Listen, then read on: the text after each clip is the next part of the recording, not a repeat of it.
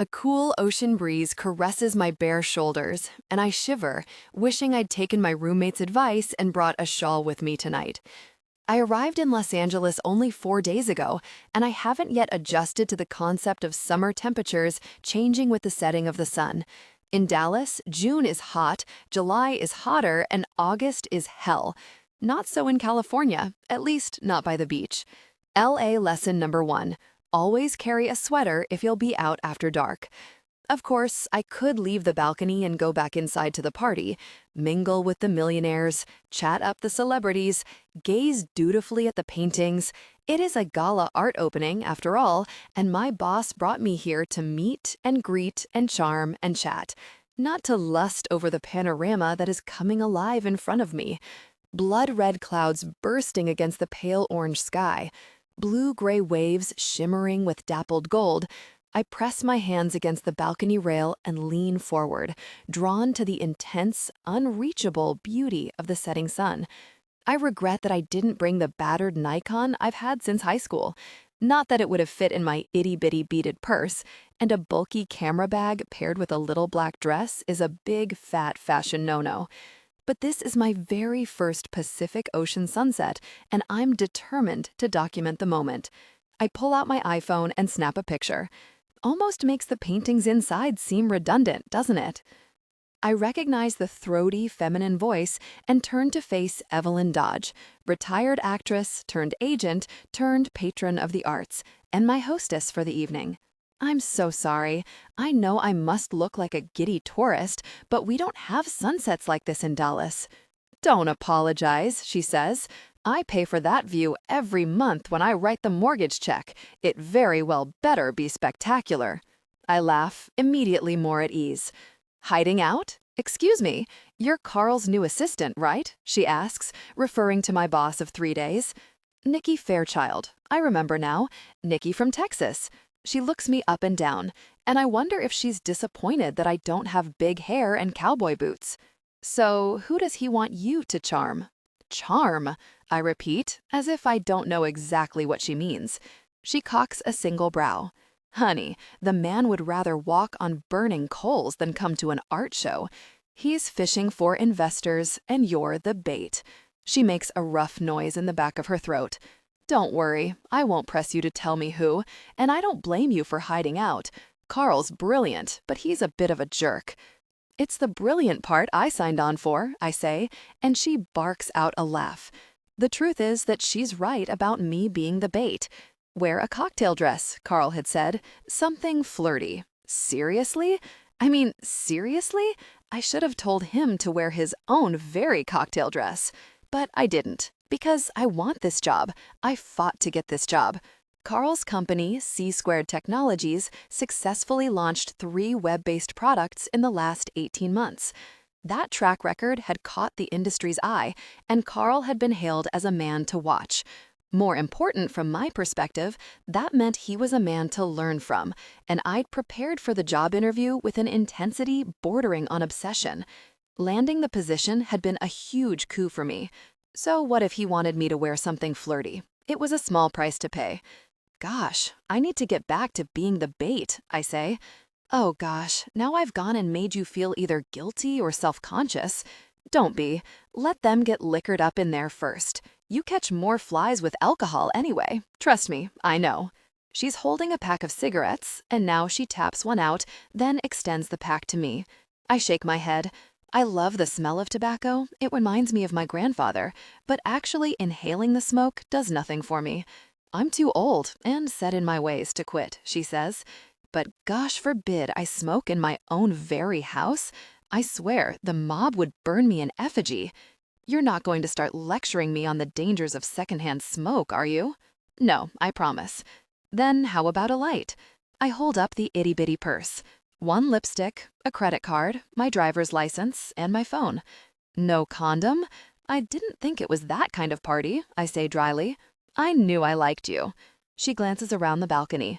What kind of party am I throwing if I don't even have 1 gosh candle on 1 gosh table? Well, really. She puts the unlit cigarette to her mouth and inhales, her eyes closed and her expression rapturous. I can't help but like her. She wears hardly any makeup, in stark contrast to all the other women here tonight, myself included, and her dress is more of a caftan, the batik pattern as interesting as the woman herself. She's what my mother would call a brassy broad, loud, large, opinionated, and self-confident. My mother would hate her. I think she's awesome. She drops the unlit cigarette onto the tile and grinds it with the toe of her shoe. Then she signals to one of the catering staff, a girl dressed all in black and carrying a tray of champagne glasses. The girl fumbles for a minute with the sliding door that opens onto the balcony, and I imagine those flutes tumbling off, breaking against the hard tile, the scattered shards glittering like a wash of diamonds. I picture myself bending to snatch up a broken stem. I see the raw edge cutting into the soft flesh at the base of my thumb as I squeeze. I watch myself clutching it tighter, drawing strength from the pain, the way some people might try to extract luck from a rabbit's foot. The fantasy blurs with memory, jarring me with its potency. It's fast and powerful and a little disturbing because I haven't needed the pain in a long time, and I don't understand why I'm thinking about it now when I feel steady and in control. I am fine, I think. I am fine, I am fine, I am fine. Take one, honey, Evelyn says easily, holding a flute out to me. I hesitate, searching her face for signs that my mask has slipped and she's caught a glimpse of my rawness. But her face is clear and genial. No, don't you argue, she adds, misinterpreting my hesitation. I bought a dozen cases and I hate to see good alcohol go to waste. Gosh, no, she adds when the girl tries to hand her a flute. I hate the stuff. Get me a vodka, straight up, chilled, 4 olives. Hurry up now. Do you want me to dry up like a leaf and float away? The girl shakes her head, looking a bit like a twitchy, frightened rabbit, possibly one that had sacrificed his foot for someone else's good luck. Evelyn's attention returns to me. So, how do you like LA? What have you seen? Where have you been? Have you bought a map of the stars yet? Dear gosh, tell me you're not getting sucked into all that tourist bullshit. Mostly, I've seen miles of freeway and the inside of my apartment.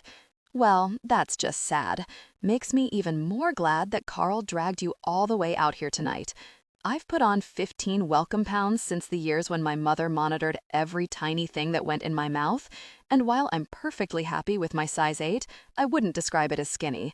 I know Evelyn means it as a compliment, though, and so I smile. I'm glad he brought me, too. The paintings really are amazing. Now don't do that. Don't you go sliding into the polite conversation routine. No, no, she says before I can protest. I'm sure you mean it. Gosh, the paintings are wonderful, but you're getting the flat-eyed look of a girl on her best behavior, and we can't have that, not when I was getting to know the real you. Sorry, I say. I swear, I'm not fading away on you. Because I genuinely like her, I don't tell her that she's wrong. She hasn't met the real Nikki Fairchild. She's met social Nikki, who, much like Malibu Barbie, comes with a complete set of accessories. In my case, it's not a bikini and a convertible. Instead, I have the Elizabeth Fairchild Guide for Social Gatherings. My mother's big on rules. She claims it's her Southern upbringing. In my weaker moments, I agree. Mostly, I just think she's a controlling, difficult person. Since the first time she took me for tea at the mansion at Turtle Creek in Dallas at age 3, I have had the rules drilled into my head. How to walk, how to talk, how to dress. What to eat, how much to drink, what kinds of jokes to tell. I have it all down. Every trick, every nuance, and I wear my practiced pageant smile like armor against the world. The result being that I don't think I could truly be myself at a party, even if my life depended on it. This, however, is not something Evelyn needs to know. Where exactly are you living? She asks. Studio City. I'm sharing a condo with my best friend from high school, straight down the 101 for work and then back home again. No wonder you've only seen concrete. Didn't anyone tell you that you should have taken an apartment on the west side? Too pricey to go it alone, I admit, and I can tell that my admission surprises her. When I make the effort, like when I'm social Nikki, I can't help but look like I come from money. Probably because I do. Come from it, that is. But that doesn't mean I brought it with me. How old are you? 24. Evelyn nods sagely, as if my age reveals some secret about me. You'll be wanting a place of your own soon enough. You call me when you do, and we'll find you someplace with a view. Not as good as this one, of course, but we can manage something better than a freeway on-ramp. It's not that bad, I promise. Of course it's not, she says in a tone that says the exact opposite. As for views, she continues, gesturing toward the now dark ocean and the sky that's starting to bloom with stars, you're welcome to come back any time and share mine. I might take you up on that, I admit. I'd love to bring a decent camera back here and take a shot or two. It's an open invitation. I'll provide the wine, and you can provide the entertainment. A young woman loose in the city. Will it be a drama? A rom-com? Not a tragedy, I hope. I love a good cry as much as the next woman, but I like you. You need a happy ending. I tense, but Evelyn doesn't know she's hit a nerve. That's why I moved to LA after all. New life, new story, new Nikki. I ramp up the social Nikki smile and lift my champagne flute to happy endings and to this amazing party. I think I've kept you from it long enough. Gosh, she says, I'm the one monopolizing you, and we both know it. We slip back inside, the buzz of alcohol-fueled conversation replacing the soft calm of the ocean. The truth is, I'm a terrible hostess. I do what I want, talk to whoever I want, and if my guests feel slighted, they can very well deal with it. I gape. I can almost hear my mother's cries of horror all the way from Dallas. Besides, she continues, this party isn't supposed to be about me. I've put together this little shindig to introduce Blaine and his art to the community. He's the one who should be doing the mingling, not me. I may be intimately involved with him, but I'm not going to baby him. Evelyn has completely destroyed my image of how a hostess for the not-to-be-missed social event of the weekend is supposed to behave, and I think I'm a little in love with her for that. I haven't met Blaine yet. That's him, right? I point to a tall reed of a man. He is bald, but sports a red goatee. I'm pretty sure it's not his natural color. A small crowd hums around him, like bees drawing nectar from a flower. His outfit is certainly as bright as one. That's my little center of attention, all right, Evelyn says. The man of the hour. Talented, isn't he? Her hand sweeps out to indicate her massive living room. Every wall is covered with paintings. Except for a few benches, whatever furniture was once in the room has been removed and replaced with easels on which more paintings stand. I suppose technically they are portraits. The models are nudes, but these aren't like anything you would see in a classical art book. There's something edgy about them, something provocative and raw. I can tell that they are expertly conceived and carried out, and yet they disturb me, as if they reveal more about the person viewing the portrait than about the painter or the model. As far as I can tell, I'm the only one with that reaction.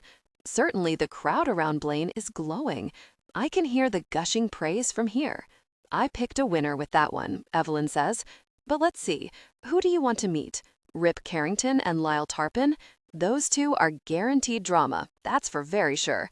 And your roommate will be very jealous if you chat them up. She will. Evelyn's brows arch up. Rip and Lyle? They've been feuding for weeks. She narrows her eyes at me. The fiasco about the new season of their sitcom? It's all over the internet? You really don't know them? Sorry, I say, feeling the need to apologize. My school schedule was pretty intense, and I'm sure you can imagine what working for Carl is like. Speaking of, I glance around, but I don't see my boss anywhere. That is one serious gap in your education, Evelyn says. Culture, and yes, pop culture counts, is just as important as... What did you say you studied? I don't think I mentioned it, but I have a double major in electrical engineering and computer science.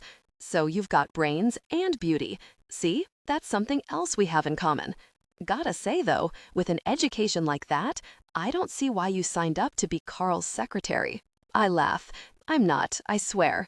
Carl was looking for someone with tech experience to work with him on the business side of things, and I was looking for a job where I could learn the business side, get my feet wet. I think he was a little hesitant to hire me at first. My skills definitely lean toward tech, but I convinced him I'm a fast learner. She peers at me. I smell ambition. I lift a shoulder in a casual shrug. It's Los Angeles. Isn't that what this town is all about? Huh, Carl's lucky he's got you. It'll be interesting to see how long he keeps you. But let's see, who here would intrigue you? She casts about the room, finally pointing to a 50-something man holding court in a corner. That's Charles Maynard, she says. I've known Charlie for years. Very intimidating until you get to know him. But it's worth it. His clients are either celebrities with name recognition or power brokers with more money than God. Either way, he's got all the best stories. He's a lawyer with Bender, Twine, McGuire. Very prestigious firm. I know, I say, happy to show that I'm not entirely ignorant, despite not knowing Rip or Lyle. One of my closest friends works for the firm. He started here, but he's in their New York office now. Well, come on then, Texas. I'll introduce you. We take one step in that direction, but then Evelyn stops me. Maynard has pulled out his phone and is shouting instructions at someone. I catch a few well-placed curses and eye Evelyn sideways. She looks unconcerned. He's a pussycat at heart. Trust me, I've worked with him before.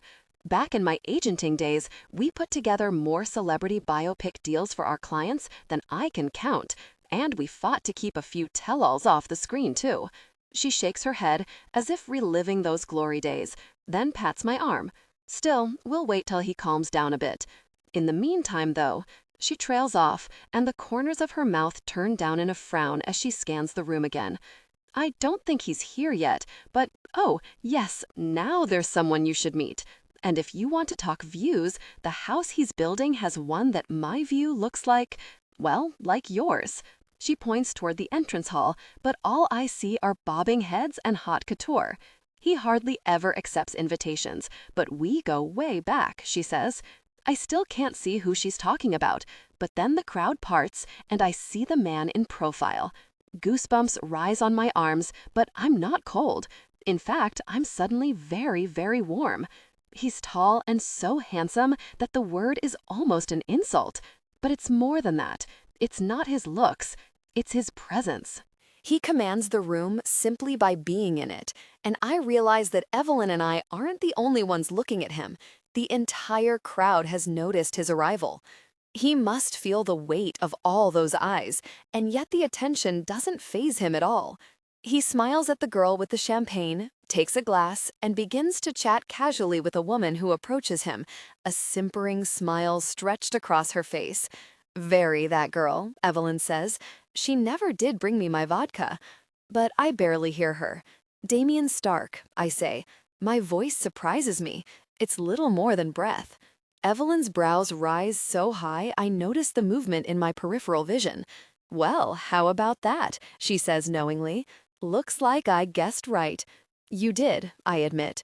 Mr. Stark is just the man I want to see. Damien Stark is the holy grail. That's what Carl told me earlier that evening. Right after Nikki, you look hot. I think he was expecting me to blush and smile and thank him for his kind words. When I didn't, he cleared his throat and got down to business. You know who Stark is, right? You saw my resume, I reminded him. The fellowship? I'd been the recipient of the Stark International Science Fellowship for 4 of my 5 years at the University of Texas, and those extra dollars every semester had made all the difference in the world to me. Of course, even without a fellowship, you'd have to be from Mars not to know about the man. Only 30 years old, the reclusive former tennis star had taken the millions he'd earned in prizes and endorsements and reinvented himself. His tennis days had been overshadowed by his new identity as an entrepreneur, and Stark's massive empire raked in billions every year. Right, Carl said, distracted. Team April is presenting at Stark Applied Technology on Tuesday. At C-Squared, every product team is named after a month. With only 23 employees, though, the company has yet to tap into autumn or winter. That's fabulous, I said, and I meant it. Inventors, software developers, and eager new business owners were incredibly eager to get an interview with Damien Stark. That Carl had snagged just such an appointment was proof that my hoop jumping to get this job had been worth it. Very straight, Carl said. We're showing off the beta version of the 3D training software. Brian and Dave are on point with me, he added, referring to the 2 software developers who'd written most of the code for the product. Considering its applications in athletics and Stark Applied Technology's focus on athletic medicine and training, I had to guess that Carl was about to pitch another winner. "I want you at the meeting with us," he added, and I managed not to embarrass myself by doing a fist pump in the air. "Right now, we're scheduled to meet with Preston Rhodes. Do you know who he is?" No, nobody does, because Rhodes is a nobody. So Carl didn't have a meeting with Stark after all. I, however, had a feeling I knew where this conversation was going. Pop quiz, Nikki. How does an up-and-coming genius like me get an in-person meeting with a powerhouse like Damien Stark? Networking, I said. I wasn't an A student for nothing. And that's why I hired you. He tapped his temple, even as his eyes roamed over my dress and lingered at my cleavage. At least he wasn't so gauche as to actually articulate the basic fact that he was hoping that my appearance, rather than his product, would intrigue Stark enough that he'd attend the meeting personally. But honestly, I wasn't sure my girls were up to the task. I'm easy on the eyes, but I'm more the girl next door, America's sweetheart type. And I happen to know that Stark goes for the runway supermodel type. I learned that 6 years ago when he was still playing tennis and I was still chasing tiaras. He'd been the token celebrity judge at the Miss Tri-County Texas pageant, and though we barely exchanged a dozen words at the mid-pageant reception, the encounter was burned into my memory. I'd parked myself near the buffet and was contemplating the tiny squares of cheesecake, wondering if my mother would smell it on my breath if I ate just one, when he walked up with the kind of bold self-assurance that can seem like arrogance on some men, but on Damien Stark, it just seemed sexy as hell. He eyed me first, then the cheesecakes. Then he took two and popped them both in his mouth. He chewed, swallowed, then grinned at me. His unusual eyes, one amber and one almost completely black, seemed to dance with mirth.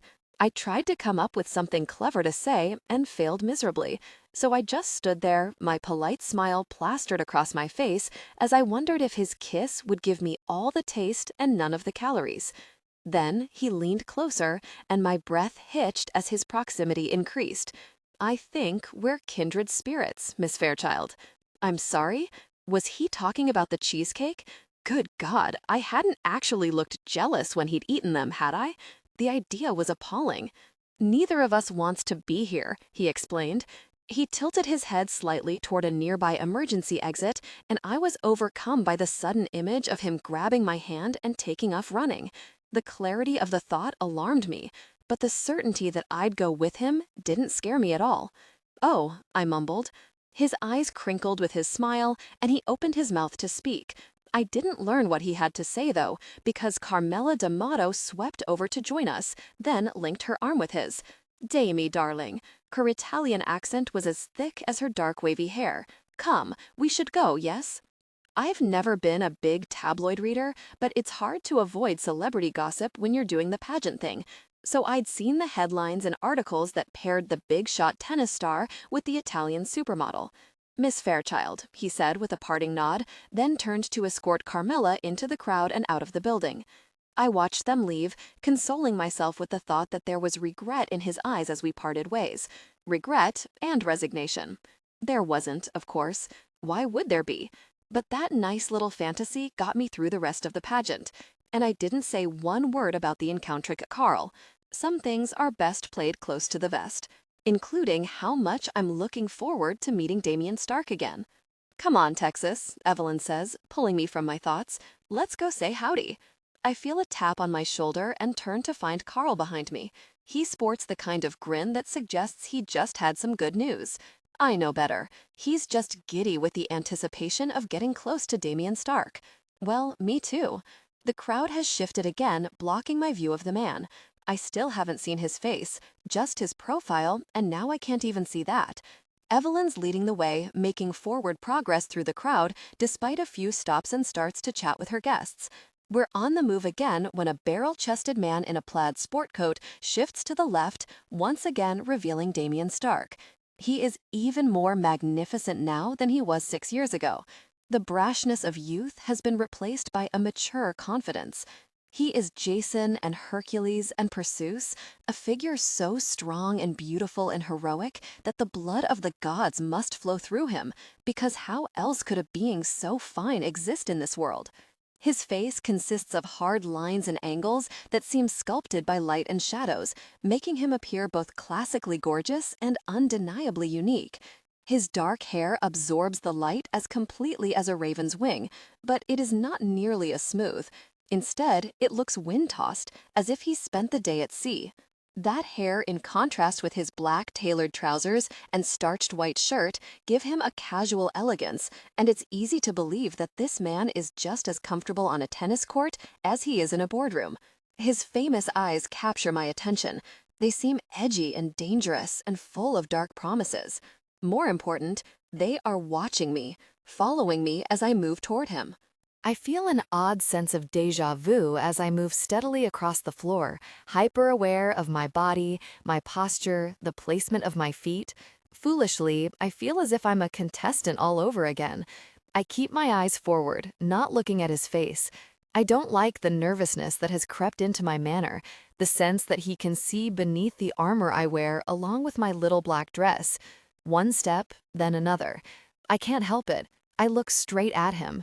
Our eyes lock, and I swear all the air is sucked from the room. It is my old fantasy come to life, and I am completely lost. The sense of déjà vu vanishes, and there's nothing but this moment, electric and powerful, sensual.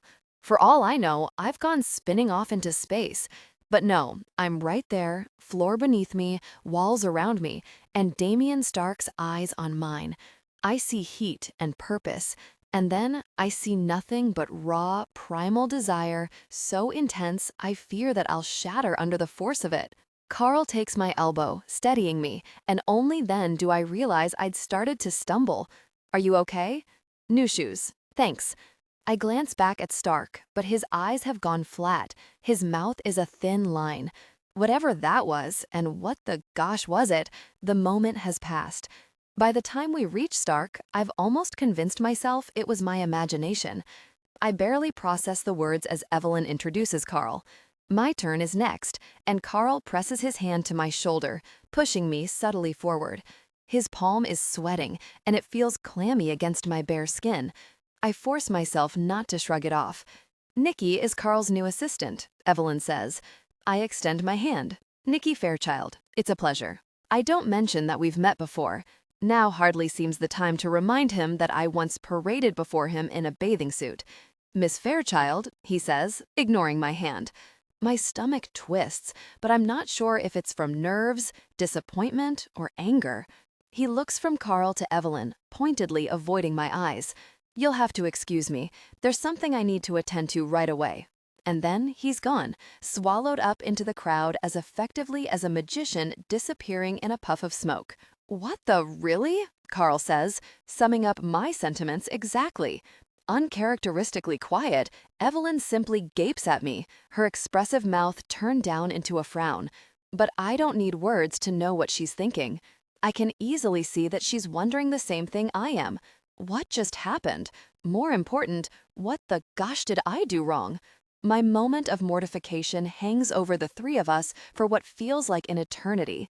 Then Carl takes my arm and begins to steer me away from Evelyn. Nikki? Concern blooms in her eyes. It's okay, I say. I feel strangely numb and very confused. This is what I'd been looking forward to? I mean it, Nikki, Carl says, as soon as he's put some distance between us and our hostess. What the really was that?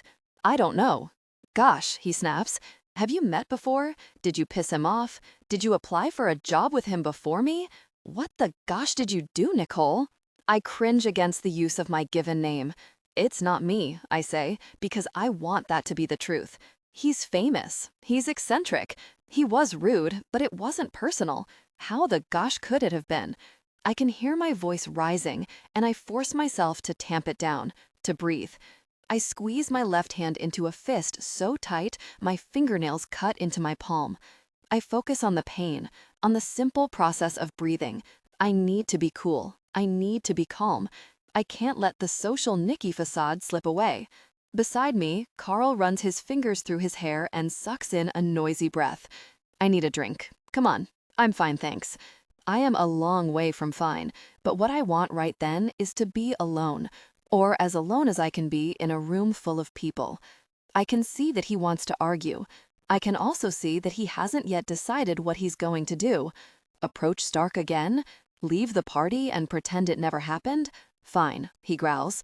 He stalks off, and I can hear his muttered gosh as he disappears into the crowd. I exhale, the tension in my shoulders slipping away. I head toward the balcony, but stop once I see that my private spot has been discovered. At least 8 people mingle there, chatting and smiling. I am not in a chatty, smiley mood. I veered toward one of the freestanding easels and stare blankly at the painting. It depicts a woman kneeling on a hard tile floor. Her arms are raised above her head, her wrists bound by a red ribbon. The ribbon is attached to a chain that rises vertically out of the painting, and there is tension in her arms, as if she's tugging downward, trying to get free. Her stomach is smooth, her back arched so that the lines of her rib cage show. Her chest is smooth, and the artist's skill highlights the details. Her face is not so prominent. It's tilted away, shrouded in gray. I'm left with the impression that the model is ashamed of her situation, that she would break free if she could. But she can't. She's trapped there, her vulnerability and her shame on display for all the world. My own skin prickles, and I realize that this girl and I have something in common. I'd felt a sensual power crash over me, and I'd reveled in it. Then Stark had shut it off, as quickly as if he'd flipped a switch. And like that model, I was left feeling awkward and ashamed. Well, really, him. That twit on the canvas might be embarrassed, but I wasn't going to be. I'd seen the heat in his eyes, and it had sparked my interest. Period. End of story. Time to move on. I look hard at the woman on the canvas. She's weak. I don't like her, and I don't like the painting. I start to move away, my own confidence restored, and I collide with none other than Damien Stark himself. Well, gosh. His hand slides against my waist in an effort to steady me. I back away quickly, but not before my mind processes the feel of him. He's lean and firm, and I'm uncomfortably aware of the places where my body collided with his. My palm, my chest, the curve of my waist tingles from the lingering shock of his touch. Miss Fairchild. He's looking straight at me, his eyes neither flat nor cold. I realize that I have stopped breathing. I clear my throat and flash a polite smile, the kind that quietly says, "Go away. I owe you an apology." "Oh, yes," I say, surprised. "You do." I wait, but he says nothing else. Instead, he turns his attention to the painting. It's an interesting image, but you would have made a much better model. What the? That's the worst apology I've ever heard. He indicates the model's face. She's weak, he says, and I forget all about the apology. I'm too intrigued by the way his words echo my earlier thoughts. I suppose some people might be drawn to the contrast, desire and shame, but I prefer something bolder, a more confident sensuality.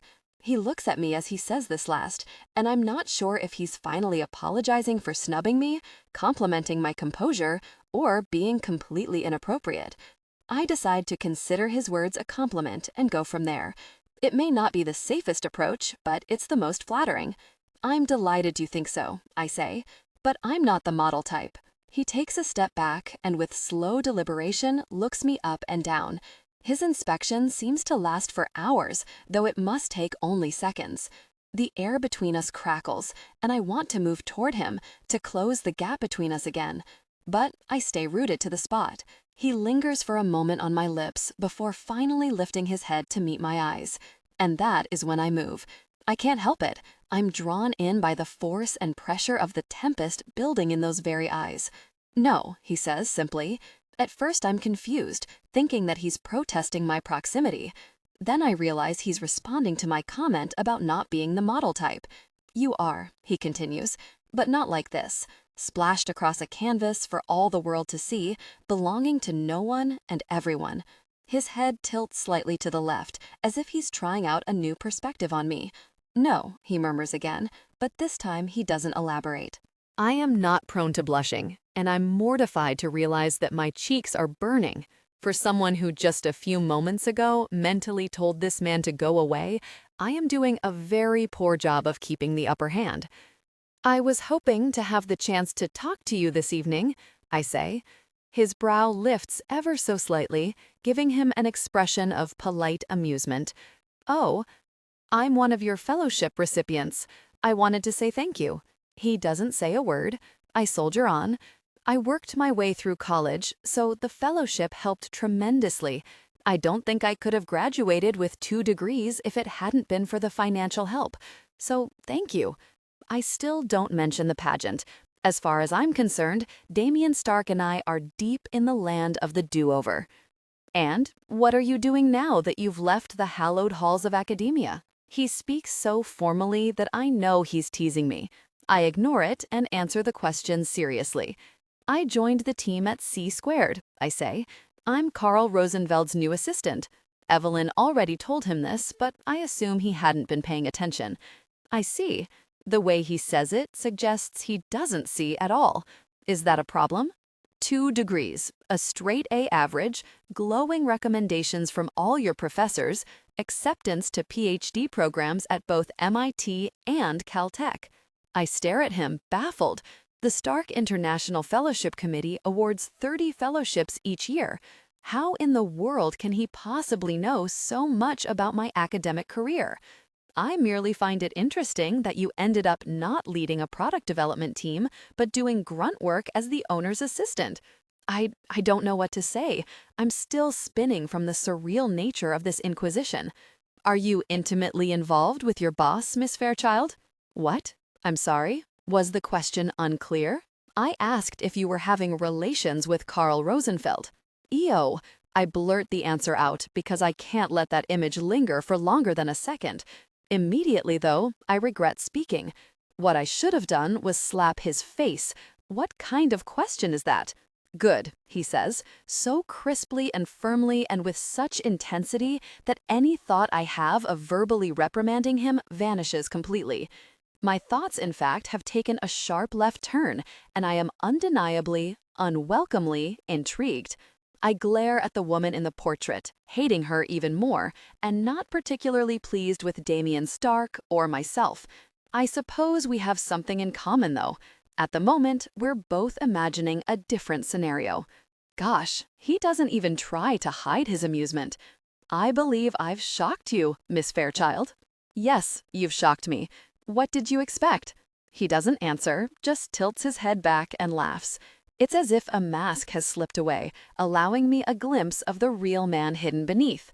I smile, liking that we have this one small thing in common. "Can anyone join this party?" It's Carl, and I want desperately to say no. "How nice to see you again, Mr. Rosenfeld," Stark says. The mask is firmly back in place. Carl glances at me, and I can see the question in his eyes. "Excuse me," I say. "I need to run to the ladies' room." I escape to the cool elegance of Evelyn's powder room. She's thoughtfully provided mouthwash and hairspray and even disposable mascara wands. There is a lavender-scented salt scrub on the stone vanity, and I put a spoonful in my hands, then close my eyes and rub, imagining that I'm sloughing off the shell of myself to reveal something bright and shiny and new. I rinse my hands in warm water, then caress my skin with my fingertips. My hands are soft now, slick and sensual. I meet my eyes in the mirror. "No," I whisper, but my hand slides down to brush the hem of my dress just below my knee. It's fitted at the bodice and waist, but the skirt is flared, designed to present an enticing little swish when you move. My fingers dance across my knee, then trail lazily. I meet my gaze in the mirror, then close my eyes. It's Stark's face I want to see, his eyes I imagine watching me from that mirror. There's a sensuality in the way my fingers slowly graze my own skin, a lazy intensity that some other time could build to something powerful. But that's not where I'm going. That's what I'm destroying. I stop when I feel it, the jagged, raised tissue of the 5-year-old scar that mars the once perfect flesh of my inner thigh. I press my fingertips to it, remembering the pain that punctuated that particular wound. That had been the weekend that my sister Ashley had died, and I'd just about crumbled under the weight of my grief. But that's the past, and I close my eyes tight, my body warm, the scar a faint presence beneath my hand. This time when I open my eyes, all I see is myself, Nikki Fairchild, back in control. I wrap my restored confidence around me like a blanket and return to the party. Both men look at me as I approach. Stark's face is unreadable, but Carl isn't even trying to hide his joy. He looks like a 6-year-old on Christmas morning. Say your goodbyes, Nikki. We're heading out. Lots to do. Lots to do.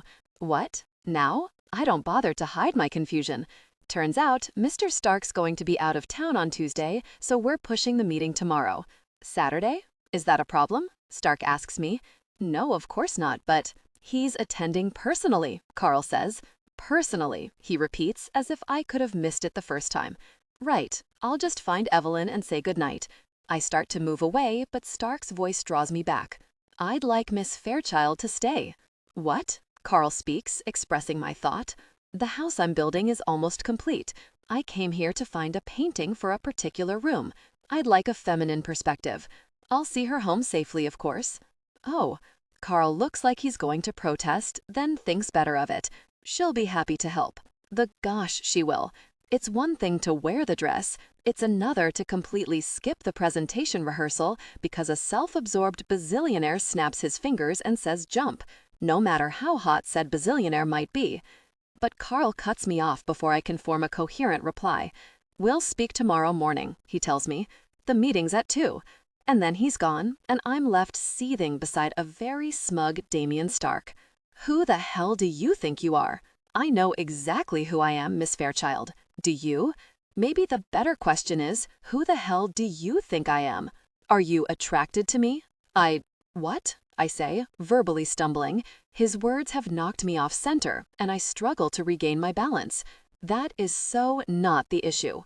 The corner of his mouth twitches, and I realize I've revealed too much. I'm Carl's assistant, I say firmly and slowly, not yours. And my job description does not include decorating your very house. I'm not shouting, but my voice is as taut as a wire, and my body even more so. Stark, very him, appears not only perfectly at ease, but also completely amused. If your job duties include helping your boss find capital, then you may want to reconsider how you play the game. Insulting potential investors is probably not the best approach. A cold stab of fear that I've screwed this up cuts through me. Maybe not, I say, but if you're going to withhold your money because I didn't roll over and flounce my skirts for you, then you're not the man the press makes you out to be. The Damien Stark I've read about invests in quality, not in friendships or relationships, or because he thinks some poor little inventor needs the deal. The Damien Stark I admire focuses on talent and talent alone. Or is that just public relations? I stand straight, ready to endure whatever verbal lashes he'll whip back at me. I'm not prepared for the response I get. Stark laughs. You're right, he says. I'm not going to invest in C² because I met Carl at a party any more than I'd invest in it because you're in my bed. Oh, once again, my cheeks heat. Once again, he's knocked me off balance. I do, however, want to. My mouth is dry. I have to swallow before I can speak. To help you pick a painting? Yes, he confirms. For now, I force myself not to wonder about later. Why? Because I need an honest opinion. Most women on my arm say what they think will make me happy, not what they actually mean. But I'm not on your arm, Mr. Stark. I let the words hang for a moment. Then I deliberately turn my back and walk away. I can feel him watching me, but I neither stop nor turn around. Slowly, I smile. I even add a little swing to my step. This is my moment of triumph, and I intend to savor it. Except, victory isn't as delicious as I expected. In fact, it's a little bitter. Because secretly, oh, so secretly, I can't help but wonder what it would be like to be the girl on Damien Stark's arm.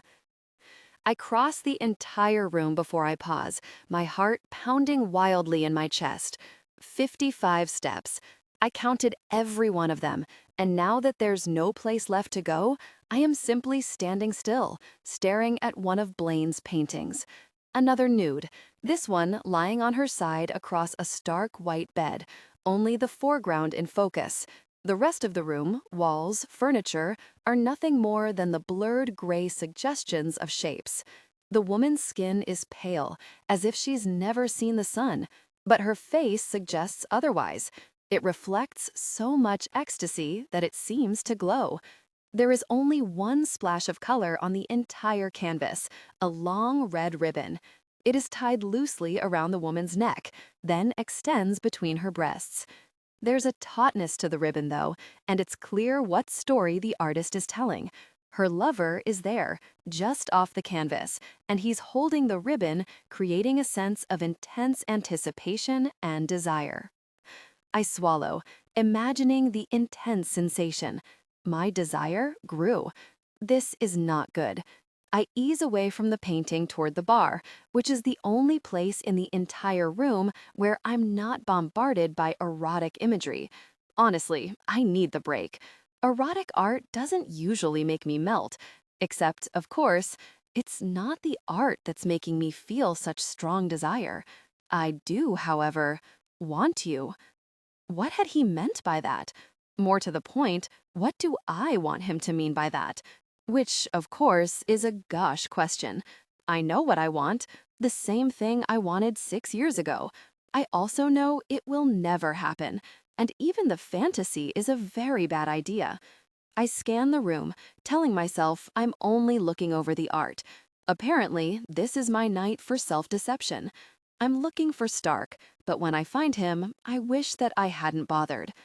He's standing next to a tall, lithe woman with short dark hair. She looks like Audrey Hepburn in Sabrina, vibrant and beautiful. Her small features are alight with pleasure, and as she laughs, she reaches out and touches him in a casual, intimate gesture. My stomach hurts just watching them. Good God, I don't even know this man. Can I really be jealous?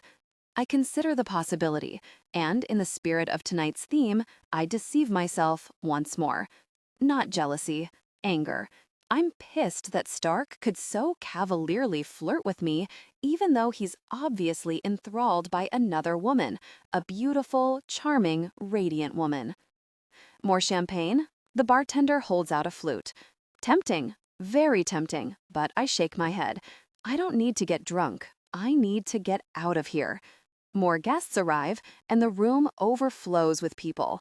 I look for Stark again, but he has disappeared into the crowd. Audrey Hepburn is nowhere in sight either. I'm sure wherever they are, they're having a dandy time. I sandwich myself between a wall and a hallway cordoned off with a velvet rope. Presumably, it leads to the rest of Evelyn's house. Right now, it's the closest thing to privacy I have. I take out my phone, hit speed dial, and wait for Jamie to answer. "You will so not believe this," she says, skipping all the preliminaries. "I just spent an intimate time with Douglas." "Oh my God, Jamie, why?" Okay, that came out before I had the chance to think about it. And while this revelation about Douglas is not good news, I'm grateful to be dragged so forcefully into Jamie's problems. Mine can wait. Douglas is our next-door neighbor, and his bedroom shares a wall with mine. Even though it's only been 4 days, I have a pretty good idea of how often he has intimate encounters. The idea that my best friend is another ticky mark on his bedpost does not thrill me. Of course, from Jamie's perspective, he's a mark on her bedpost. We were by the pool drinking wine, and then we got in the hot tub, and then she trails off, leaving "and then" to my imagination.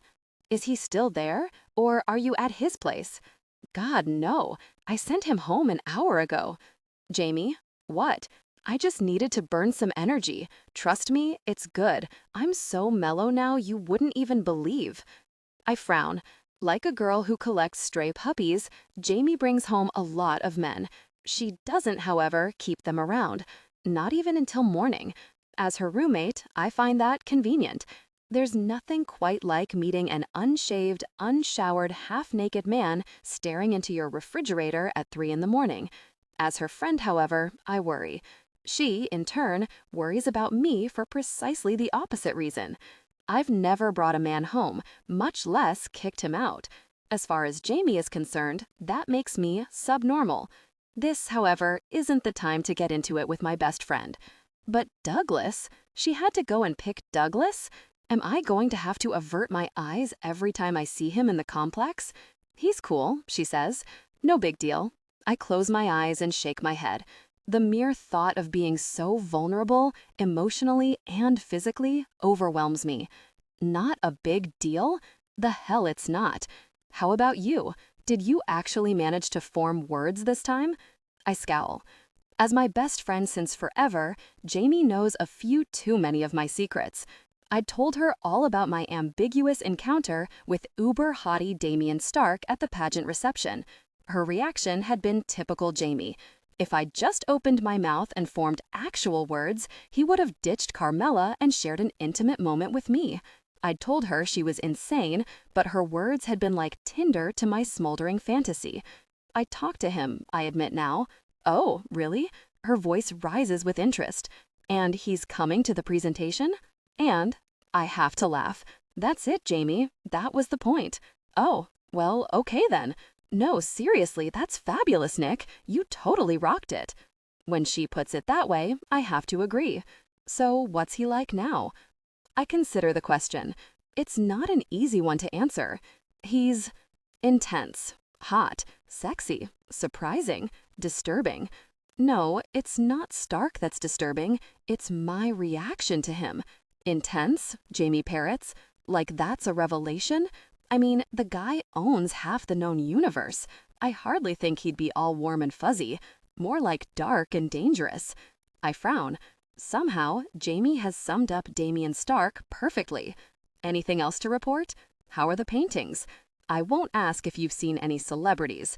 Any celebrity younger than Cary Grant, and you're clueless. I mean, you could probably trip over Bradley Cooper and not even know it. Actually, Rip and Lyle are here, and they're being civil to each other despite their feud. It'll be interesting to see if the show gets picked up for another season. The silence at the other end of the line tells me I have scored big with that one, and I make a mental note to thank Evelyn. It's not easy to surprise my roommate. You difficult person, she finally says. If you don't come back with Rip Carrington's autograph, I am so finding a new best friend. I'll try, I promise. Actually, you could come here. I kind of need a ride. Because Carl keeled over and died from surprise when Stark said he'd do the meeting? Sort of. He left to go prep. The meeting's been bumped to tomorrow. And you're still at the party. Why? Stark wanted me to stay. Oh, did he? It's not like that. He's looking to buy a painting. He wanted a female perspective. And since you're the only female at the party, I remember Audrey Hepburn and feel confused. I'm most definitely not the only female at the party. So what is Stark's game? I just need a ride, I snap, unfairly taking my irritation out on Jamie. Can you come get me? You're serious? Carl left you stranded in Malibu? That's like an hour away. He didn't even offer to reimburse cab fare? I hesitate a fraction of a second too long. What? She demands. It's just that, well, Stark said he'd make sure I got home. And what? His Ferrari's not good enough for you? You'd rather ride in my 10-year-old Corolla? She has a point. It's Stark's fault I'm still here. Why should I inconvenience one of my friends or fork over a buttload of money for cab fare when he already said he'd get me home? Am I really that nervous about being alone with him? Yes, actually, I am, which is ridiculous. Elizabeth Fairchild's daughter does not get nervous around men. Elizabeth Fairchild's daughter wraps men around her little finger. I may have spent my whole life trying to escape from under my mother's thumb, but that doesn't mean she didn't manage to drill her lessons in deep. You're right, I say, even though the idea of Damien Stark wrapped around any woman's finger remains a little fuzzy. I'll see you at home. If I'm asleep, wake me up. I want to hear everything. There's nothing to tell, I say. Liar, she chides, then clicks off. I slide my phone into my purse and head back to the barn. Now I want that champagne. I stand there holding my glass as I glance around the room. This time I see Stark right away. Him and Audrey Hepburn. He's smiling, she's laughing, and I'm working myself up into quite a temper. I mean, he's the reason I'm stranded here, and yet he hasn't made any effort to speak to me again, to apologize for the whole be my decorating wench fiasco, or to arrange a ride for me. If I have to call a cab, I am absolutely going to send a bill to Stark International. Evelyn passes by, arm in arm with a man with hair so white he reminds me of Colonel Sanders. She pats him on the arm, murmurs something, then disengages herself. The Colonel marches on as Evelyn eases up next to me. Having a nice time? Of course, I say. She snorts. I know, I say. I'm a terrible liar. Hell, honey, you weren't even putting any effort into that one. I'm sorry. I trail off and tuck a loose strand of hair behind my ear. I'd curled it and pinned it up in a chignon. A few loose curls are supposed to hang free and frame my face. Right now, the very thing is just annoying me. He's inscrutable, Evelyn says. Who? She nods toward Damien, and I look in that direction. He's still talking with Audrey Hepburn, but I'm struck by the certainty that he had been watching me only moments earlier. I have nothing to base that on, though, and I'm frustrated, not knowing if the thought is wishful thinking or paranoia. Inscrutable? I repeat. He's a hard man to figure out, Evelyn says. I've known him since he was a boy. His father signed me to represent him when some very breakfast cereal wanted his face on their television spots. As if Damien Stark with a sugar high was the way we wanted to go? No, I landed the boy some very good endorsements, helped make him a very household name. But most days, I don't think I know him at all. Why not? I told you. Texas. Inscrutable. She draws out each syllable, then punctuates the word with a shake of her head. Course I don't fault him, not with the gosh that was piled onto that poor kid. Who wouldn't end up a little bit damaged? You mean the fame? That must have been hard. He was so young. Stark won the Junior Grand Slam at 15, and that had pushed him into the stratosphere. But the press had latched onto him long before that. With his good looks and working-class background, he'd been plucked out of the flurry of hopefuls as the tennis circuit's golden boy. No, Evelyn waves her hand as if dismissing the thought. Damien knows how to handle the press. He's very good at protecting his secrets, always has been. She eyes me, then laughs, as if to suggest she was only joking, but I don't think so. Oh, honey, listen to me ramble. No, Damien Stark is just one of those dark, quiet types. He's like an iceberg, Texas. The deep parts are well hidden, and what you do see is hard and a little bit cold. She chuckles, amused at her own joke, then waves at someone who's caught her attention. I glance toward Damien, looking for evidence of the wounded child that Evelyn has recalled, but all I see is unerring strength and self-confidence. Am I seeing a mask, or am I really looking at the man? What I'm trying to say, Evelyn continues, is that you shouldn't take it personally. The way he acted, I mean. I doubt he meant to be rude. He was probably just off in his head and didn't even realize what he was doing. I, of course, have moved past the snub at our meeting, but Evelyn doesn't realize that. My current issues with Damien Stark are wide and varied, ranging from the simple problem of a ride home to more complicated emotions that I'm not inclined to analyze. You were right about Rip and Lyle, I say, because she keeps looking in Stark's direction, and I want to head off any suggestion that we edge our way into that conversation. My roommate is in awe that I'm in the same room with them. Well, come on then, I'll introduce you. The two stars, both polished and shined with an inch of their lives, are perfectly polite and perfectly dull. I have nothing to say to them. I don't even know what their show is about. Evelyn can't seem to wrap her head around the possibility that anyone could either not care or not know about all things Hollywood. She seems to think I'm merely being coy and is about to leave me alone with these two. Social Nikki would smile and make polite small talk, but Social Nikki is getting a bit frayed around the edges, and instead I reach out, snagging a bit of Evelyn's sleeve before she escapes too far. She looks back at me, her brows raised in question. I have nothing to say. Panic bubbles in me. Social Nikki has completely left the building. And then I see it. My excuse. My salvation. It's so unexpected, so completely out of place that I half wonder if I'm not hallucinating. That man, I say, pointing to a skinny 20-something with long, wavy hair and wire-framed glasses. He looks like he belongs at Woodstock, not an art show, and I hold my breath, expecting the apparition to vanish. Is that Orlando McKee? You know Orlando? She asks, then answers her own question. Of course, the friend who works for Charles. But where did you two meet? She nods goodbye to Lyle and Rip, who could care less about our departure. They're back to arguing between themselves and smiling brightly at the women who sidle in close for a snapshot. We grew up together, I explain, as Evelyn steers me through the throng. The truth is, our families lived next door to each other until Ollie went off to college, and even though he's 2 years older than me, we were inseparable until Ollie turned 12 and was shipped off to boarding school in Austin. I had been beside myself with envy. I haven't seen Ollie for years, but he's the kind of friend that you don't need to talk to every day. Months can go by, and then he'll call me out of the blue, and we pick up the conversation like it had never stopped. He and Jamie are my closest friends in the world, and I am beyond giddy that he's here, right when I need him so desperately. We're close now, but he hasn't noticed us. He's talking about some television show with another guy, this one in jeans and a sport coat over a pale pink button-down. Very California. Ollie's hands are moving because that's the way he talks, and when he flails one hand my direction, he glances that way out of reflex. I see the moment that realization hits him.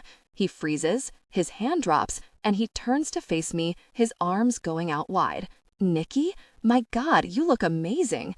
He pulls me into a tight Ollie hug, then pushes me back, his hands on my shoulders as he looks me up and down. Do I pass inspection? When have you not? Why aren't you in New York? The firm transferred me back last week. I was going to call you this weekend. I couldn't remember when you were moving out here. He pulls me into another spontaneous hug, and I'm grinning so wide my mouth is starting to hurt.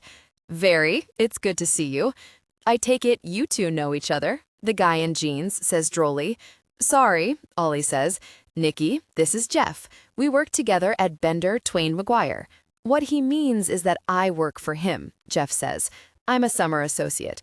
Orlando is a third year now, and they love him there. I think Maynard's about ready to make him a partner. Very funny, Ollie says, but he looks pleased. Look at you, I say. My little guppy's grown into a full-fledged shark. You know the rules. For every lawyer joke you make, I get to make 2 dumb blonde jokes. I take it back. Come on, Jeff, Evelyn says. Let's let these two catch up. We'll go find our own trouble to get into. It would be polite to tell them not to bother, but neither one of us does. We're too wrapped up in reminiscing, and I'm too happy to have Ollie beside me. We talk about everything and nothing as we head for the door, taking our conversation outside by silent agreement. I'm completely absorbed, warmed by memories and Ollie's familiar face. But as we reach the door, I turn back and look at the room. I'm not sure why I do. Maybe it's just a reflex, but I think it's something more. I think I'm looking for someone. For him. Sure enough, my eyes find Damien Stark right away. He's no longer with Audrey Hepburn. Now he's talking with a short, balding man. He's focused and attentive. But his head lifts and his eyes find me. And in that singular moment, I know that if he asked me to blow off my friend and stay in the room with him, I would do it. Very him and very me, but I would stay with Damien Stark. I wear Ollie's jacket and hold my shoes by the straps as we walk along the private beach behind Evelyn's house. I'm certain we're not supposed to be out here, but I don't care. I swing my foot through the water gaily, sending a spray of sea drops scattering. It feels mischievous. It feels good. How's Courtney? I ask. Is she glad you're back? That's a dangerous question where Ollie is concerned. Courtney is his on-again, off-again girlfriend. On again because she's amazing and Ollie would be an idiot to do something stupid and screw it up. Off again because Ollie has crossed that idiot line more than once. She's engaged, he says. Oh, I can't keep the disappointment out of my voice. I should be consoling and tell Ollie he'll find someone else amazing, but all I can think is that he's screwed up. Suddenly, he's laughing. To me, doofus. Thank God. I bump him playfully with my shoulder. I thought you'd blown it. His expression turns serious. I almost did. New York was hard. Being away from her, being tempted, but no more. She's the only woman for me. Very, Nick. How did I manage to get her? Because you're a great guy. I'm really messed up, and you know it. Everyone's a little really messed up, but Courtney sees the guy underneath, and she loves you. She does, he says with a grin. It amazes me every day, but it's true. She really does. He eyes me sideways. Speaking of really messed up, how are you really doing? I pull his jacket tighter around me. I'm great. I already told you. I stop walking and dig my toes into the sand. The waves come in and swoosh over my bare feet before rushing out again, leaving me sinking a bit, the ground shifting under me. Beside me, Ollie just gives me that look. like he knows all my secrets, and I frown because it's true. I shrug. It's easier now. College was really messed up for a while, but it got better. I shoot him a smile because he'd been a big part of making it get better. And now, I don't know, but it feels good being away from Texas. Really, I'm doing fine. I shrug again. I don't want to talk right now. I turn around and start walking. We should get back. He nods and falls in step beside me. We walk silently for a while, the lights of Evelyn's house growing closer. The sound of the ocean fills the space between us. It's deep and rhythmic, and I feel like I could get lost in it, like maybe I already am a little lost. We walk about 50 more yards, then he pauses. So, how do you feel about tuxedos? He asks, as if it's the most normal question in the world. I feel good about them, I say. Tuxedos are a time-honored tradition in the world of formal wear. I have to take points off for practicality, though. Hard to surf in a tux. Doable, but hard. He laughs. I want you to be my best man, he says, and I get a little lump in my throat. Courtney's cool with it, he continues, but she thinks the pictures will look better if you wear a tux. You know, the guy's side in penguin suits, the girl's side in silk and satin. What do you say? I hug myself and blink back tears. I love you, you know that, right? That's why I'm asking. It was either that or marry you, and I think the second option would piss Courtney off. He watches me, obviously expecting me to laugh. When I don't, his expression softens. Thanks. For what? For being happy for me. I am, I say, but I'm talking from behind my social Mickey smile. The truth is that things are changing fast, and I don't want Ollie changing too. He's been my rock for too long. What will happen to me if that rock suddenly shifts? But I'm not being fair, and I know it. I start walking again. Nick? I wipe away an errant tear. Ignore me, I'm just being emotional and weird. Girls and weddings, right? Nothing's changing, Nick. He says because he's tagged the hormonal excuse for the nonsense it is. Anything you need, anytime. Courtney won't mind. Fear nice through me. She doesn't know about? Of course not. I mean, she knows about Ashley, he says, but that's fair. He and Courtney had been dating when my sister's unexpected suicide had completely shattered me. She'd been more than a sister to me. She'd been my escape from the life my mother molded for me. And even though she'd already gotten married and moved away when she died, the loss had sent me spiraling down. Jamie and Ollie had been my life rafts, so of course he'd talked about it with Courtney. I only told Courtney that she died and you were grieving, Ollie says urgently. You know I'd never share your secrets. My relief is so intense, I don't even feel guilty for thinking that Ollie would betray my confidence. Looks like we're not the only ones who wanted to escape the hoopla. He's looking toward Evelyn's house. There are people clustered on the balcony, backlit by the light bursting through the window. But they're not the subject of Ollie's comment, and it takes me a second to realize what he sees. When I do, I gasp. A darkened spiral staircase leads down from the balcony to the weathered boardwalk, and there is a man sitting on the bottom step. I can't see his face, I can't see more than a dark shape, but somehow I'm certain who it is. We approach, and he stands, and I see that I am right. Miss Fairchild, Stark says, walking forward to meet us. He doesn't look at Ollie at all. His eyes are wholly on me, burning amber and deep, dangerous black. I was looking for you. Oh? I try to sound cool, but I'm anything but. Why? You're my responsibility. I exhale a bubble of laughter. I hardly see how. I barely even know you, Mr. Stark. I promised your boss I'd see you safely home. Beside me, Ollie steps closer.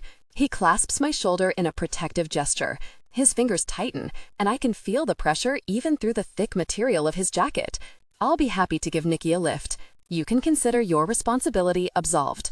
Without a word, Stark reaches out to me and takes the lapel of Ollie's jacket between two fingers, as if testing the quality of the material. His hand hovers briefly over the swell of my vest, and I am suddenly aware of how intimate the moment must appear.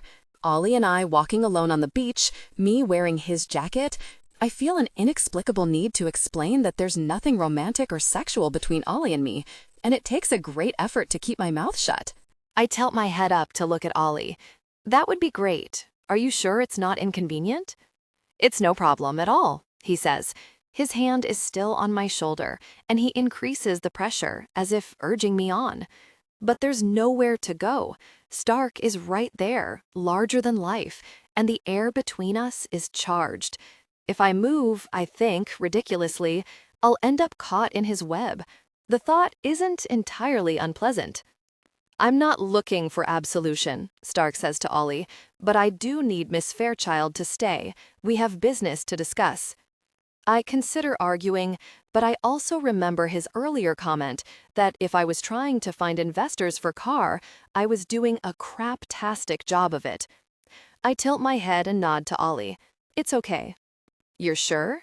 His voice is tight, concerned. Seriously, I say. Go on home. He hesitates, then nods. I'll call you tomorrow, he says, but he's looking at Stark as he says it. He's gone into full Big Brother mode, and I hear the message under the words.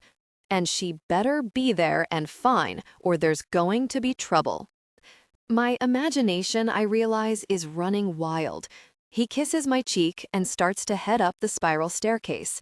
Wait, Stark calls, and Ollie pauses. I hold my breath, wondering if I'm about to witness some testosterone-laden ritual. But all Stark does is reach out for the shoes that I'm still holding in my right hand. I hand them to him, confused until he steps closer and starts to gently ease me out of Ollie's jacket. It's okay, Ollie says. I'll get it later. But I am already out of the jacket, having moved quickly so that I can recover the distance between me and Stark. No need, Stark says, and his smile is bright and friendly as he hands Ollie the jacket. Ollie hesitates a nanosecond, then takes it. He slips it on, keeping his eyes on me. Be careful, he says, then disappears up the dark, twisting stairs. Careful? What the gosh? I glance at Stark to see if he is as bemused as I am, but it's clear that his thoughts have not lingered on Ollie at all. No, he's completely focused on me. I snatch my shoes back. Do we actually have any business to discuss? Because it seems to me that my business is downtown, with Carl, preparing for a meeting I'll be attending in just over 16 hours. The paintings, he says easily. I believe you were going to help me. Your belief system is all screwed up. I recall quite clearly declining your request for help. My mistake. I thought you'd changed your mind after I pointed out that I valued your opinion. You thought I'd changed my mind? I repeat. And on what did you base that hypothesis?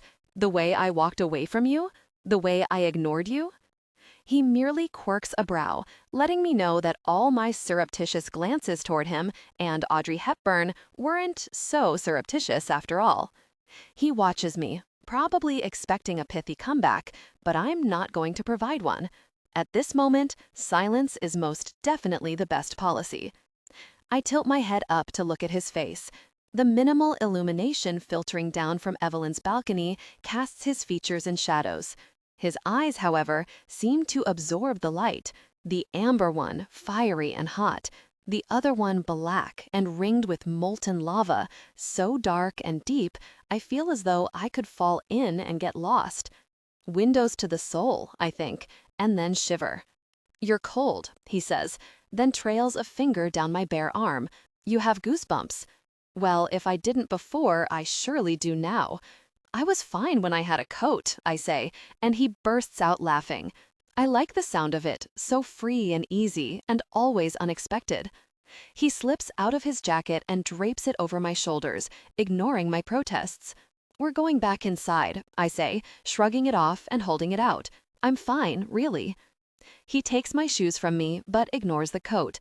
Put it on. I don't want you catching cold. Oh, for gosh's sake, I snap, shoving my arms into the sleeves. Do you always get what you want? His eyes widen, and I realize I've surprised him. Yes, he says. Gotta give the guy points for honesty. Fine, let's go inside. Look at some paintings. I'll tell you what I like, and then you'll do whatever you want. He's looking at me with a somewhat baffled expression. Excuse me? You just don't seem like the kind of guy who actually takes anybody's advice. You're wrong, Nikki, he says, my name sounding like milk chocolate in his mouth. I consider very carefully any opinion I value. The heat coming off him is palpable. I no longer need the jacket. Gosh, the very jacket is stifling. I look away, at the sand, at the ocean, at the sky, anywhere but at this man. I'm twisted up in knots, but that's not the problem. The problem is, I like the feeling. Nikki, he says gently, look at me. I look without thinking, and there's no social Nikki between us. I'm as naked as if I'd stripped off my dress. That man you were with, who is he to you? Blam! Social Nikki is back on duty.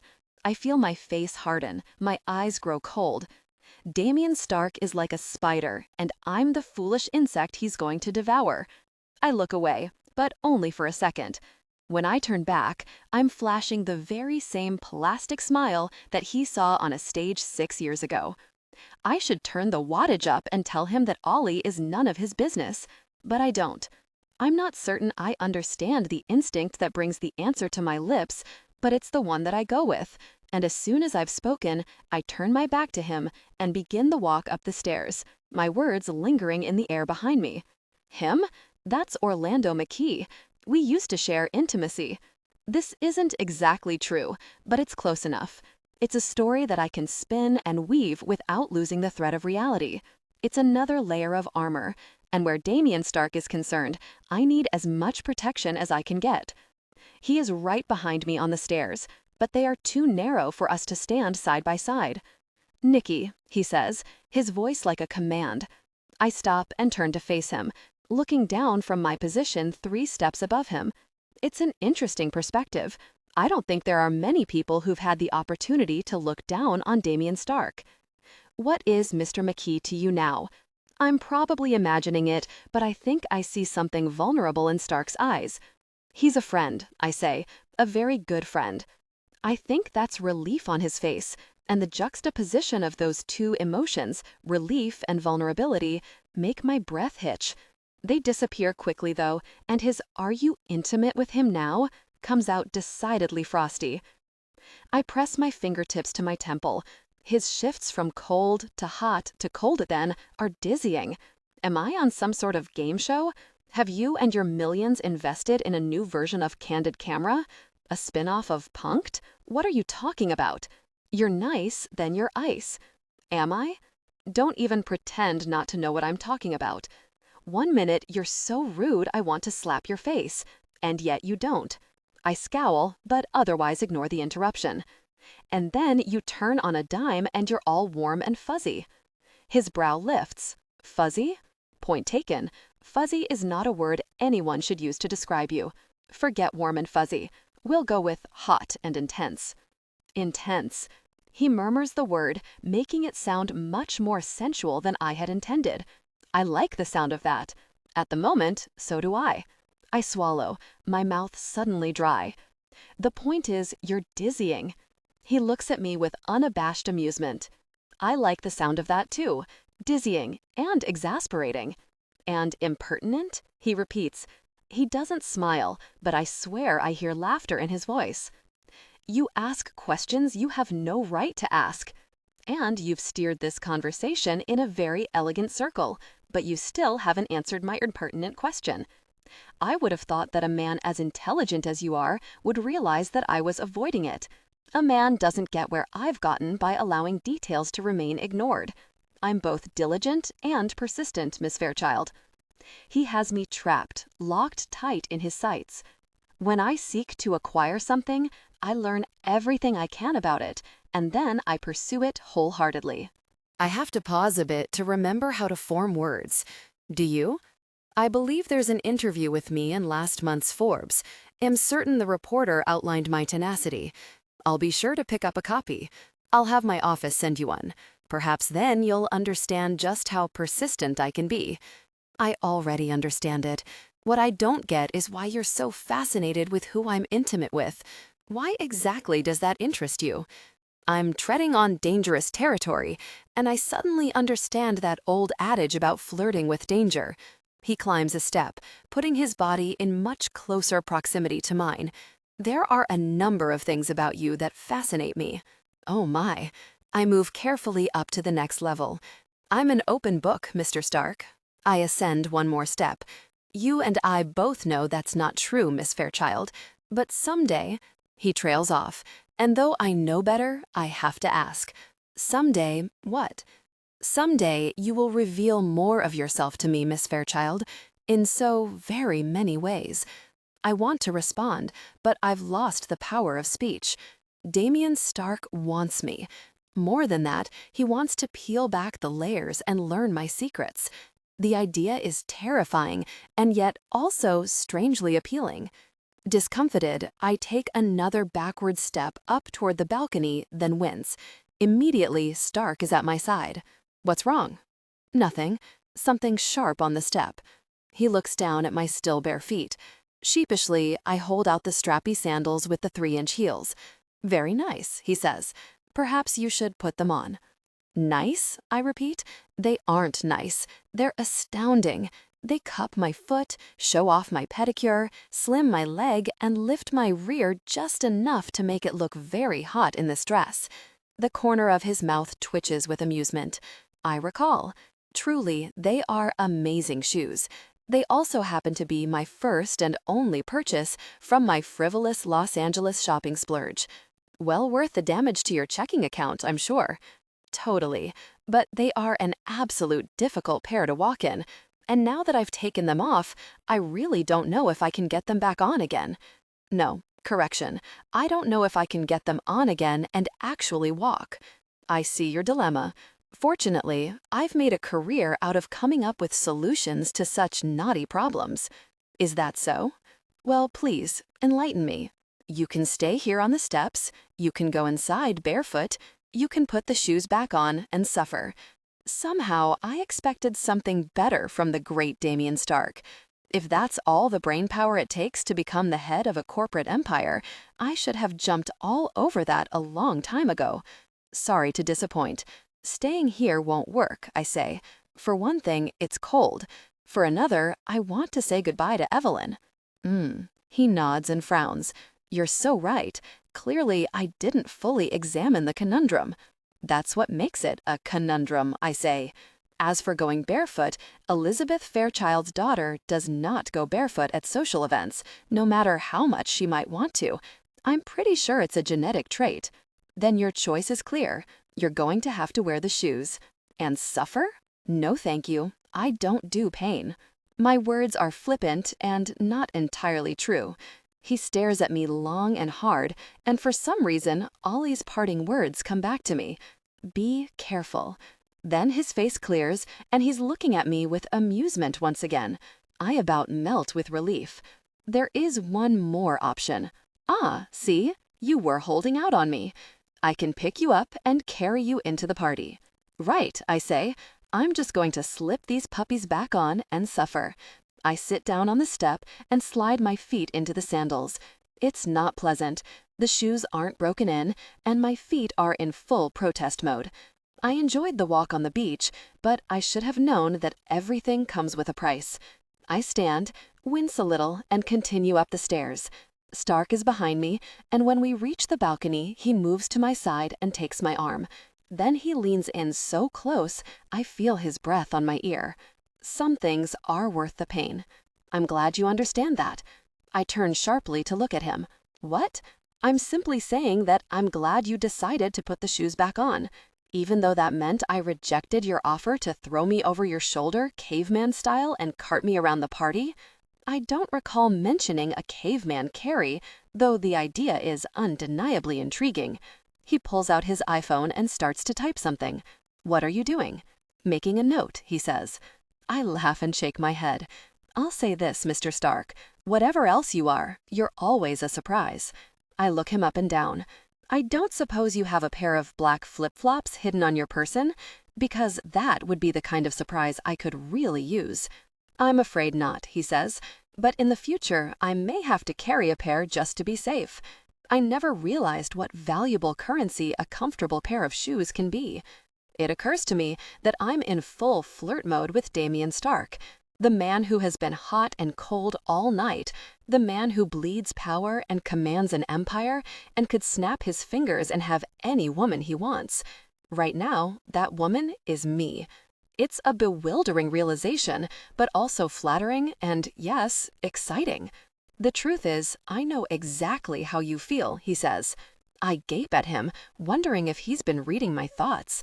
I've always hated tennis shoes. I used to practice in my bare feet. It made my coach crazy. Really? I find this tidbit into Stark's real life fascinating. But didn't you endorse a brand? The only brand I could stand. That's a nice little rhyme. They could have used it as the tagline. It's a pity they didn't have you on their marketing team. He reaches out and brushes his thumb along the line of my jaw. My stomach quivers, and I exhale, a single soft moan. His eyes go to my mouth, and I think that he's going to kiss me, and I absolutely do not want him to kiss me, and gosh, why isn't he kissing me yet? Then the balcony door opens, and a couple emerges, arm in arm. Damien pulls his hand back, and the spell is shattered. I want to scream at the couple, and not just because I've been left feeling hot and needy. No, something's been lost.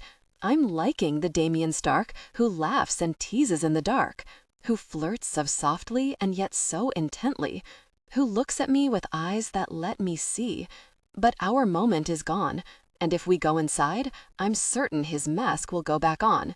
I'm even more certain my own will. I almost suggest we go back down the stairs to the beach, but he's holding the door open for me, and his face is all hard lines and angles again. I step past him into the room, something tight and sad knotting inside me. The party is still going strong, possibly even stronger now that the guests are on their second, third, or fourth drink. The room is stuffy, almost claustrophobic, and I slip out of Stark's jacket and hand it back to him. He runs his palm over the silk lining. "You're warm," he says, then slips it on, the movement entirely normal and inexplicably erotic. A waitress materializes beside me, her tray full of sparkling wine. I take a flute and gulp it back. Before she can edge away, I replace my empty glass and take a fresh one. "For medicinal purposes," I say to Stark, who has also taken a glass, but has yet to take a sip.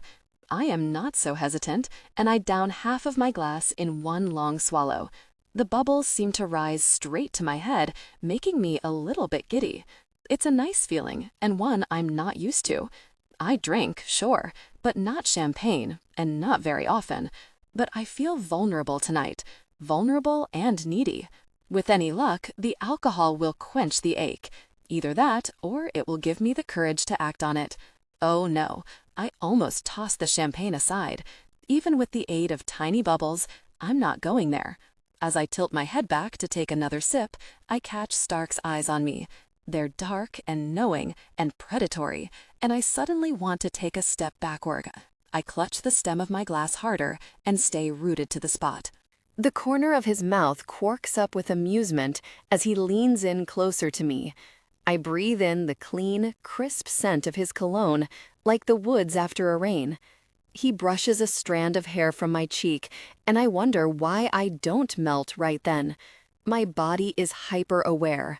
My skin, my pulse, I tingle all over, and every tiny hair on my arms and the back of my neck is standing up, as if I'm in the middle of a lightning storm.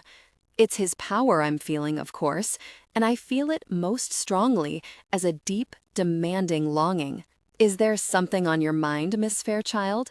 I can hear the tease in his voice, and it irks me that I am so transparent. That bite of irritation is good. It draws me out of the haze. And because I'm emboldened by the champagne, I look straight at him when I answer. "You are, Mr. Stark." His lips part with surprise, but he recovers himself quickly. "I'm very glad to hear it." I'm only halfway aware of his words. I'm too focused on his mouth. It's gorgeous, wide, and sensual. He takes another step closer, and the storm between us grows more intense, the air full and heavy. I can almost see the sparks. "You should know, Miss Fairchild, that before the night is over, I'm going to kiss you." Oh, I'm not sure if my word is an expression of surprise or assent. I wonder what those lips would feel like on mine and the intimacy that would follow. "I'm glad you're looking forward to it." His words jolt me from the fantasy, and this time I do back away. One step, then another, until the storm between us calms and I can think clearly again. "I'm not sure that would be a good idea," I say, because fantasy is all good and well, but this can only go so far, and it's important that I remind myself of that. On the contrary, I think it's one of my better ideas. I swallow. To be honest, I want him to follow through right then, but I'm saved from my foolish wish by Stark himself, or rather, by his reputation. Apparently, Carl isn't the only one who believes in the power of networking, and we're joined by a cadre of people wanting to bask in his circle.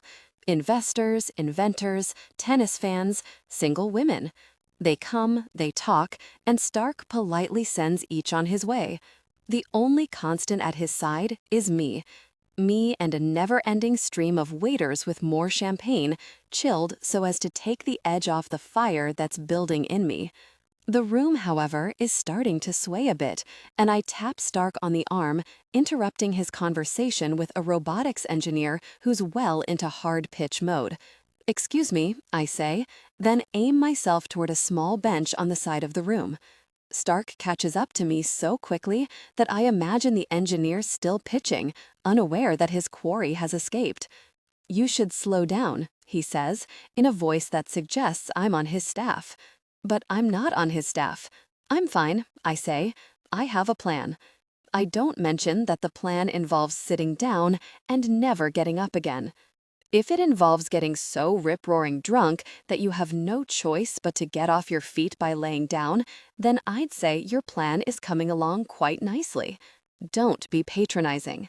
I stop in the center of the room and glance around, taking in the collection of canvases that fill the space. I pause, then deliberately turn and look him straight in the eye. "I assume you want a nude?" I see the heat rising, struggling to burn through his mask. I force myself not to smile with victory. He lifts a single brow. "I thought you were disinclined to help me." "I'm in a charitable mood," I say. "So, nude, landscape, still life with fruit. I'm assuming that since we're here at Evelyn's show, you're thinking nude. It's certainly at the forefront of my mind, yes. Do you see anything here that appeals to you?" I do, actually. He's looking right at me, and I think that maybe I've played this game a little too cavalierly. I know I should back off, but I don't. Maybe it's the tiny bubbles talking, but I like seeing the desire in him. No, that's not true. I like seeing him desire me. It's a simple yet startling realization. I clear my throat. "Show me." "Pardon me?" I have to force myself to sound nonchalant. "Show me what you like." "Believe me, Miss Fairchild, I'd be very happy to do that." The hidden message in his words isn't very hidden, and I swallow. I opened this door, kicked it open, really, but now I have to actually walk through it. I shift my weight, uneasy, and stumble on the very shoe. He catches my arm, and I gasp as the shock of his touch against my bare skin rumbles through me. "You need to take them off before you hurt yourself." "Not happening. I don't do bare feet at parties." "Fine." He takes my hand and leads me toward the hall with the velvet rope. He moves slowly, allowing for my sore feet, but then looks at me with a wicked grin. Or perhaps I should simply use the caveman carry. My glare changes to a gape when he unfastens the velvet rope and steps into the darkened, private hall behind it. I hesitate, then follow.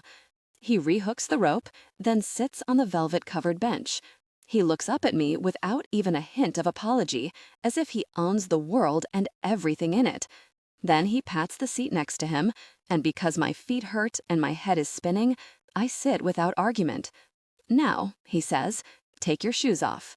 "No," he adds before I can protest, "we're behind the rope, so we're not officially at the party now. You're not breaking any rules." He says the last with a grin, and I match it without thinking.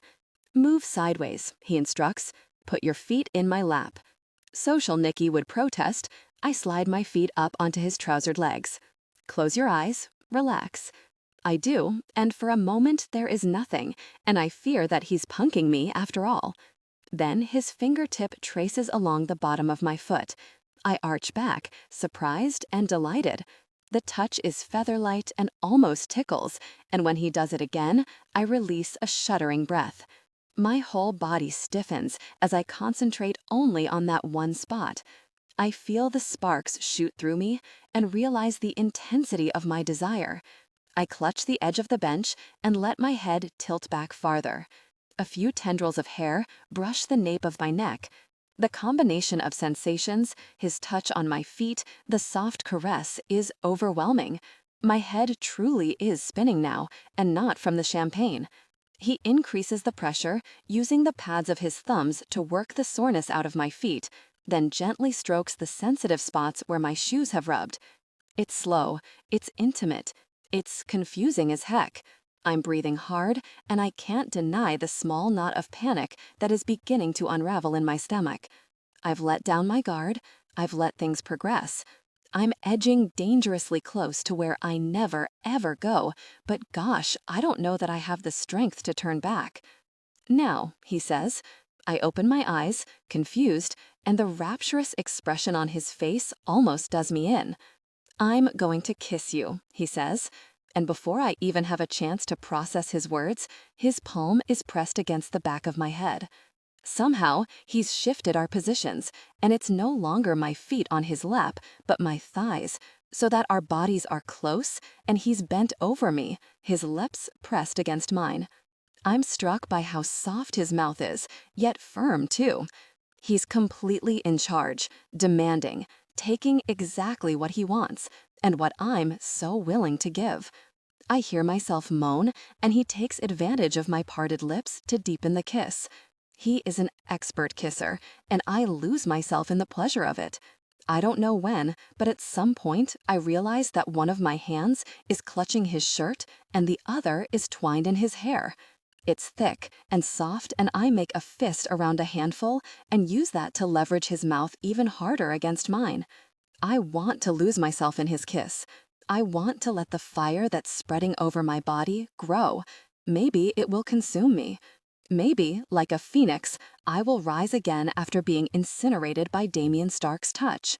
Their kiss intensified, sending sparks dancing through me. My skin, already so sensitive just from his proximity, now seems like an instrument of torture because the anticipation of his touch is simply too much to bear. A low, demanding sensation built within me, and I pressed my legs together in both defense and in an attempt at satisfaction. He makes a growling noise and shifts me in his arms. Suddenly, his hand is on my hip, and the soft material of my skirt caresses my skin as he glides over it toward my lower body. I tense, aroused and nervous, but I don't push him away. My body was alive with sensation, and I yearned for him. His entire body was pressed against mine. He holds me close and deepens the kiss as his hand moved lower. I shift, leaving one leg on his thighs, but our position is awkward and my other leg slides off. I press the ball of my bare foot to the ground for balance, even as I feel a rush of cool air find its way in underneath my skirt. In this position, I'm wide open and vulnerable, and Stark held me close, moaning into my mouth. Even through the material of my skirt and the satin of my panties, I could feel his heat. His touch was intense, making me feel as if I would melt. My skirt is hitched up, but it still covers my thighs. Even so, he's close, so close to the secrets I don't want to share. And I know that if he tried to touch my inner thighs, that I will bolt. I'm nervous, afraid even, but danger and fear have added an edge to my excitement. I don't think I've ever felt such intense desire in my life. His touch intensified, making a wild fever burn through me. I was nearing a peak, just a little more, but then his hand is gone. I open my eyes, and for just an instant, his expression is warm and open, and I think that I'm the only thing in all the world that he sees. Then something alters, and his face changes as the mask clicks back into place. He shifts my position, pulling me up so that I am sitting half on his lap. Damien, what? But then I hear the voice behind me, a bright, cheery, feminine voice saying, "I've been looking everywhere for you. Are you ready?" Oh my God, did she just walk up? How long has she been there? I look helplessly at Damien, but he doesn't notice. He's looking over my shoulder at whomever is speaking. "I need to see Miss Fairchild home," he says, and I shift on the bench so that I can see behind me and find myself looking at Audrey Hepburn. She nods at me, smiles at Damien, then turns and walks away. Gently, he slides me off his legs. He stands, then holds his hand out for me. Let's go. My legs are weak, my whole body still limp from his ministrations, but I shove my feet back into my shoes and follow him without question. I'm confused and embarrassed and not entirely sure what to think. We find Evelyn and say goodbye as we pass through the thinning crowd. She gives me a hug, and I promise to call her in a day or so. It's a promise I mean to keep. At the door, he slips his jacket around my shoulders. We walk down the sidewalk to where a limo waits in the circular drive. A liveried driver holds open the back door, and Damien gestures for me to get inside. I haven't been in a limo since I was a kid, and I pause to take it all in. Black leather bench seats line the back and one side. On the other is a full bar, the crystal decanter and glasses twinkling from recessed lighting hidden in the polished wood of the bar. The floor is carpeted. The entire space screams luxury and money and elegance. I sit down on the back seat so that I'm facing the front of the car. The leather is soft and warm and seems to hug my body. I glance at the door, waiting for Damien to enter, except that he doesn't. "Good night, Nikki," he says, in the same business voice I heard him using earlier in the evening. "I look forward to the presentation tomorrow." And then he slams the door and walks away, back to Evelyn's house and Audrey Hepburn, who's now silhouetted in the doorway holding out her hand to welcome him in. I am alone, and I'm angry, mortified, and embarrassed. I also felt a strong desire, thus the embarrassment. It's my own gosh fault, of course. I'd been playing with fire, and I knew it. Damien Stark is out of my league. More than that, he's dangerous. Why could Ollie see it and not me? But I did see it. That hardness in his eyes, the mask he pulls down so skillfully. My first instinct was to tell Damien Stark to go away. Why on earth didn't I just go with that? Because I thought I saw more than was actually there? Because I wear a mask too and thought I'd found some sort of kindred spirit? Because he's hot and so clearly wanted me? Because part of me actually craves that danger? I close my eyes and swallow. If this were a multiple choice test, I'd have to pick all of the above. I tell myself it's just as well. At the most, Damien Stark wants to conquer me, as he's conquered industry. And while I might crave the feel of his body against mine, I am now even more certain that I can never let that happen. I won't expose myself like that to a man who wants nothing more than a quick encounter. Gosh, I don't want to expose myself like that to anyone. I don't want to hear the questions. I don't want to make the explanations. My secrets are bound up tight inside me. I kick my shoes off, then lean my head back and keep my eyes closed. I'm thankful the limo ride is smooth because my head is already spinning enough as it is. The champagne that seemed like such a good idea at the time now seems rather foolish. I'm starting to doze off when my phone jars me awake. I jerk upright and dig into my itty-bitty purse to retrieve it. I don't recognize the number, but since I've only given my new California number to Jamie and Carl, it doesn't take a degree in statistics to figure out it's one of them calling from an unfamiliar number or a telemarketer. I answer, expecting Jamie, since I'm sure Carl wouldn't interrupt me, not if he thinks that alone time with me is what Stark wants. I am so wasted, I say, because if it's a telemarketer, it just serves them right. "I'm not surprised," replies a familiar voice that does not belong to my roommate. "I believe I suggested you slow down." "Mr. Stark? How did you get this number?" I push myself back upright too quickly. "I wanted to hear your voice." His voice is low and sensual, and despite everything I've been telling myself, it curls through me like liquid heat. "Oh, and I'd like to see you again." I force myself to breathe. "You will," I say primly, because I have to nip this in the bud. "I'll be at the meeting tomorrow. I'm very much looking forward to it. Perhaps it would have been more prudent for me to wait and talk to you then. But the thought of you relaxed and tipsy, leaning back against the leather of my limo, well, that was an image I simply couldn't pass up. My mind is in a whirl. What happened to the man who so coolly deposited me in the back of this car? "I want to see you again," he repeats, this time more forcefully. I don't even pretend to misunderstand. He is not talking business. Do you always get what you want? I do, he says simply, especially when the desire is mutual. It's not, I lie. Really? I hear the interest in his voice. This is a game to him. I am a game to him. The thought pisses me off, and I'm grateful. Angry Nikki has a lot more control than wasted Nikki. Really? How did you feel when I put you in the limo? I shift uncomfortably. I'm not completely sure where this is going, but I'm pretty confident that I won't like getting there. Nicole? Don't call me that, I snap. I hear silence on the other end of the line, and I realize that I'm afraid he's hung up. All right, Nikki, he says, as if he knows that he's soothing a very deep wound. How did you feel when I put you in the limo? I was pissed, and you very well knew it. Because I was sending you home alone in a limo, or because I was sending you home alone in a limo so that I could keep a date with a beautiful woman. In case it escaped your notice, we barely know each other. You are perfectly entitled to go out with whomever you want, whenever you want. I do, he says simply, especially when the desire is mutual. It's not, I lie. Really? I hear the interest in his voice. This is a game to him. I am a game to him. The thought pisses me off, and I'm grateful. Angry Nikki has a lot more control than wasted Nikki. Really? How did you feel when I put you in the limo? I shift uncomfortably. I'm not completely sure where this is going, but I'm pretty confident that I won't like getting there. Nicole? Don't call me that, I snap.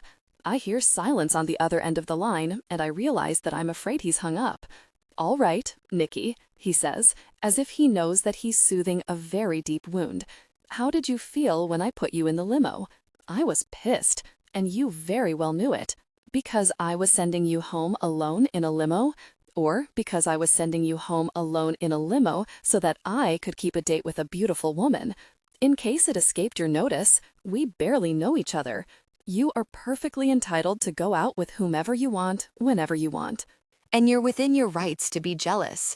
I'm not jealous, and no, I wouldn't be within my rights. Let me repeat the salient point. I hardly know you. I see. So the fact that we crave each other doesn't play into it? Nor the fact that I stirred your desire, that I touched you intimately and you responded with pleasure? He's about to stir my desire again, but I manage to remain valiantly silent. Tell me then, at what level of intimacy can jealousy rear its head? I've drunk my weight in champagne tonight. I am not even going to attempt to answer that. He laughs, full and genuine. I like the sound. And yes, I like Damien Stark. He's not what I expected, but there's something compelling about him. And it's more than just the fact that he's hotter than sin and got me worked up into quite a lather. He seems perfectly comfortable in his own skin. I'm reminded of Evelyn, who so brashly told me that if her party guests didn't like the way she ran the event, they could leave. I'd been shocked. My mother would have had a coronary right then and there. But I'd also been impressed. As far as I can tell, Damien Stark takes that attitude to an extreme. Her name is Giselle, he says, and his voice is soft. She owns the gallery that's showing Blaine's work. I thought Evelyn was showing the work. Evelyn hosted the party. She's become something of a patron for Blaine. But tomorrow morning, the paintings will be transported to Giselle's gallery. This cocktail date with Giselle and her husband has been on my calendar for over a week now. It's business, and not something I could get out of. But I did step away in order to call you. Oh, her husband. Oh. On the one hand, I'm frustrated that I'm so transparent. On the other hand, he's calling to soothe me, and the sweetness of that gesture moves me. Of course, I shouldn't let it. I should be strong and tell him he shouldn't have bothered, because whatever is happening between us, it needs to be quickly nipped in the bud. So where are you? I ask, completely ignoring my own wise counsel. Sur la mer, he says, naming a Malibu restaurant and bar that's so chic even I've heard of it. I've heard it's excellent. The food is exquisite, he says, but it's the ambiance that really sets the place apart. It's charming, but intimate. It's the perfect place to have a drink and discuss business when one doesn't want to be overheard, or to not discuss business for that matter. The intimate edge has crept back into his voice, and I squirm a little. And you're there strictly for business? His low chuckle rocks through me. I assure you that a tryst with Giselle and her husband is not on the agenda. I'm not interested in men or in married women. I keep silent. I want to see you again, Nikki, and I think you would enjoy the food here very much. Just the food? In my head, the words had been teasing. Out loud, they are soft and provocative. I close my eyes, trying to steady myself before I go hurtling down that slippery slope. Well, the coffee is good too. I like coffee, I admit. I take a deep breath, but I don't think it's a good idea. Thousands of coffee bean growers across the globe would disagree with you. Dinner, coffee, a date, with you. I don't think it's a good idea. Really? I find it exceptionally appealing. Mr. Stark. Miss Fairchild, he says, and I can hear the smile in his voice. You're exasperating. So I've been told, but I prefer the word persistent. I don't take no for an answer. Sometimes that's the only answer there is. Perhaps, but this isn't one of those times. I can't help but smile as I settle more comfortably back against the soft leather upholstery. Isn't it? You forget that I'm the one who has to say yes or no, and I've already told you my answer, and I don't intend to change it. No? Sorry, but I'm afraid you've met your match, Mr. Stark. I certainly hope so, Miss Fairchild, he says. I frown a bit as I try to guess just where he's shifting the conversation, because I know very well he's not giving in. To be honest, I'd be disappointed if he was. I asked you this once and you evaded the question. Let me try again. Are you attracted to me? Excuse me? His laugh is low and soft. I'm quite certain you heard me, but in the interest of fair play, I'll repeat the question, slowly and clearly. Are you attracted to me? I open my mouth, then shut it again because I have absolutely no idea how I should respond. It's not a trick question, he says, though of course I know it is. I finally say, because it's the truth and I have no doubt he knows it. But so what? What street female on this planet isn't attracted to you? I'm still not going out with you. I get what I want, Nikki. You should know that about me right from the start. And you want dinner with me? I'd think a man in your position would want something a bit more impressive, like to colonize Mars. Dinner is just the beginning. I want to touch you, he says, his voice low and commanding. I want to run my hands over every inch of you. I want to stir your deepest desire. I want to finish what we started, Miss Fairchild. I want to bring you to a peak of pleasure. It is suddenly very, very hot in the limo, and I seem to have forgotten the basic steps required for breathing. I realize the words are only in my head and try again. I don't think that's a good idea. It's an extremely good idea. Gosh, it's all I've been thinking about since I put you in that limo. Touching you again, caressing you, kissing you. I squirm, determined to hold it together. But I am weak and well-liquored, and my determination is fraying around the edges. Tell me you haven't thought of it too. I haven't, I say. Don't lie to me, Nikki. That's rule number 1. Never lie to me. Rules? Is this a game? I ask. Isn't everything? I don't answer. Simon Says, Nikki. Have you played before? His soft voice is like a caress. Yes. Is the privacy screen in place? I glance up. I'm at the very back of a very long limo. I can see the driver in the front, his shoulders in the black jacket, the stark white of his shirt collar. He has reddish hair, mostly hidden by a black cap. It seems to me that he is a million miles away. But he's not. He's right there, probably listening to every word we've been saying. He's very discreet, Damien says, as if reading my thoughts. But why torment the man? The silver button on the console behind you controls the screen. Do you see it? I twist around and see a bank of buttons set into the paneling behind me. Yes. Push it. You didn't say Simon Says. His low chuckle delights me. Good girl. Are you suggesting you'd rather leave it down? Think before you answer, Nikki. For what I have planned, most women would like some privacy. I lick my lips. If I push that button, I'm saying yes to so much more than the very screen. Do I want that? He's talking about intimate moments, about touching me, about kissing me, about running his fingers over my skin. I rest my finger lightly on the button, remembering the feel of his hand, remembering how I almost let him get too close, how I almost revealed too much. But he's not in the car. I can do this. I can lose myself to the champagne and the night and the allure of Damien Stark. But am I leading him on? Making him think that fantasy will become reality? I swallow again, because I don't care. I want the intense feeling. I want this man's voice in my head and the fantasy of his hands on my body. He'll deal. He has rules? Forget that. Right now, I'm making my own very rules. I press the button. Slowly, the privacy screen rises, and I'm alone in the luxurious comfort of Damien Stark's stretch limo. It's up, I say, but my voice is so soft I'm not certain he heard it. He guided me into a deeper state of arousal. The tension was overwhelming, and I gave in to the rising desire. His low groan sent a spark of satisfaction running through me. No talking, he says, and no touching. Not unless I tell you to. That's the game, Nikki. You do what I say, and only what I say. Are we clear? Yes, I murmur. Yes, sir, he corrects. His voice is gentle but firm. Sir? I say nothing, or I can simply hang up. His voice is hard, but I think I hear triumph.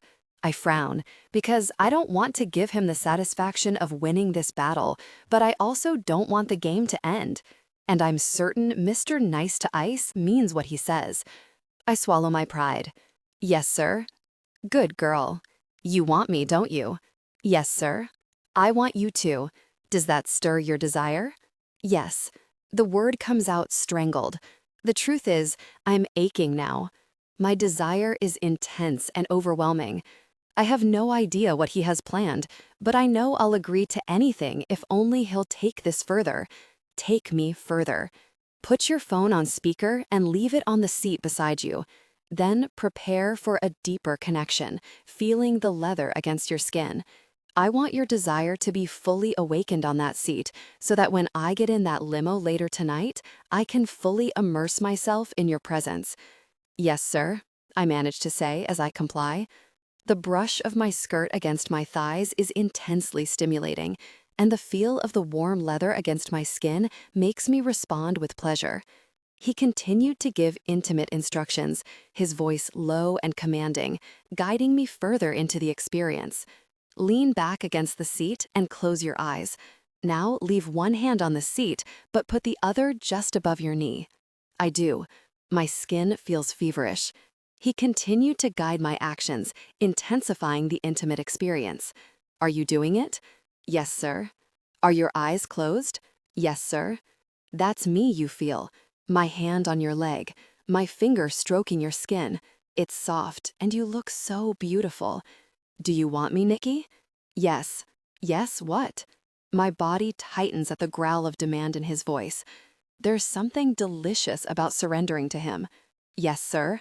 I want to touch you breasts, Nikki. I want to touch them. I want to lower my mouth and bring you to a peak. Do you want that, Nikki? Gosh, yes. Only if you touch me there later, sir. His low laugh sends ripples of awareness through me. My desire is pulsing. I desperately want to touch myself, but that's not the game. Not yet. I'm aroused, Nikki. You're torturing me. You know that?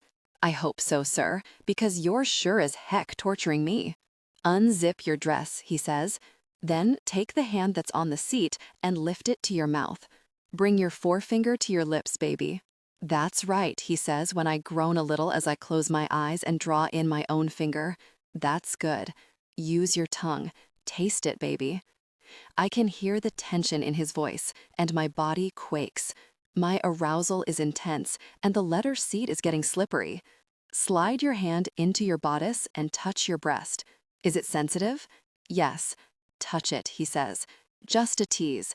So light, like a butterfly kiss. Do you feel it, baby? Is it making your desire grow? Yes, I whisper. Now move the hand on your leg. Slowly. I want it to build. Do you feel it? That soft touch? Yes. I imagine that my fingers are his, that he's burning a trail up my hot, trembling body. That's me. My hands. I'm right there. My hands on you, on both your legs. Can you feel me touching the inside of your thighs, teasing you, making you hotter and more eager? I take my other hand off my breast and put it on my other leg. Slowly, sensuously, I touch the inside of my thighs with soft, delicate touches. This is forbidden territory. This is where my secrets are. But not now. Right now, nothing is off limits, and everything is safe. I can lose myself in his voice. I can close my eyes and imagine Damien before me. Damien's eyes watching me. Damien's hands all over me. Oh gosh, yes. Open your legs more, he says. I want you open, your core hot and eager for me. Do you want to touch yourself, Nikki? Yes, I whisper. I feel my cheeks warm from the admission, though how I can feel a blush when my skin is already on fire is beyond me. Not yet, he says. I can hear the amusement in his voice. He knows he's tormenting me, and he's loving it. You're a difficult person, Mr. Stark. And you comply so willingly, Miss Fairchild. What does that make you? A tremor runs through my body, tied to the intense sweetness of my touch. Turned on, I admit.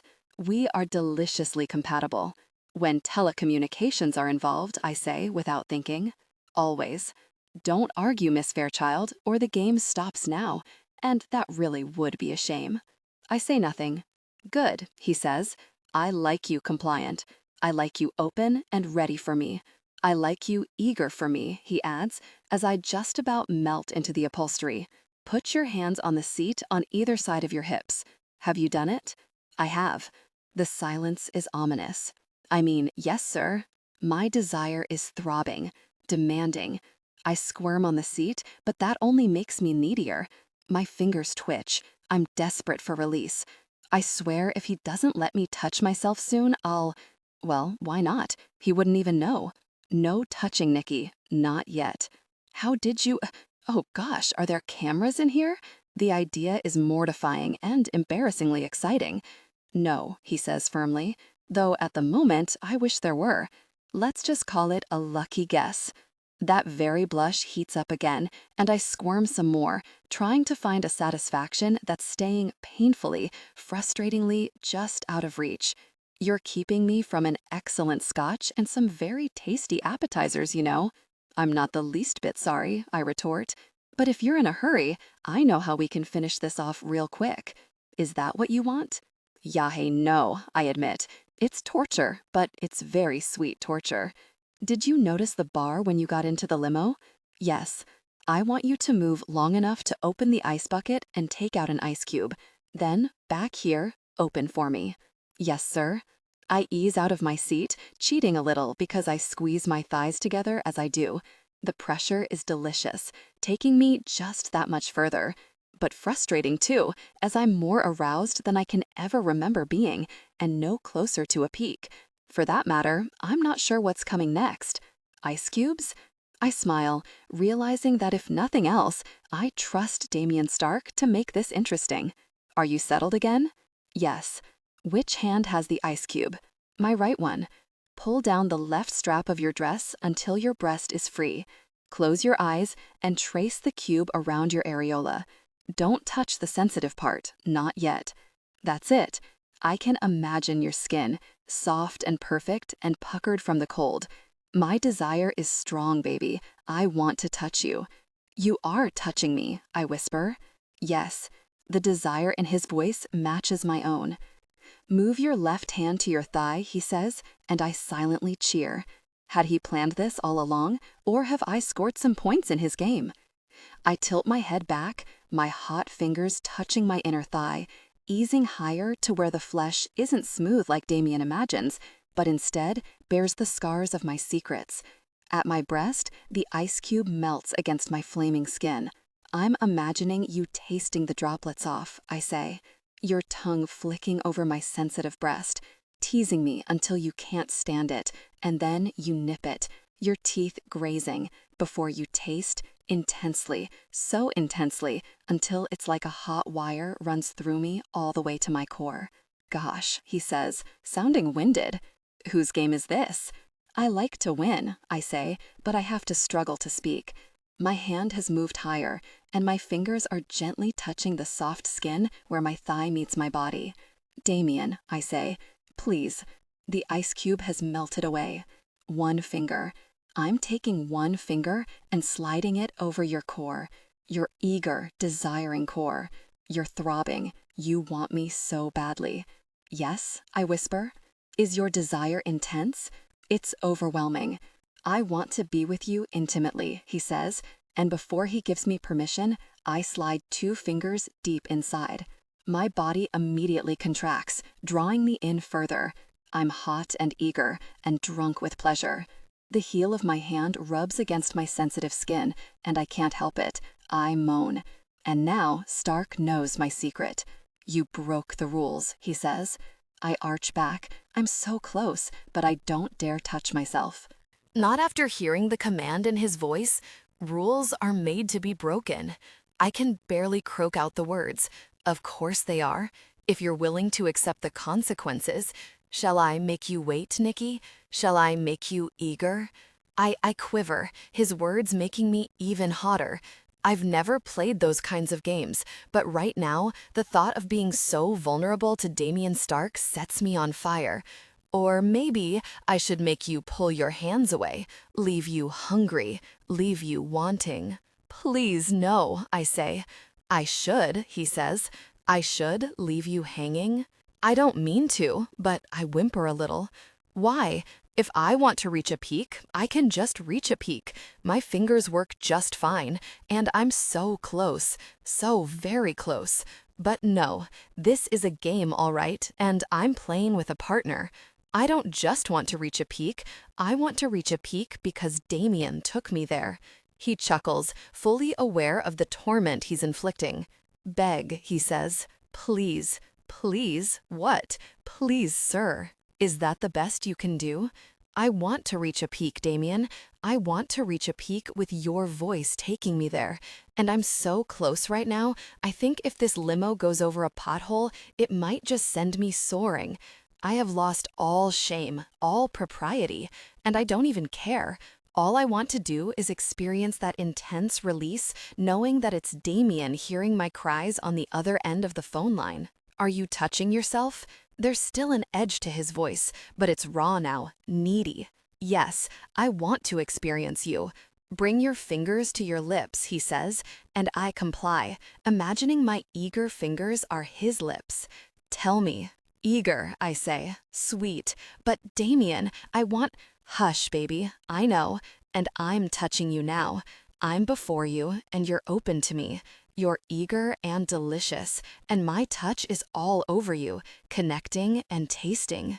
Can you feel me touching your sensitive core? Yes, I say, as my finger touches my swollen, demanding core. You are so good, and my desire is strong. I want to be with you intimately, but I can't get enough of this connection. Don't stop. I'm arching up, a peak rising up around me like the overture of a grand opera. Never, he says, but I need you to reach your peak for me now, baby. We're close now, and it's time. I'm touching you, I'm taking you over. Now, Nikki, reach your peak for me now. I do. So help me, it's as if his voice takes me over the edge and I shatter like starlight against a black velvet sky. Pinpoints of light bursting through me, so powerful and intense and meltingly hot. Oh, yes, baby, he says, his voice strained, easing me down. That's it. I realize that I'm gasping, and my cries dissolve into little whimpers of pleasure mixed with loss. It's over, and I'm alone in the back of a limo, and the man who brought me to this peak is on the other end of a phone line somewhere. A loose strand of hair sticks to my face, and I push it off. I'm covered in a sheen of sweat. I'm spent, taken. I feel good. I feel reckless. We're here, Damien says, and I turn to glance through the dark-tinted windows.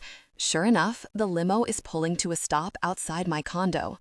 I realize that when he'd said that we were close, he didn't mean my peak, he meant my home.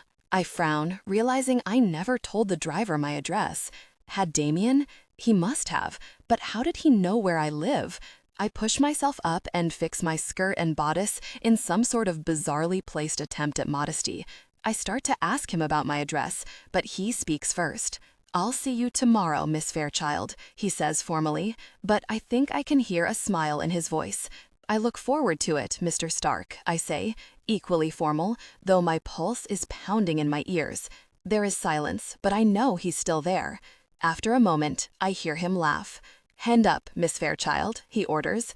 "Yes, sir," I say, then press the button to disconnect the call. Tomorrow. Reality slams against me with the force of a tidal wave.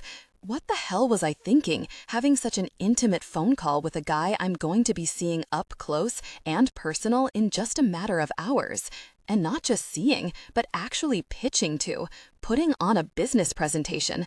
Am I entirely insane? Yes, I think I am.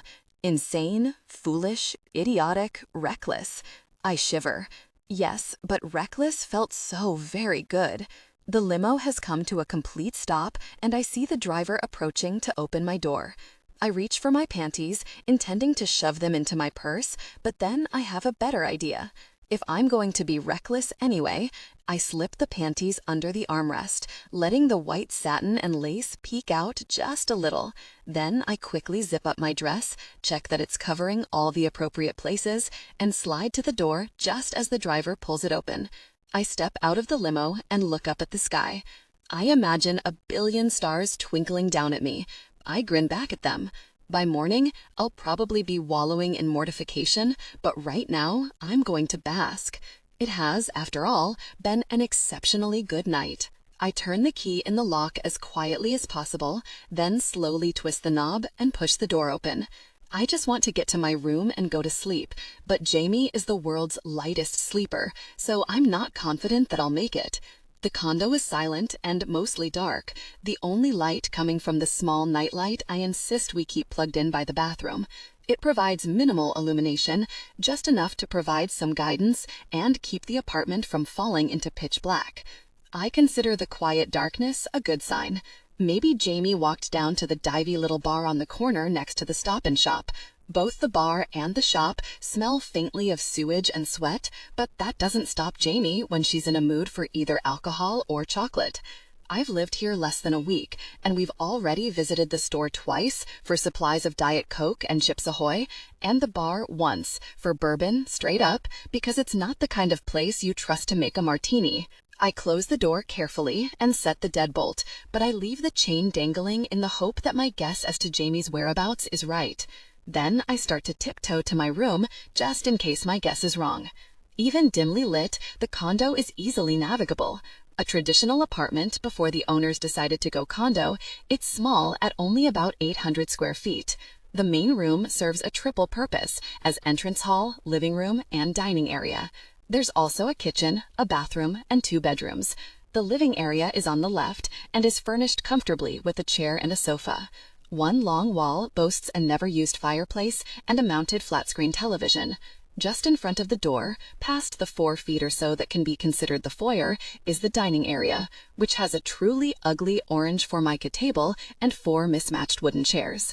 Jamie may have bought the condo when prices were down, but that didn't mean she'd been rolling in extra cash. She'd furnished it with an eye to cost, not appeal. I don't mind, but I've already told Jamie that when I can afford it, I want to paint the interior and try to make the place a little more IKEA.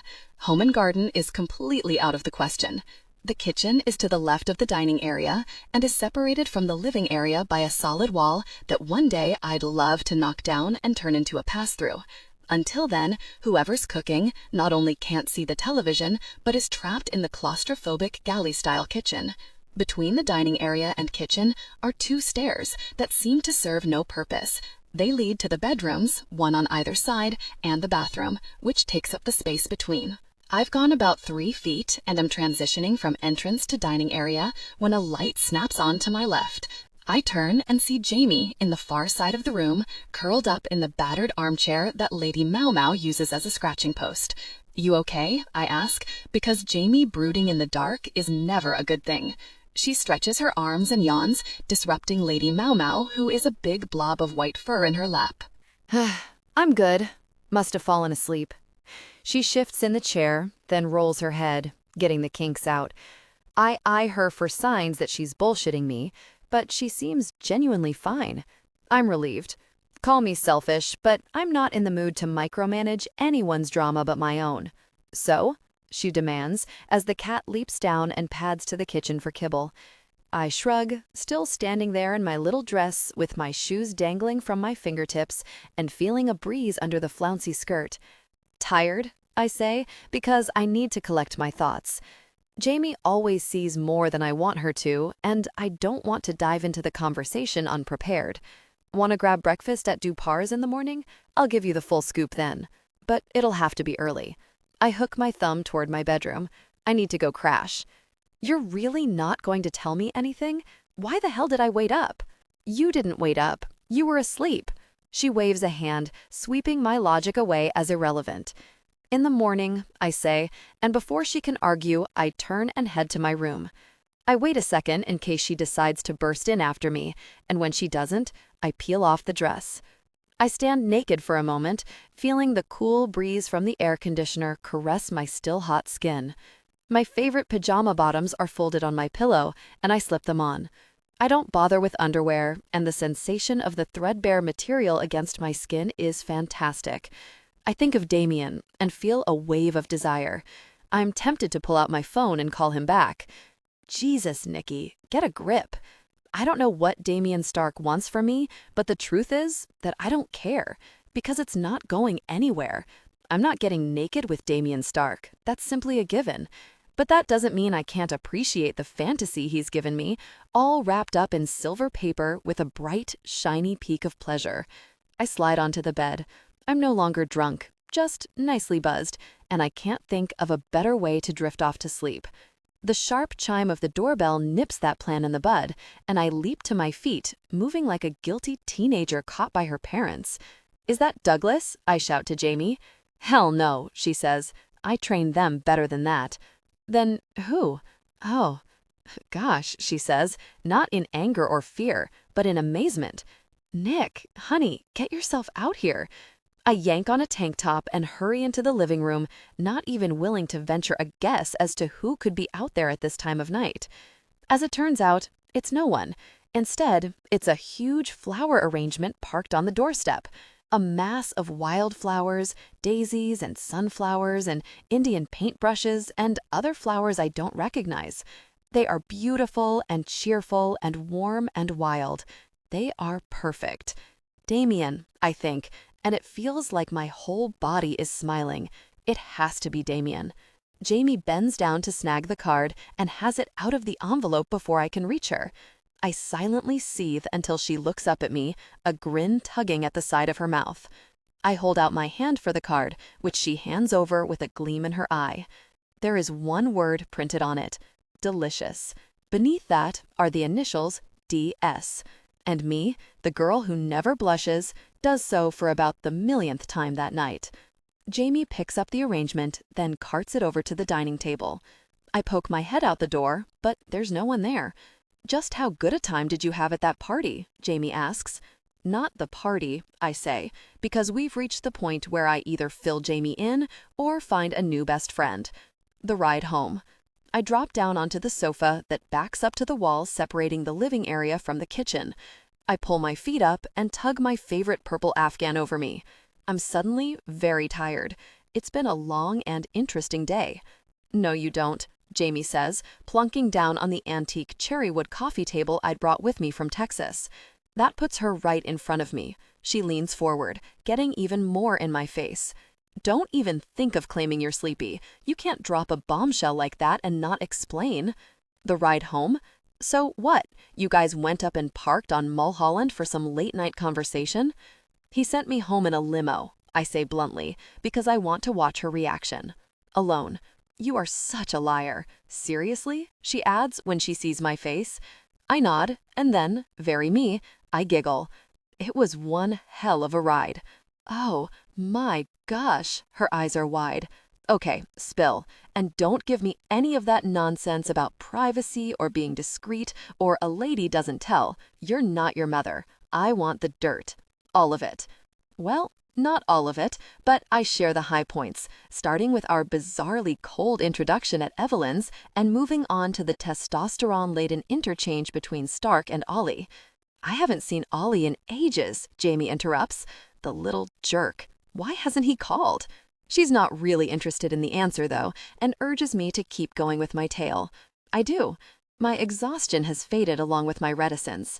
Jamie is my best friend, and it feels good to share, even if I do find myself mumbling and talking in euphemisms once I get to the part of the story that features me, my phone, Stark's commanding voice, and the backseat of a limo.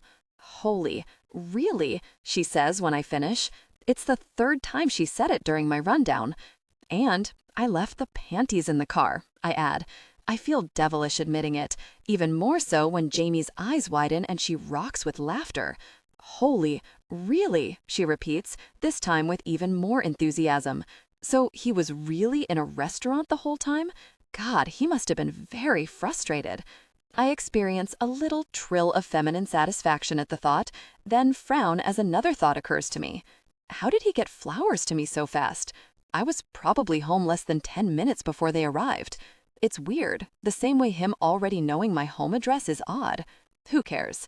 It's a fair point, but I shift around on the couch so that I can see the kitchen table and the flowers. My smile blooms wide again. You need to be prepared, Jamie says. What? I've got a box in the bathroom. Take a few. It's important to be careful, girlfriend, and he may be hot, but you don't know where that boy's been. Her mouth twitches with suppressed laughter, or what his past relationships have been. The thought is disturbing on multiple levels, not the least of which is the unpleasant twang I feel at the thought of Damien Stark in bed with another woman. I push that aside and focus on the practical. I don't need to be prepared, I say, because I'm not being intimate with him. Nikki, she says, and even though she's my best friend, I can't tell if that's a plea in her voice or pity. Don't start, I say. I'm not you. Which is good, as the world can only take so much awesomeness. She grins at me, but I'm not in the mood. After a moment, her grin fades and her shoulders drop a little. Look, you know I love you, and I'll always be on your side, no matter what. But think about why you came to Los Angeles. I came for business. I say it because it's true. I want to learn from Carl. I want to find investors for the web-based app I've been developing. And then, once I'm confident I have the chops to actually run a business, I want to dive into the deep end of the pool. Yeah, whatever. I'm talking about Damien Stark. You could do a lot worse than him if you're looking for a fresh start. I shake my head. That whole new life, new Nikki thing doesn't apply where intimacy with Damien Stark is concerned. Not going there, I say firmly. The limo was amazing, but it was on my terms. In person, all I'd be is a fleeting connection, and that's your gig, not mine. Ha, well, you nailed me. But the rest of it is total mess. Excuse me? You don't want him being physically intimate with you? Fine. I wince at the way she's zeroed in on my personal neurosis. But own up to it, Nick, because I wasn't even at that party, and I can tell that he thinks of you as more than just a casual encounter. She waves at the flowers. Exhibit A. So he's a polite bazillionaire. It's not like delivering flowers took more than a phone call.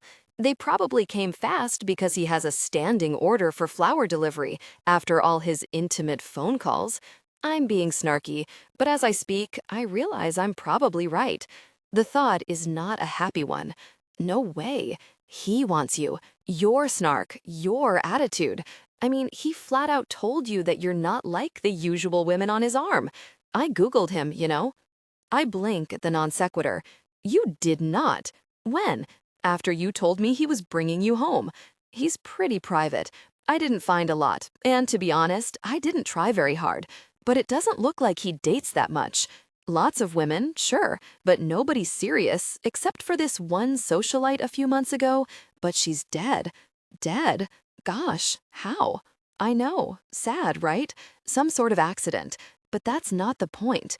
My head is spinning. What is the point? You, she says. I mean, even if you are just a fleeting connection, so what? You're not a nun.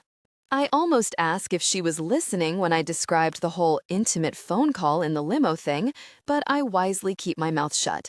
And honestly, I don't think you're just a fleeting connection. I think he really likes you. I raise a brow. And you base this on your extensive knowledge of the man, gleaned from 5 minutes on the internet? I gleaned it from what you told me, she says. He wanted your opinion on a painting. He got all alpha male on Ollie's case. He helped you reach your peak, for goodness sake. And let's not forget the foot massage. Holy gosh, girl, I'd totally be intimate with the guy who gave me a foot massage. Hell, I'd probably marry him. I can't help but smile. Sadly, Jamie probably isn't exaggerating.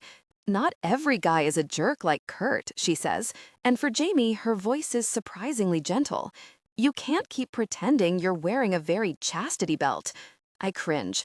Just drop it, please. She looks at me, then bites out a sharp, gosh. She draws in a breath. Her eyes are sad, and I can see that she knows she's gone too far. She stands up and moves to the fireplace. Since a fireplace in the San Fernando Valley is an absolutely idiotic concept, Jamie has converted it to a bar. Bottles instead of logs, glasses on the mantel. She grabs the bottle of Knob Creek. Want some? I do, but I shake my head. I've had enough of alcohol for the night. I'm tired, I say, pushing myself up off the sofa. I'm really sorry. You know I wouldn't. I know, I say, and it's really okay. I just need sleep. A sly smile touches her mouth, and I know that we're okay again. I guess so. You have a meeting tomorrow, don't you? And who's that meeting with exactly? Give it a rest, Jamie, I say, but I grin as I head toward my bedroom. She's right. I do have a big meeting. With Stark. In his offices. With my boss standing right there with the two of us. I think back over the events of the evening. I dwell on the panties I left in the limo. And as I collapse face down on my bed, only one thought goes through my mind. What in the world have I done? My arms are stretched above my head, my wrists bound by something smooth but firm. My body is stretched out on cool silk. I cannot move my legs. My eyes are closed, and yet I know what binds me. A red ribbon twined around my wrists, wrapped tight around my ankles. I struggle, but there's nowhere to go, and I don't really want to escape anyway.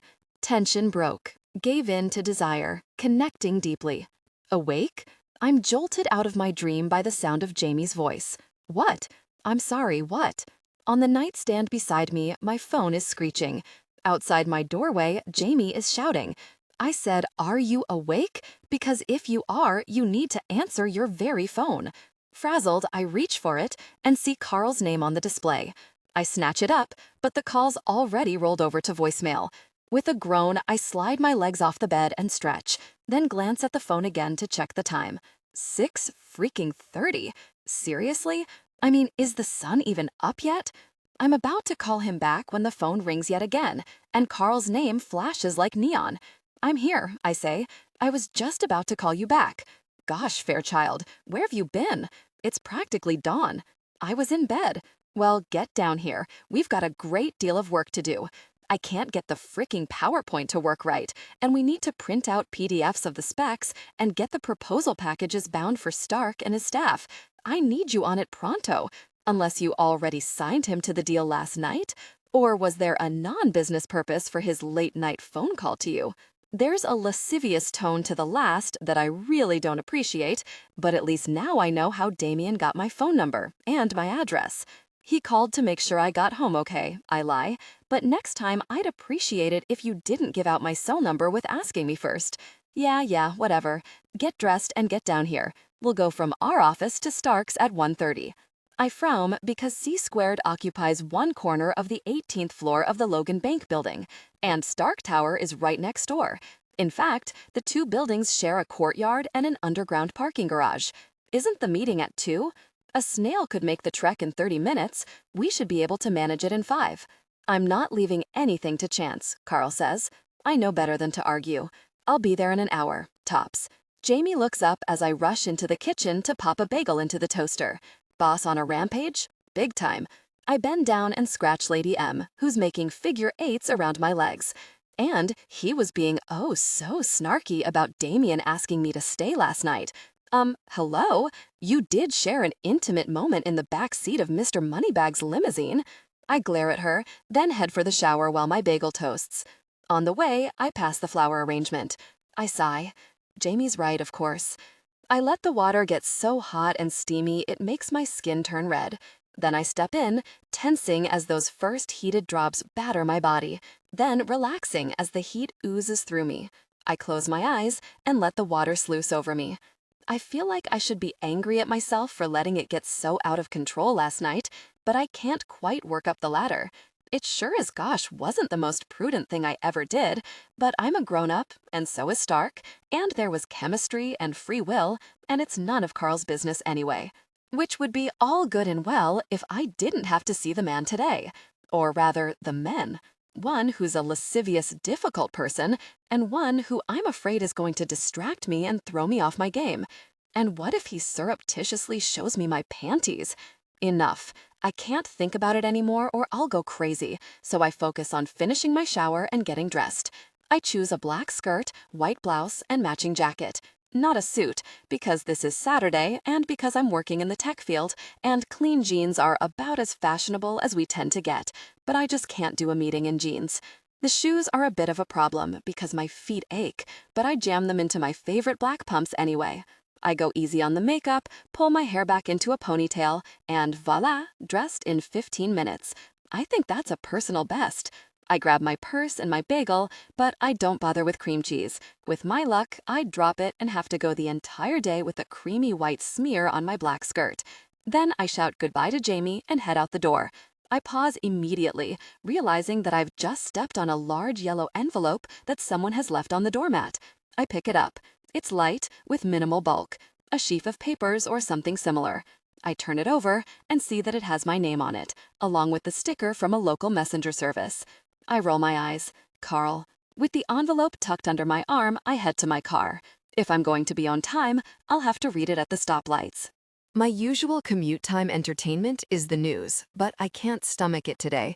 So as I pull out onto Ventura Boulevard, I let the radio scan through static, evangelical stations, talk shows, and blaring rap music. I really need to get a new radio, the kind with a plug for an iPod.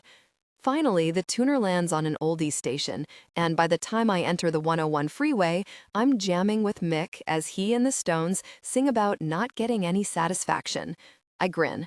At least last night I was one up on Jagger. I pull into my assigned space in a remote corner of the underground parking lot exactly 47 minutes from the time Carl called, which probably breaks some Los Angeles speed record. I don't leave the car immediately, though, because I still haven't looked at the envelope, and if it's about the presentation, Carl's going to expect me to know the details cold. I slide my finger under the flap and open it, then tilt the envelope sideways. A copy of Forbes falls into my lap, and I realize that I am grinning. There's a note paper-clipped to the outside of the magazine. I told you I was tenacious. Read and learn. There's no signature, but the From the Desk of Damien J. Stark stationery is a big clue. I'm still smiling as I tuck the magazine in my oversized purse. So he's tenacious, is he? Well, I can believe that, but my decision still stands. Just like I told Jamie, I can't let this go any further. But that doesn't mean I'm not moved by his gesture. Not only did he remember a throwaway comment from our banter at the art show, but he actually sent the magazine all the way to my house. "What are you grinning about?" Carl demands, as I push through the glass doors into the aquarium-style conference room that is the focal point of the C-squared offices. But he doesn't really want my answer. He's already looking me up and down, nodding and saying, "Good, good. You look professional, businesslike. Yeah, I'd give you money, so long as you don't mess up the slideshow." "I won't," I say, grateful that he's not mentioning last night or Damien or late-night phone calls. Carl preps with the intensity of a criminal defense attorney preparing for the trial of the century. His organizational system is a thing to be marveled at, and in the relatively short time since yesterday afternoon, he's completely revamped our presentation outline.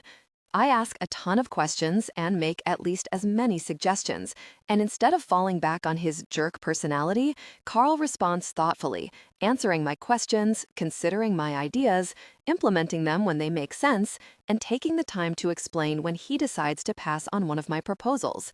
I'm in heaven. I've reviewed the specs of the 3D modeling program enough to know that I could be a valuable member of the tech team, possibly even the team leader. But being a project leader or even a manager isn't my goal. I want to be Carl. Gosh, I want to be Damien Stark. And to get there, I need to know how to pull together a really good presentation that will hook an underwriter for any one of the projects I've been toying with since my last year at UT. Today, I'm going to get to see two entrepreneurs in action. Carl, who rarely fails to get financing for any project he pitches, and Damien Stark, who has never said yes to a project that didn't ultimately exceed expectations and make a fortune for both him and the underlying company. The conference room table is littered with paper, electronic tablets, and notebook computers. While the rest of the team scurries about, Brian and Dave, the two lead programmers who had worked with Carl developing the software, bang away at the notebooks, fine-tuning the presentation slideshow, and doing dry runs of a staggering number of parameters. Carl paces, his eagle eye on everyone. "We're doing this right," he says. "No mess-ups, no slips. A well-oiled ship." He narrows his eyes at Dave. "Go order up some sandwiches for lunch, but I swear to God, if anyone goes to that meeting with mustard on their shirt, I am firing them right then and there." At 1:30 sharp, Carl, Brian, Dave, and I gather our things and march mustard-free to the elevator. Carl fidgets during the entire 18-story descent. He looks at himself so often in the mirrored wall panels that I am tempted to tell him he makes a beautiful bride. Wisely, I keep my mouth shut. Of course, once we cross the courtyard and enter the ultra-modern Stark Tower, I'm the one who fidgets. My nervousness exists on so many levels that I can't even rally and organize my thoughts.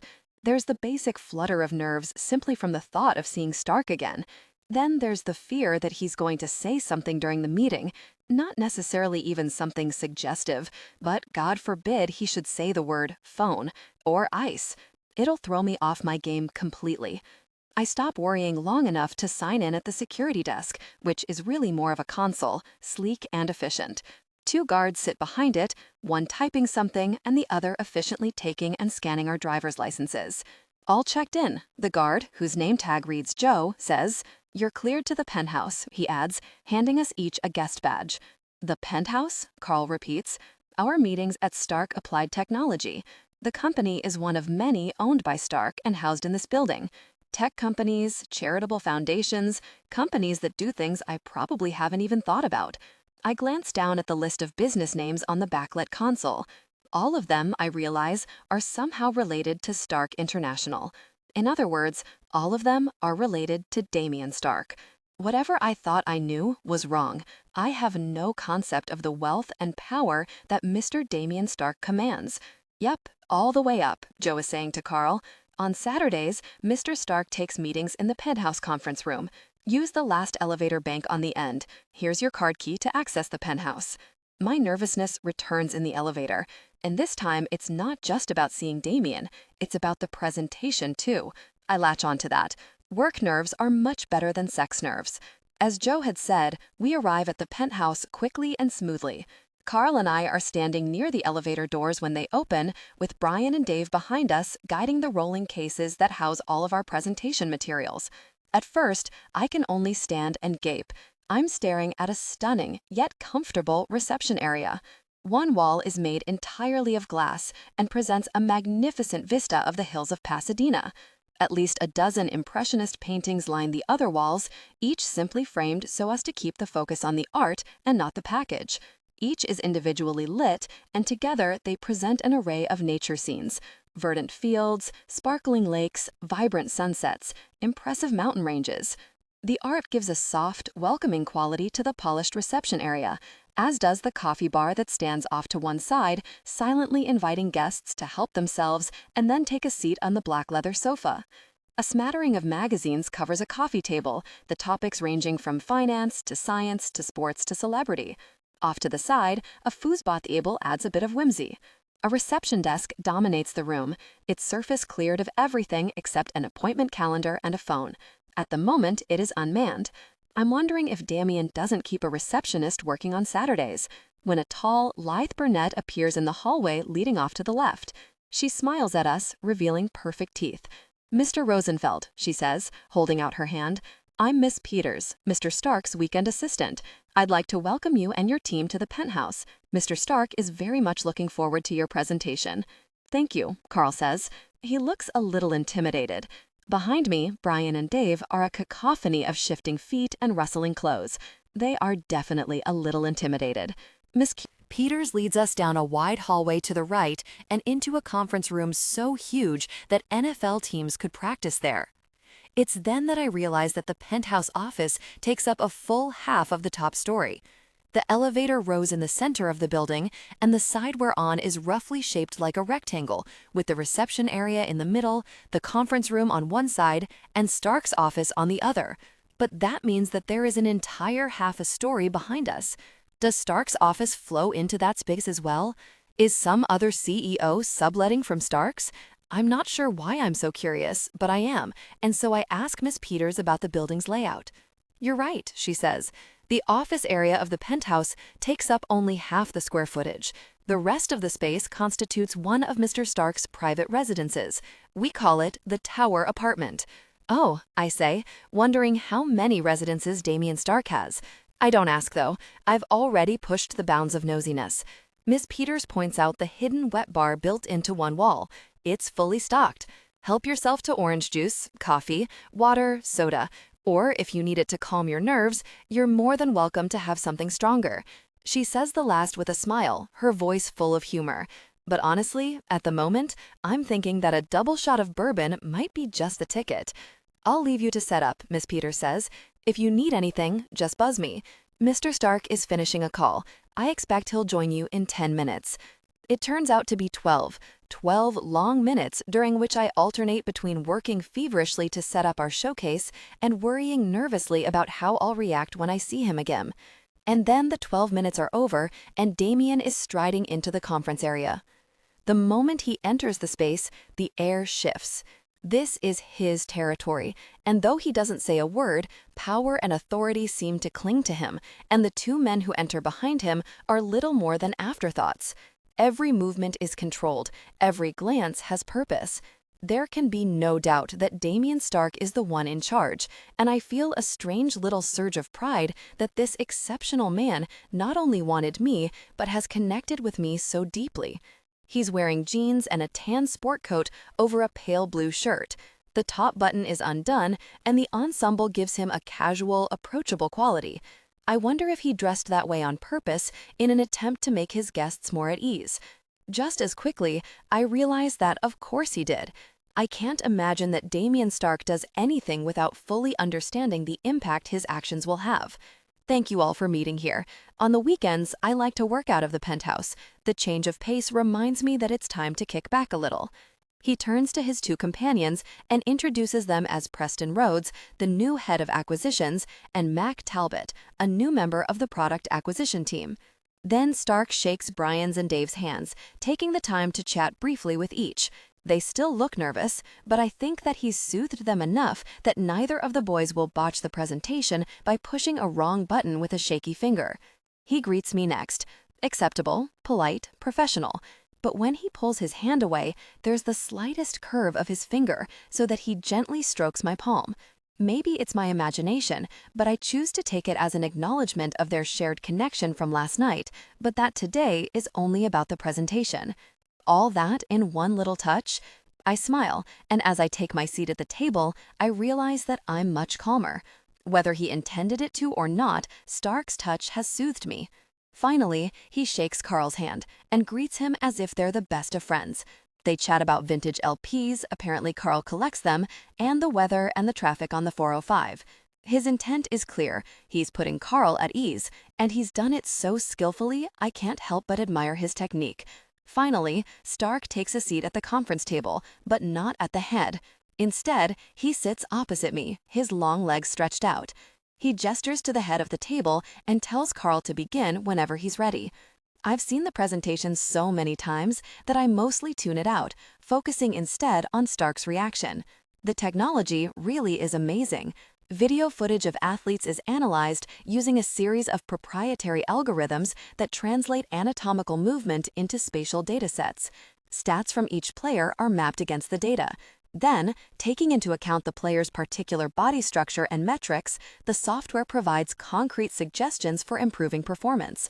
But what is truly revolutionary is that those suggestions are demonstrated in holographic form so that the athletes and their coaches can see the actual position adjustments necessary for improvement.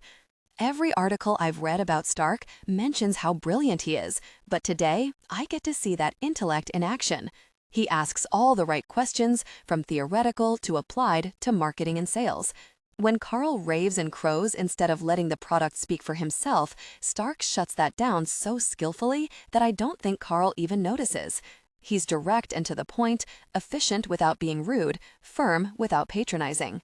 The man may have made his original fortune on a tennis court, but as I watch him, I have no doubt that business and science are in his blood. Stark asks questions of all of us, including Brian and Dave, who gape and mumble but manage to articulate responses under Stark's easy but firm control of the conversation. He turns to me next and asks a technical question about one of the key equations at the heart of the primary algorithm. I can see Carl out of the corner of my eye, and I'm pretty sure he's about to have a heart attack. This question is very firmly outside of my job description. But I've done my homework, and I use the virtual whiteboard to show Stark the mathematical underpinnings of the equation. I even go so far as to address the anticipated consequences of a few hypothetical adjustments that Stark suggests. At the head of the table, Carl sags in relief. I've obviously impressed my boss, but what's more satisfying is that I've impressed Stark. I can't say the satisfaction rises to the same level as our shared connection, but it comes very close. When the meeting finally wraps up, I can tell that Carl is having a hell of a time playing the cool, calm professional. He knows too well that the whole thing went fabulously. Stark's interested in the product and impressed by the team. In this business, it doesn't get much better than that. We're just about to start the round of goodbyes and handshakes when Miss Peters steps in, her expression tightly efficient. I apologize for interrupting, Mr. Stark, but you asked me to inform you if Mr. Paget returned to the building. He's here now? I watch as Stark's expression shifts from casual and calm to hard and dangerous. Security just called up. I assume you'd like to speak to them? Stark nods, then turns to face us. I'm afraid you'll have to excuse me. There's a situation that demands my attention. I'll be in touch next week. He glances at Miss Peters. If you could see our guests out. Of course, sir. His eyes meet mine, but they are unreadable. And then he steps out of the conference room and disappears down the hall. The sense of loss from his departure surprises me, but I say my goodbyes to his colleagues, then turn my attention to helping Brian pack one of the cases, all the while afraid that everyone in the room can read my expression. After Miss Peters has put us on the elevator and the door has firmly closed, Carl does such a funky little jig that I can't help but laugh. That was great, I say. Thank you so much for letting me be here for this. Carl spreads his arms in a magnanimous gesture. Hey, we're a team, and we all kick some ass. The elevator doors open onto the lobby, and Carl swings his arms jovially around Brian's and Dave's shoulders. They valiantly try to move with their boss and still drag the rolling cases. I'm about to take pity on them when I hear my name. I look up and see Joe, the security guard, gesturing toward me. Miss Fairchild, if you have a moment. He's holding a phone to his ear. Yes, I say, hurrying to the guard desk. Joe holds up a finger in a just-a-moment gesture. I glance sideways at Carl, who's looking at me with an unmistakable, what the really expression. I shrug, just as clueless as my boss. Joe says something I can't hear, then hangs up the phone. You're wanted upstairs, ma'am. Upstairs? Back in the penthouse? He says. Mr. Stark would like to see you. Behind me, I see Dave and Brian nudge each other. Great. Apparently, Carl shared his suspicions with the staff. Maybe by tomorrow there'll be an inter-office memo. Now's not a good time, I tell the guard. I'm on my way to a team meeting. Mr. Stark was very insistent. I bet he was. An unpleasant heaviness starts to settle over me. I spent most of my life being told exactly where to be, where to stand, what to do, and when to do it. I squeeze my right hand into a tight fist and force myself to smile at Joe. I'm sure he'll find something else to occupy his time this afternoon. But if he calls my office, I'll be happy to work him into my schedule next week. Joe's eyes are wide, and his mouth hangs open a little, as if his jaw is made of rubber. I have the feeling nothing like this has happened before. People don't say no to Damien Stark. I toss my shoulders back a little, liking the new Nikki. Shall we? I say to Carl and the boys. Carl frowns. Maybe you. No, I say. If he wants to talk about the project, we can all go back up. In the distance, I hear the ding of an elevator, the sound punctuating my resolve. And if it's not the project he wants to see you about? Carl asks, looking at me hard. I stare back, just as coolly. Then he doesn't need to see him, does he? I stand firm, daring Carl to send me up there. He did it once at the party. If he does it again in the lobby of Stark's building, it really isn't going to be pretty. After a moment, he nods. Come on, champagne's waiting. Joe has been eyeing us warily, and now that we're moving toward the exit, he becomes animated. I'm going to need to call Mr. Stark's office, he says. He's expecting you upstairs. It's all right, Joe. I recognize the voice before I see the man. It's Stark, of course, and he emerges from the elevator bank looking calm and polished. Just seeing him sends a jolt of awareness through me. It's like the fight or flight response. With Stark, I think it's a little bit of both.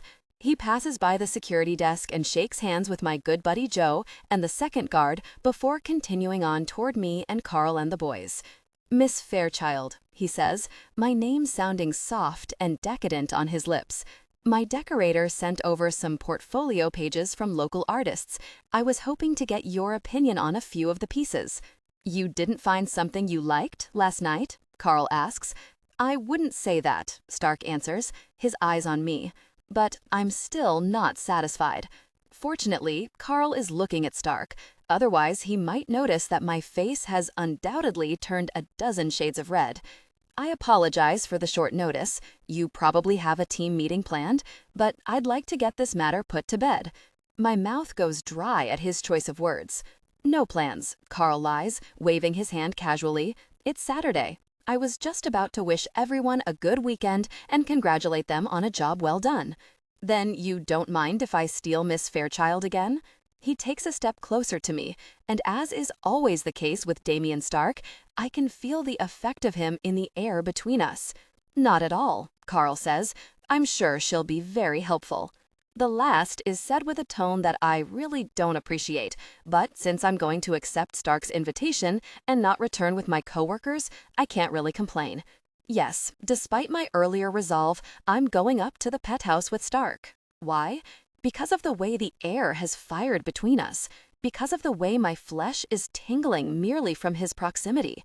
Because he came down here and so boldly demanded it.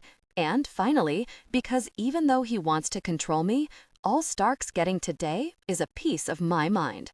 Stark takes my arm and leads me back toward the elevator bank. I'm hyper aware of his touch, but I try to ignore it and hold on to my irritation. We stop in front of an elevator next to the one I rode up in with the team. The doors open the moment Stark inserts his identification card into a slot so well camouflaged it looks like part of the granite. We step onto the elevator and I jerk my arm free. What do you think you're doing? I demand. Hold on, Stark says as the doors close behind us. No, I'm not holding on. You don't get to just snap your fingers and expect me to... The ground bursts upward, and I stumble forward, clutching at Stark as I try to steady myself. He slides an arm around my waist and pulls me closer. My pulse kicks into overdrive, and I know very well it's not from the velocity of our ascent. I meant hold on to something, he says. This is my private elevator. It goes straight to the penthouse, and it goes there quickly. Oh, I say stupidly. My irritation is fading, diluted by the intense power charging the air between us. It's magnetic, and like a magnet, it has the power to erase. Thoughts, memories, emotions. Hold on a minute. I press my palms flat against his chest and use him as leverage to push myself back up. When I'm righted, I move my hands from his chest to the elevator's interior railing. I hold it tight, just in case. He knows, I say, firmly and without further explanation. Very well, Stark. You can't just waltz into the lobby and pluck me up like a flower. Speaking of, I hope you liked the flowers. I had considered something more exotic, but you remind me of daisies and wildflowers. That's not the point. What? His brows lift in mocking amusement. Miss Fairchild, I'm surprised. Such a well-bred young lady, and you don't even say a simple thank you? Thank you, I say coldly. And for the record, I didn't pluck you, though I would be more than happy to remedy that oversight any time you wish. I fight to keep my ire up even though he has begun to amuse me. I don't appreciate being treated like a puppy who's been told to heel, I snap. Some of the amusement fades from his eyes. Is that what you think? Gosh. I close my eyes and draw in a deep breath. I don't like being ordered around, but at the same time, Stark isn't my mother, and maybe I'm not being fair. No, I say. Then, I don't know. But very well, Damien, I continue, as I try to shift myself back to solid ground. Think about how it looks.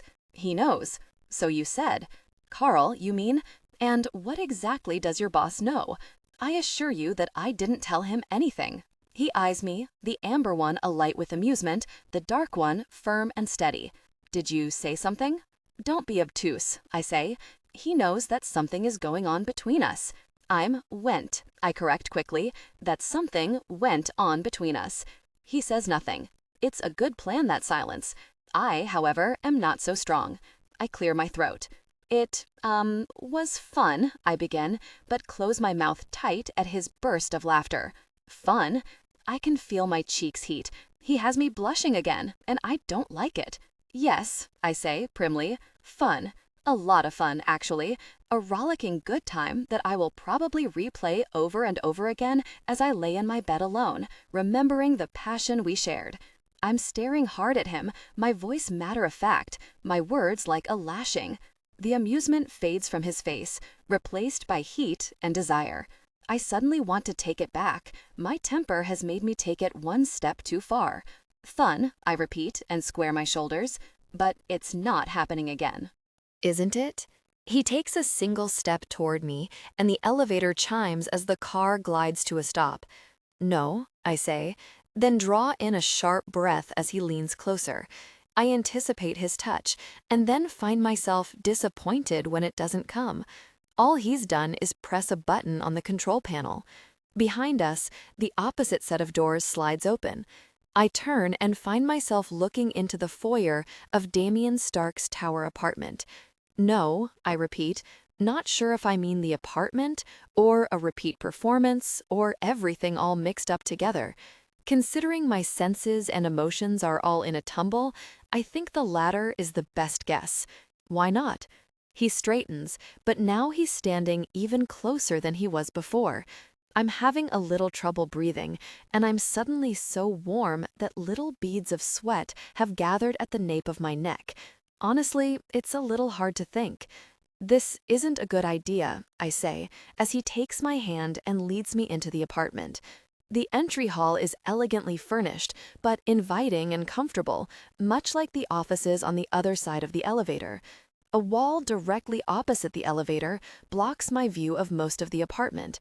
A massive flower arrangement on a low glass table dominates the foyer. Curved benches surround the table, and I imagine Stark's dates sitting there to adjust shoes, check purses. It's not an image I like. The wall itself is almost completely covered by a huge painting, this one of a field of flowers, so exquisitely rendered that I almost believe I could step into the canvas and lose myself in that world. Your home is beautiful, I say. It tells a lot about the man who lives here. Does it? He likes flowers. Stark smiles. He likes beauty. Did you pick out the floral arrangement? No, he says, though Gregory knows my taste. Gregory? My valet. Valet? I was raised in a family with quite a bit of Texas oil money, but nobody in my family ever had a valet. The painting is beautiful, but I'm surprised to see a pastoral scene in your home. Are you? He sounds genuinely surprised.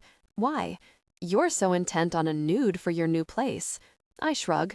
I just wouldn't have pegged you for flowers and trees and all that stuff. I'm a man of mystery, he says, But to be honest, the decision to hang a nude in the Malibu property is a relatively new one. You might say that inspiration struck me at Blaine's show. Of course, unless I'm able to acquire what I want, the wall will stay bare. He's looking hard at me as he speaks, and though his tone sounds perfectly conversational, I can't help the shiver of awareness that tingles up my spine. "Did you have some portfolio pages you wanted to show me?" I ask, forcing my voice to stay cool and businesslike. If not, I should be going. I'd like to enjoy my Saturday. "I'd be happy to suggest some very engaging activities," he says. I keep my lips pressed together, and Damien laughs. "Miss Fairchild, how your thoughts do wander." I flush and have to force myself not to snap out a curse. "Come on in," he says, his voice still light with humor. He heads toward the passage leading into the main section of the apartment. "I'll make you a drink, and we can talk." I hesitate, wanting to tell him we can park ourselves on the bench right there and chat about whatever pictures he wants. But I'm curious. I want to see where he lives, one of the places anyway. And so I allow him to lead me into a stunning living room filled with contemporary furniture. Steel and leather, but highlighted with enough pillows and lamps and pottery to make it seem warm and inviting. The most stunning feature is the wall of windows, beyond which stretches an urban panorama. Damien nods to a wet bar that occupies a corner of the room. I follow him and sit on a bar stool, my back to the window. The placement of the stool in proximity to the window makes it seem as though I'm floating in space. It's exhilarating, though I have to wonder if it wouldn't be a bit unnerving after a few drinks. "I like your smile," Damien says as he steps behind the bar. "What are you thinking about?" I tell him, and he laughs. "I've never thought about it," he admits, "but I promise to keep you fully tethered to me, no sailing into space." His grin turns wicked. "Not unless it's me who's sending you there." Oh my. I squirm a little on my stool, thinking that maybe I should have insisted we stay in the foyer. "Wine?" he asks. I tilt my head. "I'd prefer bourbon. Would you?" I lift a shoulder in a casual shrug. My mother used to pound into my head that a proper lady only drinks wine or feminine mixed cocktails, never hard liquor. My grandfather was a whiskey kind of guy. "I see," he says, and I have the feeling he sees more than I've actually told him. I think I may have just the thing. He bends down, disappearing beneath the bar. A moment later, he appears again, setting the bottle on the bar, pulling down a highball glass, and pouring me 2 fingers of liquor without another word. I take the glass, a little in shock, because surely I'm not seeing what I think I'm seeing. "Glengarioch?" I ask, reading the name off the bottle. I take a tentative sip. It's exceptionally smooth with a woody flavor and floral undertones. I close my eyes to savor it and take another sip. "What year is this?" I finally ask, fearing I already know the answer. 1958, he says, nonchalantly, isn't it? 1958? Are you serious? This whiskey was my grandfather's idea of the Holy Grail. Only 350 bottles of the Highland whiskey were put out onto the market, and I happen to know that a single bottle retails at about $2,600.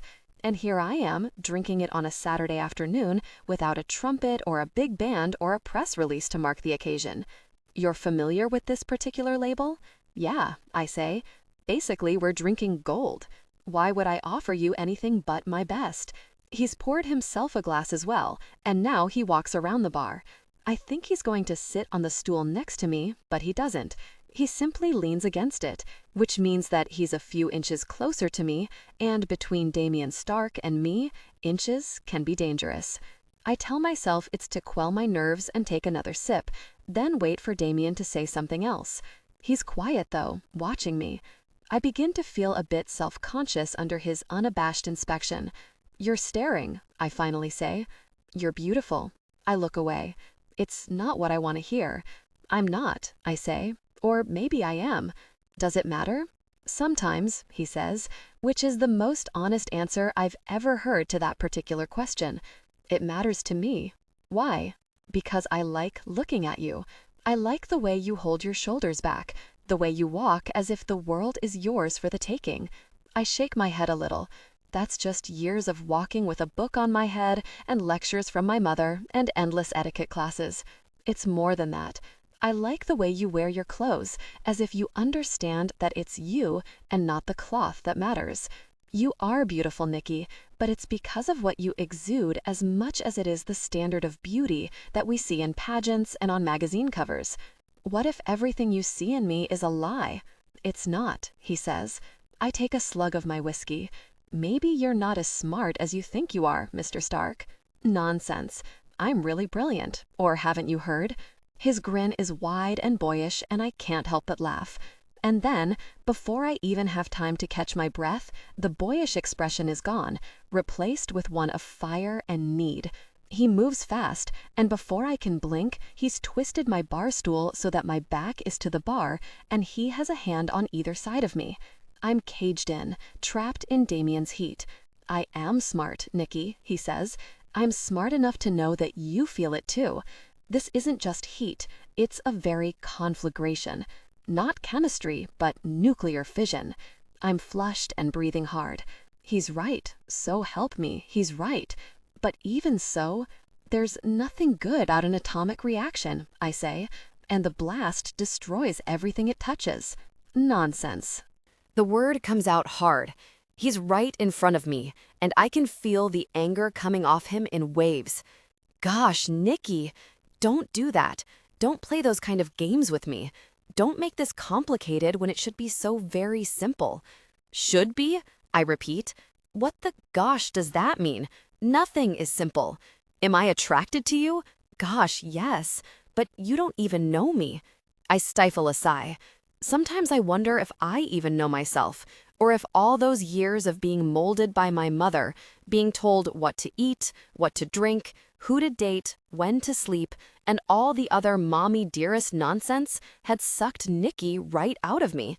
But no, I fought to keep the core of myself, even if I do keep it buried deep. I look fiercely at him. You don't know me, I repeat. The intensity with which he looks back at me almost makes me stumble. But I do. Something in his voice makes me feel exposed. He has me on edge again, and I look away, not liking the way he seems to be shining a spotlight on me. It takes me a moment to gather myself, and when I do, I tilt my head just enough to look up at him. We're not taking this further, Mr. Stark. Absolutely not. I don't accept that.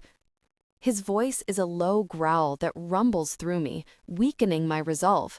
I don't say a word. I can't seem to form one.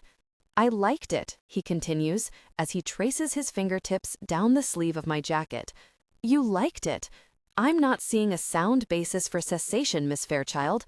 I force myself to make a coherent sound. I like cheesecake, but I only have it rarely, and I know it's bad for me. Sometimes bad is good.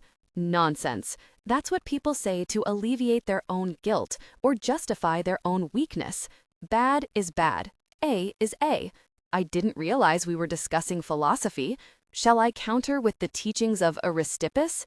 He held that pleasure is the highest good. His fingertip traces my collarbone, and I want to be very, very good with you. I shiver from his touch, allowing myself one brief moment to savor the pleasure of basking in the glow of Damien Stark.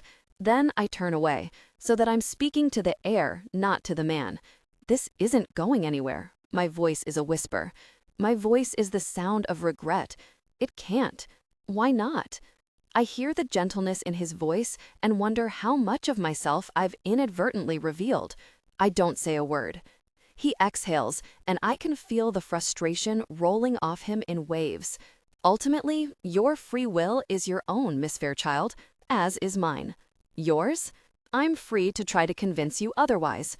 The space between us is so thick that it's a wonder I can breathe the air. You won't convince me, I say, but not as forcefully as I want. I have a job with someone you're going to invest with. I've already gone further than I should. I suck in a fortifying breath, but it has to stop now.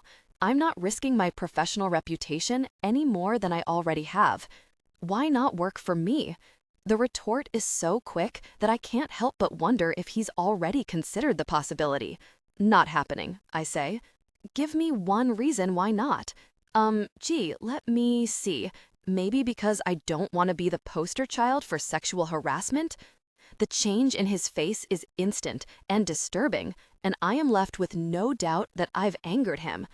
My immediate instinct is to slip off the stool and scoot away, but I remain rooted to the spot. No way am I giving him the satisfaction of backing down. Did you feel harassed last night? No, I admit. As much as I'd like to take the easy way out, I can't lie to him. I see the relief wash over his face, banishing the anger. Or was it fear? I'm not sure, and it doesn't matter. Right now, I see only desire. I thought about you last night, he says. Giselle and Bruce will probably never have me out for drinks again. I was terrible company. I'm so sorry to have ruined your evening. Hardly, he said. And the ride home, I think that was the first time in my life I wanted a drive to be longer. Me, alone in the back of the limo, surrounded by the scent of you. He doesn't mention the panties. I wonder if he's found them. And if he hasn't? Oh dear, who else does he let use that limo? I feel my cheeks warm, and from the way his eyes crinkle with amusement, I know that he's noticed. He spoke of his desire. Touch became intimate, and the tension overwhelming. My breath caught in my throat. I opened my mouth to tell him to stop, but no words came out. His hands find the bra's front clasp, and as efficiently as he unbuttoned my blouse, he's released me from my bra, which hangs limp from my shoulders. His groan is low and needful and desperately arousing. I want nothing more than to close my eyes and surrender, but I can't. I can't, Damien, please. He lifts his eyes to mine. He's breathing hard, and there's longing in the hard angles of his face. Free will, Nikki. Tell me to stop, and I will. But tell me fast, because I'm going to kiss that damnable mouth of yours, and God damn it, Nikki, I'm doing it to keep you quiet. Faster than I can react, his mouth covers mine, claiming me, marking me, making me his. My mind goes blank, all thoughts dissolving, replaced only by pleasure and the need to be claimed by this man. To open my mouth and take and be taken. Blindly, I grope for him, my fingers clutching at his hair, pulling him closer. It's as if all my protestations have been nothing but a sham, and now that they've been beaten aside, the pressure of emotion, of need that's been building inside me has to burst out, wild and hot and demanding. The kiss lasts either seconds or an eternity, I'm not sure. But when he releases me, I suck in air, craving oxygen because I am lightheaded and weak. This is my chance, and I know it. Tell him to stop now, and he will. Tell him to leave me alone, and he'll walk out of my life. I throw myself at him. Wanton, willful. I'm risking everything, but right then, I don't care. All I can feel is the fire. Our mouths clashed as I drew him in, and he was right there, his low moan of pleasure making all my risks worthwhile. He broke our kiss roughly, then closed his mouth on my neck. I gasped and arched back, and as I did, his hands slid into my shirt, cupping my breasts. He drew me closer, and a wave of intense sensation swept through me. "Baby," he whispers as he comes up for air. His fingers quickly finish unbuttoning my shirt, and his hands ease down to my waist, leaving my skin hot and prickly in his wake. He slides me off the stool so that I am standing in front of him. I was flushed from the heat of my desire, and my body ached all over, craving his touch. "So soft," he says, as he untucks my shirt and brushes his fingers lightly over my skin. His fingers skim around the waistband of my skirt, then slowly unzips it. It falls a bit, hanging loose around my hips. So damn beautiful. The awe in his voice unnerves me, and cold fingers of trepidation creep in beneath the fog of pleasure. I tremble, not sure if it's from my fears or from his touch. "Reach back," he orders. "Hold on to the stool." "Damien," I hear the protest in my trailing voice, but my actions don't match my words. I do as he says, my hands clutched tight, my back arched, my head tilted back with pleasure. He opened my blouse fully, so that the thin material hung limply on either side of me, and I felt the gentle flutter of the edges against my bare flesh. He brushed his mouth over my nipples, and I groaned, wanting more, but he was only teasing, and with each soft, feather touch of a kiss upon my nipple, I felt a deep internal response. I wanted him. I wanted him desperately, and yet I didn't.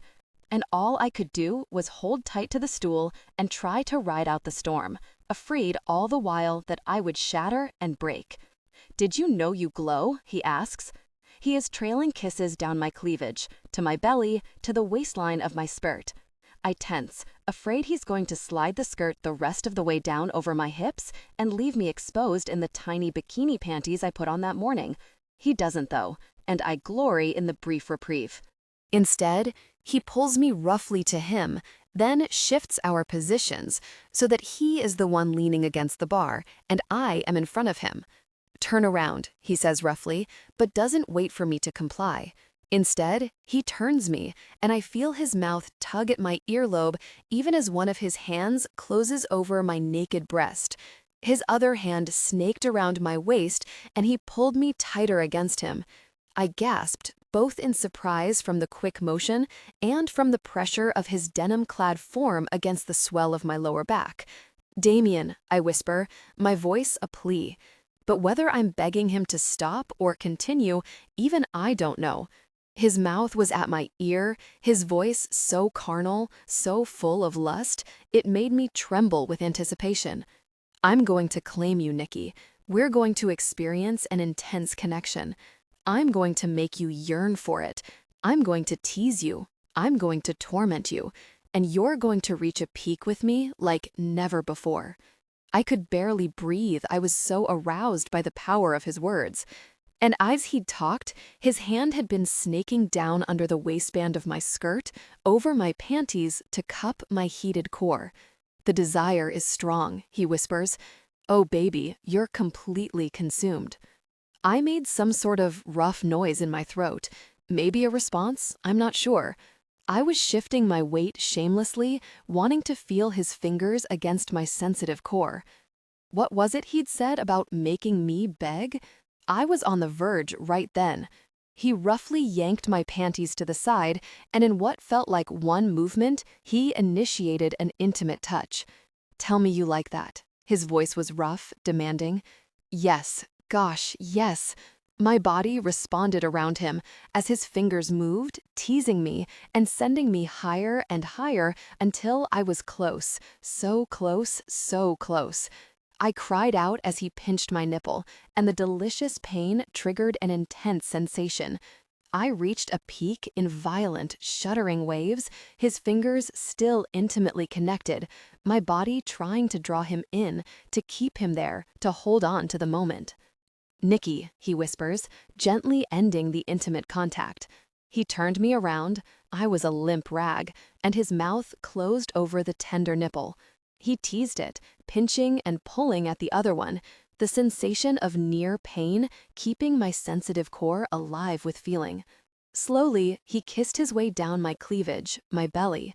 I was still in my skirt, and as his tongue dipped into and out of my belly button, I heard the rough scrape of his palms over the raw silk of my skirt. I am jelly. I am lost in a haze. I am floating. But even here in my new heaven, that low rumble of fear is growing.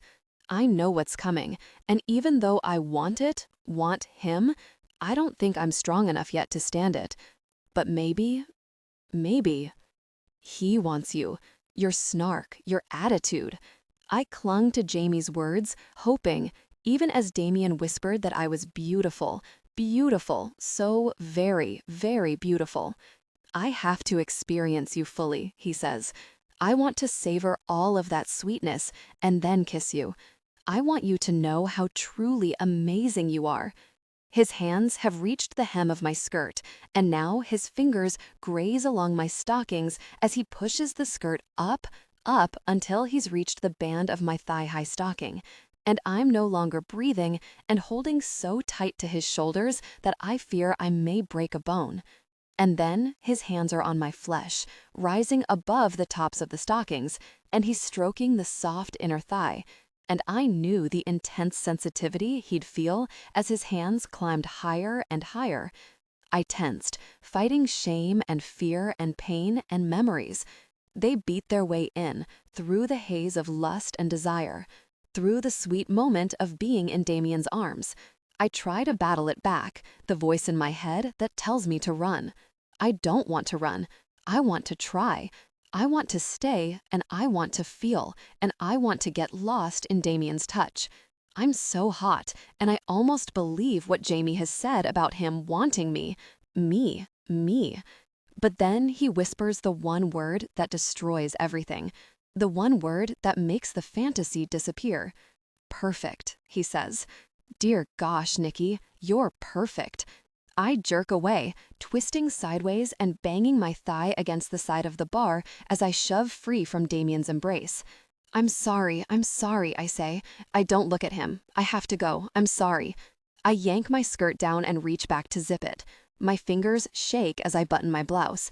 I don't bother with my bra, but hold my jacket closed with one hand as I hurry toward his foyer. Nikki, there's pain and confusion in his voice, and I feel like, gosh, because I'm the reason it's there and he doesn't deserve this. I should have cut this off sooner. Really, I should have cut it off last night. I'm sorry, I say again, even though it's lame. I'm at the elevator, and the doors open the instant I press the button. I'm relieved. I was afraid I'd have to wait for it. But then I realize that Damien is on the premises, so of course, his elevator is going to be parked wherever he is. I step inside and stand erect until the doors shut tight. Then I melt against the glass panel and let the tears flow. I have 57 floors to get them out of my system. No, 60 because my car's on the 3rd parking level. When the car eases to a stop, I hastily wipe my face and stand up straight, sliding my mask back into place as I fluff my hair and flash a quick smile at the mirror. Perfect. But my act isn't necessary. There's no one waiting when the doors open. Still, I keep the mask on and the act up as I make the long walk across the Stark Tower side of the parking structure to the area beneath the bank building wherein C² is housed. My car is on the far side, and I'm walking fast now because I can feel the cracks all over me.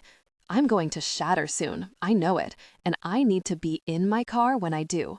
It's right there, parked opposite the stairwell. The whole corner is dark, and despite being open, it makes me twitchy. I reported it to the property manager my first day, but so far, they've yet to put in a new bulb. Once again, I remind myself to ask Carl for another assigned space because this corner is too very creepy. I hurry to the car and shove the key in the lock because my Honda's almost 15 years old and I don't have a keychain remote. I yank the door open, then slide inside, letting the familiar sounds and smells surround me. I tug on the heavy door, and the instant it slams shut, I lose it. Tears stream down my face, and I alternately clutch and pound on the steering wheel, hitting and slamming and pummeling until the heel of my hand is red and raw and sore. I'm shouting, repeating a chorus of no, no, but I don't even realize it until my voice fades, raw and raspy. Finally, my tears are spent, but my body doesn't seem to realize it. I convulse, hiccuping painfully as I try to breathe in and out and gather some control. It takes a while, but I finally quit shaking. My hand is unsteady as I try to insert the key into the ignition. I can't manage. Metal scrapes against metal. I drop the keyring. Fumbling, I bend down to pick it up again, only to whack my forehead on the wheel.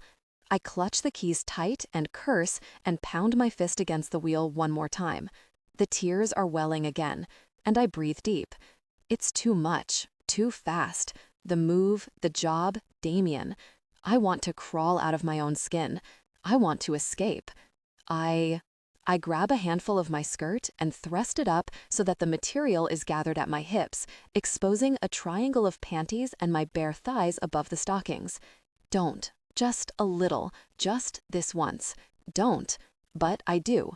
I spread my legs and press the key into the soft flesh of my inner thigh. Once upon a time, I kept a knife on my keyring. I wish I still had it. No, I don't. The key's teeth bite into my skin, but it's nothing. Mosquito bites. I need more if I'm going to keep the storm at bay, and it's that realization of my need that hits me like a slap in the face. Oh, God. Oh God, what the freaking am I doing? Before I can talk myself out of it, I shove open the door and toss the keys out into the dim parking garage. I hear them skitter across the asphalt. I don't see where they land. I sit there breathing deeply, telling myself that's not who I am. I haven't cut for over 3 years. I fought and I won. I'm not that girl anymore. Except, of course, I am. I'll always be that girl. I can wish all I want, and I can run across the country, but those scars don't go away, and they won't stay hidden forever. I guess I learned that the hard way. That's why I ran from Damien, isn't it? And that's why I'll keep on running. A wave of loneliness crashes over me, and I think about what Ollie said, about how nothing would change, about how I could call him any time I needed him. I need him now. I reach into my purse and pull out my phone. I have Ollie on speed dial and I punch in the number. It rings. Once, twice. On the third ring, a woman's voice answers. Courtney? Hello? Hello? Who is this? I forgot to give Ollie my new phone number. I'm not in his contacts, and she has no idea who's on the other end of the line. I hang up, breathing hard. After a moment, I dial another number. This time, Jamie's voicemail answers. Never mind, I say, forcing a cheer into my voice that I don't feel. I'm going shopping and thought you might want to meet up, but no big. I hang up, thinking that shopping sounds like a very fine idea. Retail therapy won't cure the world's ills, but it works pretty well to take your mind off them. On that point, at least, I agree with my mother. I take a deep breath, then another. I'm calmer now, ready to go, ready to crank the radio up on a classic country station and let George Strait sing about how his problems are so much worse than mine. I glance out my window, but don't see the keys. With a sigh, I push open my door and get out of the car, adjusting my skirt as I do. I'd thrown them hard, so they're probably yards away near the dark green Mercedes or the massive Cadillac SUV. The only flashlight I have is the app on my iPhone, and I hope it'll be enough. My heels click on the asphalt as I cross the garage to the Mercedes. The area with the Mercedes and the Cadillac isn't as dark as the corner with my car, but it's still dim, and I frown as I contort my body and shine the light, trying to look under the two cars without getting down on my knees and putting huge runs in my stockings. It takes a while, but after circling the cars twice, I finally see the keys hidden in a shadow behind the Mercedes' back tire. I snatch them up, then freeze when I see movement in my peripheral vision. There, near the stairwell by my car, I see the shadow of a man. Hello?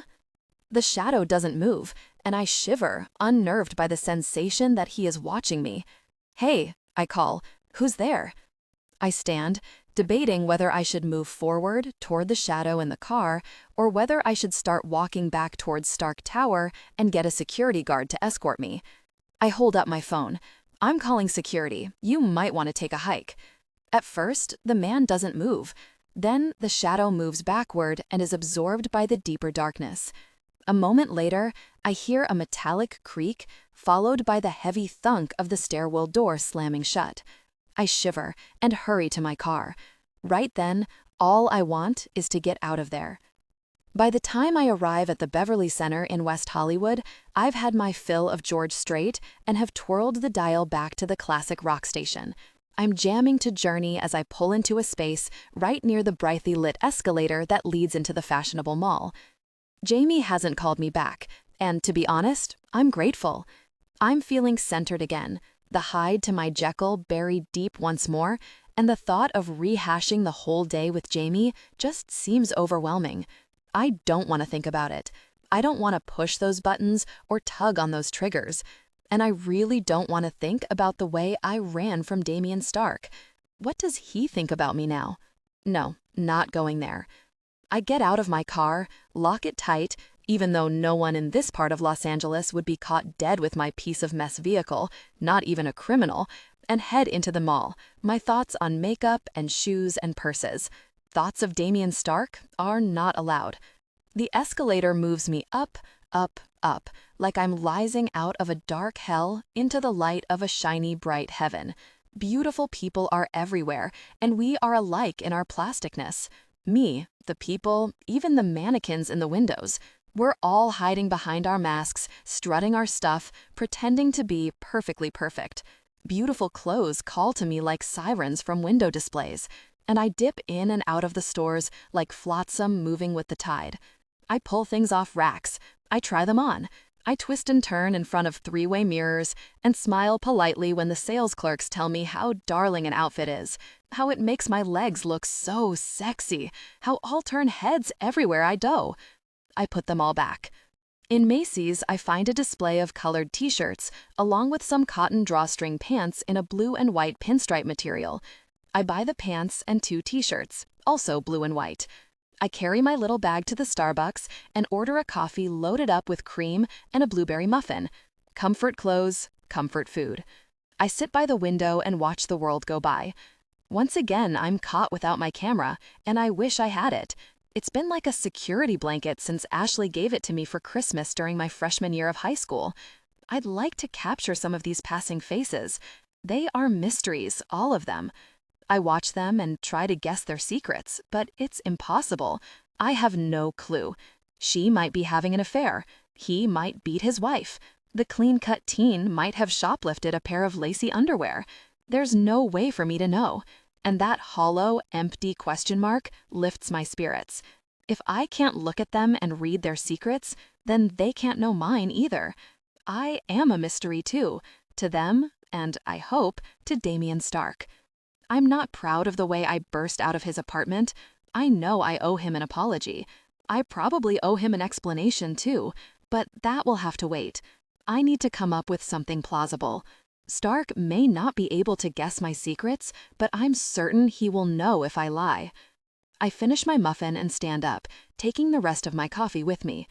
As I do, the full import of my thoughts hit me. I'm planning to see Damien Stark again. The thought twists through me, trepidation mixed with anticipation, and a tiny bit of fear mixed in there too. Will he even want to see me again? More important, will he accept that this thing between us has to come to an abrupt and permanent end? Of course he'll accept it. Wasn't he the one who said it was my decision, who'd put the power very firmly with me? I'd blown it though. I'd forgotten the depth of my own weakness. And it's never safe to think that you're stronger than you are. My thoughts have propelled me through the mall back to the escalator. I take it down to my parking level and climb back in my car. I feel better, even if I don't feel whole. But it's good that I've made the decision about Stark. I will see him, and I will apologize. But not yet. A few days, maybe a week.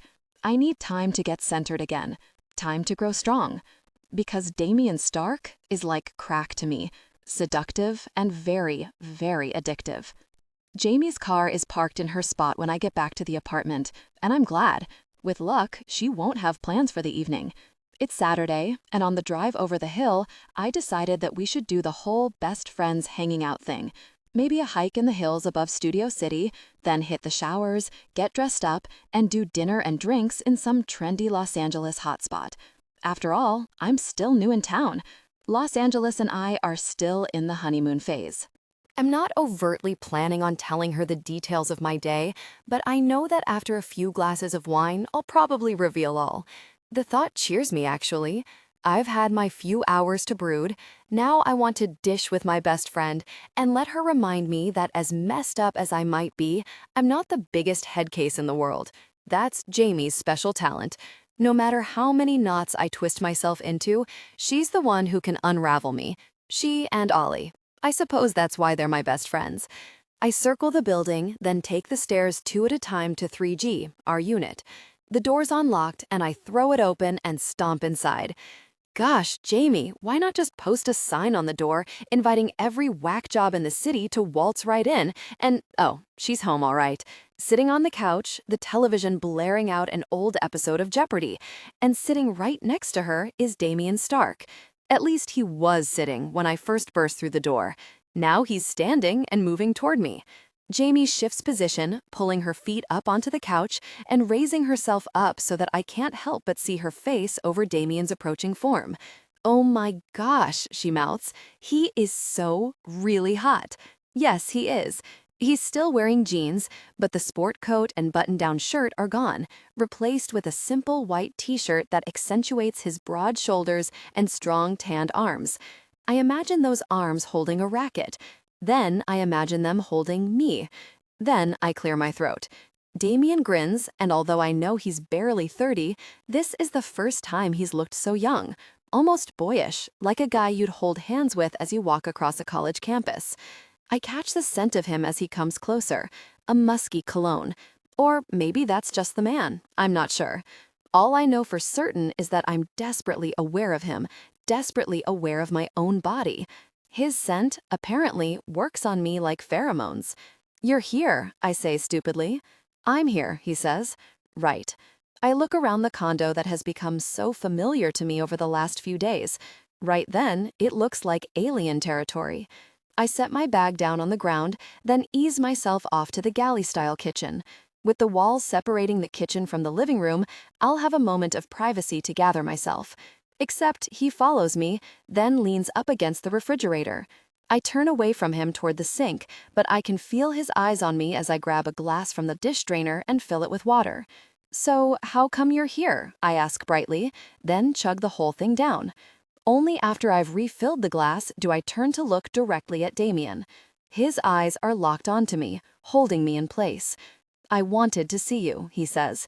From his expression, though, I know what he's really saying. I wanted to see if you're okay.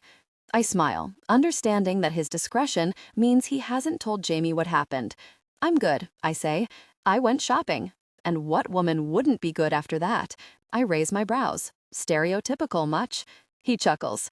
If the shoe fits, Miss Fairchild. I try to fight my grin, but lose the battle. Jamie sidles in from the living room, a vicious grin on her face. Her eyes dart between the two of us. She's in pajama bottoms and a cheap white tank top covered with paint. I am so freaking late, she says. I have totally got to run. She practically sprints for the door. You two be good. Jamie, what the heck? I make a motion with my hand that vaguely indicates her outfit. I'm just going next door, she says. Douglas? I hear my voice rise. She is not going over there again, especially since I know the only reason she's popping over to Mr. Douglas's apartment is because our apartment is now too crowded by one. Just a friendly chat, she says. Cross my heart, she adds, then makes the appropriate motions. Like that's going to make a difference. But she yanks open the door and slips out before I can stop her, and I blurt out a curse contemporaneously with the sound of the door slamming shut. We don't like Douglas? Damien asks. Douglas is bad for her, I say. I look him in the eye. Please tell me that's a concept you understand. It is, he says. I'm also familiar with a number of corollary concepts, such as, maybe Douglas isn't bad for her at all.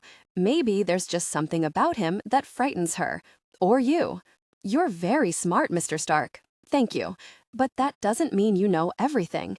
His mouth twitches, and I feel a little trill of pleasure. I've managed to zing Damien Stark. I wonder how many people can say that. The humor in his eyes fades quickly, though. Nikki, he says, his voice as soft and soothing as velvet.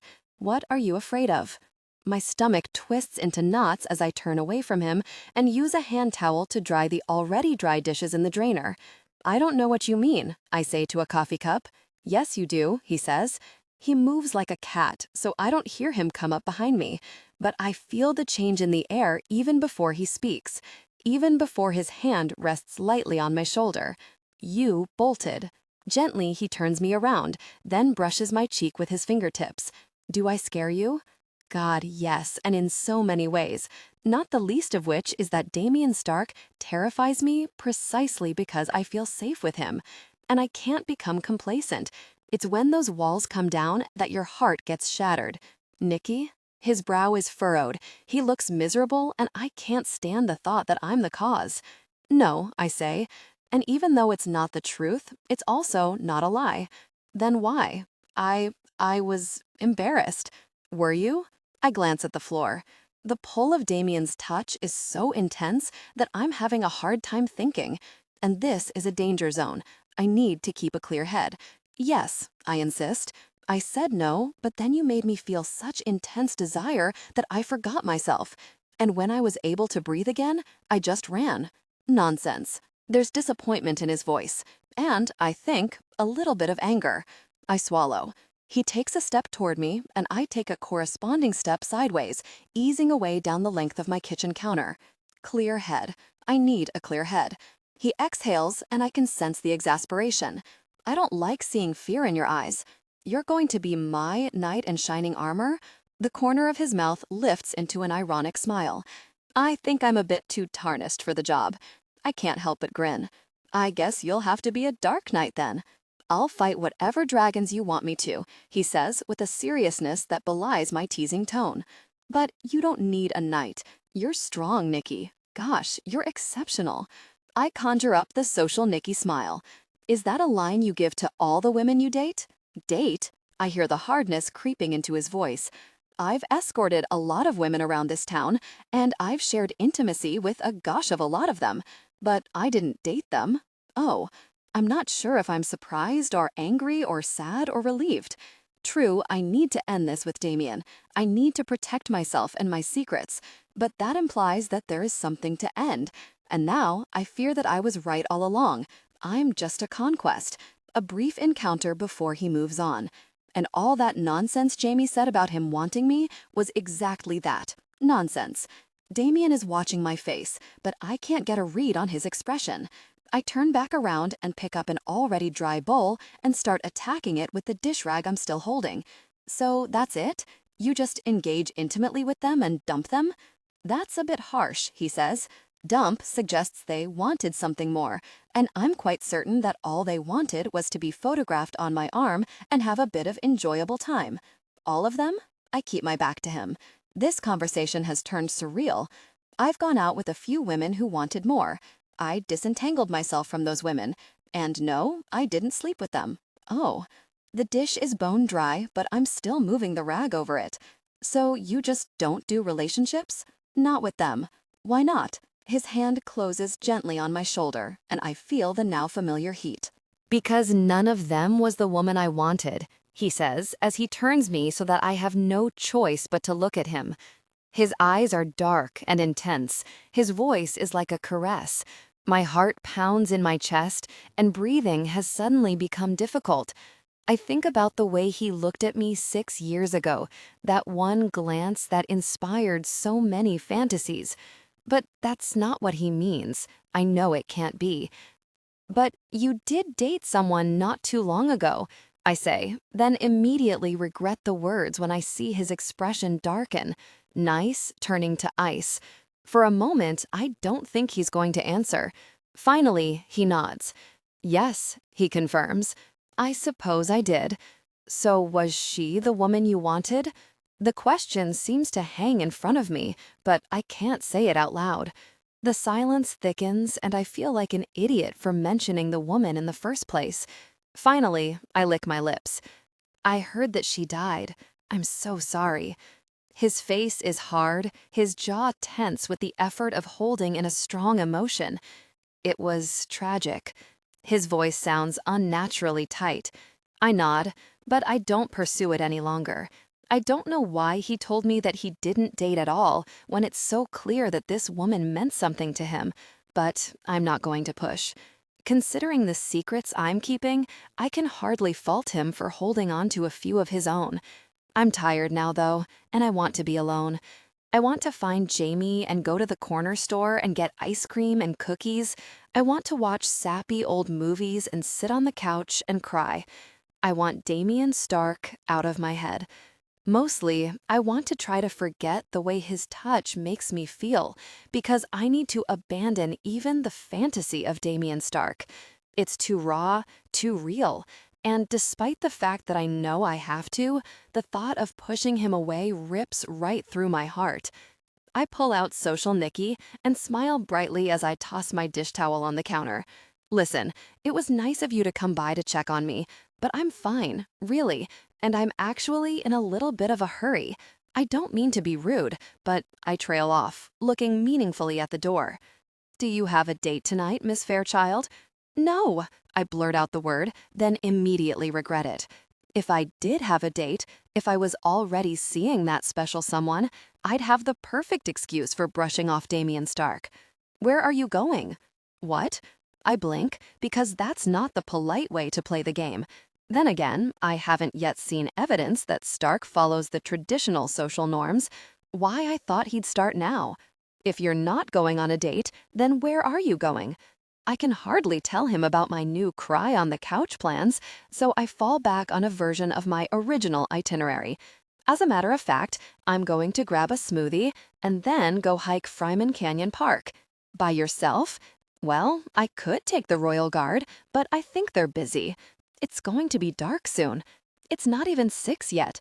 Sunset's not until 8:30ish. The sun may not dip below the horizon until then, but there are foothills involved. And once the sun starts to sink, it gets dark fast. I'm only going to take a few shots of the view and the sunset. Then I'm coming back. I promise you I won't let the boogeymen get me. They won't, Damien says, because I won't let them. I'm coming with you. No, I say. I appreciate the concern. Really, I do. But no. Then don't go at all. Let me bring the sunset to you. I can't argue with that, primarily because I have no idea what the gosh he's talking about. What? He leaves the kitchen, then comes back in view with a brown paper-wrapped package. From the size and shape, it's obviously something framed. It reminded me of you. Really? A little trill of pleasure swirls through me. He puts the package on the kitchen table. I had intended to give it to you earlier, but you were called away so quickly that I didn't have the chance. I smirk, but if this is his way of extracting an explanation from me, it is not going to work. Maybe I should be grateful, he says. This way, I get to see where you live. I haven't really put my stamp on it yet.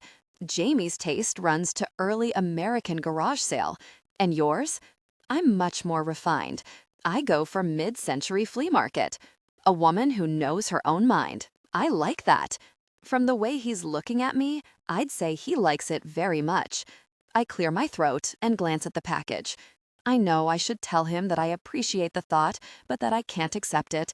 But I'm curious to know what's inside it, and I'm warmed by the mere fact that he brought me a gift. May I? Of course. I leave the safety of the kitchen counter and venture to the table. I keep a chair between us, but even that is too close.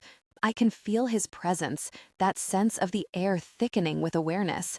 I have to work hard to keep my hand steady as I slide my finger under the tape and start to peel back the wrapping.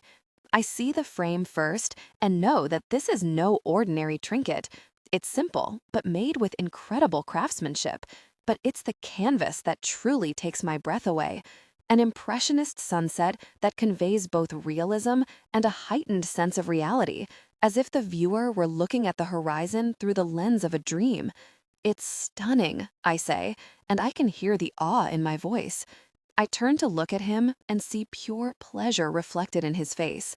It strikes me that he's been silently anticipating my reaction, nervously even. The thought delights me. Damien Stark, worried about what I'd think about his present? Evelyn mentioned you were enjoying the sunset.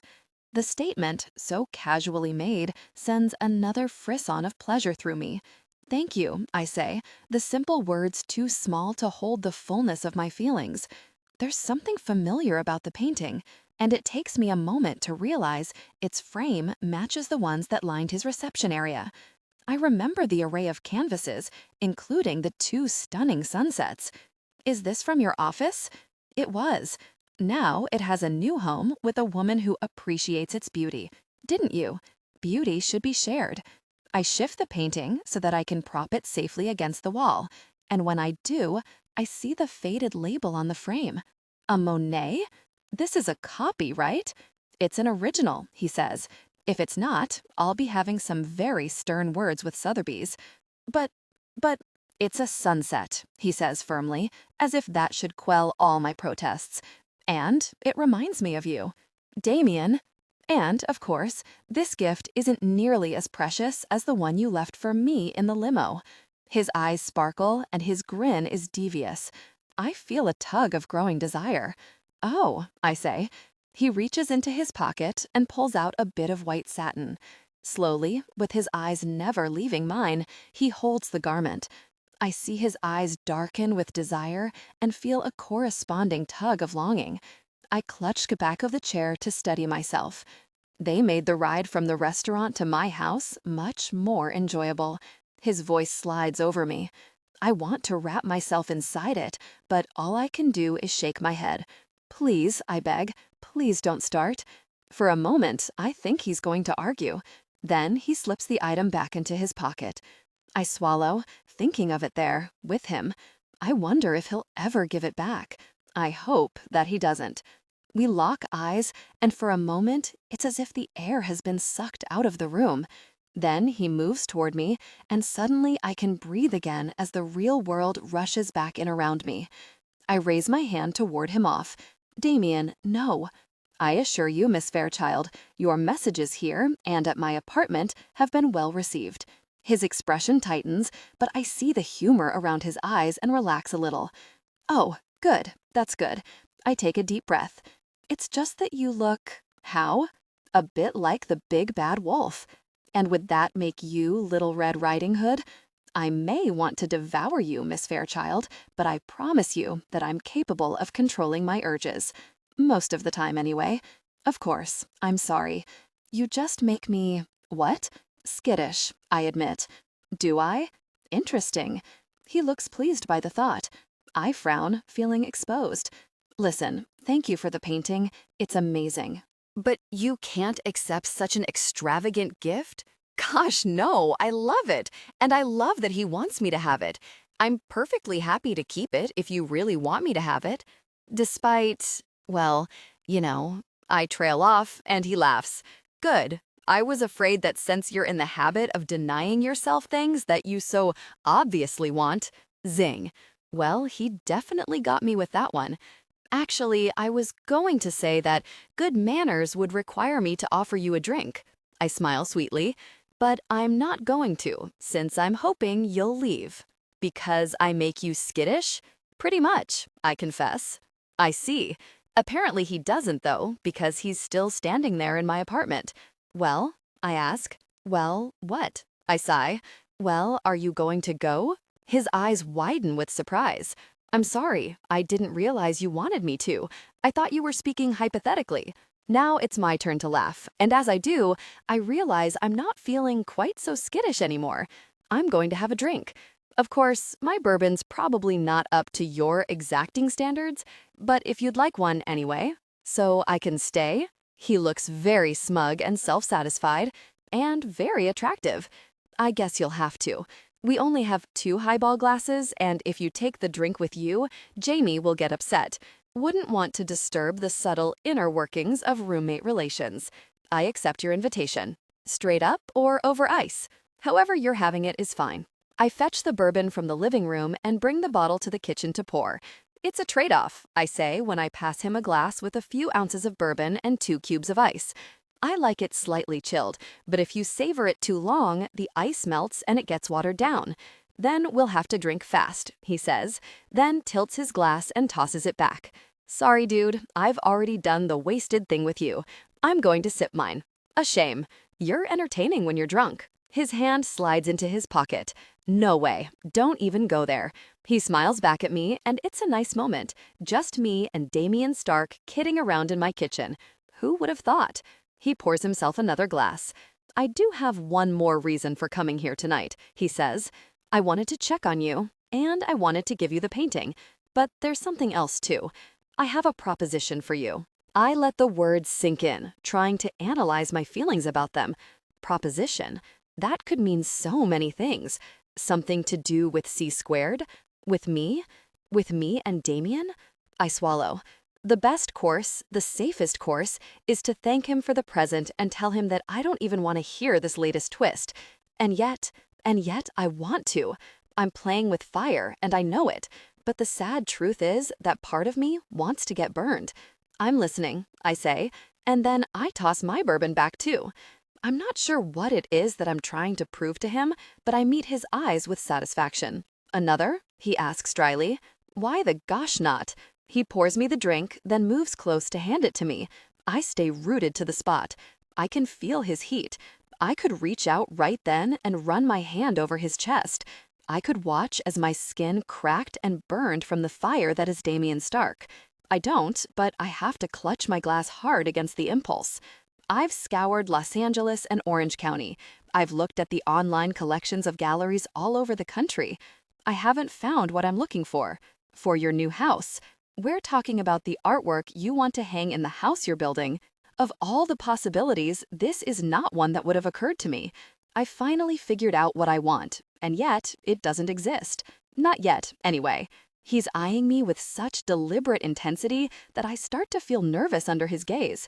I'm not really following you. As I said, I have a proposition. You. I'm still not following you. I want a portrait. Of you. I want a nude. My mouth opens, but I can't quite form words. The view is from behind. You're at the foot of a bed, facing a window that looks out over the ocean. Sheer curtains billow around you, caressing your skin. You stand at an angle, revealing your form. But your face is turned away. Your identity is a secret. It's known only to me. And, of course, to you. His words crash over me like waves, their pull as strong as the tide.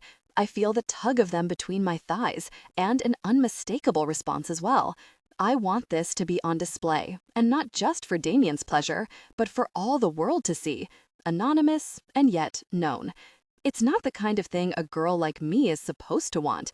It's wild and wanton, and even though I know Damien would say that it's art and it's beautiful, there's no denying that it's a little bit naughty too. The pretty princess up on display. Except that's not who I am, and that's sure as heck not what I am. Damien is watching my face with the same intensity I saw in his boardroom. Good, he says. You're not discounting the idea outright. I want this, Nikki. I can already picture how it will look on my wall. I don't look at him, but trail my fingertip over the countertop. You think you know what you'd be getting, but you don't. There's silence, and I peek up at him. He's taking me in, his eyes moving slowly over me. Don't I? My breath hitches as he moves close, then reaches out to slowly stroke my cheek, his movements suggesting that I already am a work of art, fragile and beautiful and perfect. The thought makes me flinch and I jerk away. No, I say, not happening. I summon a teasing grin. Maybe we should just find you a nice poster, like the hang in there baby kitten. That would be charming. My weak attempt at humor doesn't even faze him. Name your price, Miss Fairchild. Tell me what you want. What I want? What I want is to be like him, strong and confident and capable, but I'm not ready to reveal that much of myself, so I give him the standard line. I want a family, I say. I want a satisfying career. And, with a tossback to my years of pageant training, I add the piece de resistance. I want world peace. His eyes seem to burn into me, cutting through all my nonsense. And then he's right there, his hands on my waist. He pulls me roughly toward him, and I tilt my head back to look into his eyes. What I see makes me shiver, makes me want. I feel a deep pulse of desire within me. I remember the feel of his hand there, of his intimate touch, and my muscles clench in need. It's burning hotter and hotter, and I'm afraid I won't be able to turn back. More, I'm afraid I won't want to. I keep my face motionless, thinking that I'm revealing nothing. I can give you what you want, Nikki, he says, and his voice is so gentle that I begin to think I've won. Maybe Damien does see what no one else does. Maybe he sees through my mask. The thought both terrifies and excites me. Slowly, I shake my head, then manage an insolent smile. Will you be orchestrating world peace today or later this month? I'll pay you for the portrait, he says, his words seemingly a non sequitur. I'll pay you. I'll pay the artist. I'll arrange a studio space. You're a businesswoman, Nikki. Isn't that what you ultimately want? Your own business? I gape at him, too surprised that he knows this to respond. Who the heck has he been talking to about me? This is a chance to kickstart your career. I shake my head, ignoring the small knot inside me that is excited by his proposition. I'm a businesswoman, not a model. You're my model, and everyone has a price. I don't. No? He steps closer, his body full of challenge and confidence. $1 million, Miss Fairchild. You get the cash, and I get you. $1 million. The words surround me, tempt me, and it's that temptation that pushes me to react. I lurch back out of his grasp, then lash out and slap him hard across the face. He looks at me, his eyes burning with something I don't recognize. Then he grabs my wrist and pulls me to him. His arm is around my waist, my wrist still clutched tight in his hand so that my arm is twisted painfully behind me. His body is hard against mine, and all I'm aware of is Damien. In that moment, I'm totally his, and we both know it. He can hurt me. He can have me. My body quivers with desire. My lips part. I'm breathing fast. I don't understand my reaction to him. It's primal, fierce. I am overwhelmed by the urge to simply surrender. No, I focus on his face. I think you should leave. I'm not sure how I manage to keep my voice steady. I'll go, he says, but I will get my painting. I start to snap out a retort, but he presses a finger over my lips. I'll get it because I want it, because I want you, and I'll get it because you want it too. No, he says before I can speak. Remember the rules. Don't lie to me, Nikki. Never lie to me. And then he's kissing me. He releases my arm and buries his fingers in my hair, tilting my head back as his mouth covers mine. I moan as his tongue roughly explores my mouth, and my arm snakes around his neck.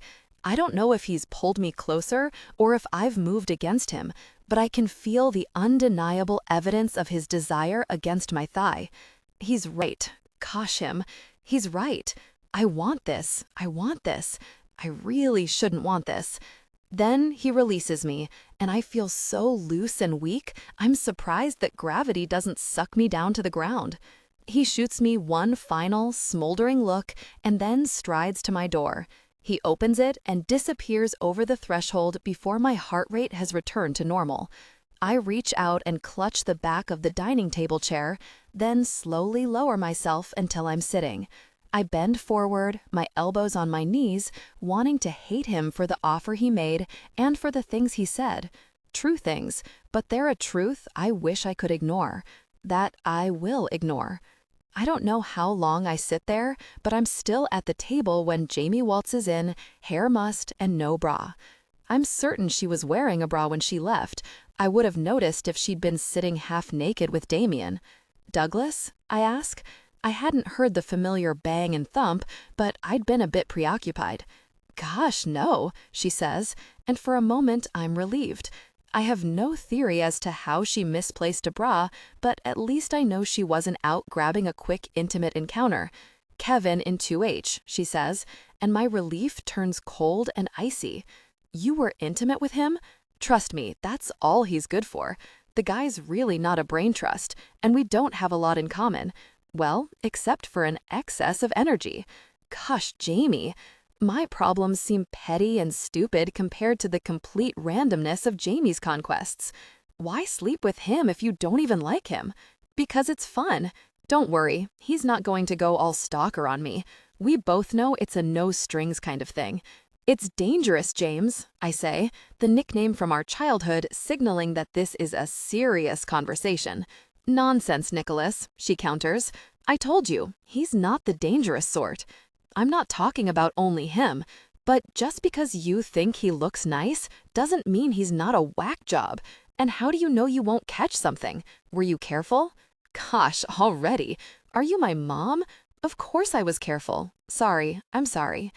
I move the 5 feet into our living room and flop onto the sofa. You're my best friend. I worry. I mean, you do these guys and then they're out of your life. I frown, thinking of Damien. Do you ever think about dating? I ask, more harshly than I intend. Do you? I struggle to remain level. This isn't about me. No, but it could be. I have casual encounters. You don't have intimate encounters at all. It's like we're that Emily Dickinson poem. I stare at her, utterly confused. The candle, she clarifies. You burn at one end, and I burn at the other. I can't help but laugh. That makes no sense whatsoever. She shrugs.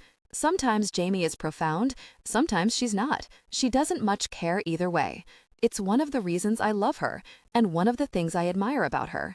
No matter what else she might be, at the end of the day, Jamie is always Jamie. Not so, me. Or Damien Stark, I think. I wonder if that's why I find him so alluring. That smile isn't for me, Jamie says, and I seriously doubt it's for Kevin or Douglas. So let's see.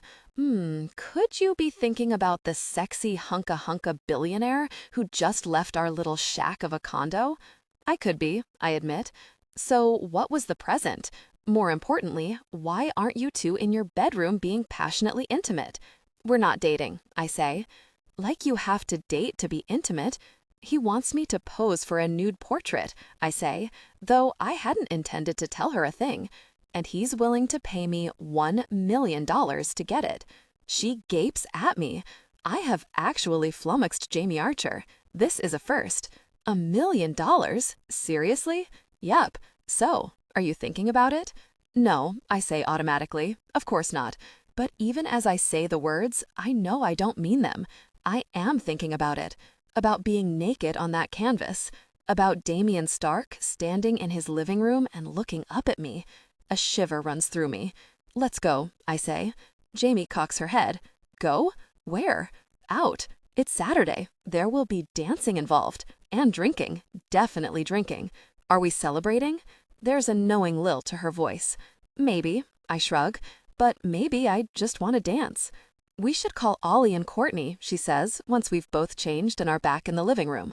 I look up from where I'm checking my purse for all the necessities of a night out. He called earlier, by the way. I forgot to tell you. Oh, gosh, did he want me to call him back? She shrugged. He was just calling to check on you. Make sure Damien Stark didn't eat you up last night. Little did he know. My cheeks warm. You didn't tell him? All I said was that you got home safe, that Stark put you in a limo and sent you home. I didn't share the intimate details. Should I have? There's a mischievous gleam in her eye. I bet Ollie would like that story. No, I say firmly, no. So, do we call them? Why not? Courtney declines since she has to wake up early to go to some conference in San Diego, but Ollie is up for meeting us. We start out at Donnelly's, a pub near the house he's renting in West Hollywood, and move on to Westerfield's. Don't worry, Ollie says as I eye the long line behind the red velvet rope. I promise we'll glide right in. I assume Ollie has some sort of suck with the guy at the door, but it turns out that my friend is relying on Jamie and me. The bouncer looks us up and down, and Jamie gives him her best "I'm so hot it should be criminal" look. In, the guy says, and I can feel his eyes on my figure as we enter the dark, thrumming venue. This is crazy, I shout. We can't even talk. Then dance. Jamie takes my hand and Ollie's and drags us onto the dance floor. I can feel the bass reverberating through my chest, and after a moment, I allow myself to get lost in the wild, pulsing sensation. Ollie and Jamie have both had a few more drinks than me, and they're totally into the music, doing a little close dance number that I'd worry about if I didn't know what good friends they are. No, I think, what good friends we are. I ease my way between the two of them, hook my arms around their shoulders, and proceed to laugh my head off as we try to coordinate some sort of move that doesn't end up with the three of us falling over. It's fun, but I'm sure we look ridiculous. I don't care, though. I'm in the midst of a total attitude adjustment. I'm there with my two best friends. I'm in Los Angeles. I have a great job. I've had 2 amazing peaks of pleasure in the last 24 hours, and I fielded an offer worth $1 million. Honestly, days like these don't come along that often. Drinks are on me, I say, realizing that I'm more than a little parched. The bar is all the way in the back of the room, and when I arrive there, I realize why. It's infinitesimally quieter here, which means that the bartender doesn't have to know how to lip read in order to hear the drink order. I'm standing there waiting to get the drinks back when Ollie approaches, his hair stuck to his forehead and his face red from the efforts of keeping up with Jamie on the dance floor. "She wear you out?" I ask. "Never," he says, and there's a devious little gleam in his eye. "She hit the ladies. Thought I'd come find you. There's something I want to talk to you about." Okay. I frown because this is hardly the best location for a heart-to-heart.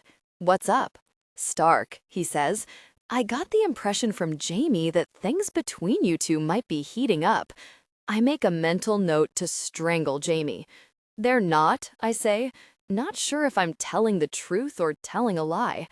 It's the first time I can remember not being completely honest with Ollie, but for the moment, I want to keep my complicated feelings about Damien Stark to myself.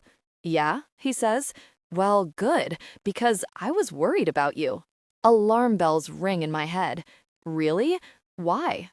He lifts a shoulder in a shrug. The way he looked at you at the party, the way you looked back. Okay, yeah, there was heat, I admit, but why is that a problem? Why did you tell me to be careful? He runs his fingers through his hair, and the damp strands curl even more. It gives him a sexy look. Just stayed away from him, okay? The guy's dangerous. Dangerous how? Ollie shrugs. You know, he has a temper, for one thing. That's hardly news, I say. He was famous for it during his tennis days. That's how he messed up his eye.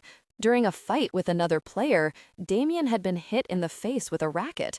According to the stuff I'd read, he'd been incredibly lucky that he'd suffered no permanent or debilitating injury, but the pupil of his left eye is now permanently enlarged. But that was a long time ago, and he's not a competitive athlete anymore. Is that seriously what you're concerned about? But Ollie just shakes his head as Jamie bounces up to the bar and grabs his arm. I'm taking him back, she says. I watch them slide back onto the dance floor. Dangerous. He's dangerous, all right. But somehow, I don't think Ollie means it the same way that I do. Seriously, Jamie, I say, as she turns down yet another twisting, winding, darkened Malibu street. Can't we just go home? We are completely lost. The street signs have apparently been hidden by elves. I'm sure it's to keep the riffraff out. And we, of course, are firmly among the riff. We parted ways with Ollie over an hour ago after having eggs and toast and an ocean of coffee at Duke's on Sunset. Only after he'd gone did Jamie tell me that we were going on a mission to find Stark's new Malibu house. One of the articles I read said it had beach access, and I used to hang with this guy from Malibu, so I got to know the roads pretty well. I, of course, protested that she was insane, but I didn't protest too loudly. I admit I was curious, and even though I doubted we could find the place, driving around Malibu in the middle of the night seemed just crazy enough to be fun. Now, however, I am getting tired and a little bit carsick. We might as well go home, I say. We're never going to find it. We will, she insists, pulling over long enough to squint at the map she's pulled up on her phone. If it has beach access, there aren't that many streets it can be on, and it's not like there's a lot of construction going on right now, especially not for the square footage that a guy like Damien Stark will want. When we get close, we'll see it. Yeah, but that's part of the problem, isn't it? I mean, this isn't some 2,000 square foot house in suburban Texas where you can just wander through the framing and drywall. Even if you find it, there's going to be a fence and probably security. I just want to see, she says, edging back out onto the road. Don't you? I mean, you can learn a lot about a guy from his taste in buildings, right? I don't answer.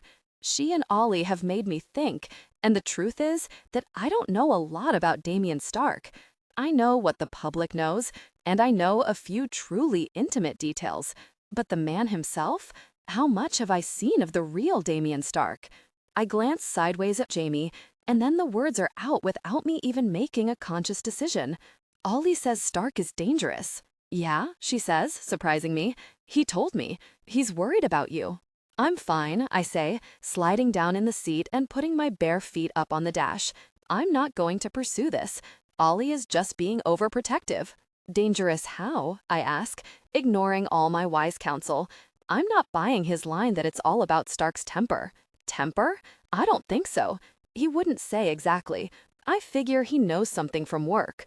Bender, Twain Maguire reps Stark, you know. Their corporate department handles all his business stuff, and I guess the rest of the firm handles, you know, everything else. Oh, I consider that. Attorney-client privilege? I guess, Jamie concedes.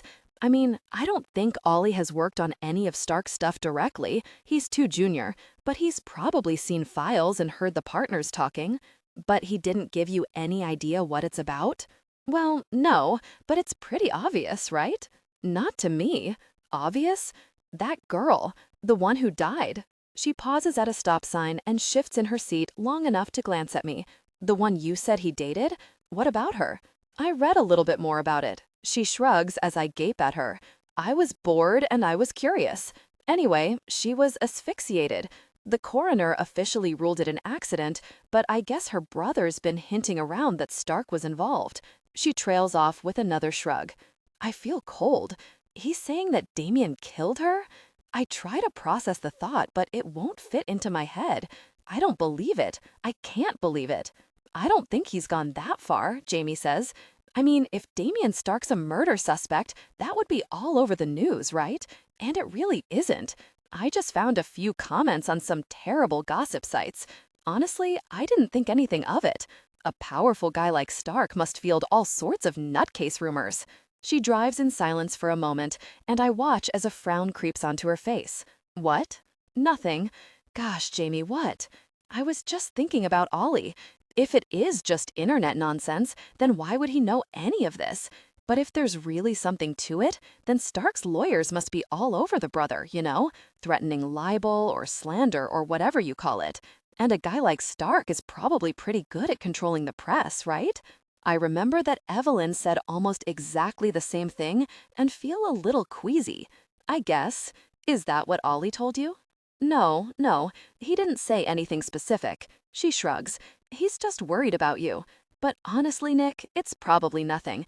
Just the mess uber-rich guys have to deal with. So who's the girl? Some socialite type. Sarah Paget. Paget? I remember Miss Peters coming into the conference room during the meeting and mentioning that name. Without warning, Jamie slams on the brakes and I lurch forward against my seatbelt. What the gosh? Sorry, I think I saw something on that street we just passed. She thrusts the car into reverse and careens backward on the winding canyon road. I swivel in my seat, terrified that I'll see headlights approaching. But the road is dark and we make the turn safely.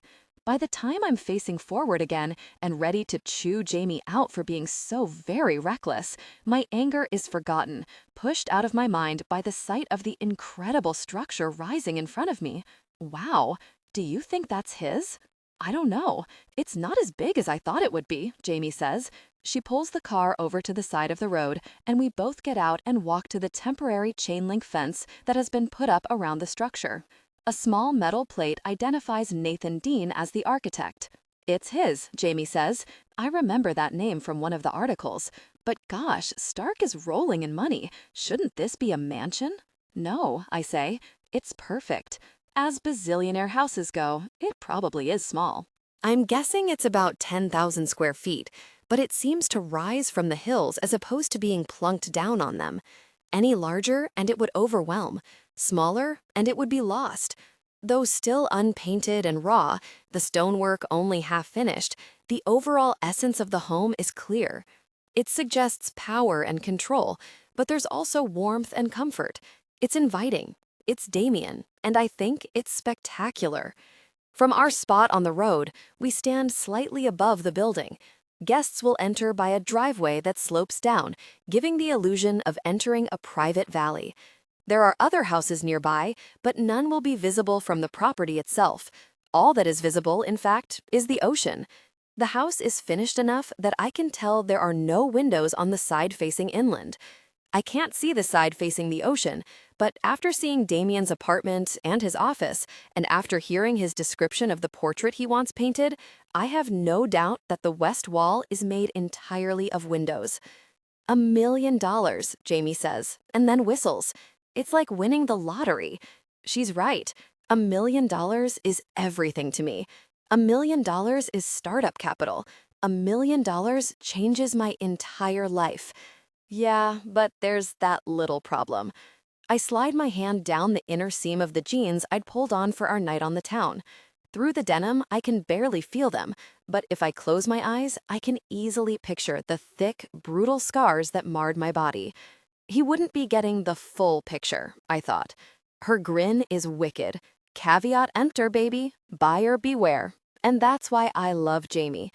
I turn back to the house and try to imagine myself standing in front of those windows, the curtains, the bed, everything as he described it, and Damien Stark with his eyes on me. My whole body quickens at the thought, and I can no longer deny how much I want this. Damien Stark has thrown me off kilter, and part of me wants to punish him for it. At the very least, I want to regain the upper hand, although perhaps regain is the wrong word. Where Damien is concerned, I'm not sure I ever had it. Caveat emptor, I repeat, and then I squeeze Jamie's hand and smile. On Sunday, I am forced to face the most basic truth of my life. If I don't spend a few hours washing clothes, I'll be going to work naked. Carl would like it, Jamie says, when I tell her why laundry is my plan for the day. I'd rather not test that theory. You coming? I have a laundry basket tucked under my arm and am leaning against her bedroom door.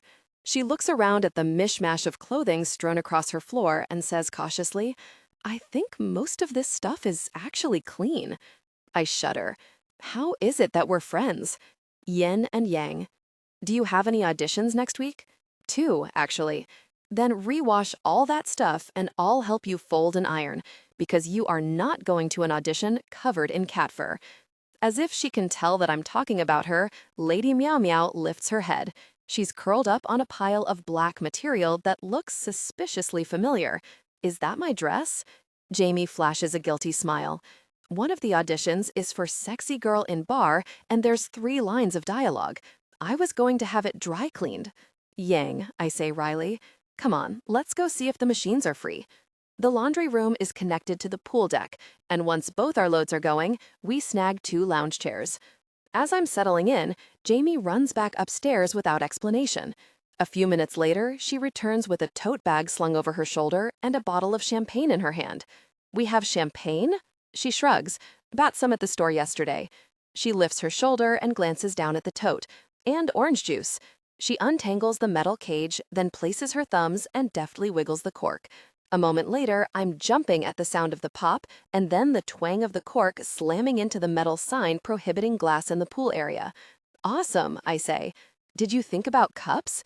I thought of everything, she says proudly, and proceeds to unpack the juice, the cups, a bag of chips, a jar of salsa, and a small plastic bowl. I love Sunday, I say, taking the mimosa that Jamie hands me and holding it up in a toast. No gosh. We settle down on our lounge chairs, sipping and talking about nothing in particular. 15 minutes later, I've finished my drink, Jamie's finished 3, and we've made a blood pact to go to Target that very afternoon and buy a coffee maker that brews coffee instead of swill.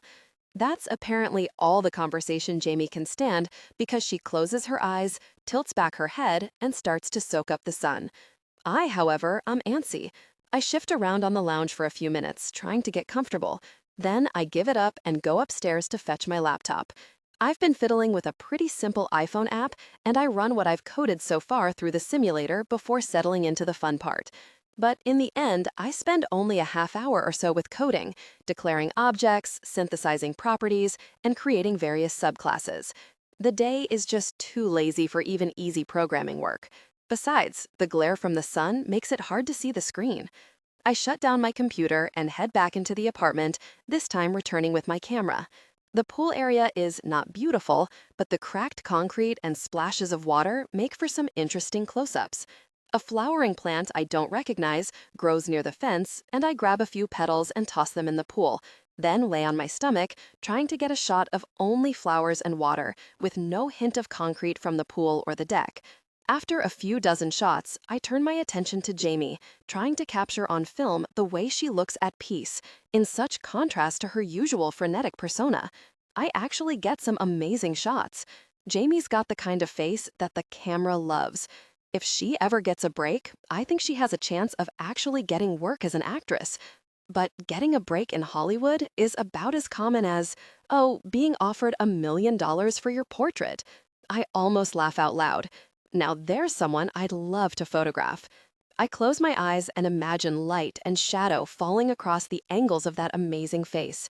A hint of stubble, a slight sheen of sweat, maybe even his hair slicked back after a dip in the pool. I hear a faint noise and realize it's me, sighing softly. Beside me, Jamie stirs. I sit up straighter, trying to shake off the fantasy. What time is it? The question's rhetorical, as she's picking up her phone to check the time even as she asks. I glance at the display. Not quite 11. I told Ollie he should come hang with us today, she says, her voice a little groggy. I mean, it must suck with Courtney out of town, and I thought he had a good time last night, didn't you? He looked to be, I say. But you're the girl who can force anyone to have a good time on a dance floor. I was so not forcing him. That boy may not admit it, but he likes to dance. She peels off her t-shirt to reveal a pink bra that she apparently assumes will pass as a bathing suit top. Do you think he'll come? I shrug. As much as I love Ollie, I don't really want brunch company. Going out would mean getting dressed. Staying in would mean cooking. Call and ask. Nah, it's no big deal. If he comes, he comes. She sounds suspiciously nonchalant. I take a sip of my mimosa and shift on the chaise so I can see her better. He wants me to wear a tux at the wedding, I say, stressing the last word. Because I'll be his best man. When he gets married. Oh, please, Nikki, I am not involved with Ollie. Quit worrying. Sorry, I say, but I'm genuinely relieved. Sometimes I think you need these little reminders. But were you serious about the tux? Because that's just so 80s. Or maybe the 70s? When did Annie Hall come out? That's the movie where Diane What's-Her-Face wore the men's clothes, right? Diane Keaton, I say. Annie Hall, and it's classic Woody Allen from 1977. Honestly, James, it won Best Picture. How can you not know this? You're the one who wants to work in Hollywood, not me. I want to work in Hollywood now, not before I was born. I'm sure there's a great comeback lurking out there, something about Saw Part 27. But before I can articulate it, my cell phone rings. Jamie shoots me a smug look, satisfied to have gotten the last word. I glance at the caller ID, silently curse, then push the button to answer the call. Mother, I say, forcing myself to sound glad to hear from her.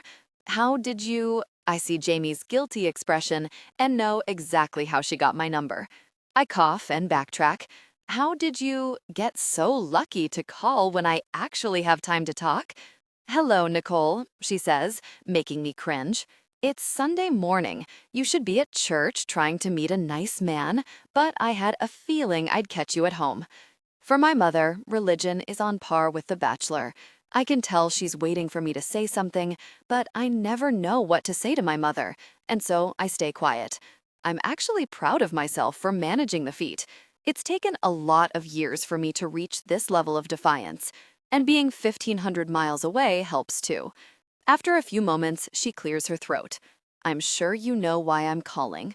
Her voice is low and serious. Have I done something? What could I have done? No? I hear her suck in air. My mother is a stunningly beautiful woman, but there is a small gap between her two front teeth. A scout for some New York modeling agency once told her that the gap added character to her beauty, and if she wanted a career as a model, all Mother had to do was pack her bags and move to Manhattan. My mother eschewed the idea, stayed in Texas, and got married. A proper lady was interested in a husband, not a career, but she never got the tooth fixed either. Today is Ashley's wedding anniversary. I feel Jamie's hand close over mine and realize that I'm clenching the arm of the chaise so tight, it's a wonder the metal doesn't crumble. How typical of my mother to remember my dead sister's anniversary when she hardly ever bothered to remember her birthday when Ashley was alive. Listen, Mother, I have to go. Are you dating anyone? I close my eyes and count to 10. No, I say, but an image of Damien fills my mind. Does that no mean yes? Mother, please. Nicole, you're 24 years old. You're beautiful, assuming you haven't gotten even bigger in the hips, but you're not getting any younger. And with your, well, we all have flaws, but yours are so extreme. And gosh, Mother, I'm simply saying that at 24, you need to be thinking about getting on with your life. That's what I'm doing. I lock eyes with Jamie, silently pleading for rescue. Get rid of her, Jamie mouths. Like, that's easy. Mother, seriously, I have to go. There's someone at the door. I cringe. I'm a terrible liar. Jamie scrambles off her chaise and sprints to the far side of the pool. Nikki, some guy's at the door. Holy freaking, he's gorgeous. I clap my hand over my mouth, not sure if I'm mortified or thrilled. Well, I'll let you go then, my mother says. I can't tell if she actually heard Jamie. I think I hear a tiny bit of excitement in her voice, but I might just be imagining it. Goodbye, Nicole. Kiss, kiss.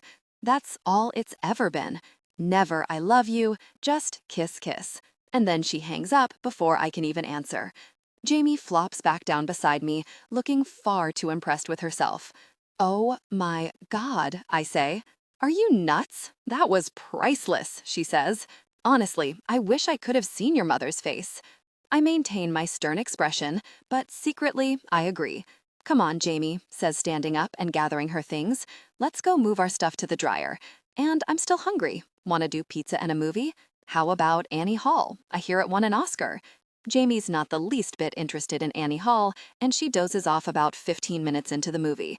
To be honest, I'm not entirely sure if she's asleep or in a food coma from the 6 slices of pepperoni pizza she consumed within minutes of the delivery guy's arrival at our door. Me, I love the movie, but that doesn't mean I've been paying attention. No, I've been thinking about Damien Stark, about his offer, the one that my mother would so not approve of, the one I think I've decided to accept. I just need to ask Damien a couple of questions. Be careful, he's dangerous.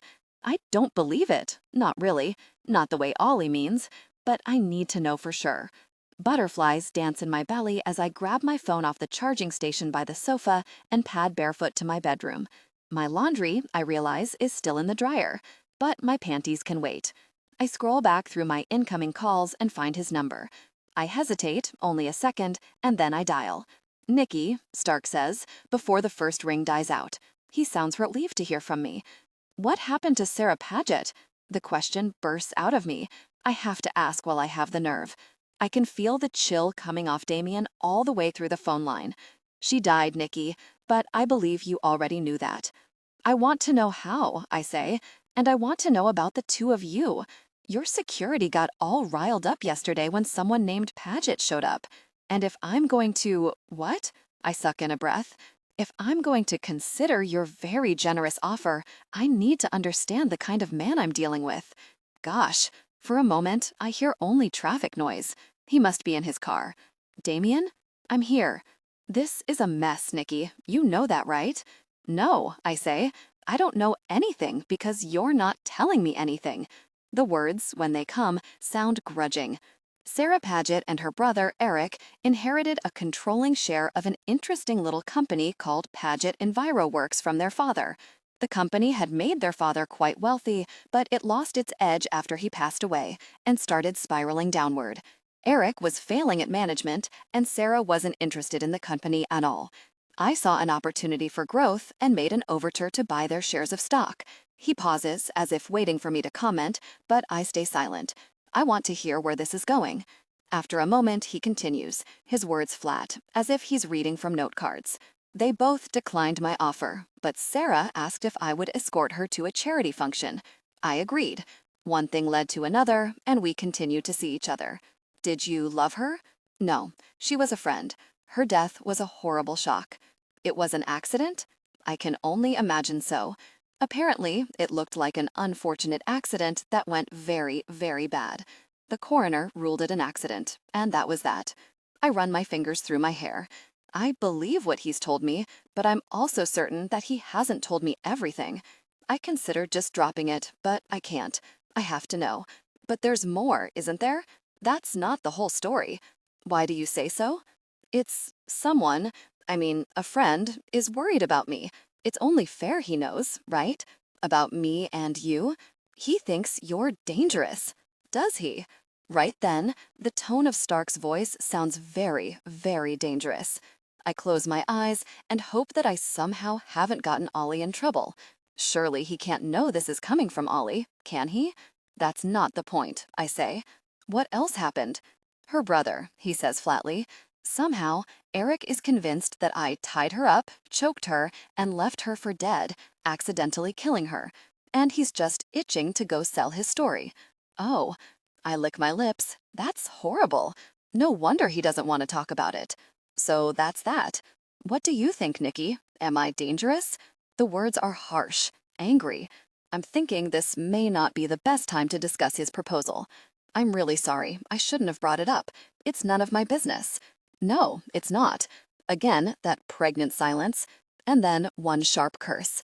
Gosh, Nikki, I'm the one who's sorry. Of course you'll hear rumors. Of course you have a right to ask questions. Considering what I'm asking, you can ask all the questions you want. You're really not mad? At you, no. At Pagetwell, let's just say he's on my list. I decide not to ask what list that might be. I hope you're still considering my offer, he says. I very much want for you to say yes. I'm hoping it won't take too much longer for you to reach a decision. I've already decided, I blurt. He's silent for so long, I think he hasn't heard me. Tell me, he finally says. I swallow and nod, even though of course he can't see me. I have conditions. So we're negotiating. Excellent. What are your terms, Miss Fairchild? I've rehearsed this in my mind, and my words spill out like a thesis presentation. First of all, you need to understand that I'm doing this for the money. I need it, I can use it, I want it. So please keep that in mind. Your $1 million color all of my terms. I understand. I get paid no matter what, even if you end up not liking the painting. Certainly. The money is your fee. It has nothing to do with my satisfaction with the painting. You can't sell it, not to anyone. It's either yours or it's destroyed. So far, your terms are satisfactory. I pause and draw a breath because we're getting to the key points. The artist has to paint me, not some artistic representation of me, but the real me. You are what I want, Nikki, he says, with the same tone of voice he'd used when they had shared an intimate moment. Tell me you like this. Yes, gosh, yes. I cross and uncross my legs as I sit on the side of the bed. Just making sure we understand each other, Mr. Stark. Once I take my clothes off, that's it. What you see is what you get. Be careful, Miss Fairchild. You're making my desire grow.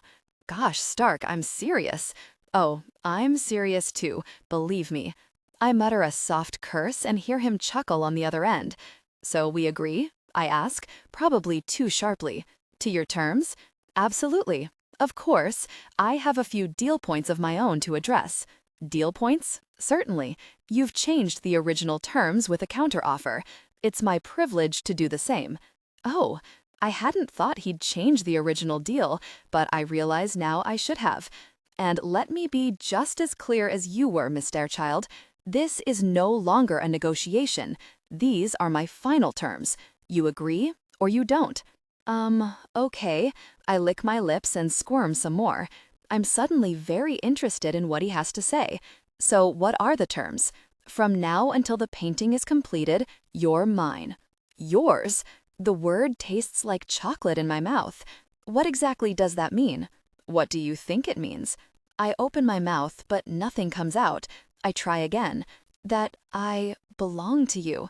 My voice is a whisper. Gosh, it's a prayer, and I'm surprised by how excited I am by his words. I mean, I'd moved to LA to take control of my life, but here I am feeling a strong attraction at the idea of putting myself in Damien's hands. What else? He asks. That I do as you say. My body responded with a surge of desire. Yes, Damien says. His voice is hard, tense. He's on edge too, and that knowledge makes me even more excited. And if I don't? You studied science, Miss Fairchild. Surely you're aware that every action has an equal and opposite reaction. Oh, a wave of intense feeling washed over me. You like that, Miss Fairchild? He asks. My cheeks flame. I'm not sure if he means his terms or my intense reaction. I draw myself up. What if I don't agree? Then I don't get my painting, and you don't get your $1 million. Why make me agree? I've already said I'll pose. Because I can. Because I want you. Because I don't want to court my way up to our first intimate encounter.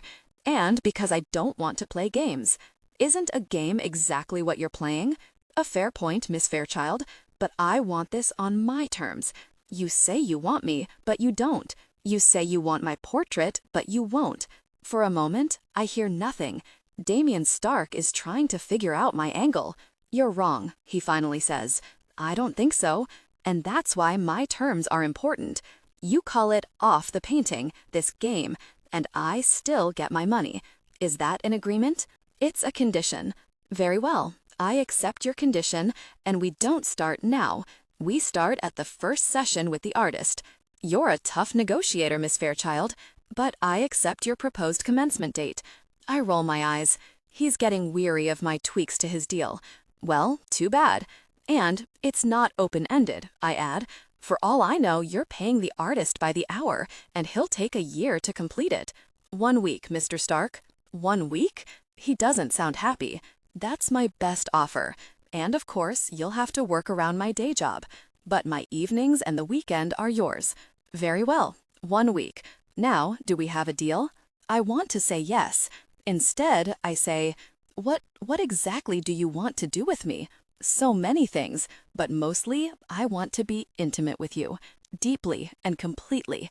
Oh my, will it be kinky? He chuckles. Would you like it to be? I don't know. I haven't ever. I feel my cheeks start to burn furiously. I've been out on a horrible number of first dates, courtesy of my mother, but have had only 2 real boyfriends. The first was more experienced than I was, and by that I mean that he'd dated a college girl even though we were in high school. But unless a quick, intimate encounter on top of his parents' pool table counts, there was nothing remotely kinky about our relationship. As for the second, there was definitely pain with Kurt, but only the emotional kind. All in all, the types of things Damien might be talking about are outside my realm of experience. Stark seems to understand my hesitation. I want to give you pleasure, he says. That's all I want to do. Will we do things that are kinky? You may think so, but I also think you'll like it. I tremble, surprised by how much I want to know what things he wants to do with me. Under my tank top, my body tingled. Desire pulsed through me. I think you'll like it. Yeah, I think so too. Assuming we get that far. Assuming he doesn't call off the deal once he sees me naked. I close my eyes, wishing things were different, wishing I was different. Take a chance, Nikki, he says softly. Let me show you how far I can take you. I draw in a breath, then let it out slowly. I remember our game in the limo. Yes, sir, I finally say. He sucks in air sharply. I've surprised him, and the thought thrills me. Good girl, he says. Then, dear God, I want you now. Me too. The first session, Mr. Stark, I say, but the tremble in my voice gives me away. Of course, Miss Fairchild. I'll send a car for you tomorrow evening. I'll text you when it's on the way. Stay in tonight and relax. I want you refreshed. And open your door. There's something for you on the mat. On my mat? Sweet dreams, Miss Fairchild, he says, then clicks off before I can ask what he's talking about. I hurry from my bedroom, passing Jamie, who's still napping on the couch. I open the door to find a small box wrapped in silver paper. I don't even bother taking it into the apartment, just tear off the paper and lift the lid. There's a stunning ankle bracelet inside. Diamonds and emeralds set in platinum and strung on a delicate chain. It sparkles in my palm, the weight negligible. Beneath the bracelet, I find a handwritten note. 4-hour week. Wear this. DS. Our week? He must have just written this. Must have just been here, outside the apartment. The realization sends a shiver up my spine. I unclasp the latch, bend down, and hook it around my ankle. Then I stand up and look defiantly out toward the street. I see a car, red and sporty and obviously expensive. I can't see through the tinted windows, but that doesn't matter. I am certain that it's Damien. I watch, silently daring him to come to me. Or maybe I'm begging. I honestly don't know. But the car door doesn't open, the car doesn't move. Our time hasn't begun. Finally, I have reached my limit. I turn and go back into the apartment. I close the door and sag against it, feeling warm and edgy. But I'm smiling, because out there in the world, Damien Stark is waiting for me. I wake up when the sun coming through the blinds hits my face, and I realize I forgot to set an alarm. Except for the diamond and emerald ankle bracelet, I'm naked under the covers. My body was alive with a deep desire. I'd fallen asleep thinking about Damien, and I think I must have dreamt of him too. I roll over and grope for my phone, then immediately panic when I see that it's already after 7. Gosh, any lingering erotic fantasies dissolve. If I don't hurry, I'm going to be late for work. I take a longer shower than I should, but I need it. The water is near scalding, and it pounds at my body, dissolving fantasies and desires. I need to be in work mode now. Damien Stark has no place in my head. I don't have time to blow dry and style my hair, so I towel dry it to dampness, then comb it out. It will air dry on the drive, and I can brush it out into its natural waves as I'm making the trek from my crappy parking place to the elevator. Traffic is a difficult situation, and by the time I finally pull into that crappy parking place, I'm a bit irritable myself. I sling my bag over my shoulder, grab my brush, then furiously brush my hair as I stomp to the elevator on 2-inch heels. The receptionist, Jennifer, looks wide-eyed at me as I pull open the glass door to the C-squared offices. I frown and do a quick mental check of my outfit, but as far as I can tell, everything is buttoned and zipped. "Is he in?" I say.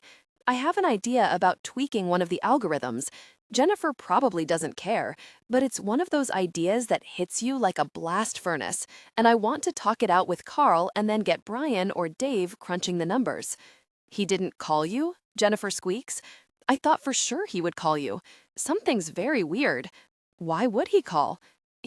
Oh, gosh. "Here. He said to give this to you." She hands me a thin envelope. I don't want to take it, but I do. It seems to weigh 1,000 pounds. "Jennifer," I say very slowly, "what is this?" "It's your check, and that's your stuff." She cocks her head to indicate something behind her.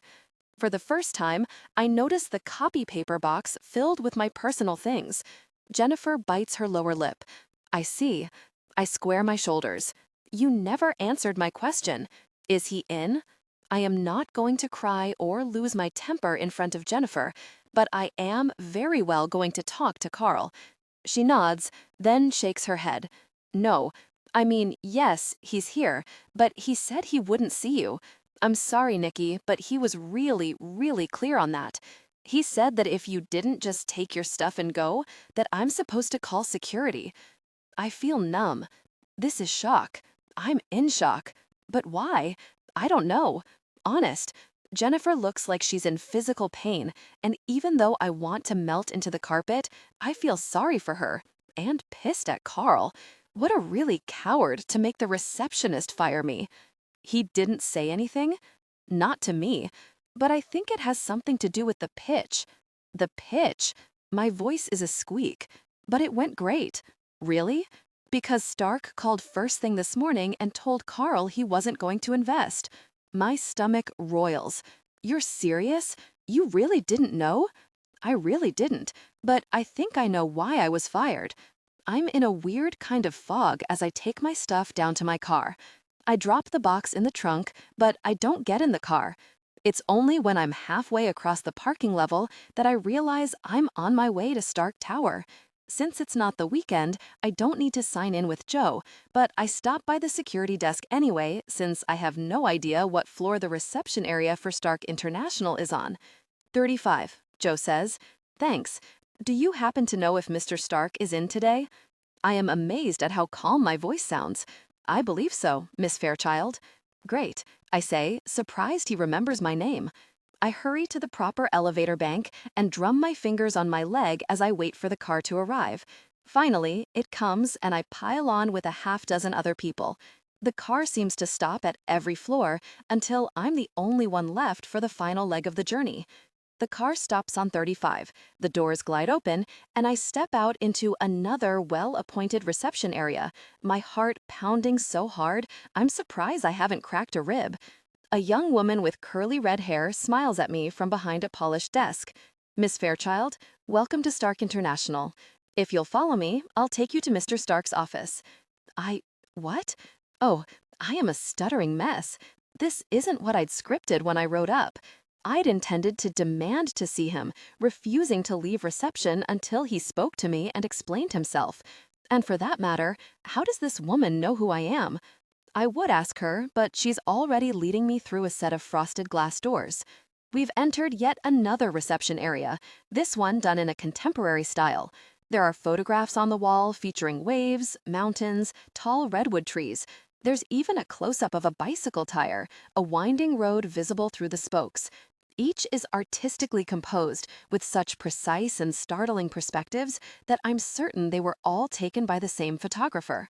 I shove my irritation aside long enough to wonder who took them. Damien, perhaps? Another girl sits behind another desk. This one is a brunette with a short pixie cut. She also smiles at me. "Miss Fairchild," she says, as she pushes a button on her desk, "you can go on in." The woman who escorted me leads us forward as a set of beautifully polished wooden doors swing open in front of me, revealing the impressive form of Damien Stark.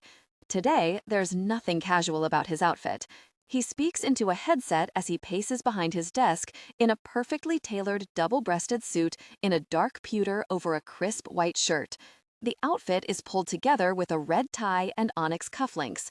The sheen from the material reflects some of the light coming in from the window behind him, making Stark look like he's radiating heat and power.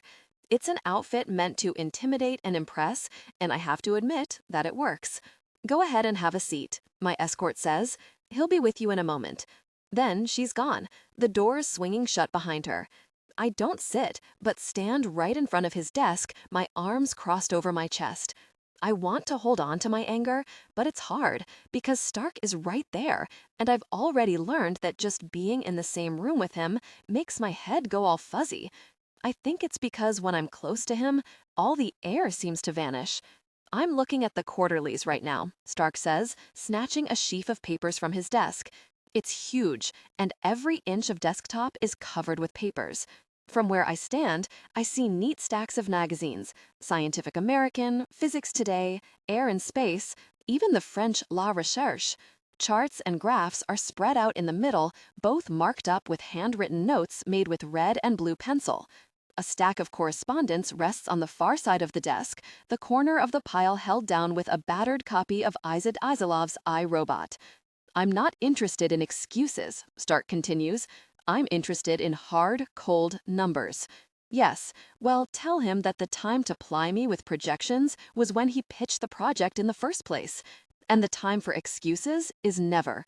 If he can't live up to the schedule we agreed to, then I'll put in my own team. Hell yes, I have that right. No? Well, have him read the contract again. Then we'll talk. Fine. No, I think this conversation is over. All right then. He clicks off and turns to me, and it's as if I'm watching a computer graphic of a man shifting into the form of another. The executive seems to melt before me, leaving only the man, albeit one insanely sexy man in a tailored business suit that probably cost more than Jamie's condo. "What a wonderful surprise," he says as he crosses the room, his long strides bringing him right in front of me. He looks so cool, so really innocent, that the anger that had been fading spews back up like hot lava out of a volcano. What? Oh, I am a stuttering mess. This isn't what I'd scripted when I wrote up. I'd intended to demand to see him, refusing to leave reception until he spoke to me and explained himself. And for that matter, how does this woman know who I am? I would ask her, but she's already leading me through a set of frosted glass doors. We've entered yet another reception area, this one done in a contemporary style. There are photographs on the wall featuring waves, mountains, tall redwood trees. There's even a close-up of a bicycle tire, a winding road visible through the spokes. Each is artistically composed, with such precise and startling perspectives that I'm certain they were all taken by the same photographer. I shove my irritation aside long enough to wonder who took them. Damien, perhaps? Another girl sits behind another desk. This one is a brunette with a short pixie cut. She also smiles at me. "Miss Fairchild," she says, as she pushes a button on her desk, "you can go on in." The woman who escorted me leads us forward as a set of beautifully polished wooden doors swing open in front of me, revealing the impressive form of Damien Stark. Today, there's nothing casual about his outfit. He speaks into a headset as he paces behind his desk in a perfectly tailored double-breasted suit in a dark pewter over a crisp white shirt. The outfit is pulled together with a red tie and onyx cufflinks. The sheen from the material reflects some of the light coming in from the window behind him, making Stark look like he's radiating heat and power. It's an outfit meant to intimidate and impress, and I have to admit that it works. "Go ahead and have a seat," my escort says. Then she's gone, the doors swinging shut behind her. I don't sit, but stand right in front of his desk, my arms crossed over my chest. I want to hold on to my anger, but it's hard because Stark is right there, and I've already learned that just being in the same room with him makes my head go all fuzzy. I think it's because when I'm close to him, all the air seems to vanish. I'm looking at the quarterlies, Stark says, snatching a sheet. Very much you, I snap as I lash out and slap him hard across the cheek, shocking myself as much as him. The way his expression shifts from pleasure to shock to anger and then, finally, to confusion would be amusing if I didn't feel so sick to my stomach. Oh God, I say. I'm sorry. I'm speaking from behind my hand, which I've pressed to my mouth. I'm so sorry. What the freaking heck? He asks. His body is rigid and his eyes are burning. The amber one seems to hold some compassion, but the dark black one looks like it could suck me down. Down, down. Dangerous, I think. Ollie's right. That temper is dangerous. Carl fired me. Don't even pretend like you didn't know. I didn't, he says. The tension leaves his body. Really, Nikki, I swear that I didn't, though I probably should have expected it. He reaches for my hand, and I'm numb enough that I let him take it. He presses his lips to my fingertips, and the contact is so gentle and sweet, it makes me want to cry. I'm so sorry. Why did you say no? The proposal was amazing. The product is amazing. You were impressed. I know you were. And now Carl thinks that I snubbed you, or intimately involved with you, or otherwise got under your skin enough that you want to get back at me through him. He told you that? He hasn't told me anything. He didn't even have the courage to fire me himself. But I'm not an idiot. I know what it looks like and what he must think. You have gotten under my skin, he says. But that's not why I said no. Then why did you? I mean, come on, Damien. It's a very good product. It is. He pulls a small device out of his pocket. It takes me a second to realize it's a remote control. He pushes a button, and the room grows dark as the lights dim and the windows shift from clear to opaque. What are you? But I don't bother to finish the question. A menu appears on a drop-down screen. Damien scrolls down to select one entitled Israeli Imaging 3IK1108-DX. A moment later, a grainy image appears. It's difficult to see everything, but it's clear that what Damien's showing me is a product similar to the one Carl pitched. An Israeli company called Primotech has already received a patent on a similar product. They have a marketing plan in place, and they're deep into beta testing. They expect to roll out the full product next month. I shake my head. Carl doesn't know anything about this. No? Well, maybe he doesn't. Or maybe he was hoping that I would invest so that there would be enough capital behind his product to beat Primotech in the marketplace. I look at him. Carl can be a difficult person, but surely he wouldn't do that, would he? I don't play those kinds of games, Nikki. When I invest, it's because I have a clear path in the market. I said no to C-Squared because of the Primotech product. It has nothing to do with you. I nod. I'm glad to hear it. Would you like me to explain that to Carl? Hell no. I don't want to work for a man who jumps to those kinds of conclusions. Good. He looks me up and down, a smile tugging at the corners of his mouth. What? Nice suit. It's an innocent compliment, but it doesn't sound innocent at all. I notice that the lights in the room are still dim and bite my lip in nervous anticipation. Not that I like to see you unemployed, but this works out well. Your day job was interfering with my plans for you. Oh. My mouth is dry. I swallow. Yes, well, I'm hardly joining the ranks of the idle masses. I'll need to find a new one. Why? I have this thing about eating and paying my rent. I'm just wacky that way. In case you forgot, you'll have a cool $1 million in a week. For that matter, if you need money now, I'm happy to advance you a portion. No thanks. That money's going into the bank. I'm not spending a dime until I'm ready. Ready? I shrug. I know Damien could help me launch a startup, but I'm not ready to share that dream with him. Not yet. Secrets, Miss Fairchild? His voice is playful. He moves closer so that I have to tilt my head up to look at him. Shall I beg you to tell me what I intend for my money? Your money, Mr. Stark? I don't think so. I'm earning every last penny. Oh, yes, he says. His low, sensual voice curls through me. You most definitely are. His thumb grazes my lower lip and my breath hitches. A powerful desire grew between us. I wanted his touch, our bodies close, the tension overwhelming. I want it, but I don't take it. Instead, I back away. Our time hasn't started yet, Mr. Stark, I say.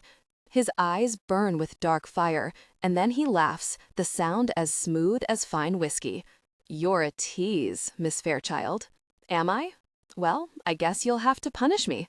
He sucks in a sharp breath, and I flash a seductive smile. I'm playing a dangerous game, but right then, I don't care. I feel powerful, and I like it. Nikki. His voice was raw and needy, and I felt a powerful surge of desire. I wanted his hands on me, and I felt my resolve weakening. I'm saved by the sharp buzz of his intercom. Mr. Maynard on line 2. Thank you, Sylvia. He holds up a finger, signaling me to wait, then taps his earpiece. Charles, he says, give me an update. He listens for a moment. No, he says, and I'm certain that he's just interrupted Mr. Maynard. You know very well that I'm not interested in playing games or idle threats. I will file a defamation action if this goes any further. Make sure he understands that. Yes, of course I realize that. No, Charles, I'm not concerned about how difficult our case might be. I'm interested in stabbing the difficult person. Well, then I guess you'll just have to bill me for all those extra hours. Sounds like a win-win as far as your firm is concerned. His expression hardens. Well, if he digs that up, then I'll really have to play hardball. He listens for a moment, then frowns. No, you know she wouldn't. You took care of the new facility? He nods, his expression weary. Just make this go away, Charles. That's what I'm paying you for. He hangs up without saying goodbye. I can feel his tension. I'm tense too.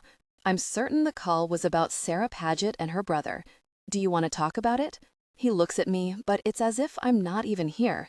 No, it's just business. I press my lips together, forcing myself to keep silent. After a moment, he seems to shake it off. He smiles slowly, then reaches for my hand. Come with me. Hesitantly, I twine my fingers with his. Where are we going? Lunch, he says. But it's not even 10 yet. His grin is boyish. That should be just enough time.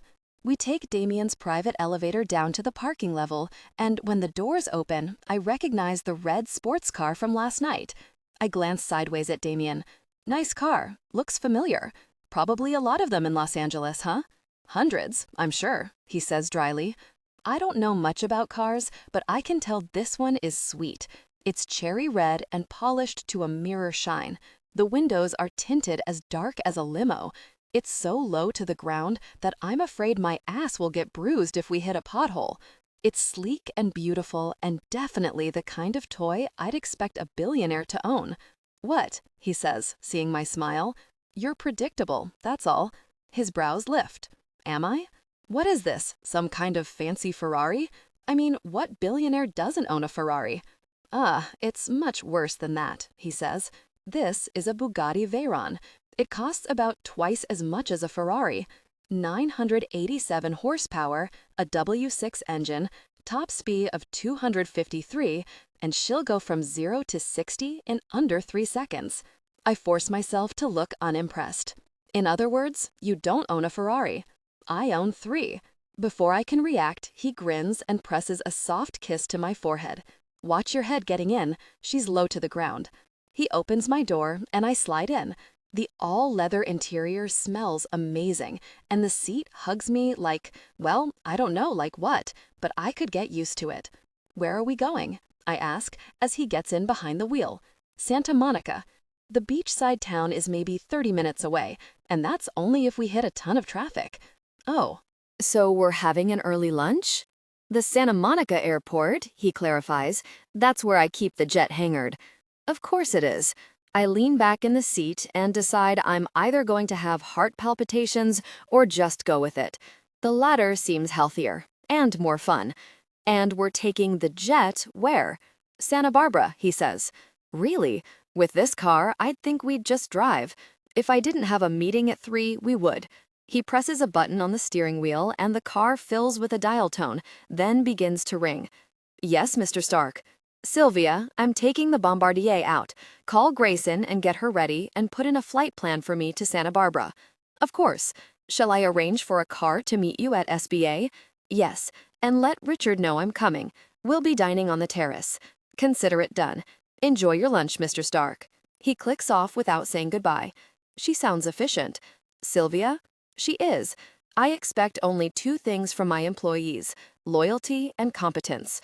Sylvia excels at both. I am, I realize, slightly jealous of Sylvia and her pert smile and pixie-cut hair sitting right there outside Damien's office every single day. It's a stupid, petty emotion, and I'm ashamed to even entertain it. I console myself with an even pettier truth, that I'm the one he's taking to lunch. Looks like traffic is with us, he says as he pulls onto the relatively clear Interstate 10. He hits the accelerator, and I immediately see that he didn't lie. The car is sweet, and it rockets up to 60 before I even have time to draw in a breath. Wow, I say. Beside me, he's grinning like a teenager. I'd really open her up, but the cops tend to get testy. Why buy a car like this if you can't drive her fast? He glances sideways at me. Spoken like a true pragmatist. I didn't say I never drive her fast, but I'm not willing to risk your life or the lives of any of the other commuters stuck out here on the 10. I appreciate the courtesy, but if you're interested, we can take her out to the desert one day, and I'll show you what she can do.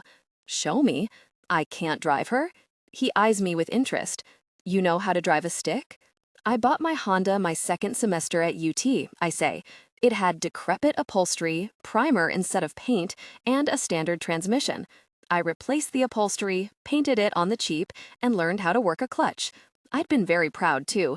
When my mother had cut off the flow of money, she'd also taken my BMW. I wanted wheels, and I'd scraped together just shy of $1,500 to get the Honda.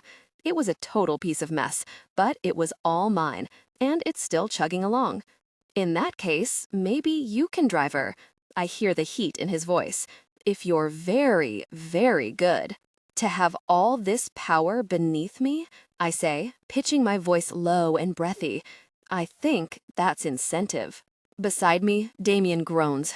Jesus, Nikki, I thought we were trying to avoid a traffic accident. I laugh, feeling sexy and powerful. It's one hell of a nice feeling. Despite not going close to 300 miles per hour, it takes almost no time to get to the Santa Monica airport. Damien pulls up in front of a hangar beside a futuristic-looking jet with wings that seem to extend forever from the belly of the plane and bend upward at 90-degree angles at each end. Wow, I say. I glance around and see an older man with graying hair and a beard striding toward us. Is that Grayson? Is he the pilot? That is Grayson, Damien says, and he's the mechanic, flight guru, and all-around grease monkey. Good morning, Grayson. She all ready to go? That she is. Great day for it, too. Grayson, this is Nikki Fairchild, my date for the afternoon. It's a pleasure, he says, shaking my hand. How long have you been flying? I ask him. Over 50 years, he says. My dad used to take me up in his Cessna when I was a little thing and let me control the stick. He passes a clipboard to Damien along with something that looks like a test tube. She's fueled up and ready, but I know you're going to give her your own once-over. My bird, my responsibility. He takes the clipboard, then walks to the plane. He checks the pressure in the tires, then circles the jet, pausing occasionally to open something so that liquid can drip into the tube. What's he doing? Checking for water in the fuel and for fluid in the lines, Grayson says. I've been prepping planes for him for 5 years now, and he's never once not double-checked me. Isn't that a little annoying? Hell no. It's the sign of a good pilot, and Damien Stark is a very good pilot. I ought to know. I'm the one who taught him. Pilot, I repeat, as Damien returns and passes the tube back to Grayson. You're flying? I am, he says.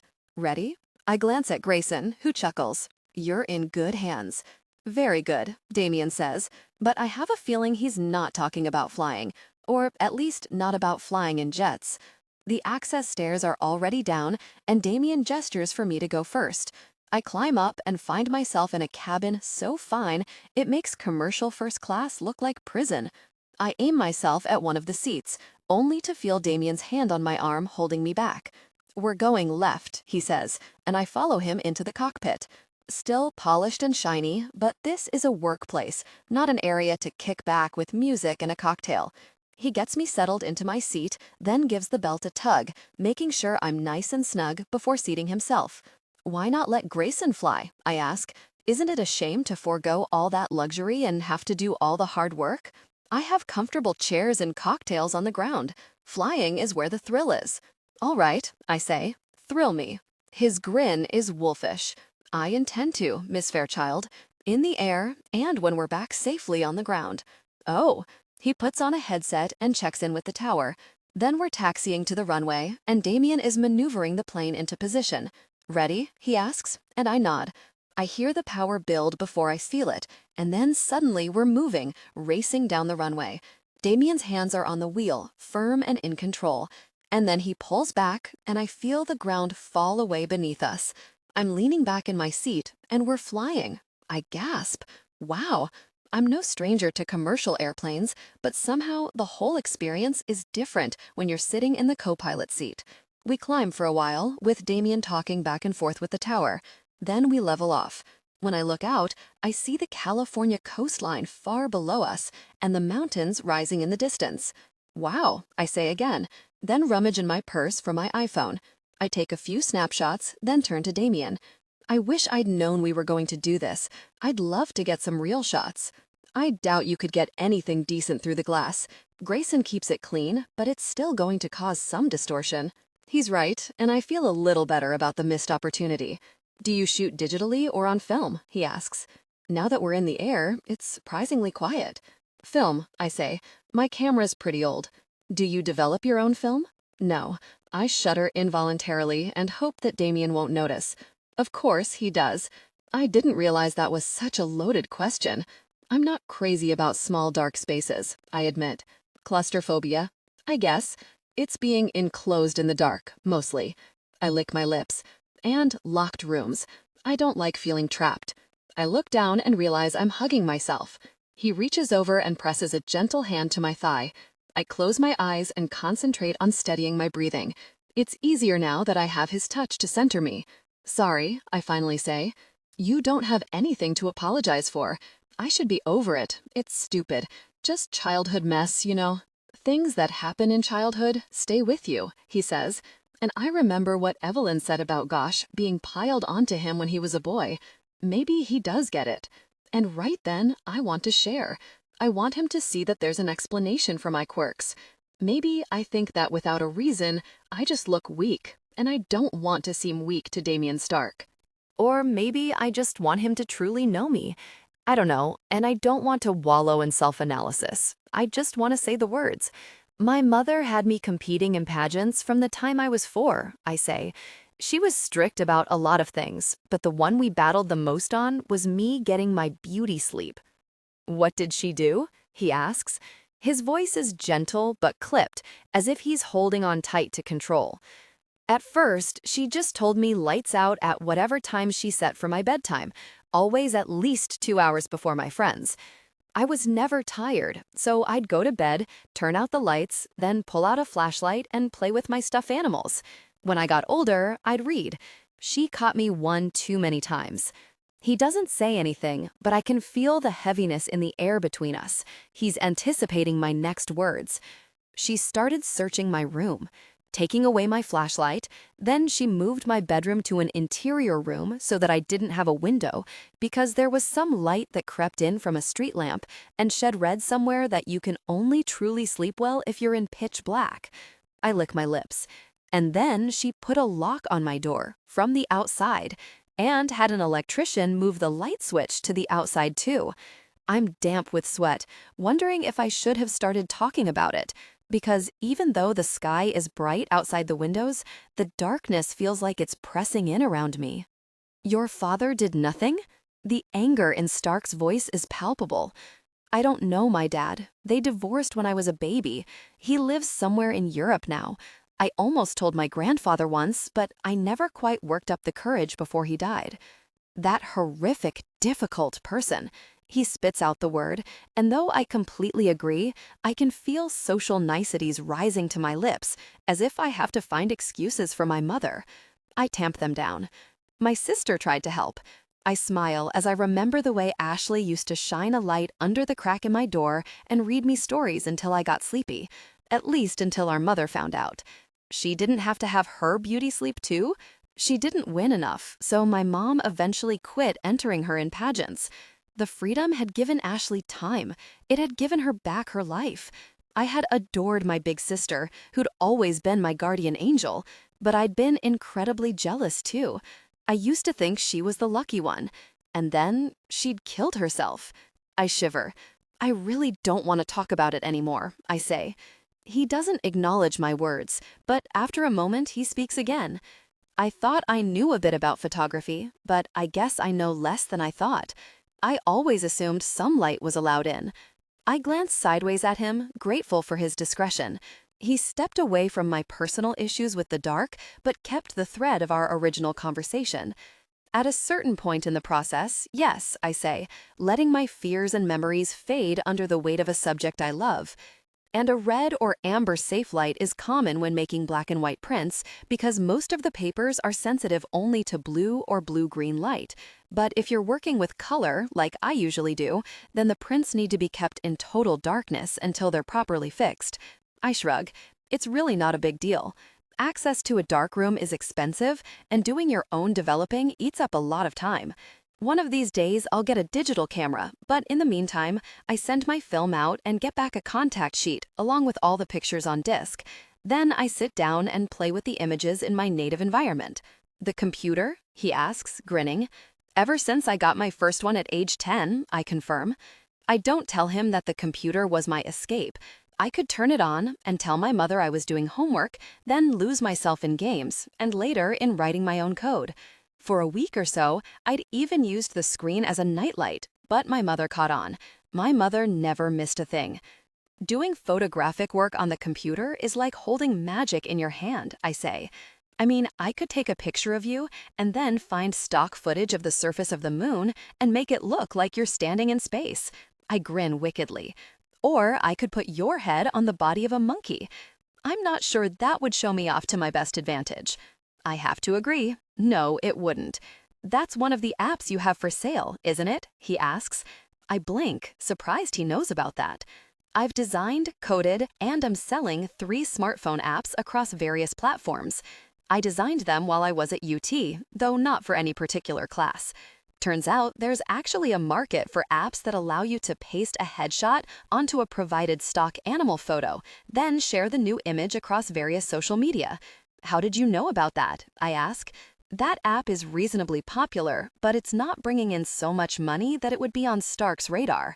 I make it a point to know everything I can about the things I care about. He's looking at me as he speaks, and there's no mistaking that he means me and not the app. I don't know why I'm surprised. Damien never misses a thing either. I smile, feeling flattered but also exposed. I can't help but wonder what other things he knows about me. How deep has he looked? Considering the resources at Damien Stark's disposal, he could have looked very deep. And that truism gives me pause. If he notices my mood this time, he ignores it. I've always thought of science too, he says, returning to the thread of our conversation, though not just computer science. I was pretty impressed with your questions during the pitch, I say. His questions had covered the technical aspects of the software design as well as the anatomical components, reflecting an understanding of both tech and basic anatomy. What did you study in college? I didn't go to college, he says. For that matter, I didn't go to school. I had private tutors from the time I was 10, my coach insisted, and my father agreed. An unfamiliar edge sharpens his voice, and although I want to know more, it's clear I've stumbled upon a sore subject. So, do you know much about photography? I ask, grappling for a shift in the conversation. I remember the photos in his reception area. Did you take the pictures outside your office? I know just enough to be dangerous, he says lightly, and I'm glad of the change in mood. And no, I tried to find photos that represent my hobbies. Those are done by a local photographer. He has a studio in Santa Monica, actually. He's very skilled. His use of contrast and perspective is stunning. I agree, and I'm flattered you thought I might be the photographer. I shift in my seat to look at him better. Well, you are a remarkably talented man, and very full of surprises. His decadent grin is pure Damien, promising more surprises to come, and I feel an answering thrill. I drop my eyes and clear my throat. Your hobbies, huh? So there were photographs of the ocean, some mountains, redwoods, and a bike tire. I'm guessing sailing, skiing, I have no idea, and biking. Not bad. The ocean represents diving, and the trees are for hiking. Other than that, you got it right. Any of those appeal to you, Miss Fairchild? All of them, I admit, although I've never tried diving. Not many opportunities in Texas. California has excellent diving, he says, though a wetsuit is a bit cumbersome. I much prefer the warmer waters of the Caribbean. There, he says, pointing out the window. It takes me a second to switch gears, but then I see that he's pointing to Santa Barbara. I'll need to put her into the landing pattern soon, but why don't you take control for a bit? What? I clear my throat and try that again without squeaking. I'm sorry, but what? After the exhilarating flight, they settled in for dinner. We're the only guests on the terrace dining area at the Santa Barbara Pearl Hotel on Bank Street. We're just a few blocks from the ocean, and from where we sit, we can see the pier at Stearns Wharf and, in the distance, the Channel Islands rising like sea creatures from the water. I'm sipping a white chocolate martini, and I'm pleasantly full after a lunch of raw oysters and stuffed salmon. This is amazing, I say. How did you find this place? It wasn't difficult, he says. I own the hotel. I don't know why I'm surprised. Is there anything you don't own, Mr. Stark? He reaches out and takes my hand. At the moment, everything I want is mine. I take a sip of the martini to hide my reaction. Don't worry, Miss Fairchild. I take very good care of the things I own. My cheeks flush, and I'm suddenly very aware of my body. I savor the feeling, because the truth is that I'm a little afraid he's going to want to back out of our arrangement once he gets a full view of the situation. A man in a tailored suit steps onto the terrace and approaches us. He's carrying a white shopping bag, which he hands to Damien. This just arrived for you, Mr. Stark. Thank you, Richard. As Richard leaves, Damien passes me the bag. I believe this is for you. Really? I put the bag in my lap, peer into it, and gasp. It's a Leica, shiny and new. I look to Damien and see his wide, delighted grin. You like? It's digital, top of the line. It's wonderful, I laugh. You're amazing, Mr. Stark. You just blink and things happen.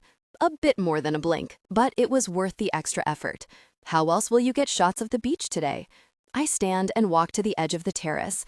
I can see the ocean from here, but not much of the beach. The view will be better when we're walking on it. I lift my foot and show off my pumps with the 2-inch heels. I don't think I'm dressed for the occasion.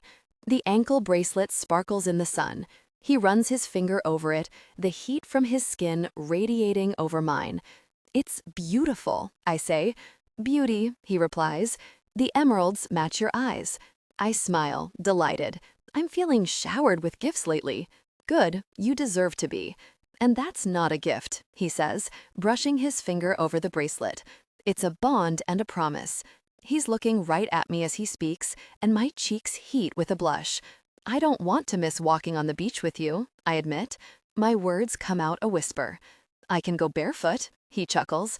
You could, but have you looked under the camera box? Under? I go back to the table and pull out the box. Sure enough, there's something else there, wrapped in blue tissue paper. I look at him, but his expression gives nothing away. Slowly, I pull out the tissue paper. Whatever's hidden is flat and firm. I peel back the paper until I reveal a pair of black flip-flops. I look up at Damien and grin. For walking on the beach, he says. Thank you. Anything you want, anything you need. Not everything can be bought, I say. No, he agrees, and he's looking hard at me. But I stand by my promise. His words twist deliciously inside me, and I'm saved from answering by our waiter's entrance. We return to the table for coffee and a chocolate lava cake that is so perfect, I wish I'd let Damien order 2 instead of insisting that I only wanted a few bites. What else did you do this weekend? I ask him. I worked. Earn another billion? Not quite, but the time was profitable. And you? Laundry, I admit, and we went dancing Saturday night. We? Ollie, I say, and my roommate Janie. His expression is tense. Is that jealousy? I think maybe it is, and I'm just petty or vain or something enough to be a little bit glad of that. Shall I take you dancing this week? I'd like that, I say. Where did you go with Jamie and Ollie? Westerfield's, I tell him. It's that new place on Sunset close to the St. Regis. He looks thoughtful. I'm guessing that loud clubs aren't his thing. Too wild for you? I ask. That harsh beat? Those bright lights? I know he's only 30, but he usually seems so much older. I wonder if he belongs to a ballroom dancing club. Surely they have those in Los Angeles. I consider the idea, thinking of all the movies I've watched with Fred Astaire and Ginger Rogers. Yeah, I could handle dancing like that in Damien's arms. Did you like Westerfield's? I did. But, I just left college, and Austin has a lot of clubs, so the loud music and the heavy beat don't really... I stop, suddenly aware of the amused expression on his face. I feel my shoulders slope as I figure it out. You own the place, don't you? As a matter of fact, I do. Hotels, clubs. What happened to your little technology empire? Empires are often widespread, he says. I believe there's strength in having a varied portfolio. And my empire is not little at all. I pegged you wrong, I admit. Did you? I was picturing us as Fred and Ginger. When you take me dancing, I mean. But I'm okay with a nasty little bump and grind, too. I give him my most flirtatious smile and am shocked at myself for doing so. I blame it on the martini. Well, the martini and the man. He smiles enigmatically, then stands and crosses the terrace. I see him fiddling with something on the wall. A moment later, I hear music. It's Smoke Gets in Your Eyes, one of my favorite Astaire and Rogers numbers. He returns to me with his hand out. Miss Fairchild, may I have this dance? My throat constricts and my pulse races wildly as he pulls me up and into his arms. I'm not a good dancer, but with Damien leading, I feel like I'm floating. We glide over the terrace, his hand on my back as light as a feather. And when the music ends, he pulls me close and bends me backward, smiling down at me with devilish intent. I'm breathless, my chest rising and falling in his arms. His lips hover over mine, and I find myself unable to think of anything but the way his lips would feel pressed against mine. Is there something on your mind, Miss Fairchild? No? He lifts an eyebrow, and I hear his voice in my head. No lies. I was just wondering. Wondering what?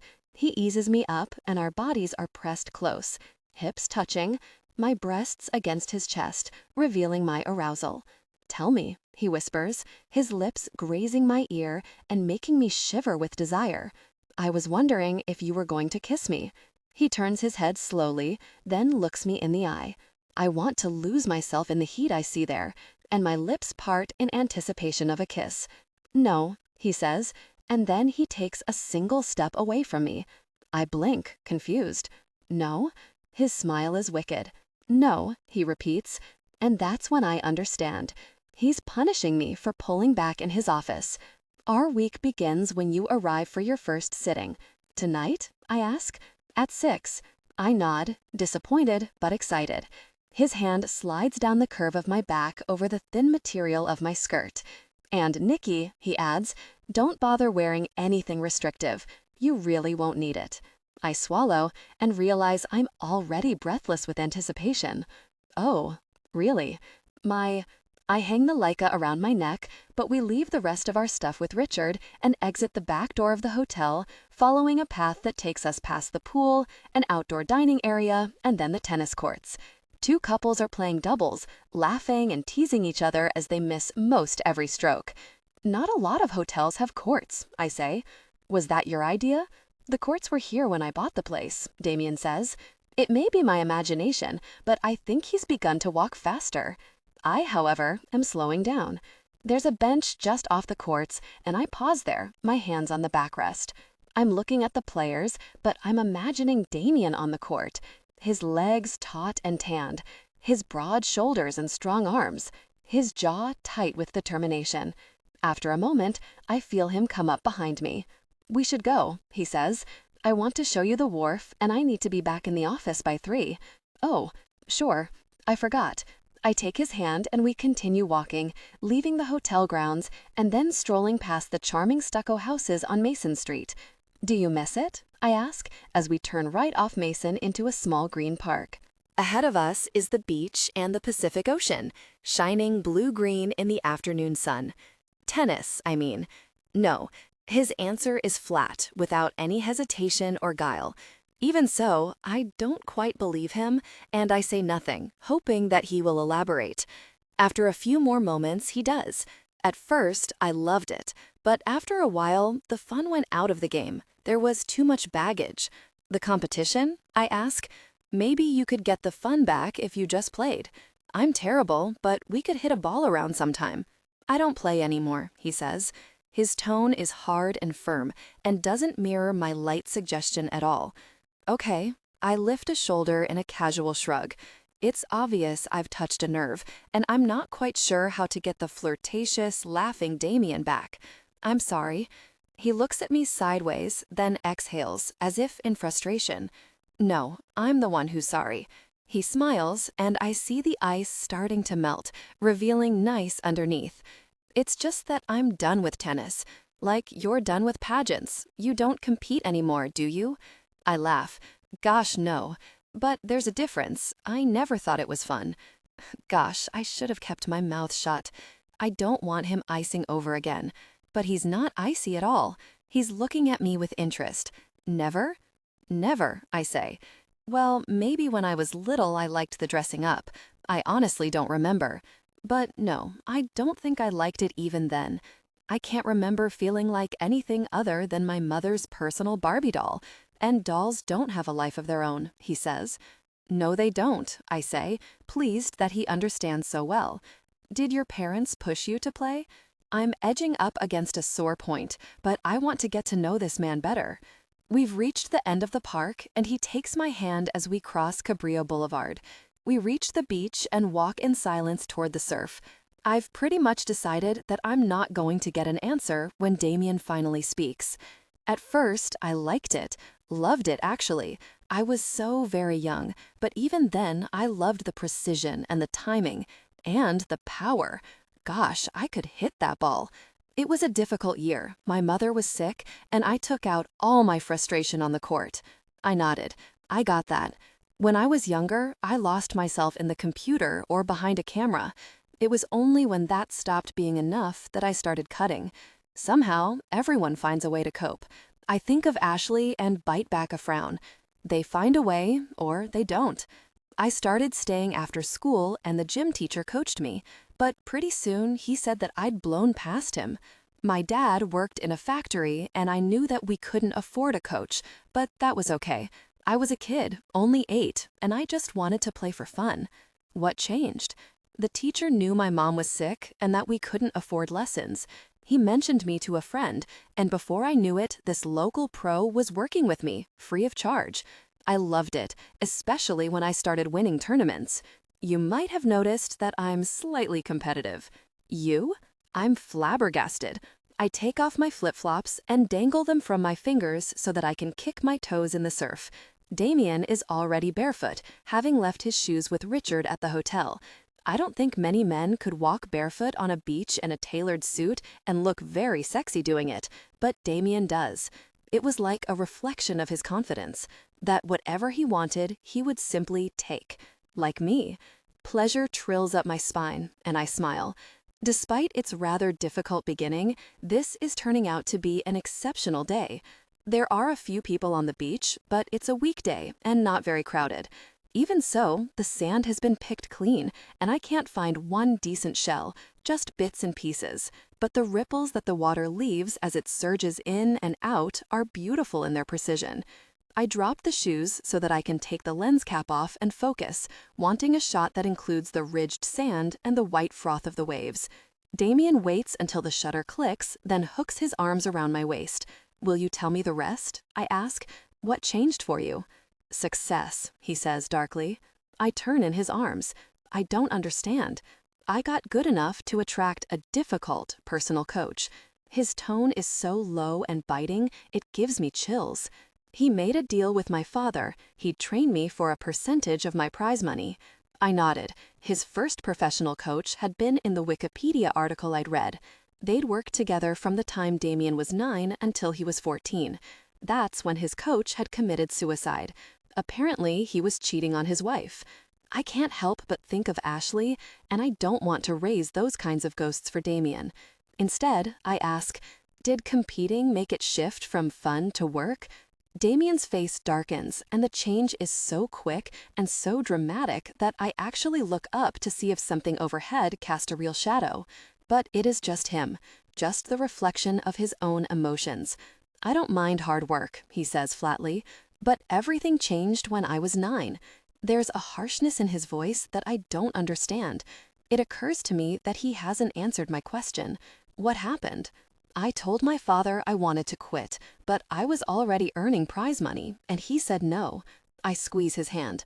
Once again, he's evaded my question, but I don't press. How can I when evasion is an art I know well? I tried to get out again about a year later. I was playing all over the country by then, internationally too. I was missing so very much school that my dad just hired tutors. I focused mostly on science, and I loved it. I read everything I could on every subject, from astronomy to physics to biology and fiction. Man, I ate up sci-fi novels. I even secretly applied to a private science academy. They not only accepted me, they offered me a full scholarship. I lick my lips. I've figured out where this is going. How could I not see the way the story was developing? We are so alike, he and I. Our childhoods ripped from us and driven by the whims of a parent. Your parents said no. My father did, Damien says. My mother had died a year earlier. It was... He draws in a breath, then reaches down to collect my shoes. We start walking down the beach again, heading for the massive pier that makes up Stearns Wharf. I was ripped up the year she died. Numb. I let it all out on the court. All the anger, the betrayal. His job is tight with the memory. Gosh, it's probably why I played so very good. I'm sorry, I say, and my words sound hollow. I knew you were attracted to the sciences. All anyone has to do is look at the businesses you're in. But I never realized it was a lifelong fascination. Why would you? I tilt my head up to eye him. You're not exactly a blank slate, Mr. Stark. In case you haven't noticed, you're something of a celebrity. You've even got a Wikipedia page. But there's nothing on it about turning down a scholarship to a science academy. His mouth tightens into a thin line. I've worked hard to keep my past off the internet and away from the press. I think about what Evelyn said about Damien learning to control the press at a young age. Apparently, she was right. I wonder what other bits and pieces of his life Damien Stark has kept close to the vest. I lift the camera and look through the viewfinder, aiming at first at the sea and then at Damien, who puts up his hands as if to ward me off. I laugh and snap a few images in quick succession. Bad girl, he says, and I laugh more. You bought the camera, I say. You have no one to blame but yourself. Oh no, he says, and he's laughing now too. I dance backward as he lunges for me. I'm happy to see him smiling again, and the melancholy of visiting the past fading from his eyes. I lift the camera and take another set of shots.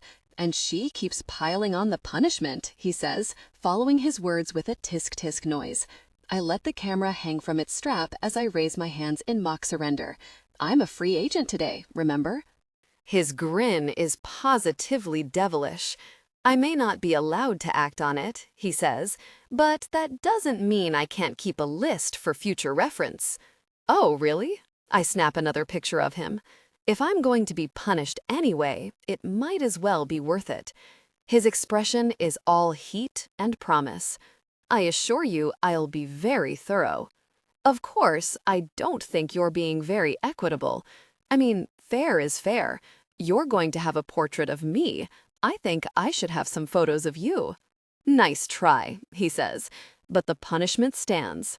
I ease in close to him and slide my arm around his neck. Only the bulk of the camera is keeping us apart, and I'm suddenly enveloped in the heat of him. I lift myself up on my tiptoes so that I can whisper in his ear. What would you say if I told you I was looking forward to it? He stands completely still, but as I ease back, I see a single muscle in his cheek twitch. It's not much, but it's enough. I've surprised Damien Stark. More than that, I've heightened his desire. With a light laugh, I skip back, overflowing with feminine self-satisfaction. We've reached the wharf, but we don't go out onto it.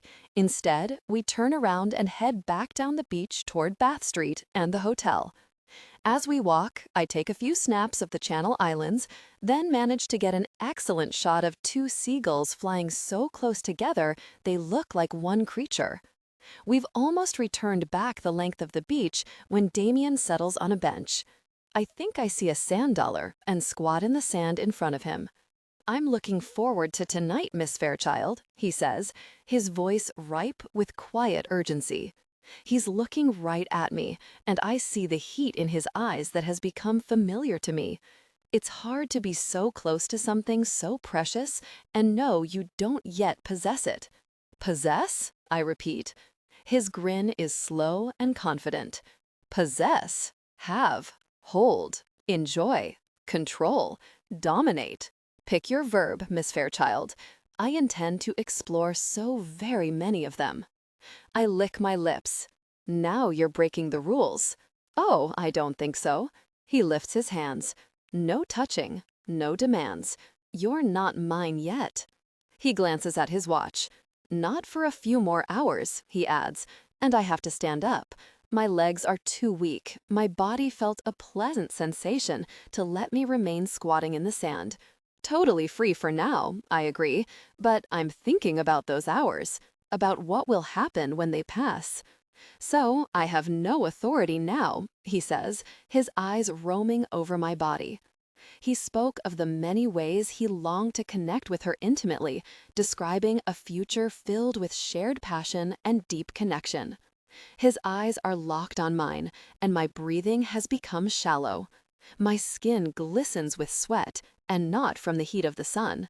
I'm standing at least 3 feet from him, but it's as if he's right there, as if we're connected, as if his hands are moving over my body in time with his words. And gosh, I felt an intense longing. It takes all my willpower to keep my hands at my sides. Even then, I was overwhelmed by the sensations, clinging to his words. "Make love." My heart flutters. "I can't, Nikki," he continues, "because you're not mine yet. But I can soon," he says. "Soon I can do whatever I want with you. I hope you're ready." I swallow. I hope I am too. Dear God, I hope I am. When we exit the plane in Santa Monica, there are 2 cars waiting. Damien's sleek red expensive car with the unpronounceable name, and a Lincoln Town Car. A short man in a cap stands by the town car. He inclines his head when I glance at him. Damien presses his palm to the small of my back and steers me toward the man. "This is Edward, one of my drivers. He'll be taking you home." "You're going back to your office? I'm so sorry to cut our afternoon short, but it can't be avoided." No. Obviously you have work to do. It's just that my car is in the parking garage. Why don't I ride back with you?" He presses a kiss to my forehead as Edward opens the town car door for me. "I would love the company, but your car is at your apartment." It takes me a second to process. "What? How? Did it get there?" "I arranged it." "You arranged it?" I repeat. I'm not angry so much as baffled. No, actually, I'm angry. I feel the tension boiling up inside me. "You just did that without asking?" He looks perplexed. "I thought you'd appreciate it." That's micromanaging my life and putting your sticky fingers all over my property. I can hear my voice rising and force myself to tamp it down. "I think you're overreacting." Am I? I think about my mother and how much her fingers in every aspect of my life irritated me. Am I projecting my issues with my mother onto Damien, or has he actually crossed some line? I'm not sure, and it bugs me that Elizabeth Fairchild is still haunting me from 1,500 miles away. I run my fingers through my hair. "Sorry," I finally say. I slide into the back of the town car and look back out at him. "You're probably right. Just ask first next time, okay?" "I was trying to help," he says. Another non-answer, but he's closing the door, and that's that. "Well, very." Edward climbs into the driver's seat and takes off toward my apartment. But the truth is, I'm not ready to go home yet. You can just drop me on the promenade, I say, referring to the shopping street in Santa Monica. I'll either catch a taxi home or have my roommate pick me up. I'm sorry, Miss Fairchild, he says, guiding the car onto the entrance ramp to the 10. My instructions are to take you straight home. Oh, for Pete's sake. Instructions? I echo. Don't I get a say?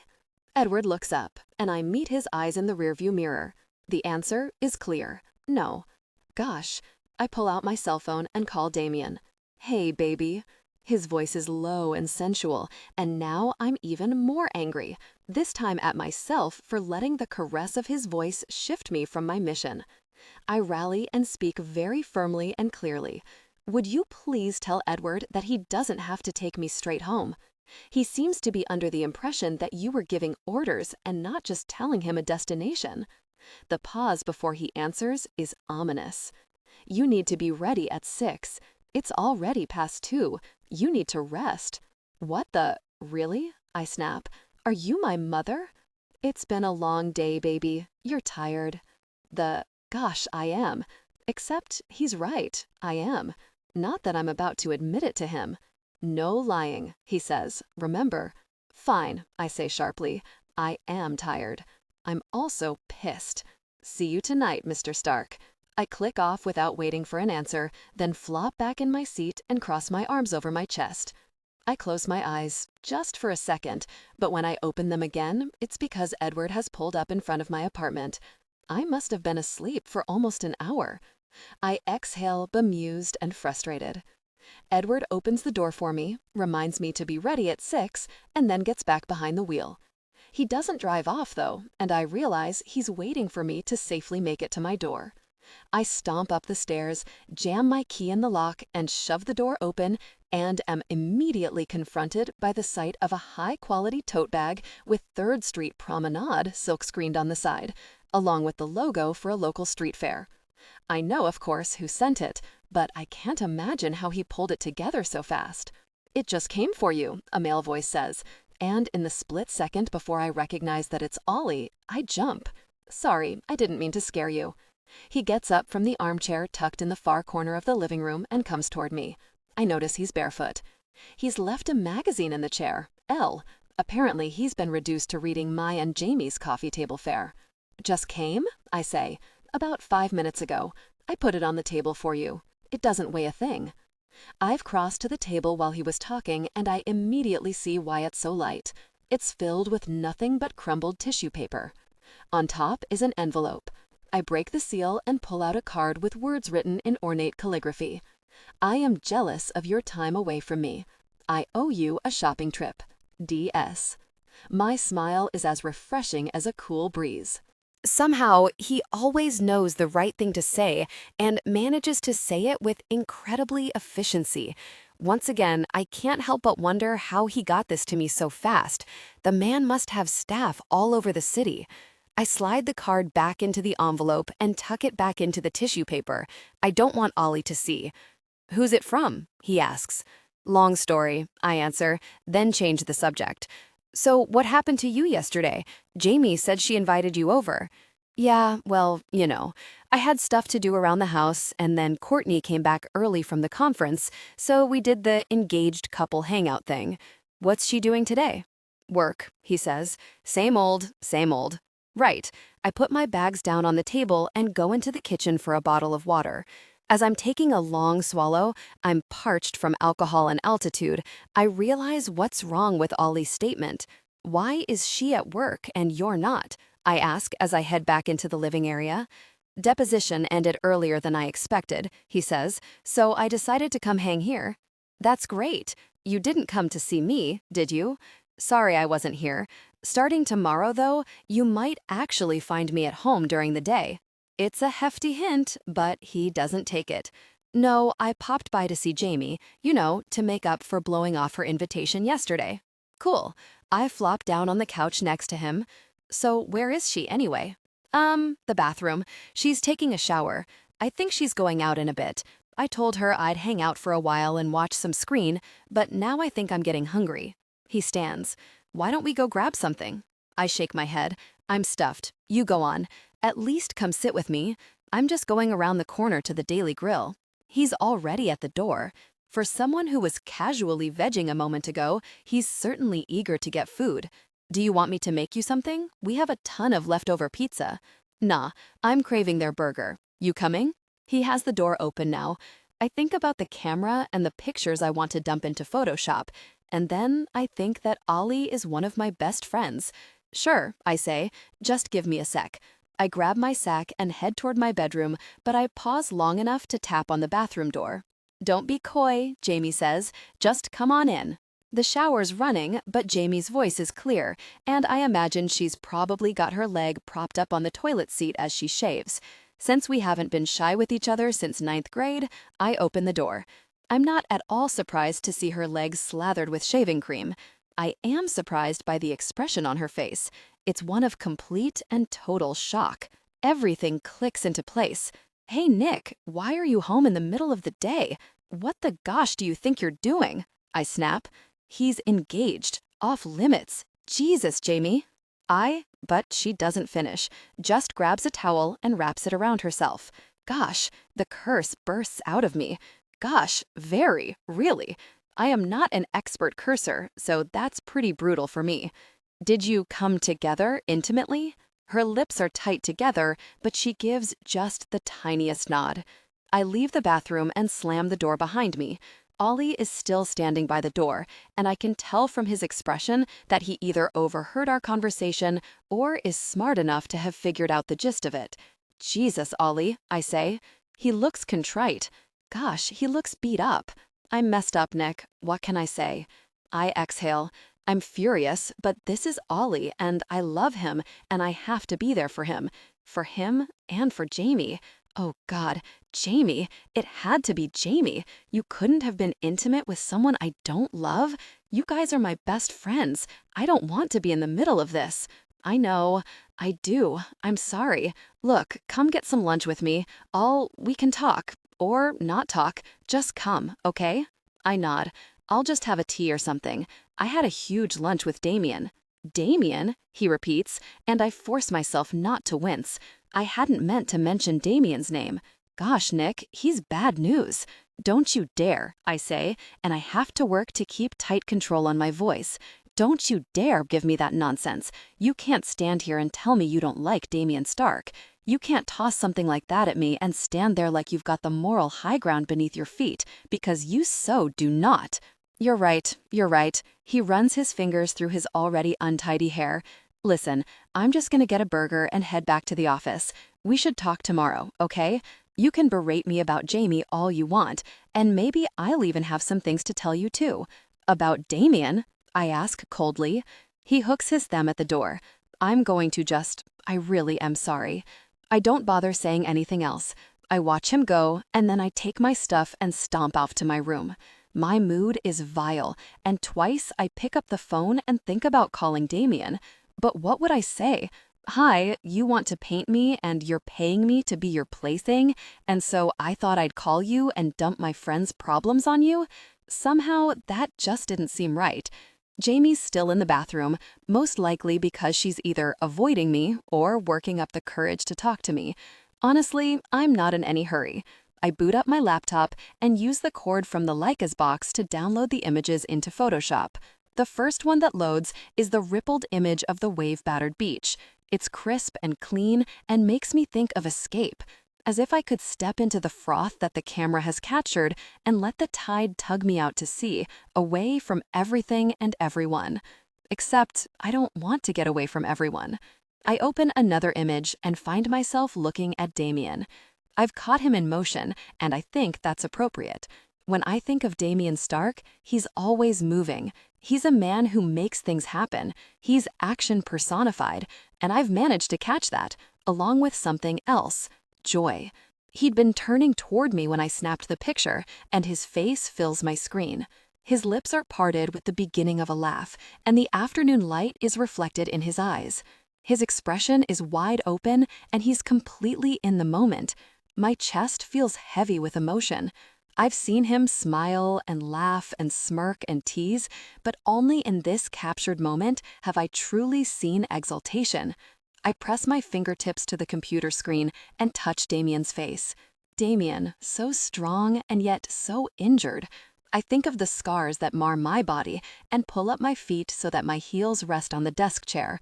Then I hug my knees tight. Damien may not have taken a knife to his skin, but I know that he's scarred too.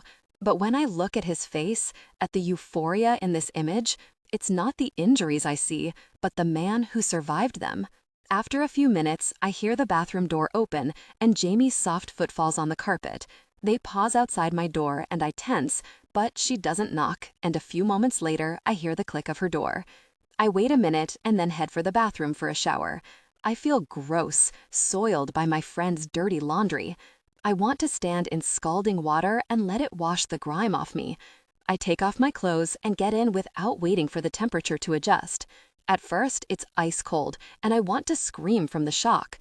Then the heater kicks in and I close my eyes, taking it, wanting to slough off the outer layer of myself. I squirt some of Jamie's strawberry-scented body wash into my hand and rub it all over myself, including my inner thighs. I slow down as I feel the raised flesh beneath my fingers.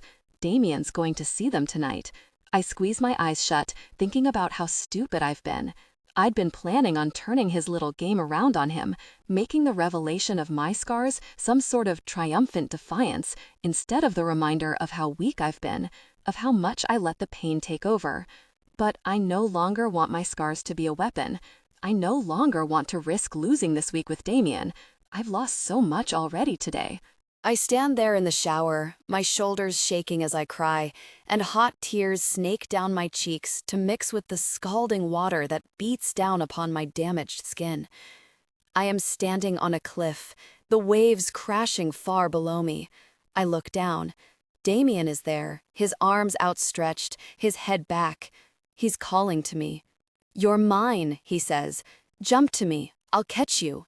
Jump. Just jump. Just jump." I wake with a start as the timer on my phone blares. I'd closed my eyes after my shower, intending only to lay in bed for 10 minutes. Thankfully, I had the foresight to set the timer for an hour just in case. It's almost 5. Damien will be here in just over an hour. I don't bother dressing in anything fancy. After all, I'm just going to be taking my clothes off again.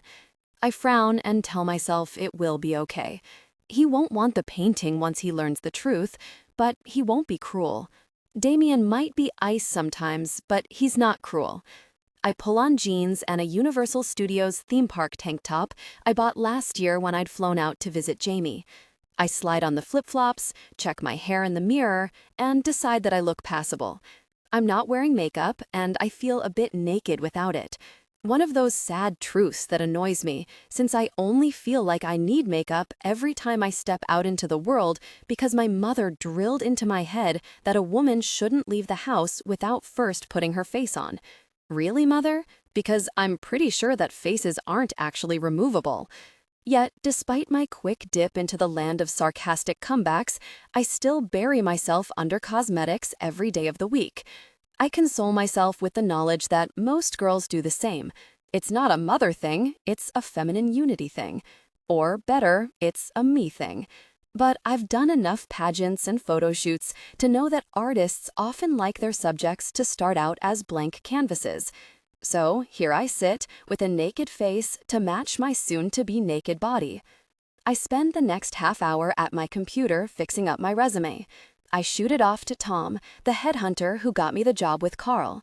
I include an email explaining the situation so that he understands why I'm looking for a new job after less than a week at the first one. With luck, he won't decide I'm a problem client and cut me loose.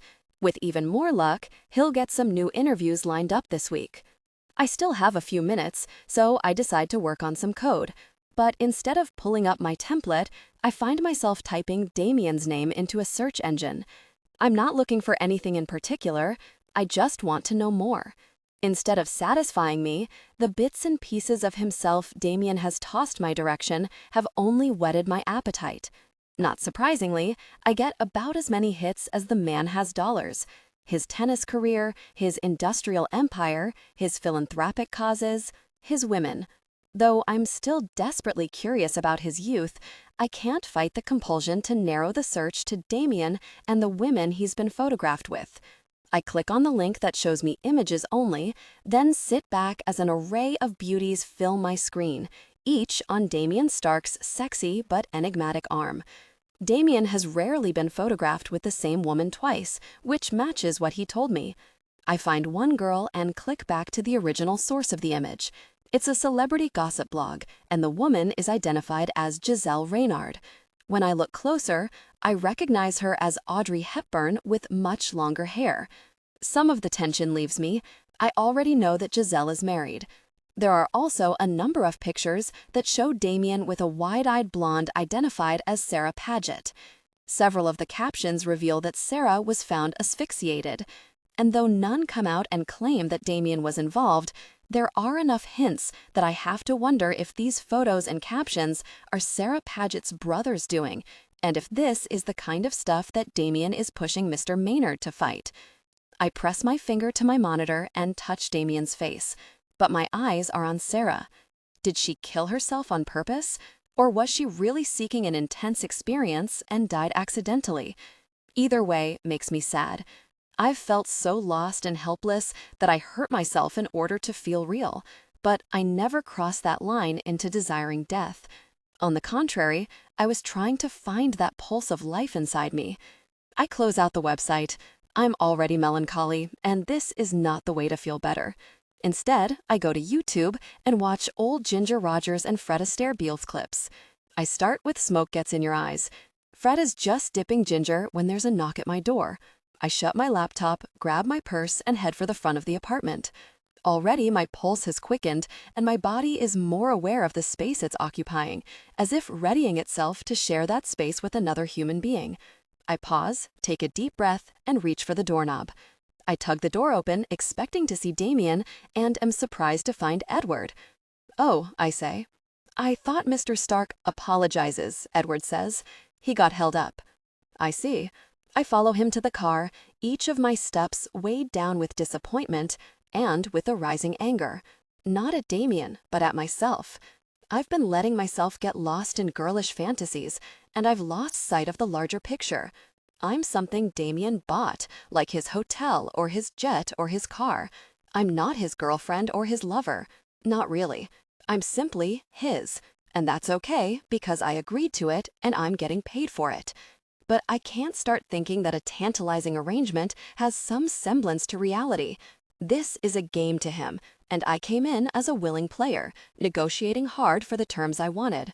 I got them, too. And I remind myself of that important fact. It may feel as though Damien has all the power, but he doesn't. I kept a little bit of control, and I'll walk away with $1 million. The grounds are dotted with workmen when we arrive. They're hauling dirt, planting flowers, clearing rocks.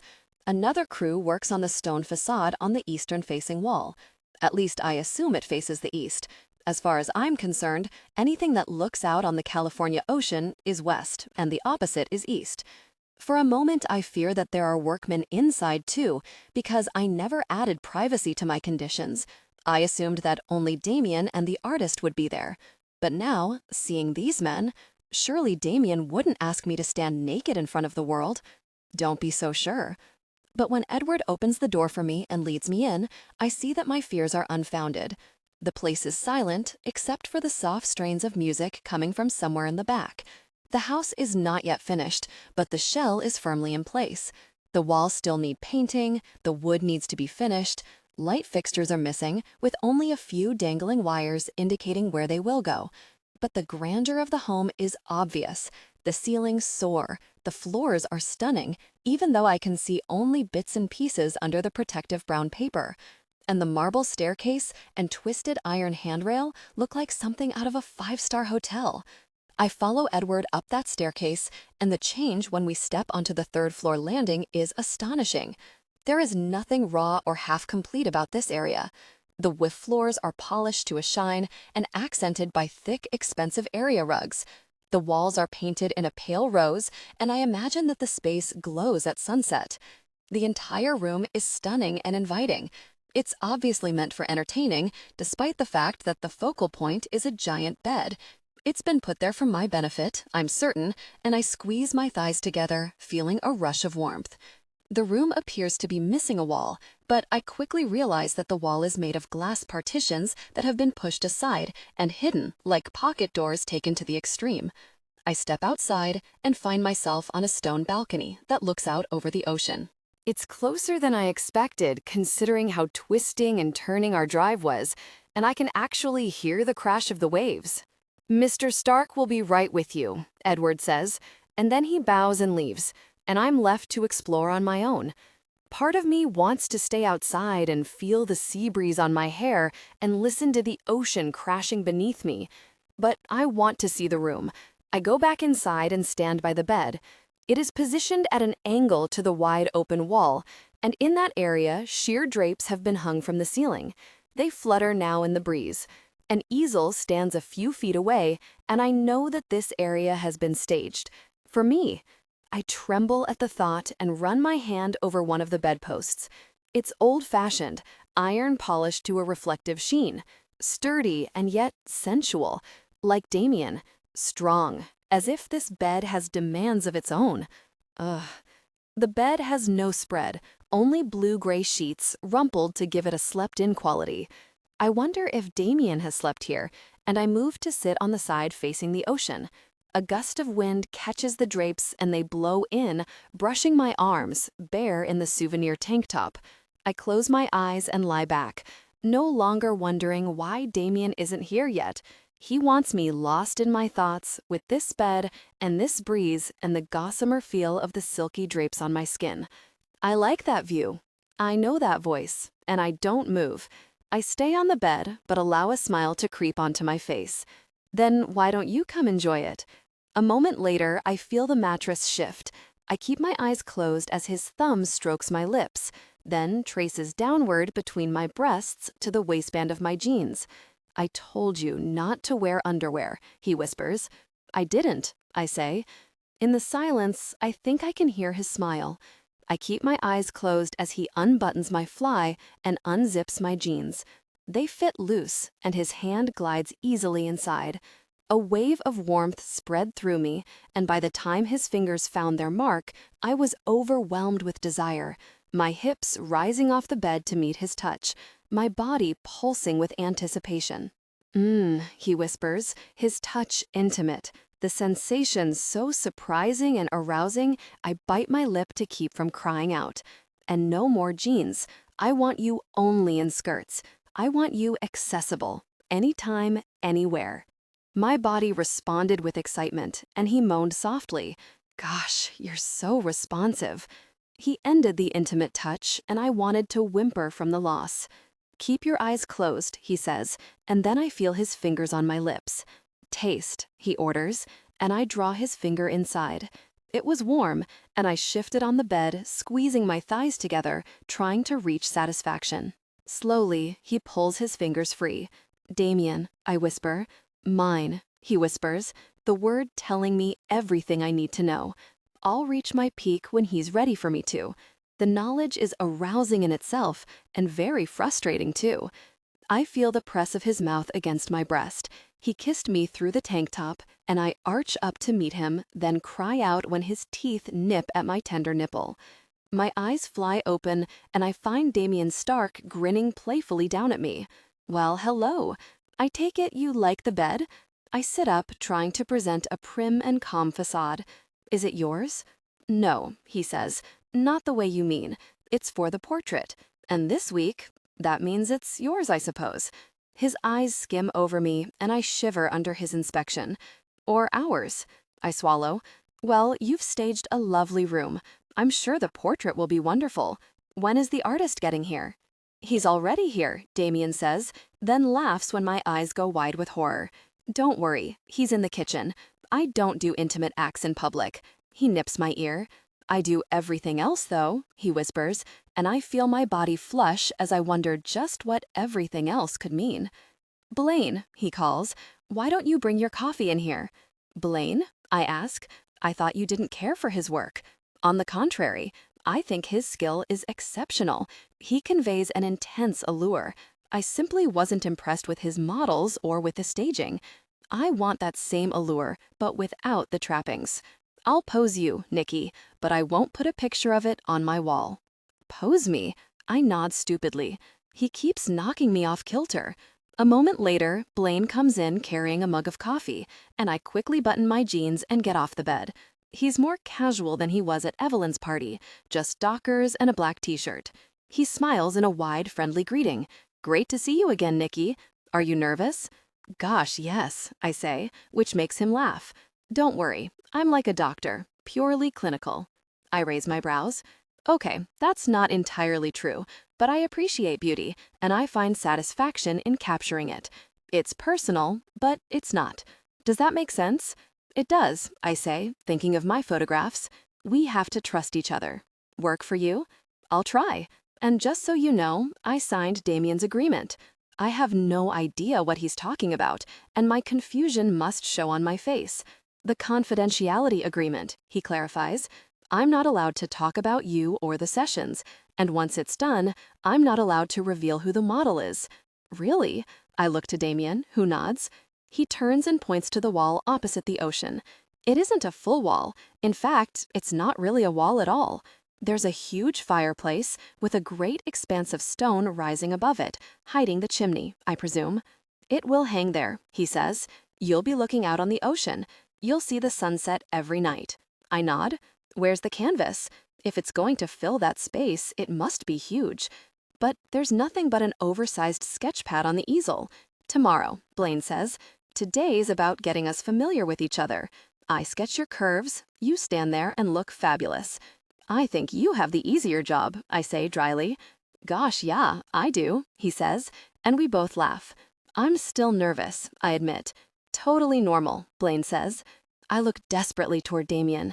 My skin is clammy and my pulse is pounding. Why on earth did I think this would be easy? I'm going to be standing naked in front of a stranger. Oh my gosh. "Do you have any wine?" I blurt. He brushes a chaste kiss over my lips. "Of course." He disappears behind the fireplace and returns quickly with 3 glasses and a bottle of Pinot Grigio. He passes me a glass first, and I drink half of it in one swallow. The men look at each other with amusement, and I defiantly swallow the rest. "Okay," I say, then reach for the bedpost to steady myself. "Yeah, I think that's better." I hold out my glass, but Damien pours only a tiny bit. "I want you standing, not passed out," he says, but he's smiling indulgently. He squeezes my hand. "The first moment is the hardest. And you know this because of the many times you've posed naked?" "Touché," he says. "Take your time." "By the window," Blaine says, and I'm grateful for the businesslike tone in his voice. "Close to the drapes." "Damien, where'd you put that robe?" There's an antique trunk at the foot of the bed, and Damien opens it and pulls out a red silk robe. "Just put it on the bed, the far side, so it's not in my composition." "Yeah, that's right." "Okay, Nikki, right there. Do you want to put the robe on in the bathroom and then come in? Easier to just slip it off your shoulders." I run the drape through my fingers. "No," I say. I take the hem of the tank top and pull it defiantly over my head. The cool air assaults my bare chest, and my body tingled. I don't look at Damien. Instead, I look out at the ocean. "Oh man," Blaine says, "that's great. Your profile is amazing, and you have such a beautiful form." "Stay like that," he says as he starts to walk the room. I just want to find the right place. After a few moments, he's settled in, and though I should be more relaxed, all I can feel is the tension building inside me, getting tighter and tighter every time he says I'm beautiful. Every time he praises my soft, perfect skin. I'm holding my eyes wide open, trying not to blink, trying to imagine I'm part of that ocean, that I am betide, coming in and out, in and out. "Can you do the jeans now?" Blaine asks, and his voice startles me so much that I jump. "Nikki?" Damien's voice is soft. "Sure." I put my hands on the button and unclasp it, then start to ease the jeans down over my hips. My fingers are on my skin, and I feel the scars, raised and ugly. I freeze, take a deep breath, and try again. But I can't do it. I open my mouth to say something, to ask for more time, a moment alone, something. But no words come out. Instead, I'm suddenly sobbing, my body shaking and my legs unable to hold me up. I sag to the floor and bury my face in the soft material of the drapes. Damien is immediately at my side. "Shh," he whispers. "It's okay. We'll take it slow. It's hard, I know. Revealing yourself like that. It takes courage, but you can do it." I shake my head and let him pull me into his arms. I press my face to his shoulder and he holds me close. My breasts are pressed tight against his chest, the cotton of his t-shirt soft against my nipples. His palm strokes my back. But there's nothing sexual. He's comforting me, holding me, and I feel warm and safe. "I can't do it," I whisper when the sobs slow enough to let me speak. "I'm sorry, but I can't." I pull away. My body is still shaking, and I have the hiccups. I thought I could. I don't know what I thought. That it would be revenge against you? Against the world? I don't know. I'm babbling, and he's looking at me with such concern and sympathy that I think my heart is going to break. "I'm sorry, Damien," I say. "I can't take your money, and I can't do this."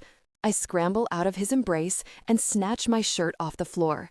I pull it on, then stand up, brushing my tears away with the back of my hand.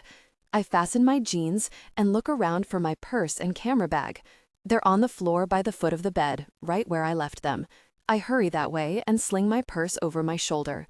I briefly register that Blaine is gone. I'm grateful he didn't make a show of leaving, even though I'm embarrassed I'm melted down in front of him. "I can call a cab if you want, or Edward can—" I cut myself off, closing my eyes. My entire body feels warm. I'm burning up with embarrassment. Damien has risen to his feet, and he's standing by the bed, watching me. I can't read his face, but I know he must be furious. "I'm sorry, Damien. I'm so sorry. How many times can I say it?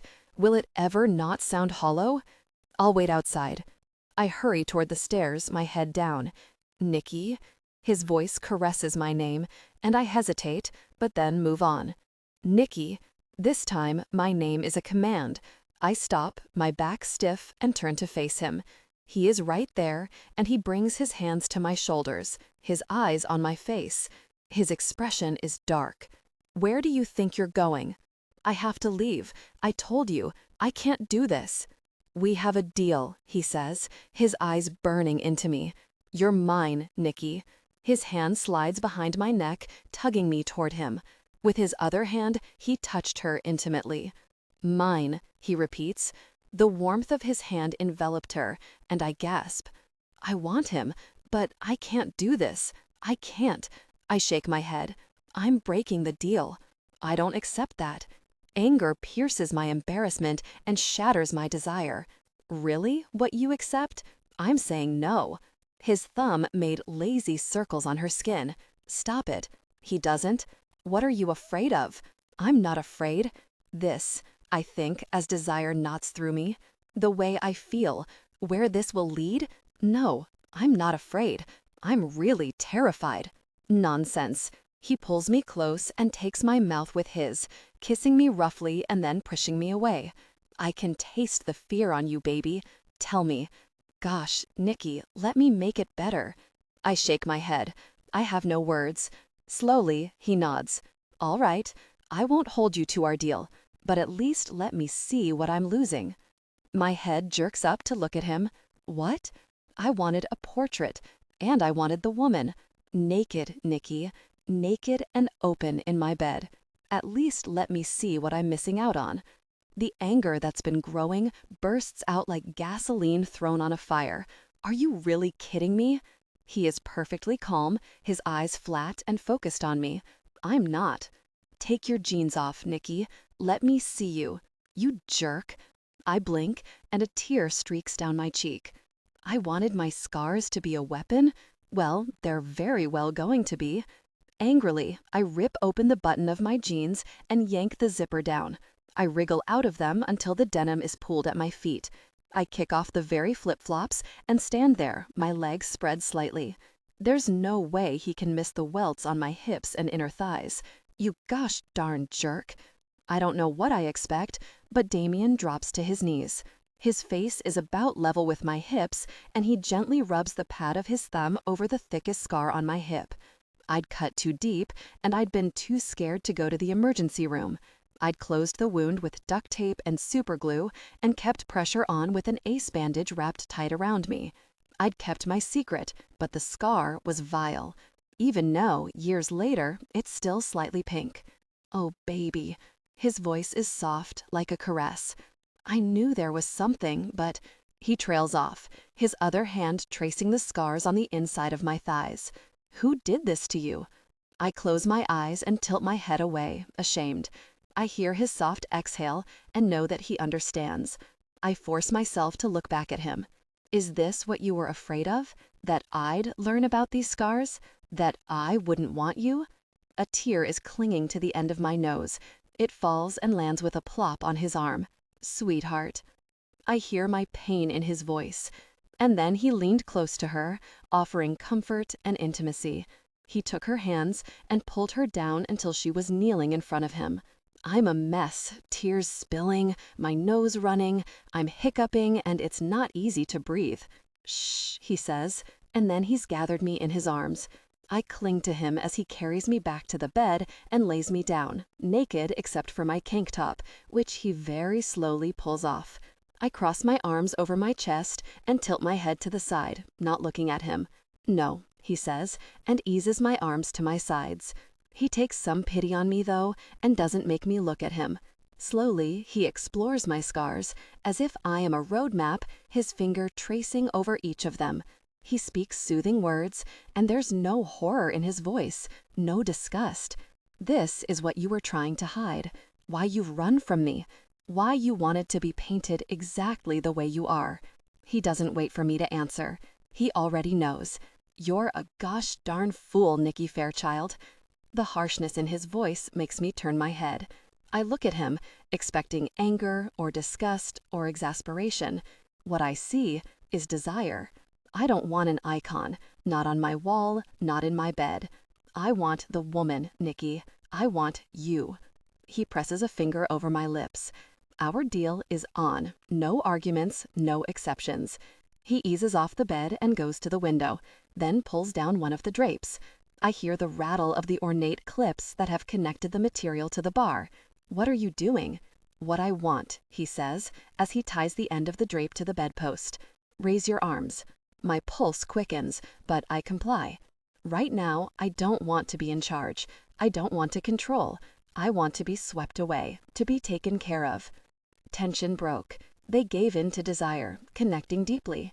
He trails his index finger up my stomach to my chest. Should I make you beg? He teases. I will, I say, utterly shameless. His expression is devious. I want you eager. I want you longing. I swallow. I already am. Well, see, he says. Then he reaches for the robe and pulls off the sash. Without his eyes ever leaving mine, he puts it over my eyes. Damien? Shh. He ties it behind my head. I think of the word sunset, but I keep it to myself. I want this. I want to feel, and how much more will I be able to if I can't see? The bed shifts, and I realize he's no longer beside me. I bite my lower lip, but I refuse to call out. He's playing a delicious game with me, and I fully intend to hold my own. He's taken me full circle, I realize, from fear and shame to excitement and arousal. I don't think anyone but Damien could do that, and whatever he has planned for me now, I trust him. I jump as something cold and wet hits my chest. Ice, I whisper. But he doesn't speak because he's tending to the water, his mouth warm against my skin. He traces the cube down my belly, and my muscles jump and twitch from the cold and from excitement. His touch follows, his lips. He leaves a warm trail down my body. I tug against the sash that binds my wrists, wanting to touch him, wanting to rip off the blindfold. And yet I don't want to either. There's something exciting about being so totally at his mercy, of seeing just where this will lead. My legs are spread wide, and I can feel the cool night air against my skin. I shift my hips, partly to try to quell the growing need and partly as an invitation. Either that or a demand. I want to be close to him, and I want it now. Getting anxious, Miss Fairchild? You're a cruel man, Mr. Stark. His laugh suggests that I don't yet know just how cruel, and then I feel the bed shift again. One finger stays on my belly, but I don't feel the rest of him. And then, oh gosh, yes, I feel his warm breath against my inner thigh. I almost reached a peak right then, and my hips buck up involuntarily. Please, I whisper, I'll beg. Damien, I'll beg. I know you will, baby. His touch is right there, and then I feel a sharp sensation, and I cry out from the almost painful pleasure that shoots through me. But you're not ready yet, not quite yet. I think you're wrong about that, I grump, and draw another laugh. It's stifled, though, by his touch on my inner thigh. I squeeze my eyes closed tight behind the sash as he brushes his lips over my scars, kissing his way down my leg, cherishing me with his touch. I feel his touch dart out and tease the back of my knee, and I learn in that moment just how sensitive that part of a body can be. I'm still twitching from the electrical sensations that buzz over my body when he reaches my feet. You have lovely toes, Miss Fairchild, he says. I don't have a foot fetish, but if I did... He trails off, and his mouth closes over my big toe. He kisses it, gently at first, and then harder until I'm squirming again, feeling the corresponding tug all the way in my core. I'm intensely aware, but I know better than to beg. Damien's not done with me yet. He moves his attention to my other foot and kisses each of my toes gently. Then he kisses his way back up my leg. By the time he reaches the soft skin between my thigh and my core, I am completely lost in a haze of pleasure. At least, I think I am. When he closes his mouth over me and grazes my sensitive skin lightly with his teeth, I am wildly, hotly, intensely proven wrong. There are still heights, and Damien is taking me there. He has an expert touch, and it swirls over my sensitive skin, soft and gentle, but with a building intensity. My eyes are squeezed shut behind the blindfold, my breath coming in short gasps. I twist against the bindings that hold me. I am lost. I am nothing but pleasure. A vibrant white wave of pleasure concentrated between my thighs. And then, oh yes, oh my, the world seems to explode, and I'm bucking against him, and still he's touching and teasing me, and I'm climbing higher and higher until finally, the world settles back around me, and my chest is rising and falling with the power of the release. Now, Damien whispers, and I realize he's above me. His mouth closes over mine, slick with the scent of me. His body is pressed against me, and they come together intimately. Oh, baby, he says. His hand slips down between our bodies, and I feel his thumb on my sensitive skin. My body trembles again, and I gasp as my muscles clench, drawing him closer. There you go. That's right. Are you sore? I manage to croak out a no. Good, he says, and I feel him withdraw just a little, then connect with me again. He said he was going to be passionate, and he is, and I'm lifting my hips to meet him because I want him deeper now, deeper and more intensely. I want all of him, and, I want to see him. Damien, I say. Damien, the blindfold. I'm afraid he's going to ignore me, but then his fingers brush my temple, and he pulls it off. He's above me, his face hard, but his eyes showing nothing but pleasure. His mouth curves into a gentle smile, and then he kisses the corner of my mouth. The frenzied intimacy slows to a sweet, sensual rhythm that is all the more devastating because he's drawing it out, making it last. It can last forever, as far as I'm concerned. And then I see the tension building in his body, his muscles tightening, his body stiffening against mine. He closes his eyes, and I watch as he arches back. And then I feel the sweet pressure as he reaches his peak with me. Gosh, Nikki, he says as he collapses against me. I want to press my body against him, but I'm still trapped. "Damien," I whisper, "untie me." He rolls over and smiles at me, warm and languid. At some point, he took a moment, and then he moves quickly to undo the drapes. I didn't get to enjoy watching him strip, but I'm very happy with the view now. He may not have played tennis professionally for years, but the man still has an athlete's body, long and lean and so very sexy. "Come here," he says, roughly, once I'm untied. He pulls me close to spoon against him, my back against his chest, my rear against his magnificent form. His fingers stroke the outside of my thigh, and his lips graze my shoulder. "I liked taking you tied up," he says. "We may have to try more of that." "More? Have you ever heard of kinbaku?" "No." His hand slides over my thigh to rest on my skin. His fingers stroke my skin lightly. "It's ropes," he says, "but they're for restraint as much as for pleasure." His fingers ease between my thighs, and I gasp, amazed that I already want him again so desperately. He rubs his finger over my sensitive skin and whispers, "It's all about the placement of the ropes." "Oh," my voice is breathy. "Would you like that?" I don't know." I swallow. "I liked this," I admit. His fingers slide easily over me, and I moan. "Yes," he says. I could tell. He's teasing me for being aroused, but I can feel his body pressing against my rear. He's becoming eager again, and I wriggle my rear a little, hoping to speed up that process. My, Miss Fairchild, you are a naughty girl." "Very," I say. "Be with me again, Mr. Stark." He bites my earlobe, just hard enough that I squeal. "On your knees." I look back at him. "What?" "On your knees." I obey. "Spread your legs." I do. I've never experienced intimacy like this. Who am I kidding? I've never experienced anything like I've done with Damien. I feel exposed, and yeah, I like the feeling.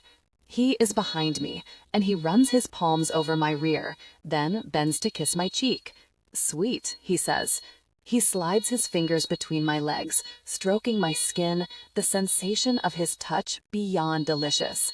He brings his hand up, and I feel his thumb at my sensitive area. I bite my lower lip. "No," I whisper.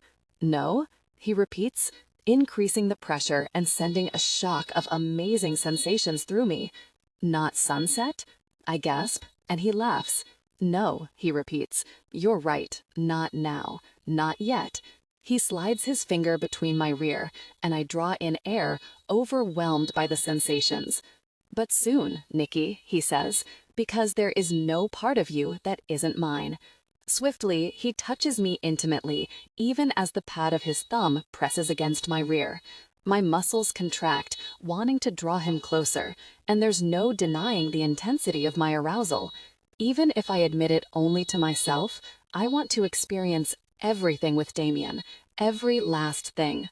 "Put your arms down," he says, "so you're resting on your elbows." That's right. I'm on the mattress, my head low, my rear high. Yeah, exposed is right. But I don't have time to think about my position because Damien's touch grows more intense.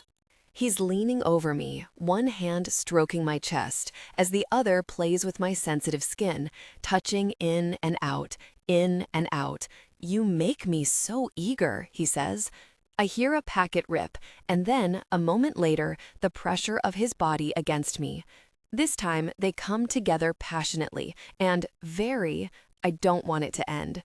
The pressure of his movements moves us across the bed, and I reach out, grabbing hold of the iron bed frame to hold myself in position, meeting him movement for movement, losing myself in the sensation and the sound of our bodies meeting. I feel when he gets close, and as he does, his hand returns to my sensitive skin, stroking and teasing and bringing me closer and closer. "Reach your peak with me," he demands. "I'm reaching my peak, baby. I want you to reach your peak with me, too."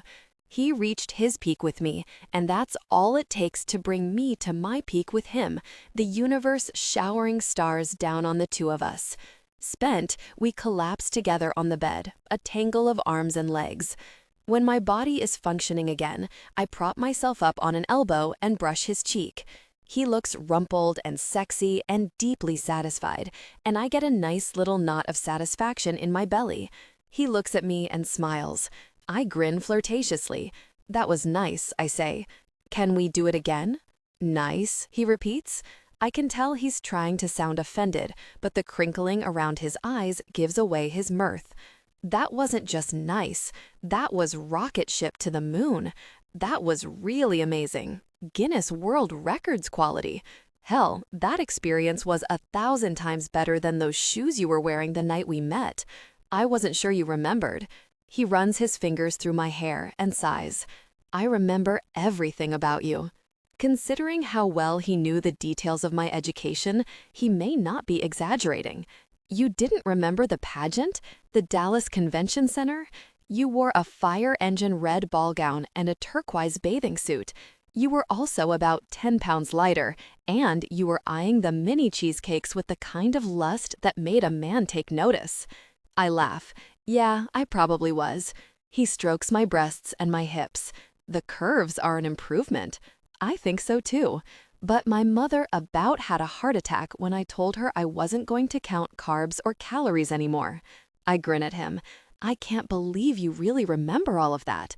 You were the only contestant who seemed alive to me, and that was despite the fact that everything you were doing was a lie, or maybe because of it. A lie. I prop myself up on my elbow, fascinated. What do you mean? Exactly what I told you at the time. You didn't want to be there. You felt like a kindred spirit. You were right. That was my last pageant. After that one, I finally managed to get free. I frown. Kindred spirit? You said that because you wanted out of tennis, didn't you? His expression darkens. Absolutely. I hope he can't see my sadness. I remembered the MC introducing him at the pageant, announcing that Damien Stark had just won the US Open. He had so much talent, and the joy had been ripped away from him. I'm certain there's more to it than the story he told me, and I wonder if he'll ever tell me the full truth. He strokes my cheek, and I smile. We both got out, I say, forcing myself away from melancholy. And now we're both free to explore other options.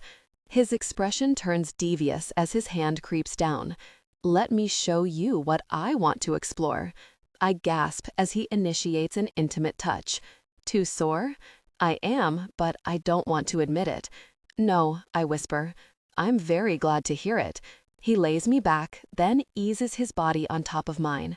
His weight feels delicious, the pressure safe, like he's holding me close and protecting me. His mouth brushes mine in a flurry of soft kisses that start at my lips and then trail down my neck before he eases back up to press a kiss to my ear. I thought we'd try something new, he says. Or rather, something old. Old? Plain, old-fashioned intimacy. He groans in satisfaction as I respond. He presses close but doesn't enter. Instead, he moves just slightly, teasing us both. My breath comes in fluttering gasps, and just as I'm about to break down and beg, they came together intimately. I gasp, arching back, grimacing from both pain and pleasure. I think someone broke the rules, he murmurs, as he finds his rhythm and they move together. I think you lied when you said you weren't sore. I grin up at him, mischievous. Maybe I did. Maybe it was worth it. I'll go nice and easy, he says. And he does, moving so slow and deep that it's almost like torture as the crescendo mounts, higher and higher, until I finally reached a peak in his arms, limp and open to him. He reached his peak quickly, and he clutches me, connecting deeply, then collapsing against me. There's something to be said for traditional, I murmur, and beside me, Damien laughs. For a few minutes, we just lay in the dark, listening to the ocean. Then Damien takes my hand. Let's get cleaned up and eat. I'm not about to argue with either of those, so I slide back into the robe and follow the stunning view of a naked Damien past the fireplace to the rest of the third floor. It's also been finished out, and there's a tricked-out restaurant-sized kitchen, just a small one for parties, a still unfurnished bedroom, and the most amazing bathroom I've ever seen.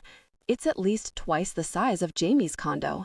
The ceiling is over 13 feet high, and it's made entirely of glass. Right now, it's a dark void, but if Damien were to turn off the lights, I imagine that the stars would twinkle above us. One wall is lined with a granite countertop that has 2 huge sinks. On either side of each is a vanity area. An electric razor is at the far sink, along with a toothbrush and a bottle of aftershave. On the closer sink, there is another toothbrush, still in plastic. There's also a small box. Curious, I open it and find foundation, powder, and a variety of eyeshadows and liners, all in my favorite colors. How did you know to get all of this? I'm a man of many resources, he says. I frown. Why didn't he just ask me what brand and colors I wore? I'm feeling a bit under a microscope, with nothing quite my own. It's the way my mother always made me feel, but Damien is not Elizabeth Fairchild, and I'm afraid that I'm overreacting. What's wrong? Nothing. I don't quite manage a smile. Your makeup preferences and shoe size are in the Macy's gift registry, he says gently. Oh, I shake my head, feeling like a fool. I forgot. I did that for last year's birthday. I take a deep breath and look him in the eye. Thank you. You're very welcome. I run my finger over the cool countertop. I can't believe how amazing this floor is. The house isn't even finished yet. I made sure to complete the areas that mattered for this week. Oh, when did you do that? After you agreed. It's remarkable how fast things can be accomplished when the price is right. You didn't have to do this for me. I didn't want to bring you to a construction site. He reaches out his hand and I take it. He leads me to the back of the bathroom, past the shower with at least a dozen shower heads and a tub the size of a swimming pool. There's only one closet, but it's huge. We step inside, and I see that it's been divided down the middle with something that resembles a kitchen island, but has bureau-style drawers on either side. There's a remote control on top of the island. He picks it up and presses a button. I hear water start to run in the tub. The right side has a few white shirts, some jeans, some slacks, and something in a garment bag. A tux, I presume. On the whole, it's pretty thin. In contrast, the left side of the closet is packed full. Robes, dresses, skirts, blouses, and shoes. Hundreds of shoes. Mine again? I ask, raising a brow. I think you'll find it all fits. You know, shopping is part of the fun. And I've already promised you a spree. In the meantime, you have plenty to choose from. I roll my eyes. What's in the island? Underwear? No. His mouth twitches. I thought we were clear that underwear isn't needed, but when I'm home, I'm going to have job interviews this week, I hope. No underwear, he repeats. Not this week. Not unless I specifically tell you to. I consider arguing, but I don't. It would be for form only. The truth is, the idea excites me. Being naked beneath my dress, knowing that it's because it pleases Damien, thinking of him every time a breeze caresses my skin. Bra? I ask. He eyes the curve of my breasts under the red robe. No, he says, and I feel a surge of arousal. He notices, and I see the answering excitement in his eyes. People will be able to tell, I say. Let them, he says. Come on. I follow him to the tub. Too hot? He asks. I dip my hand in. It's hot, but not unbearable. Not even close. Really? He looks intrigued and turns down the cold water tap until it is only a trickle. Is that bubble bath? I ask, pointing to a built-in dispenser. Go ahead. I press the button and a floral-scented gel squirts into the water right beneath the tap. Bubbles immediately form. Now that's a bath, I say, laughing. Can I get in? Of course. I drop the robe and climb in. Already conveniently nude, Damien follows. He eases his back against the side and then settles me in between his legs. I feel his body, soft now, against my rear. I shimmy a little and he stirs. Tease, he murmurs.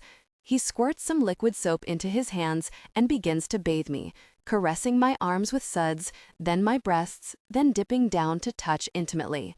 I close my eyes and lean back, feeling his desire grow against me, feeling my body respond to him again.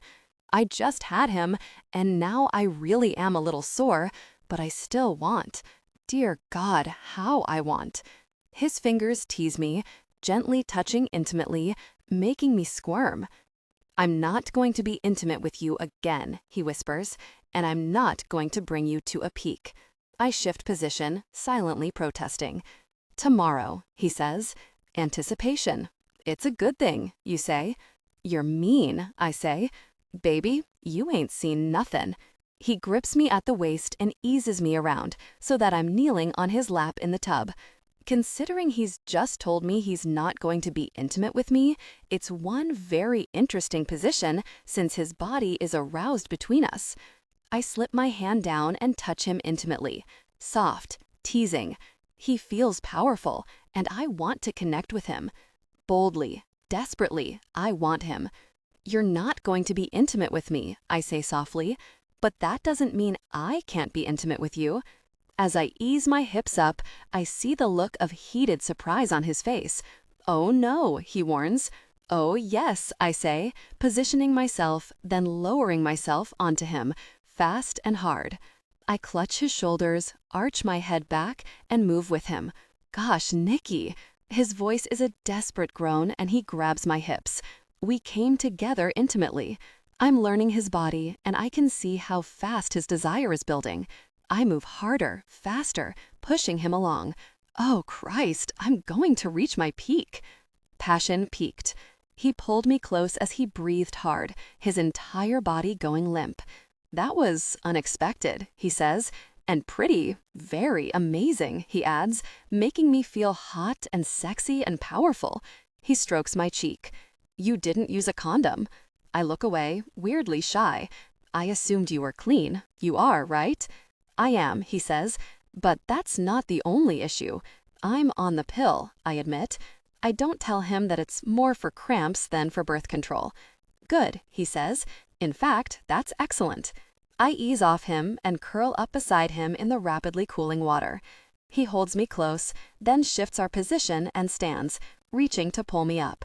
I let him help me out and dry me off with the kind of thick towel I've only seen in spas. Then he holds the robe for me and ties the sash around my waist. He dries himself off next and pulls on a simple cotton robe. "Come," he says, then leads me to the bed. He opens a trunk and pulls out 2 pillows and a light comforter, which he spreads over the sheets. He holds the sheet open in an obvious invitation, so I start to slide in.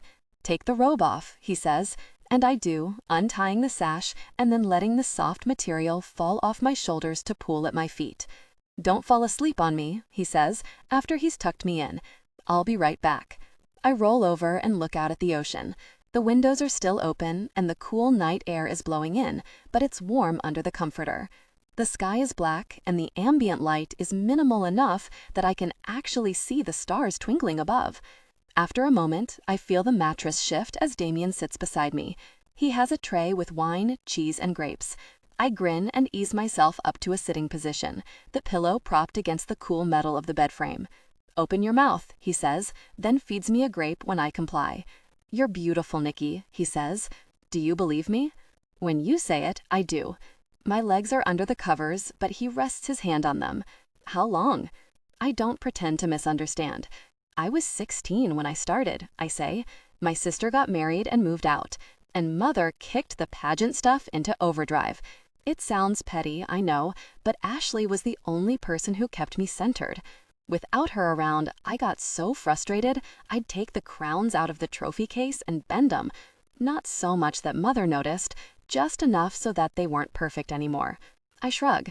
I guess I graduated from crowns to my own skin. Why? Cutting? I don't really know. It's a compulsion. It just felt like that was what I needed. Either cut or float off into some black hell. I felt so disconnected, like my life didn't belong to me. The pain gave me an anchor. Now, I think it was something my mother couldn't touch. Then, I just knew it helped. It's hard to explain. I shrug. I want him to understand, but I don't really understand myself, and I don't like talking about it. "I get it," he says. I look at him, wondering if he's just being polite, but I see genuine comprehension in his face. 16, he says thoughtfully, "but when I saw you compete at 18, there were no scars." "My hips," I say. "I kept all the cuts on my hips at first. Easy enough to hide, even in a pageant dressing room." "What changed?" He's holding my hand, gently stroking my fingers.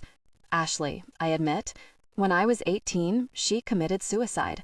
Her husband had left her. My mother had been appalled, said Ashley must have done something to drive him away. I guess Ashley thought so too, because her suicide note said she was a failure. I swallow, appreciating the way she's squeezing my hand in support.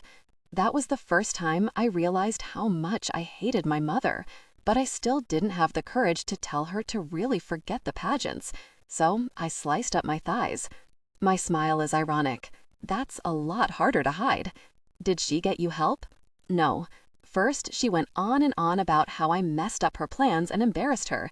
Then she told me I was a selfish, difficult person because I was throwing away all that prize money and scholarships and probably even a husband. Damien says nothing, but I can see the burn of temper in his eyes and the tightness across his body.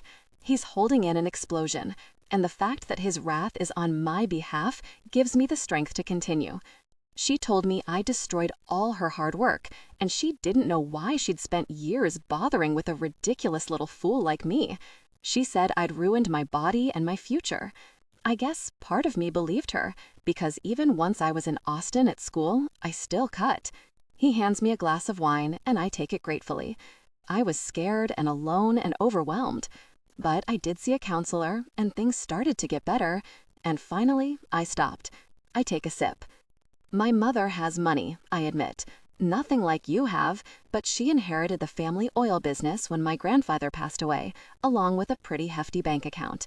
I don't mention that mother's ineptitude drove the company into the ground, and she ended up selling it. Now she's living on what's in the bank, and the fortune is shrinking every year because she hasn't got a clue how to manage it and refuses to hire an advisor. That's one of the reasons I'm determined to learn how to run a business before I actually have a business to run. Anyway, Mother cut me off financially after I declared my majors. Science wasn't what she wanted for her little girl. But that was the best thing for me, because suddenly I didn't have her looking over my shoulder. I didn't have to be perfect. I didn't quit immediately, but it started to get better, and after a while, I didn't need to cut anymore. My words have been pouring out of me. It's more than I've ever told anyone. Even Jamie and Ollie only learned the truth in small doses. But it feels good to get it out, even though the price is the growing ferocity I see in his eyes. Still, I haven't told him everything. He puts our glasses on a table by the bed and moves the tray with the food out of the way. Then he pulls me into his arms so that my head is resting on his shoulder. Slowly, his fingers trail up and down my arm. I understand, baby. I promise you, I understand.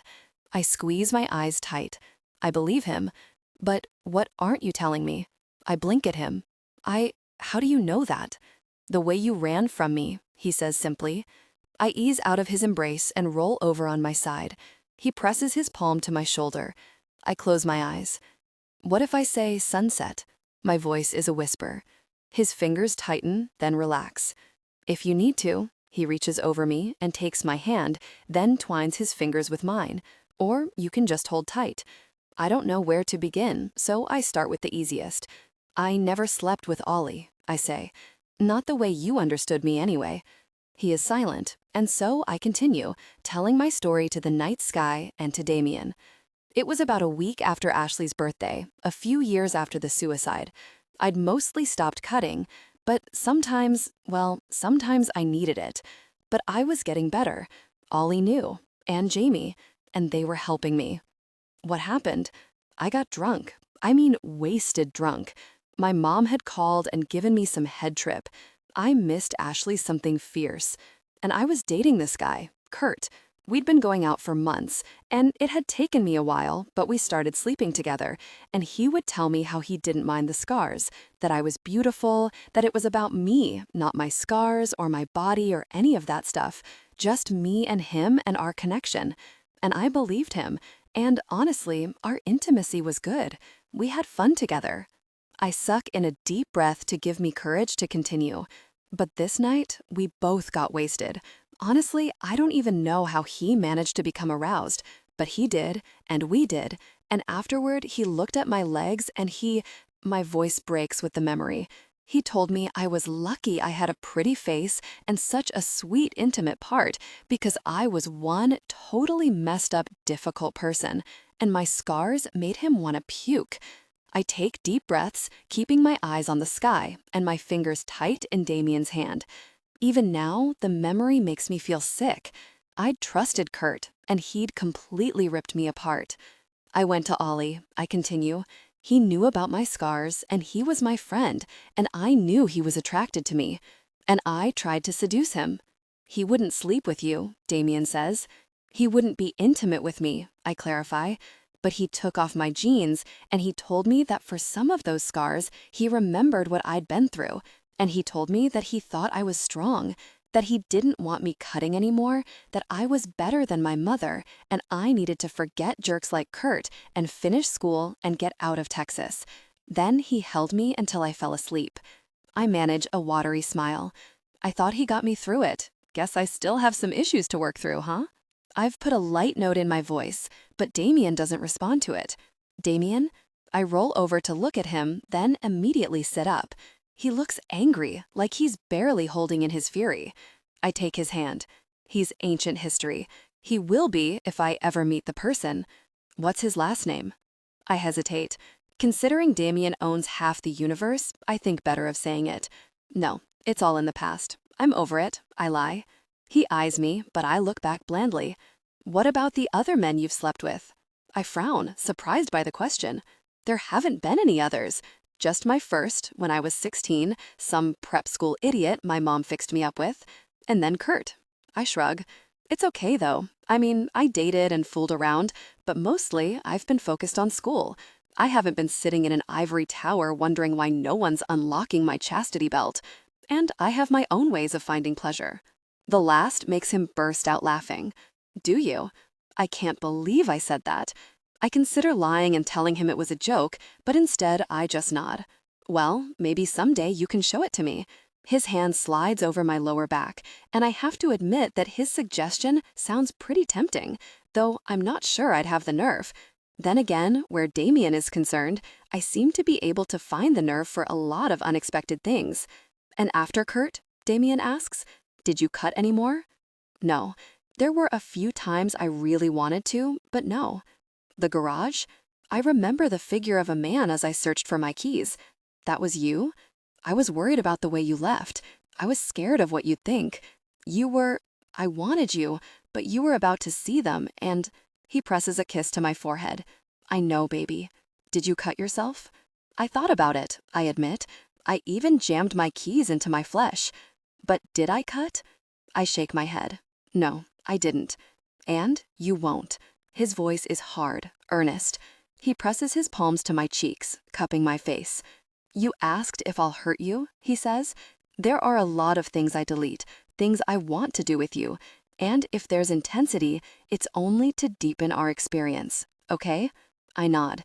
I won't cause you harm. That's not my intention. Do you understand that? I swallow and nod. I'm slightly embarrassed. This is starting to feel like a counseling session. But at the same time, his words and his concern are making me feel cherished, like I'm more than just the girl in his bed for the week. Do you still feel that need? He asks. I didn't think so, I say. But then in the car, I wanted it, but I fought it. If you need to feel grounded, you tell me. His voice is hard, urgent. Do you understand? I nod and curl up close to him and let him stroke my hair. Because I also hear what he doesn't say. That if I need to feel grounded, if I need the intensity to feel centered and real and here, then Damien is the one who'll stand at my center. Whatever I need, he'll give. I shiver a bit. I've never been so exposed to another person, not even Ollie, not even Jamie, and I've never felt more taken care of. And what about you, Damien? I finally ask. What do you need?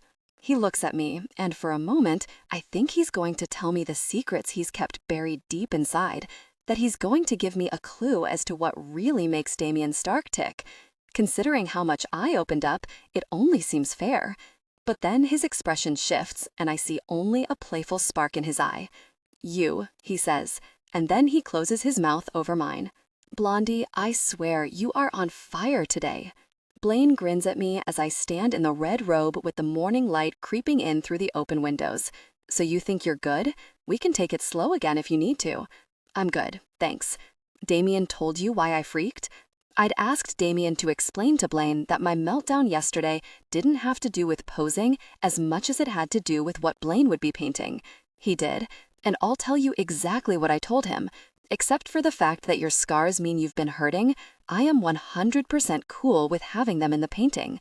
Some models, especially the professional ones, it's like painting airbrushed people. Give me something raw any day. Honest, Nikki, I'll do you right. I believe you. I shift a little and rest one hand on the foot of the bed, my palm cupping the ball at the top of the bedpost. With my other hand, I reach for the drapes. Something like this, maybe?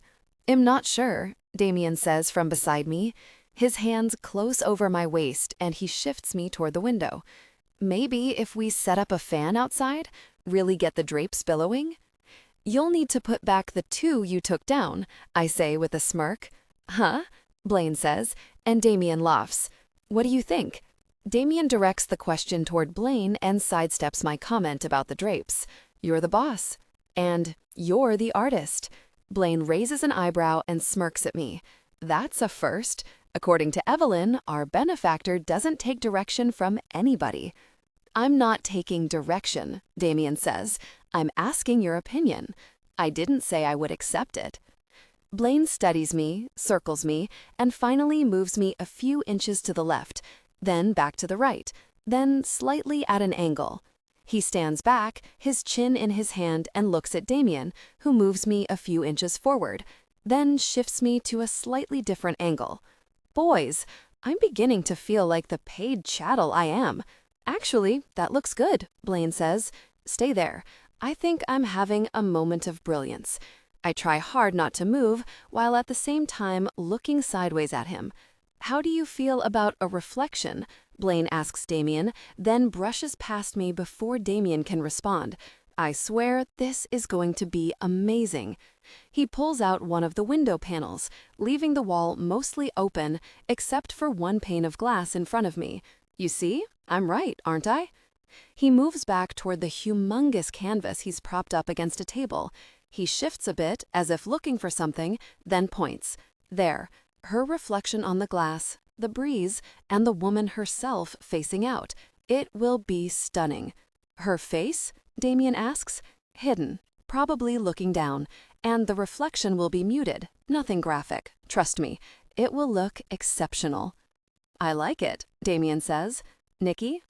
I force myself not to turn to face him in case that messes up the composition. I have a say? I ask playfully. I thought you bought me lock, stock, and barrel. Stocks are tempting, he growls, moving into my line of sight. He glares at Blaine. Yes, I want the reflection. I want as much of her as I can get. I haven't had enough this morning. My cheeks flame because that's a rather private joke. We'd been in the shower when Blaine had pounded on the front door.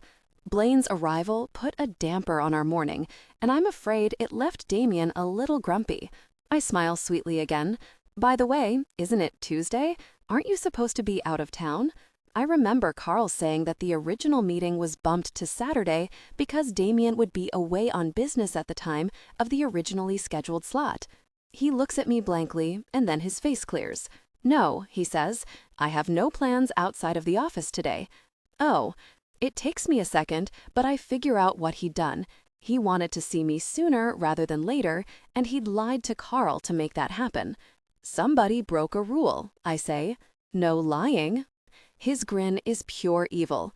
I never said the rule applied to me.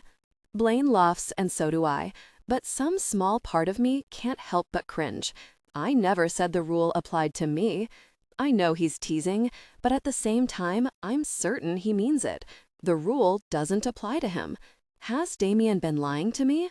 Maybe not maliciously, but simply because he can? Because sometimes it's easier? I think about the questions he's avoided, the times he's shifted our conversations. Is he just being a guy, silent and unsharing? Is he simply inscrutable? Or is he hiding something? I recall what else Evelyn said. about how after Damien's rough youth, she couldn't blame him for being closed off, for being a little damaged. I think about the Damien who's held me and kissed me and laughed with me and teased me. I've seen a lighter side of Damien Stark, a side that most people don't know. But have I yet to see the dark? Yo, Blondie. Blaine's voice pulls me from my thoughts. He's motioning for me to move again. I do, and then finally settle into what Blaine deems the perfect pose. Damien slides in to press a kiss to my forehead. Tonight, he says, I have meetings all day, but I'll text you with the details. Edward's ready to take you home whenever you're done. I could keep her here all day, Blaine says. She's a fabulous subject. All day? I squeak.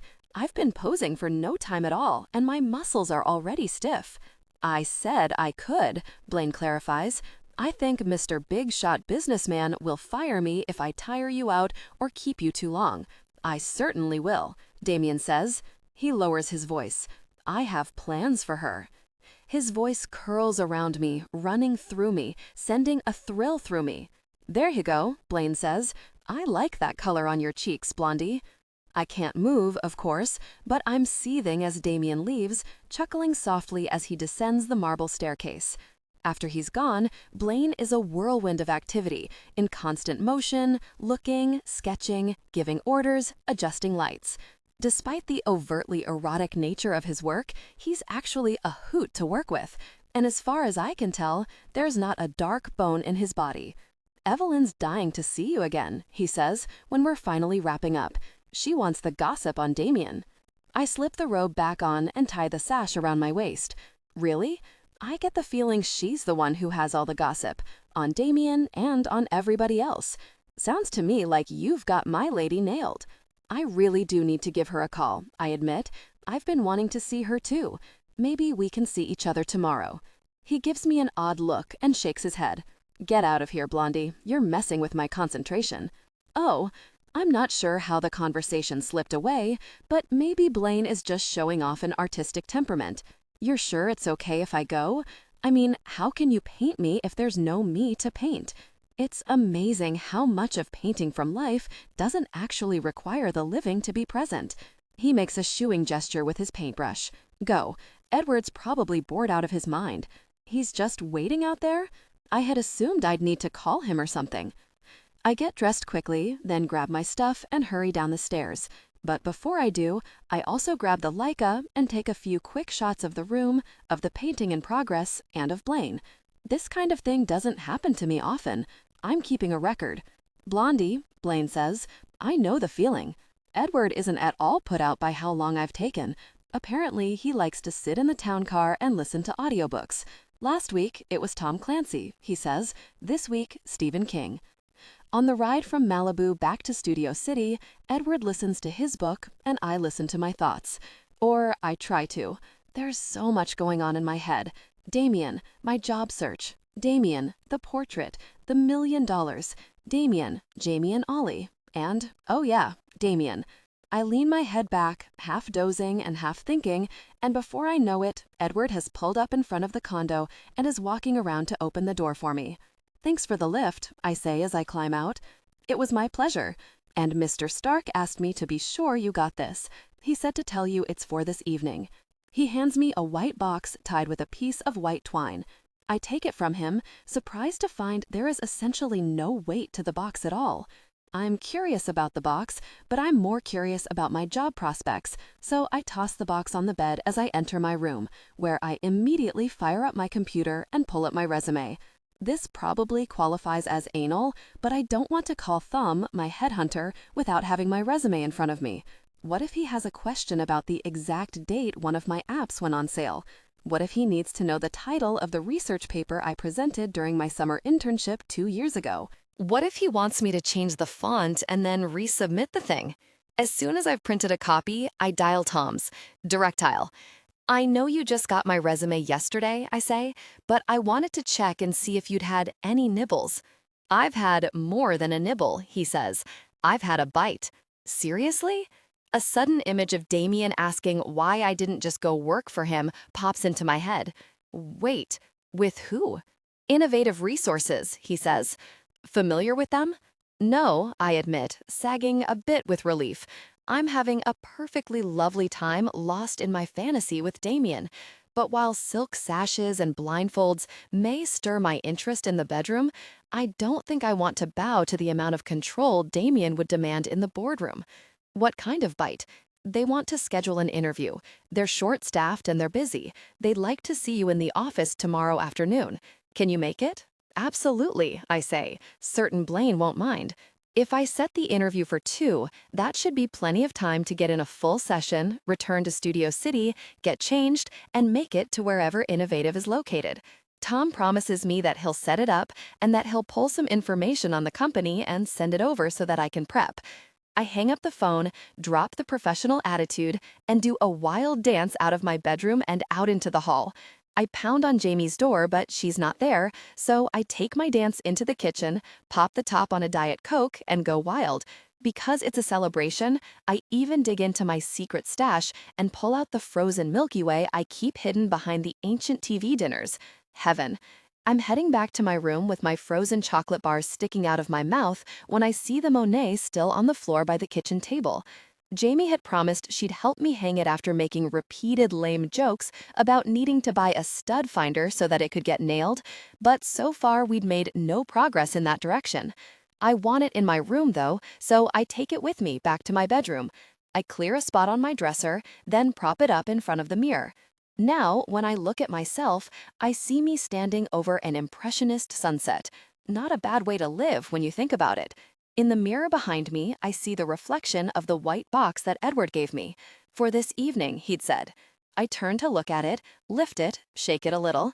I use a pair of nail scissors to clip the twine, then pull the top off the box. Inside, there is a piece of cloth and a strand of pearls. I peer at it for a second, confused, then hook a finger under the pearls. They rise, bringing the lace with them. Panties. A thong, to be specific. And the pearls are, well, in the thong part. I leave them on my pillow and snatch up my phone. He's probably buying the universe or something, but I text him anyway. Got your present. V pretty. I wonder about the comfort factor, though. His reply comes almost immediately. This from the woman who can't walk in her shoes? I scowl and type fast with my thumbs. You raise a good point. But shouldn't a man who can buy continents, small planets, have better sense? I imagine his grin as his reply comes. Trust me, you'll find my gift very satisfying. Did you read the card? What? My reply is simple. Question mark? Under the thong. Read it. Follow it. Don't break the rules. And then, just moments later, must go buy a large planet. Until tonight. I laugh, grinning like an idiot as I toss my phone back on the bed and pull the box toward me. Sure enough, I find a card tucked into the tissue. I read it, and then I pick up the panties again. I run the strand of pearls between my fingers, and my body warmed with anticipation. I close my eyes, and I picture the words Damien wrote. Wear this tonight. I'll pick you up at 7. Cocktail attire. You'll want to touch yourself. Don't. That's my privilege. D.S. I will never doubt Damien again. I'm dressed by 6:30. By 7, I'm so intensely filled with desire that I wonder how these panties can be legal. They're most definitely not practical. I grab a sparkling water and sit on the couch, trying to read, but mostly I just press the water to the back of my neck because every time I move, the pearls stirred my senses, and if I'm not careful, I'm going to melt before Damien picks me up. Or I'll break a rule. Except, very simply breathing is making me crazy. I imagine Damien's voice in my ear telling me how filled with desire I'm getting, how tormented he knows I am, how much anticipation I'm feeling for him, and how I absolutely, positively cannot do anything to ease this intense feeling growing inside of me. Oh, to hell with it. I'm wearing a black garter and black stockings, and as I lean my head back against the couch, I trail my fingers at my thighs. It's only cheating a little if I pretend it's Damien's hand, right? And after all, it's not like he needs to know. My fingers slide over the pearls, but I don't touch myself. I only touch the strand. It moves, just like it does when I walk, and the sensation is amazing, like tiny rockets shooting through my body, raising me up. I'm so overwhelmed with sensation, I can hardly stand it, and I imagine Damien's hands on my thighs, his mouth leaving a trail of kisses up my leg, his touch stirring my senses. I moan softly, then jump guiltily from the sharp knock at the front door. "Coming," I call, and the irony really isn't lost on me. I straighten my skirt, take a deep breath to hopefully smooth my face and hide my secret, then hurry to the door. I open it to find Damien standing there, looking so sexy in a tux that I think I might just reach a peak of sensation without the benefit of pearls or fingers or anything except the sight of this man in front of me. "You look amazing," he says, then moves his finger in a twirling motion. I comply, spinning with enough force so that the skirt of my deep purple cocktail dress flares out. It's a vintage dress that I've loved for years, with a fitted waist and a plunging neckline. Sexy, and yet at the same time, it has a Grace Kelly kind of class. It makes me feel stunning, so it's easy to smile and accept the compliment. "You're not so bad yourself," I say, as he bends down to brush a soft kiss over my lips, a kiss he punctuates with a not-so-soft squeeze to my side. "Careful," I say, "much more of that and we won't be leaving this apartment." "Oh, really? Why is that?" he asks innocently. I smile sweetly, then grab my purse. I press a hand to his shoulder and lift myself up on my tiptoes so that my lips are right by his ear. "Because your little present is making me so filled with desire that all I can think about is connecting with you intimately." I ease back, keeping the breezy smile pasted on. His expression no longer looks so innocent. With smug satisfaction, I glide past him out the door. "Coming?" I ask from the threshold. "Apparently not yet," he growls, then follows me. He's brought the limo, and I swallow when I see the familiar back seat. My attempts to be cool may be harder than I imagined. I nod to Edward, who is holding the door open for us, then slide in, the pearls moving with me. I can't control the little sound of anticipation that escapes me, but I settle into my seat and try to look nonchalant. Damien eases in next to me and rests his hand on my knee. "Did you say something, Miss Fairchild?" "No, nothing." I clear my throat. It feels very, very intense in here. "So, where are we going?" "It's a charity function," he says. I am so not interested. I'm also so filled with desire. Playing coy might be fun, but the fun is starting to turn into self-torture. "What charity?" I ask. "Any chance you could just write them a very big check and we can go to the house, or your apartment, or right here? Here is good, actually." What started as a grin on Damien's perfect lips has turned into a full-blown chuckle. He reaches for the console and pushes the button to raise the privacy screen. "As a matter of fact, here is very good." "Oh, thank God. I think you have something to tell me, Miss Fairchild." His eyes are dark and hungry. I shift away from him, which, considering the pearls, isn't the best idea. He sees my reaction and the corner of his mouth twitches. He's enjoying my torment, the rotten jerk. "Well, I don't know what you're talking about." He slides closer to me and takes my hand. He guides it to my thigh, then eases my skirt up just enough to reveal the band of my stocking. "You glow when you're aroused," he says. "I've told you that before. It's an incredible turn-on." Oh, the word slips out of me like a wisp of cloud. They shared an intimate moment, tension overwhelming. "Did you read my note?" "Yes, I am desperately, achingly hot for him." "Yes, what?" I fight not to smile and end up gasping. "Yes, sir." "What did it say?" "Not to touch myself." I tilt my head so that I'm looking straight into his eyes. My skin is burning, my dress clinging to me from the sheen of sweat our heat has generated. "You said that was your privilege." "And why is it my privilege?" I'm so desperate for him I can barely speak. "Because I'm yours." That's right. Slowly, he initiated an intimate touch. I bite my lip so as not to cry out, silently begging for deeper intimacy. He doesn't. Instead, he pulls out, then gently takes both our hands away, sliding away from me. I actually whimper. "You broke the rules, Miss Fairchild. What happens to girls who break the rules?" I shift my hips. "They're punished." He cast his eyes down. "I think you better sit still, Miss Fairchild." "Damien," I beg. He bends over and slides his hands down into the bodice of my dress. His fingers find my very sensitive nipples and twists them. Not hard enough to hurt, but just barely. I gasp as a fresh wave of pleasure breaks through me. Do you like that? Oh, yes. He keeps one hand on my breast. With the other, he pulls out the lacquered chopstick I'd used to hold up my hair. It falls in loose curls to my shoulders. He runs the strands through his hands and breathes in the scent of my shampoo. I'm crazy about your hair, he says, then takes a handful and tugs my head back so that I'm looking up at him. His mouth brushes over mine. My lips are parted, ready for his kiss, but he's only teasing me, torturing me. You're so cruel, I say. Oh, but I'm not, he says, his lips brushing over my cheek, my temple as he speaks. Tell me, Miss Fairchild, what should your punishment be? What should I do to a naughty girl? I think about what he whispered to me the last time I was in this limo, about how he might have to punish me, about how if he was there, maybe he'd have to punish me. He'd been teasing, playing, but I'd heard real desire in his voice, and that had heightened my desire. I lick my lips and turn my head so that I'm looking right at his face. Maybe you ought to punish me. His eyes grow so dark, I think I could get lost in them. Gosh, Nikki. I wriggle off the seat and lay myself over his legs, my hips on his thighs. Slowly, deliberately, I raise my skirt.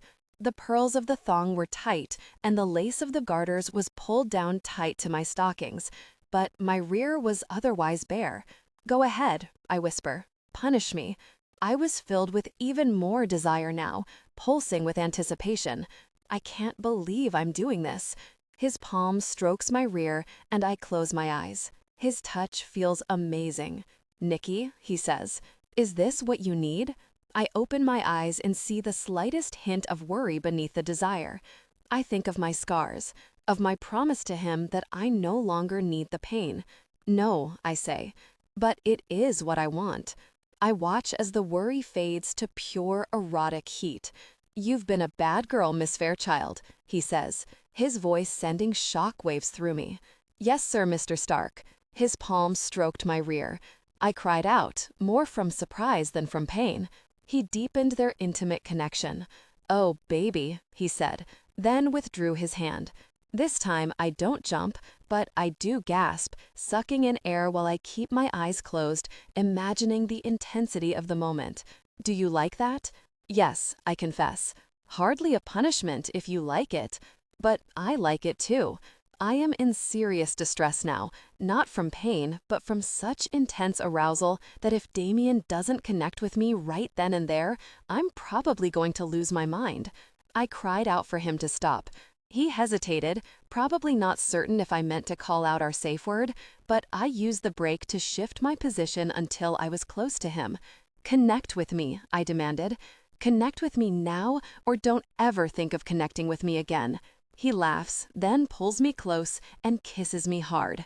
Passion peaked. They came together intimately, deeply connected. Oh, gosh, Nikki, he says, and even through the haze of passion, I have to laugh.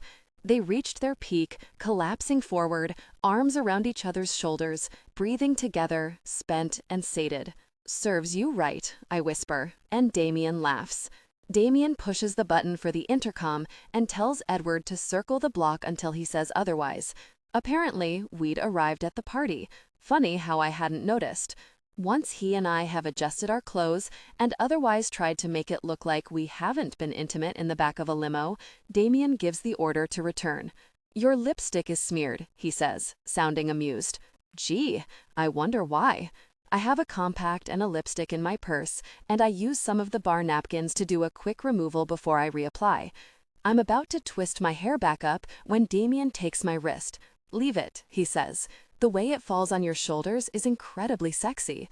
I toss the chopstick aside and fluff my hair. I peer out the window at the Tony Beverly Hills Hotel that is hosting the event. So no skipping out, huh? I'm afraid not. A valet opens the doors, but Damien helps me out. He presses his hand lightly to the small of my back and guides me inside. The hotel is amazing. It's nestled in the hills and so exclusive that I've never even heard of it. The reception desk is in its own building, and we walk across the saltillo tiles to a set of French doors open in the back. There's a tricked-up golf cart waiting for us. We get in and are whisked toward the event building. I spend the ride gaping in wonder at the grounds. Private bungalows are nestled away from the public areas, but still close enough that guests can walk to the pool, the hiking trails, or any of the five-star restaurants that dot the premises. The stucco event center sits beside a tennis court. It's surrounded by birds of paradise and palm trees and suggests California in the 20s. The inside is less California traditional and more Beverly Hills money. The walls are light wood, the floor a polished stone. An inviting bar dominates one entire wall, and two others are lined with floor-to-ceiling windows that open out onto a stone patio with a massive fire pit. Gambling stations fill the space. From where we stand near the entrance, I can see roulette, craps, and blackjack. Waiters mingle with trays of finger foods and drinks. Every corner is filled with clusters of people, laughing, talking, gambling, and generally having a good time. A banner over the entrance reads, SEF, 5 years, 5 million children, and growing. What is SEF? I ask Damien, but we're moving again and he doesn't hear me. Do you want to play? He asks, stopping a woman in a Vegas-style outfit with a money changer. Sure. How does it work? We buy the tokens and play for prizes.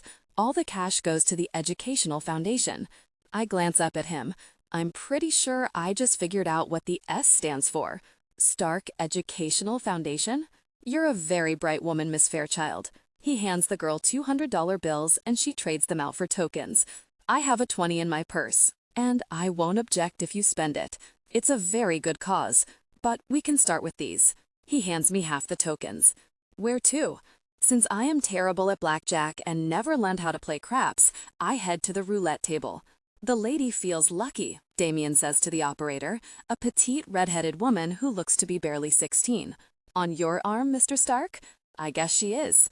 As it turns out, it's Damien who's lucky. After half an hour, he's quadrupled our money, despite the fact that I keep losing it. I give up, I say, taking a drink from a passing waitress. Do you want to mingle? Of course. He takes my arm and we move away from the table and into the crowd. I think our dealer, she called a dealer? In the States, yes, Damien says. If we were in Paris, you could call her a croupier. What about her? I think she has a bit of a crush on you. He pauses to look at me. Does she? And why do you think that? She kept looking at you, but don't get any ideas. She's far too young for you. Actually, she's older than she looks. I look up at him, surprised. You really do know her? Really, yes.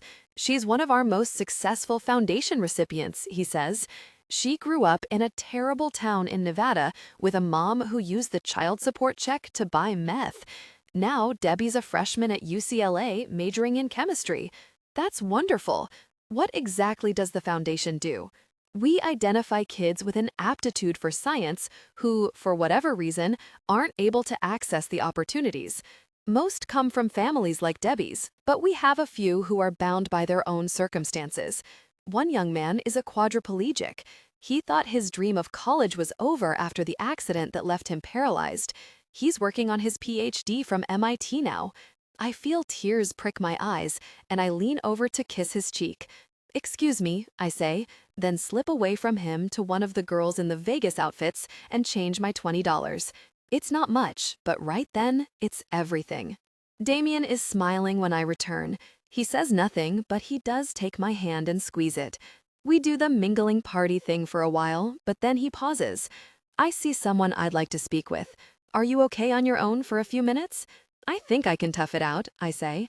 He brushes a kiss over my lips, and I am left alone. I don't mind, except that I don't really know anybody. I glance around, searching for a familiar face, and am rewarded when I actually see one. Ollie. I take a step in that direction, only to see that he's being intercepted by Damien. A little knot of fear forms in my stomach. Why on earth would Damien want to talk to Ollie? I can think of no reason other than Ollie's repeated mentions to me of his fear that Damien isn't good for me and his hints that Damien has some serious skeletons in his closet. But I've never let on that Ollie's mentioned that kind of stuff, have I? Suddenly, I'm very afraid that I talk in my sleep.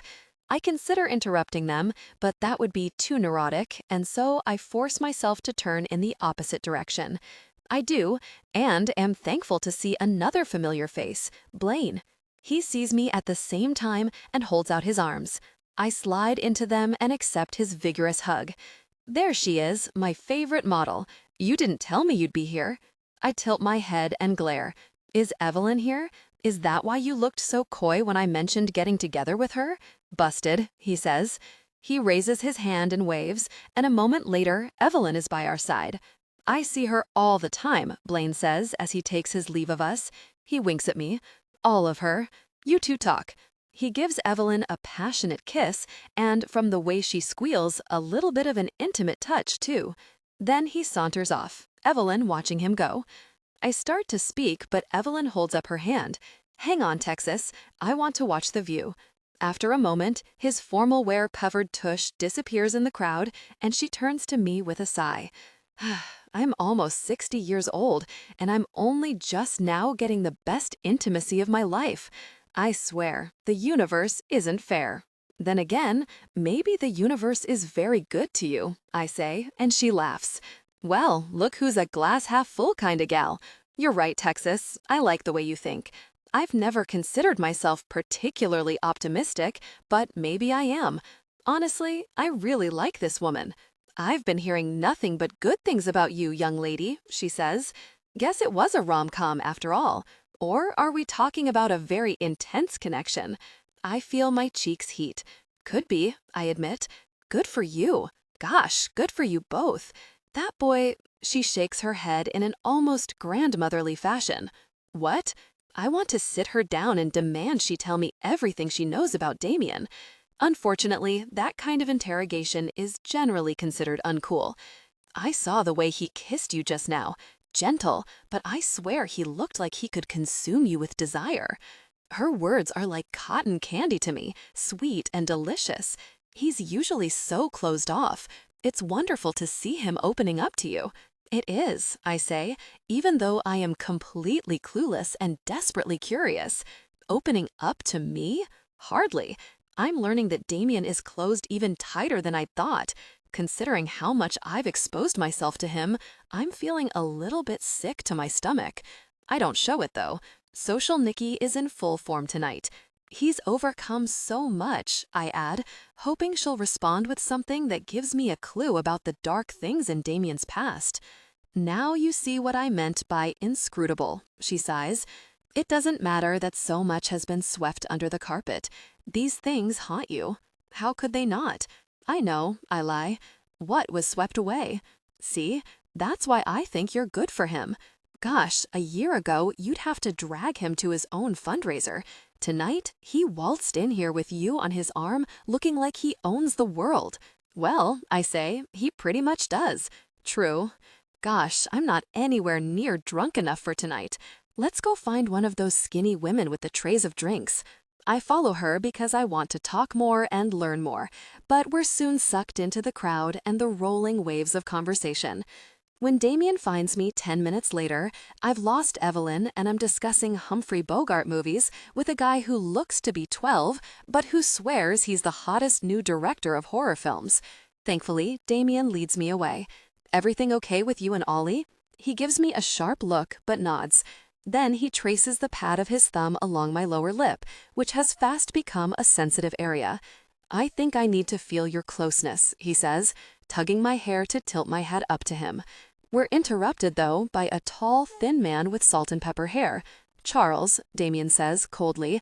I have a feeling the ice is because of more than the interruption.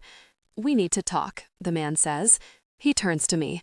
Charles Maynard, I'm terribly sorry to intrude. Oh no, it's okay, because really, what else can I say? Maynard leads Damien away, and as soon as he does, Ollie sidles up to me. Hey, I've been wanting to talk to you. I've been here all night.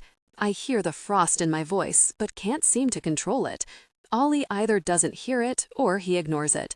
I know, but I wanted you alone. What is it? I'm sure I sound exasperated, but I'm not interested in another cryptic comment about how Damien's not right for me. I just wanted to say, I'm sorry. About what happened with Jamie, I mean.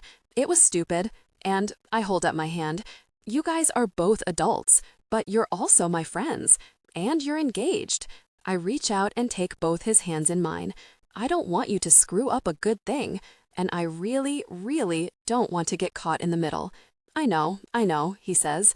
It was a one-time thing. Stupid, but it's over. I'm not sure I believe him, but I also don't want to talk about it. So I just nod and change the subject. What did Damien want? Oh, that. He tugs his hands away and shoves them into his pockets. He thanked me for, being there for you. After that stuff with Kurt, I feel my cheeks warm. It meant a lot to me. He looks at me and shakes his head. Don't you thank me too. You know there's nothing I wouldn't do for you. I look around the room and find the back of Damien's head. He's a good guy, Ollie, I say. Are you starting to see that? Sure, he says, but there's something odd in his voice. What? I demand. What is it about Damien Stark that bugs you so much?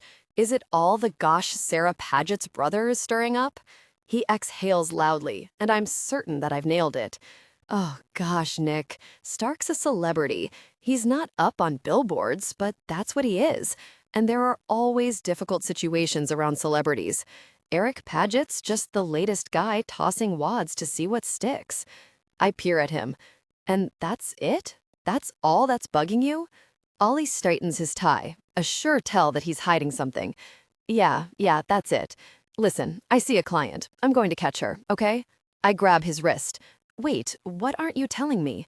Nothing. Gosh, Ollie, this is me. What aren't you saying? Oh, gosh, fine. He runs his fingers through his hair, then takes my arm and leads me to a quiet corner. Honestly, I wasn't even sure if I was going to say anything to you. I mean, maybe it's nothing. I force myself to stay quiet and wait. I mean, he seems like an okay guy. He is. Now tell me. Ollie nods. You need to keep this to yourself, okay? It's attorney-client stuff. Privileged. I could get fired. Gosh, I could lose my license. I nod, suddenly nervous. Okay. Well, I haven't worked directly for Stark, but I hear things. Whispers. Impressions. You know. No, I say. I don't. Oh, gosh, Nikki. I've just heard enough folks talk about the guy that I was worried about you. So when I had the chance, I did some snooping. Snooping? What does that mean?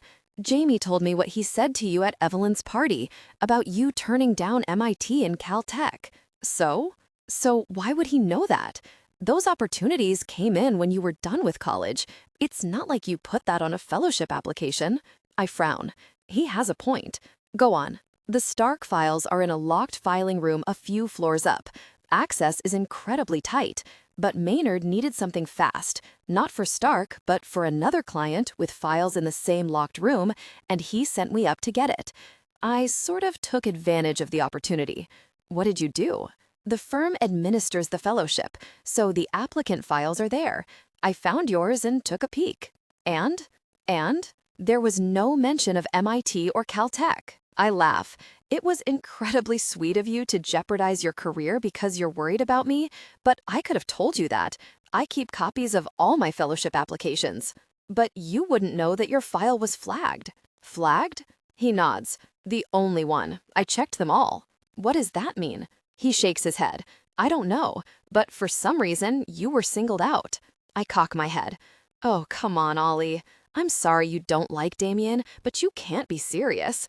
So there's a flag on my file? Big deal. Maybe it's because I'm allergic to penicillin, or because I'm the most photogenic fellowship recipient and they were going to do some sort of publicity thing, or because I'm the only one who moved to LA and I got added to some local mailing list. Hell, you don't even know that it was Stark who flagged my file. Maybe it was your boss, or some legal assistant who has a thing for the former Miss DFW. His expression turns defensive. I know. I told you I wasn't sure it was worth mentioning. But don't you think it's weird? Your file is not only flagged, but he knows all sorts of personal gosh about you. I shake my head. Personal gosh? Like where I was accepted to grad school as a state secret? Come on, Ollie, get a grip. Even as I speak, though, I can't help but remember how Damien knew my address and phone number, not to mention my makeup preferences. But each of those had a simple explanation. Just think about it, Ollie says. He waves at someone, then meets my eyes. Promise? I stay silent. He sighs, then walks away, disappearing into the crowd. I remain in the corner, trying to sort out my emotions. I'm confused, that much I know for sure, and I'm edging toward anger. But whether it's directed toward Damien or Ollie, I'm not certain. Antsy, I step outside. There's a flagstone path that runs along the perimeter of the building, and I follow it until I'm in front of the tennis courts. I pause, looking out over the court and imagining a young Damien playing, exuberant and happy as he chases the ball. It's a nice fantasy, and it erases the last bits of angst from my mind. Let Ollie worry if he wants to. I know better. I can tell Damien's behind me before I hear him. It's as if he's so powerful that the air shifts to let him pass. I turn and find him looking at me. For a moment, I'm afraid he's going to be irritated. After all, he made it clear that he was done with tennis, and yet here I am. But he looks calm and happy, and when he comes forward, he kisses my head and cups my back. "Watch it, bub," I say, and he laughs. "Hiding out?" "Yup." And thinking. "What about?" "You," I admit. I nod toward the court. "I was imagining you playing." I hold my breath, hoping my admission won't irritate him. "I presume you were imagining me winning," he says dryly. I laugh. "Always." "Good girl." He captures my mouth with his, and his kiss is wild and deep and intense. He's not touching me intimately. His hand has moved to my back and the other is on my arm, but I felt a powerful, overwhelming connection. I moan in protest when he breaks away. He takes a step back. "See you inside, Miss Fairchild." I raise my brows. "You just came out here to tease me?" "I came to tell you I'm giving a speech in about 15 minutes. If you're inclined to, come in and join me." A speech? I wouldn't miss that. I look back at the court and the empty night spread out before me. "I'll be right behind you. I want to stay here with the stars a little bit longer." He squeezes my hand and leaves, disappearing around the curve of the building. I sigh and realize that I am absolutely happy at that moment. Ollie's fears seem a million miles away. I let the feeling settle over me, then turn to head back inside as well.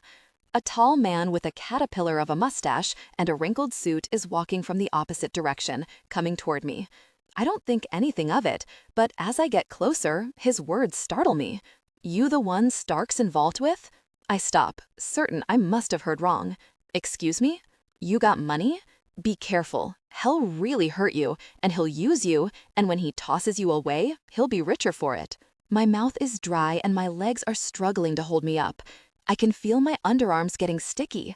I don't know who this man is, but I know that he's dangerous and that I need to get away. I glance around quickly and see a sign for a restroom just across the walkway, almost hidden by the landscaping. I have to go. I turn fast and hurry that way. "I know that bastard's secrets," the man shouts after me. "I know about all the very bodies. You think my sister's the only one he's really messed up?" Eric Paget. It has to be Eric Paget. My heart is pounding as I jerk open the door to the ladies' room. The automatic lights turn on and I hurry inside. There are multiple stalls, so it's not the kind of restroom that you would normally lock. The door does have a bolt though, and I turn it immediately. As soon as I do, the lights wink out. I suck in air, fighting rising panic. "Calm, Nikki, calm." The lights went out with the door. Presumably, the idea is that when the janitor locks the door from the outside, the lights are turned off. So just turn the bolt again to unlock it. I try, my hand shaking, because at least here in the dark, I'm away from Eric Paget. But I have to get out. I have to open the door. The bolt won't turn. No, no, no, no. Okay, I can deal with this. The bolt turns off the lights, but there must be a switch inside too, because otherwise someone might get stuck inside in the dark. I am a living, breathing panic in case in point. I fumble near the door, trying to find it, but I don't have any luck. My breathing is coming faster and shallower. Stop it. Think. Right. Think. Oh, really? I've forgotten how to think. I breathe. That at least I can manage, though not without some difficulty. I'm still clammy with panic, and I want to pound on the door and scream. But Eric Paget is out there, and I think that he's scarier than the dark, and okay, maybe he's not. I slam my fist against the door. Hey, is anyone out there? Hello? Nothing. I pound again, and again, and again. And Nikki? Damien? Oh gosh, baby, are you okay? I am so not okay, I cannot even begin to say. I'm fine, I manage. The door won't open. Can you unbolt it? No, it's stuck. But as I'm speaking, I'm grasping the thing and turning, and it flips open like a well-oiled machine. The second it clicks, Damien pushes the door open. I'm not sure if I run to him or if he comes to me. All I know is that I'm in his arms, and I'm sucking in air, and I'm apologizing over and over. He waits for me to calm down, then cups my face. You don't have a thing to apologize for, he says. I'm so glad you came back. Why did you come back? He gives me a $50 token. I thought you might want to play a bit before my speech. For some reason, that makes me tear up. I lean against him. It was Paget, I say. What? Alarm and anger color his voice.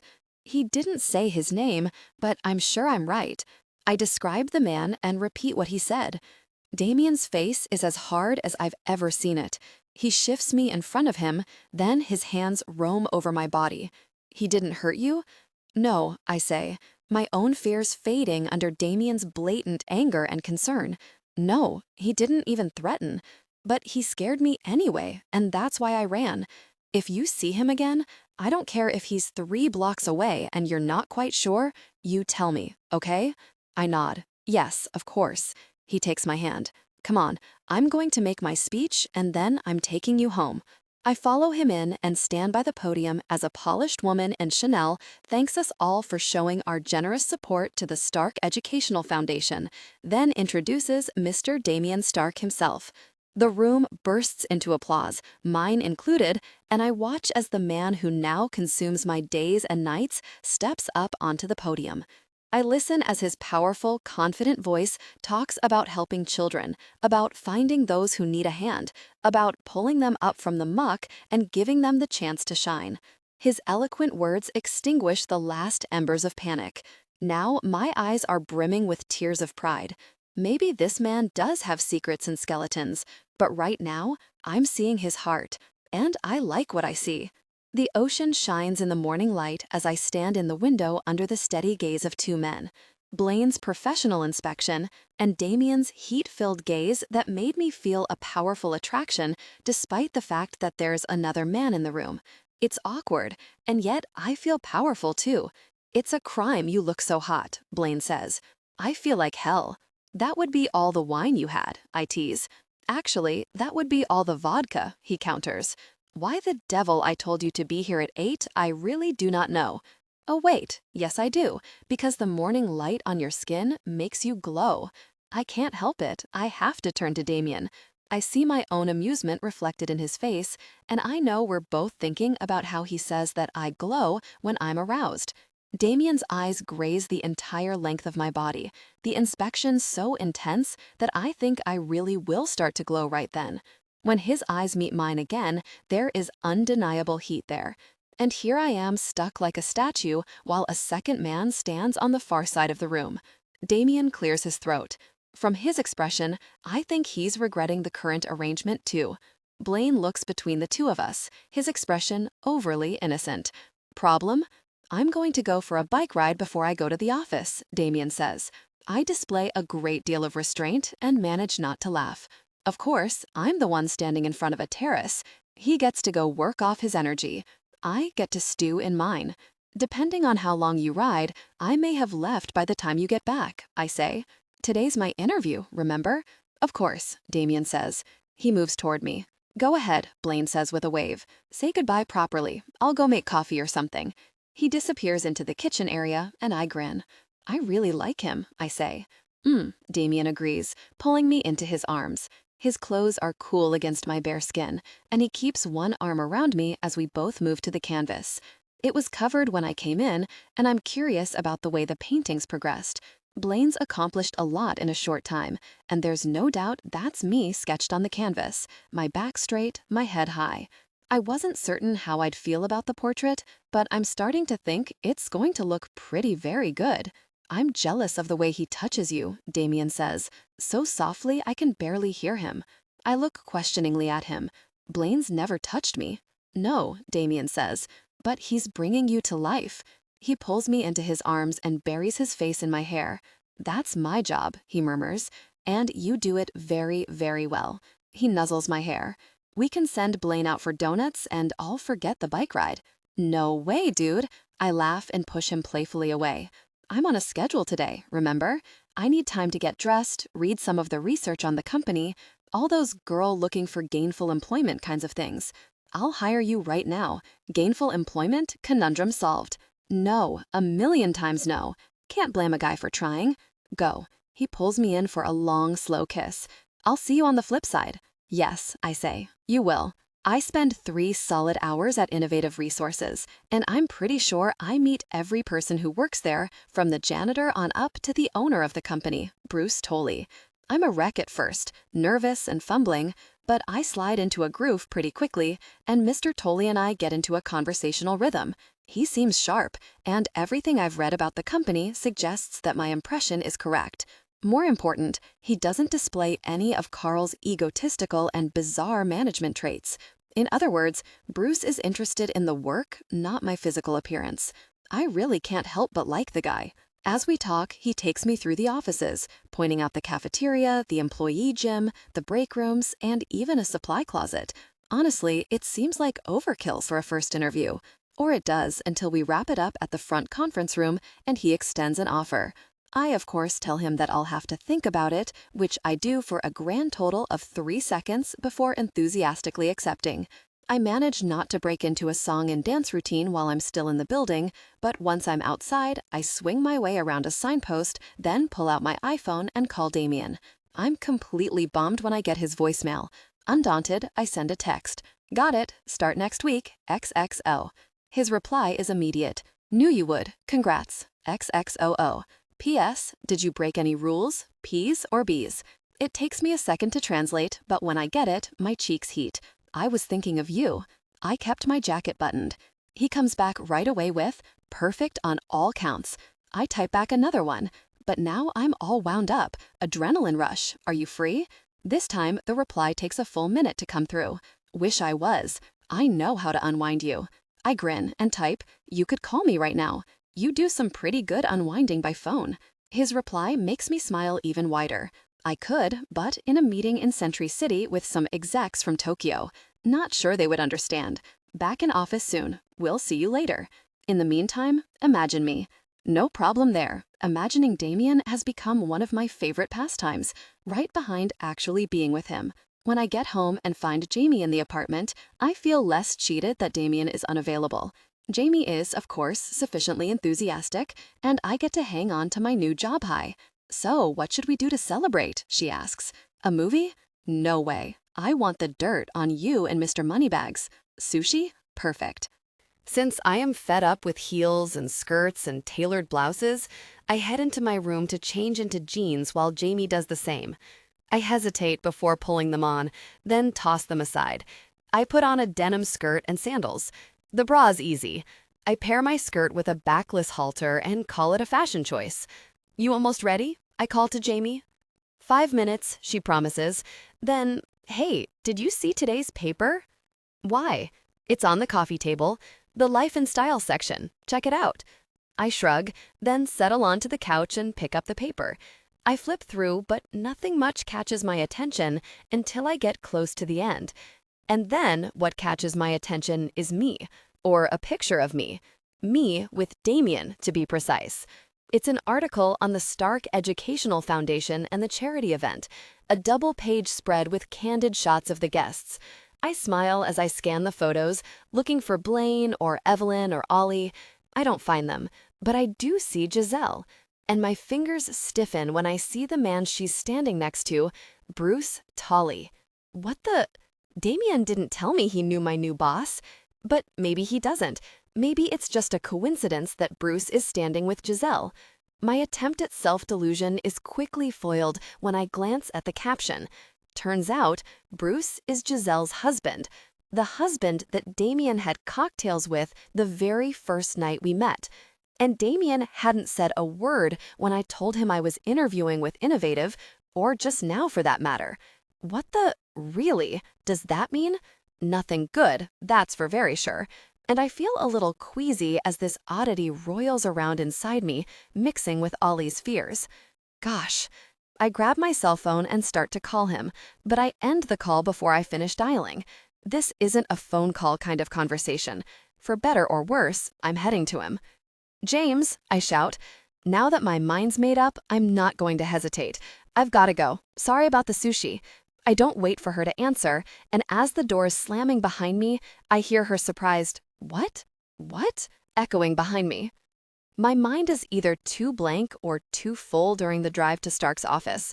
All I know is that there's not a coherent thought in my head. When I get to Stark Tower, I ask Joe if Stark's back, and I'm told he's not. "Fine," I say. "I'm going to wait for him in the penthouse. Tell him Miss Fairchild wants to see him the minute he returns." Joe looks a little taken aback, but I just march to the elevator, leaving him to call up and relay my demands to Stark's overly efficient staff. The elevator that opens isn't the one I rode up in with Carl and the boys. It's Stark's private elevator. I assume that Sylvia has sent it down for me and step on, feeling powerful and in control. Yes, indeed, Stark is about to get a piece of my mind. My exuberant purpose fades a little when the elevator doors open, not on the office, but into Stark's tower apartment. Suddenly, I feel a little intimidated. I consider staying in the elevator and pushing the alarm button until the opposite set of doors open, but I don't go through with it. Instead, I step out into the apartment and take a deep breath. As I do, the elevator doors close behind me. My breath hitches, and I turn and press the call button again, feeling suddenly, weirdly nervous. The doors don't open. Apparently, I'll be staying here until Stark returns. Right, okay, no problem. I've been here once, so I head on in, then grab myself a Diet Coke out of the refrigerator behind the wet bar. I take it into the living area and try to sit and wait, but I can't. I'm up and pacing in seconds, too full of nerves and anger to sit still. I know I shouldn't, but I explore the apartment. Then again, why the gosh shouldn't I? Stark knows all sorts of mess about me. At the very least, I want to know what his bedroom looks like. I'm surprised when I find it, and yet I'm not. It's a simple room. One wall showcases a low wooden dresser with clean lines and recessed pulls. Another wall is dominated by a pair of elegant French doors that open onto a bathroom. As is Damien's style, a third wall is made entirely of windows looking out over the expanse of Los Angeles. The fourth wall features a bed.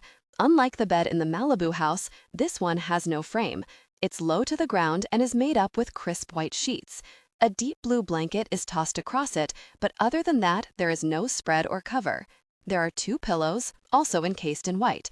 And although there is no headboard per se, a section of the wall has been paneled in what looks like a deep mahogany.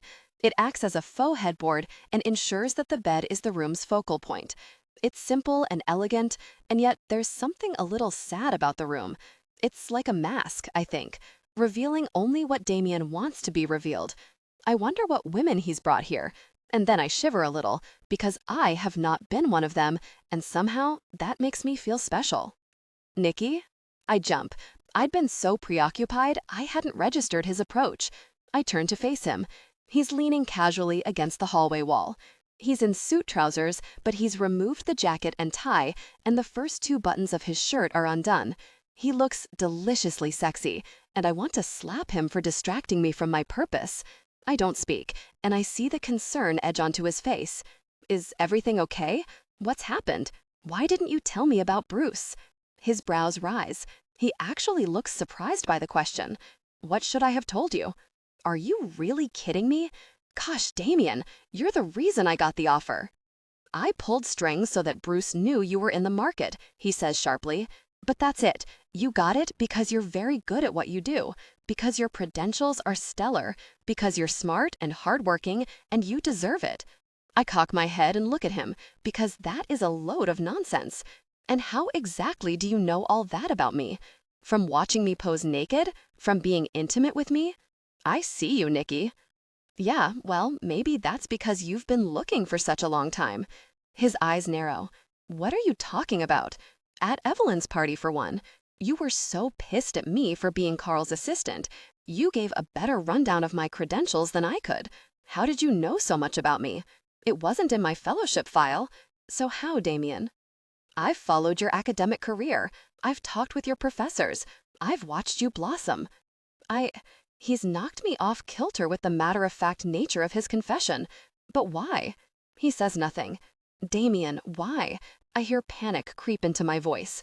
Because I want you, he finally says, and the heat in his voice curls through me so vividly that the panic fades and I have to force myself to concentrate. I have since I met you at the pageant. My mind is spinning, but why not say something back then? His small smile gives away nothing. I can be a very patient man when the goal is worth waiting for. I don't know what to say. My mind is spinning with questions. I want to ask why he's so certain I'm worth it, but the best I can manage is, why me? The corner of his mouth quirks up. I told you that too. We're spirits. And you're strong, Nikki. There's a core of strength and confidence in you that's very attractive. I don't meet his eyes. As he always does, he understood the heart of my question. Have you not noticed the scars? I ask. I'm not strong. I'm weak. And I can't shake the fear that it's because I'm weak that he wants me. Damien likes to be the one in control, after all. Weak? He's staring at me like I've gone a little crazy. You are not. You're not weak, Nikki. You're powerful. You're a survivor. When I hold you, I can feel the power in you. It's like holding a live wire. He moves closer, then cups my face gently in his palm. That's why I want you, baby. I'm not weak either. Why would I want a woman who is? I tremble. He sees in me what I find so attractive in him: power, confidence, ability. But are those really my traits? Or is he only seeing the Nikki I show the world? Or is that Nikki part of me too? You know so much about me, and I hardly know you. I say, do you know this is the first time I've even seen your bedroom? There's not much to see. That's not the point. I tilt my head to look up at him and find his eyes fixed hard on my face. Nikki, I need to know that we're okay. I have to fight not to nod. I so desperately want everything to be okay between me and Damien, but it's going to take more than just wants and wishes. Will you try? I ask. Try to share more with me. I've shared more with you than I have with any woman, he says. I think about what he's told me about his dad and his tennis career. I know. I just really want to know you. Does that make sense? I don't say that I know he has secrets in his past. It is those secrets I want him to share. I force myself to smile brightly. Unlike some people, I don't have the resources to find out on my own. I thought you had Wikipedia, he deadpans. I make a face, and he bends down to kiss my nose. It's playful and erotic, and I realize that my fears have evaporated. Has he soothed them? Or am I simply unable to think clearly when I'm close to this man? It's not easy for me, he says, the intensity of his words surprising me. I've never wanted to share the bits and pieces of my life before. Do you want to now? My words are a whisper, as if truly voicing them will kill that little bit of hope. He strokes my cheek, making me tremble. Yes, the relief that floods my body has a sensual, fiery quality. Then you'll try? I'll try, he confirms. He steps into the bedroom, then holds out his hand. Come with me. I put my hand in his, feeling the familiar tingle as my skin brushes his. He leads me to the window, then takes my hands and presses my palms against the glass. He stands behind me, his arms around my waist, the strong length of him tethering me to the earth as the darkening city opens up in front of me. Nikki. His voice is low and needful, and my body responded automatically. My body responded with a deep sense of longing. I want him. Dear God, how I want him. Why? I whisper. Why does everything fall away when I'm with you? Because there's nothing else, he answers. Nothing but you and me. He keeps one arm around my waist, but removes his other hand. He trailed his fingers up my leg, then pushed up my skirt until it was bunched around my waist, and my bare skin was pressed against his trousers. I felt his arousal against me, straining against a piece of cloth that was undoubtedly worth more than my car. Please, I say, I want it fast and hard. I want to feel the passion that burns between us. I want it to erase all the doubts I'd come in with until there truly is nothing but me and Damien and the world outside. Please be intimate with me. Oh God, Nikki. His voice was a groan, and I heard him fumbling with his trousers. I felt him shift behind me, and then the press of his arousal like velvet steel against my bare skin. Open yourself to me. I did, and he touched me intimately, making me writhe against him. But this isn't what I wanted. I wanted a deeper connection. I wanted it now, and I told him so. He took my hips and positioned himself. I eased up onto my toes, then lowered myself as they came together. But I had no control in this position.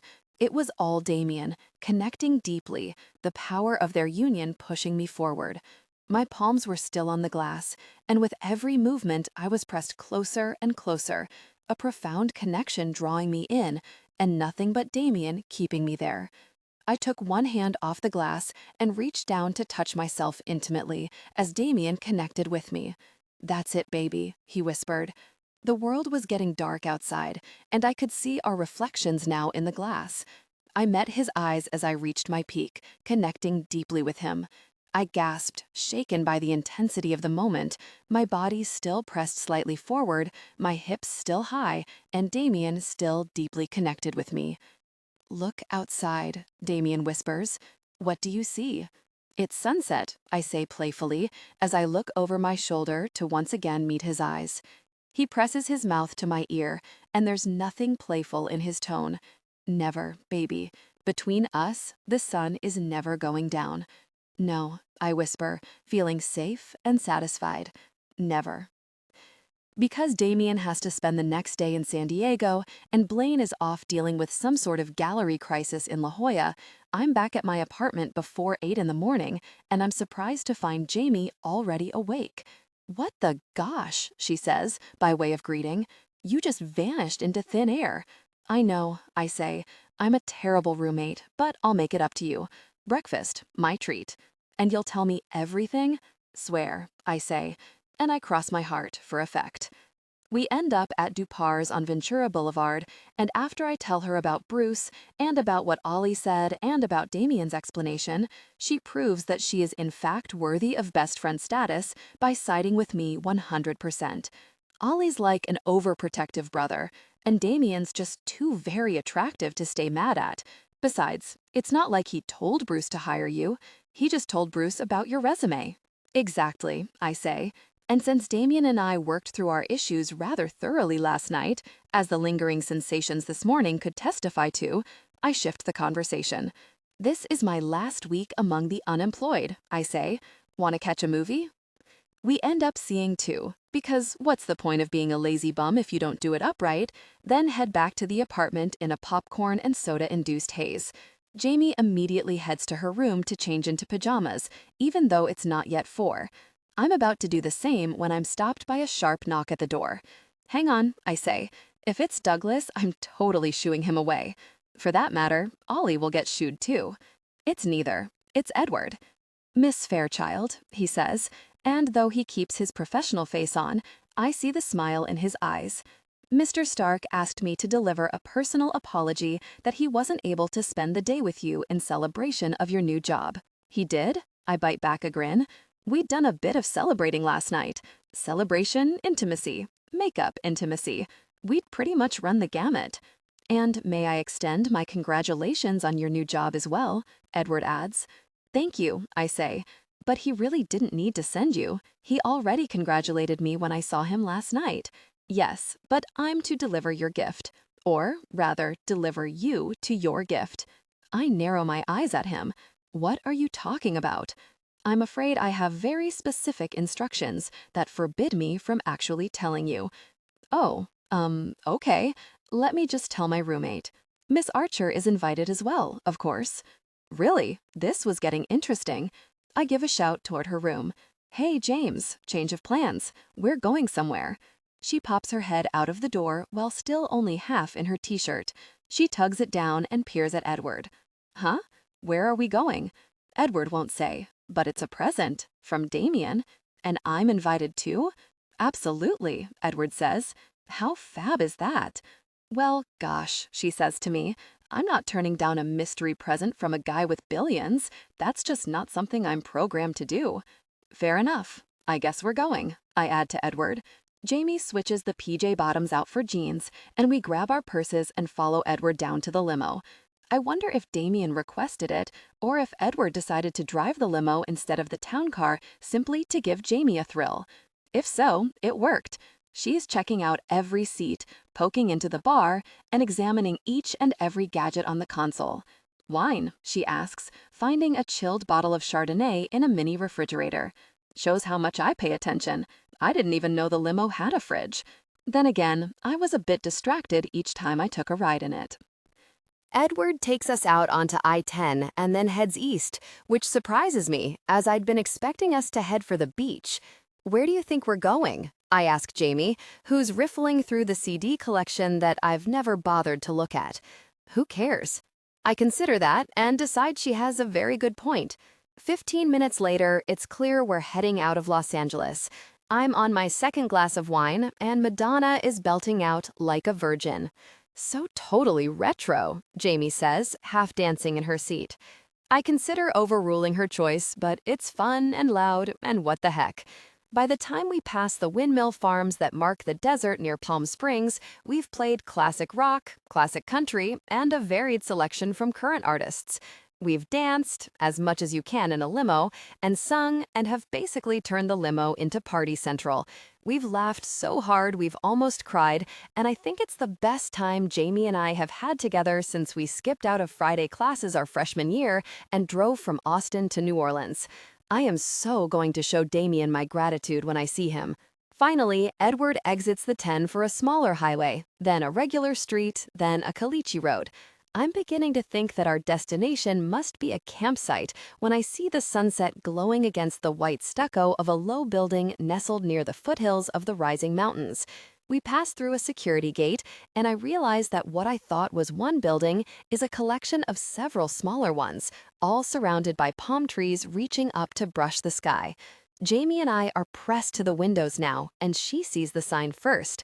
"Holy gosh," she says. "We're at the Desert Ranch Spa. Seriously?" I don't know why I sound so surprised. The Desert Ranch Spa may be one of those insanely expensive resorts where celebrities go for a little alone time, but it's not like Damien can afford it. "Are we staying the night?" Jamie asks. "Or maybe we're just here for dinner." Gosh, I hope we're staying the night. I've never stayed in a place like this. The limo winds its way to the front entrance, and I gulp down the rest of my wine and slide toward the door so that I'm ready to go the moment Edward opens it. When he does, there's a woman beside him in pencil-thin trousers and a silk tank top. "Miss Fairchild, Miss Archer, welcome to Desert Ranch," she says, with an accent I recognize only as Eastern European. "I'm Helena. Come, I'll take you to your bungalow." "Bungalow?" Jamie mouths with eyes wide. We follow her down a landscaped path, me doing my worldly Nikki routine. Why, of course, I get out of limos and go to expensive desert resorts all the time, and Jamie practically bouncing. "For the record," she says as Helena opens the door, and we get a glimpse of the inside of the bungalow, "I am totally in love with your boyfriend." Boyfriend? I like the sound of that. The bungalow is small but exceptionally well appointed, with 2 bedrooms, a kitchenette, a living room with a comfy couch and chairs, and a fireplace. But the best part is the back porch, which looks out on the mountains without any sign of the resort. "You will have dinner in your room, yes? And then tomorrow we begin at 8. I almost hesitate to ask, but I break down. "Begin what?" Helena smiles. "Everything." We're awakened by gentle alarm clocks at 7:30, and it's surprisingly easy to wake up despite having stayed up late sipping wine and talking after the most amazing dinner of Chilean sea bass and some type of risotto. We mainline coffee, sip orange juice, and put on the spa robes that we've been told to wear today. When our liaisons, Becky and Dana, arrive at our doorstep, we're eager to see what's in store for us. As it turns out, Helena wasn't exaggerating. We start with dips in the mineral waters, then move inside for facials and waxing. And because Becky whispers to me that Mr. Stark requested it, I even submit to a little more intimate grooming. By the time I leave the waxing room, I feel refreshed and well cared for. My legs are smooth, my brows are fabulously shaped, and we move on to our choice of mud baths or seaweed wraps.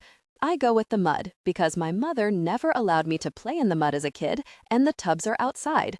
Jamie does too, and so we lay back in our squishy beds of mud with glasses of sparkling water in our hands and cool cucumbers on our eyes. We don't talk. By this time, we're both limp and relaxed, but it's amazing just soaking up the luxury.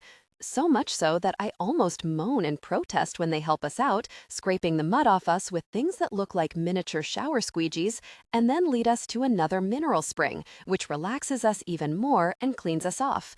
After that, a cold dip wakes us up again, and then Jamie and I are led inside for a delicious lunch. Afterward, we get to sit side by side for manicures and pedicures. The last official spa treatment for the day is a massage. After that, we're told we can go back to our bungalow or look over the activity list.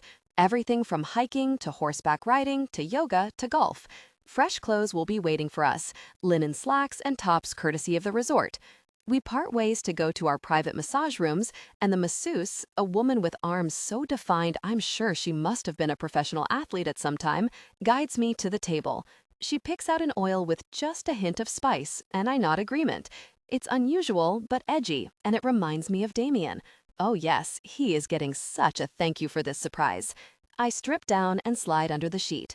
The table is the kind with a cutout for your face, and I lay limp, eyes closed, my body more relaxed than it's been in a long time. Just my back and arms, and calves, please, I say, not my thighs. Of course. She puts on music, and we begin. Her hands are like magic, and as she works the tightness out from along my spine, I'm pretty sure that I've gone to heaven. Her touch is strong, but not so much as to be uncomfortable, and soon I'm drifting. Not really asleep, but not really there either. I feel it when she takes her hands off me, then hear the clink of bottles as she gets more oil. I hear another click I can't identify, and I lay still, waiting for her to continue with the massage. When she puts her hands back on me, they feel different, larger, stronger. My body realizes the truth before I do, and my pulse kicks up. Damien. I smile at the floor, but say nothing as his oiled hands glide over me, working the kinks from my body, making me relaxed, making me squirm with desire. He works my arms, paying attention to each little finger, which turns out to be so desperately arousing that I feel a deep internal response. Then he eases his strong hands down my back and over the towel that covers my lower body. He draws his hands firmly down the back of each leg, then strokes the sole of each foot, and now I do moan with pleasure. He drives me just a little bit crazy before moving on to each toe, and then, finally, turning his attention to my calves. Long, gentle strokes, higher and higher, until I feel his fingers grazing the edge of the towel, then continuing his strokes with increasing intensity. I am going completely crazy now, and it's all I can do not to lift and twist my hips. My desire for him is overwhelming, and I'm determined not to say anything, but to just lay there and enjoy the moment. But gosh, I want to connect with him deeply. I'm sure he knows how much he's teasing me, and he continues his intimate touch, building the tension. The anticipation is overwhelming, and I think I'm going to scream with frustration every time he draws near but doesn't fully connect. Then I feel his intimate touch, and the world slips away. The sensation builds higher and faster until I reach my peak. Damien, I whisper, I am spent. My body is liquid. There's no way I'm ever moving again. I hear his low chuckle, then feel the press of his lips at the nape of my neck. I can't begin to tell you how happy I am that you knew it was me. When I am no longer a limp noodle and can actually compel my limbs to function, I get off the table and back into my robe, Damien, and I leave at the same time, and Jamie's door opens as we're passing. She looks between me and Damien, then glances sideways at her masseuse, a tall blonde man with large, capable-looking hands. You know, Jamie says dryly, nothing personal, but I don't think I got the same level of service that she did. To his credit, the masseuse smiles. Come, he says, gesturing for her to follow. That's the problem, she mutters to me as she passes. I didn't.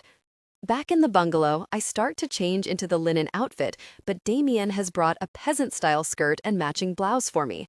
I put it on, enjoying the way the loose cut of the material feels over my newly polished and primed skin. He taps on Jamie's door and tells her that he'll be seeing me back to Los Angeles. She's welcome to stay another night.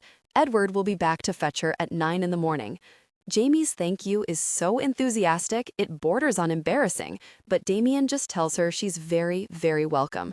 What are we doing? I ask as we walk the path toward the front parking area. Celebrating, he says, and I can tell from his enigmatic smile that I'm not going to get more of an answer than that.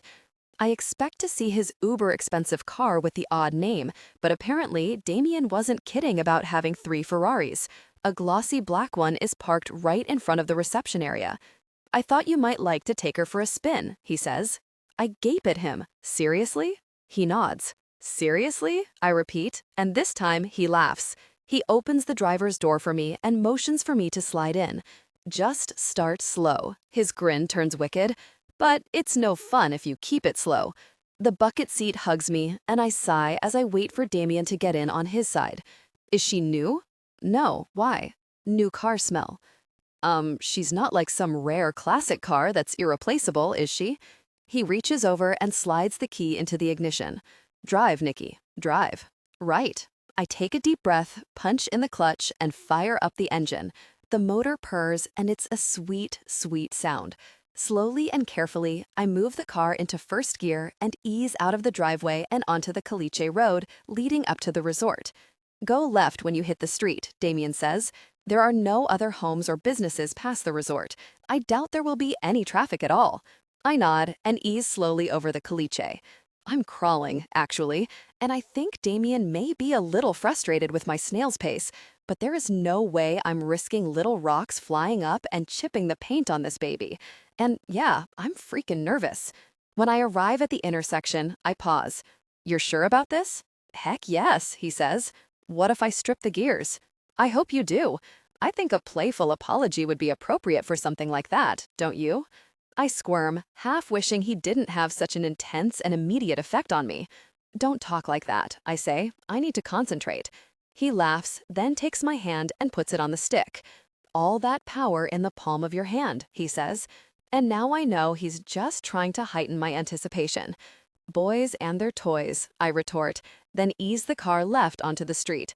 Here goes, I say, and accelerate. It takes me a minute to get used to the steering and the speed, but I have to admit, it's exhilarating. And soon I'm all the way into 7th gear. 7th! And the speedometer's hovering over 180.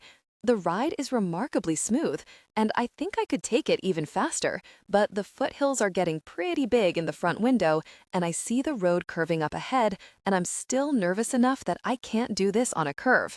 I ease up, downshift, and pull over to the side of the road. As soon as the car's off, I peel myself out of the driver's seat and climb over the console until I'm straddling Damien. That was amazing, I say. Totally, completely amazing. I kiss him hard and fast, then press his hand to my leg. Am I trembling? God, I think my body's still vibrating just from the speed of this car. Boys and their toys, he says with raised brows. I think this qualifies as a girl toy too. Heck yeah, it does. I kiss him again, and he opens his mouth, drawing me in. His hands eased up the front of my blouse, and I responded with a soft sound, reaching for him. He shook his head, his grin mischievous. I don't think so, he said. I think I'm going to make you wait. I ran my teeth over my lower lip because I didn't want to wait, and yet there's something tantalizing about the idea of such sweet torture. To be filled with desire and anticipating his touch. He offered a quick, teasing touch. I bucked up and tightened my grip on his leg. Oh, baby, he says, tell me you liked our toy. Oh, yes, I have a new game. Game? He kisses me. I bet I can make you reach a peak without even touching you. Let me drive this car a bit longer and you won't have to do a thing, I say. He laughs. I don't want to make myself redundant. Besides, I brought another toy. I ease back a bit and eye him. His face is lit with both amusement and passion. He's got the devious look of a man with a plan, but I haven't got a clue what it could be. All right, I say. I'm curious. He reaches into his pocket and takes out a cloth pouch, then pulls a metal egg from it. What is that?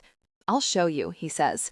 I'm still straddling him, and he offered a surprising touch, then slipped the egg easily into place. What the heck? He laughs. You'll see. But how does it feel? It's, interesting. I feel full and very aware and a strong sense of desire. Interesting, he asks, and before the word has even left his lips, the thing inside me starts to vibrate, teasing me from the inside and making me gasp. Holy gosh, I say, and Damien laughs. Immediately, the vibration stops. I gape at him. Remote control, he says, casually, then opens the door and eases me off his lap. He gets out and I take his place. I'm quiet, contemplating this strange, exotic, enticing toy he's bought for us. I have to admit, it feels nice. The idea is weird, but the effect? Well, I really can't complain. He peels back out onto the street with a heck of a lot more aplomb than I did. I'm pretty sure we cross the 200-mile-per-hour mark before we slow down and get back on the interstate. We drive for about 20 minutes, then exit in a small town called Redlands. There's a restaurant here I love, he says, and he drives me past restored Victorian homes and into the quaint downtown area. It's 8 o'clock on a weeknight and there aren't many people out. The restaurant itself is only half full. It's in a refurbished warehouse and has an air of elegance set against brick and stone and iron piping. I like it, I say. The ambiance is great, the food even better. We're led to a quiet booth in the corner, and I slide in on one side, expecting Damien to sit next to me. He doesn't. He takes a seat across from me. I want to look at you, he says, but I don't entirely believe him. He has a remote control in his pocket, and I have a feeling that he has plans for this evening. I lean forward. Don't you dare. This is a nice restaurant. But Damien only smirks. And yeah, he turns it on just long enough for me to jump. I lick my lips and look around, certain everyone has not only seen me, but knows what we're doing. But there's really no one in our line of sight, and none of the staff are looking our way. I swallow and shift a bit in the seat. I try to focus on my menu, but it's hard because any moment Damien might turn that thing on, and I'm both dreading it and anticipating it. You're very easy to read, Miss Fairchild. I scowl at him and focus on my current conundrum of deciding between a martini and a bourbon, straight up. The bourbon wins. There's really no contest. The waitress returns with our drinks and takes our dinner orders. We're both having steak, then leaves us in our little corner. You're torturing me, you know, I say. Damien laughs and holds up his hands as if in self-defense. Hey, I'm not doing anything. Anticipation is the better part of pleasure, he says. Anticipation is driving me crazy, I retort. He reaches across the table for my hand, stroking his thumb over mine. Tell me about the job. What does Broof have planned for you? I eye him suspiciously. You really don't know? He laughs. I really don't. I launch greedily into the topic, giving him a rundown of the parameters of my new job. Bruce seems really cool, I add. I think I'll learn a lot from him. I'm sure you will, but I still don't understand why you don't just dive in and work for yourself. You said you have a product in mind to develop, right? I do, I admit. Honestly, I think I'm a little scared. I spent 5 years in school learning all the technical stuff. I trust myself with the science and the engineering, but the business end? I trail off with a shrug. I feel like there should have been a class on how to find investors or how to raise capital or something. I wave my hand, because I'm sure I sound like a total loser. I just don't want to jump in before I feel competent.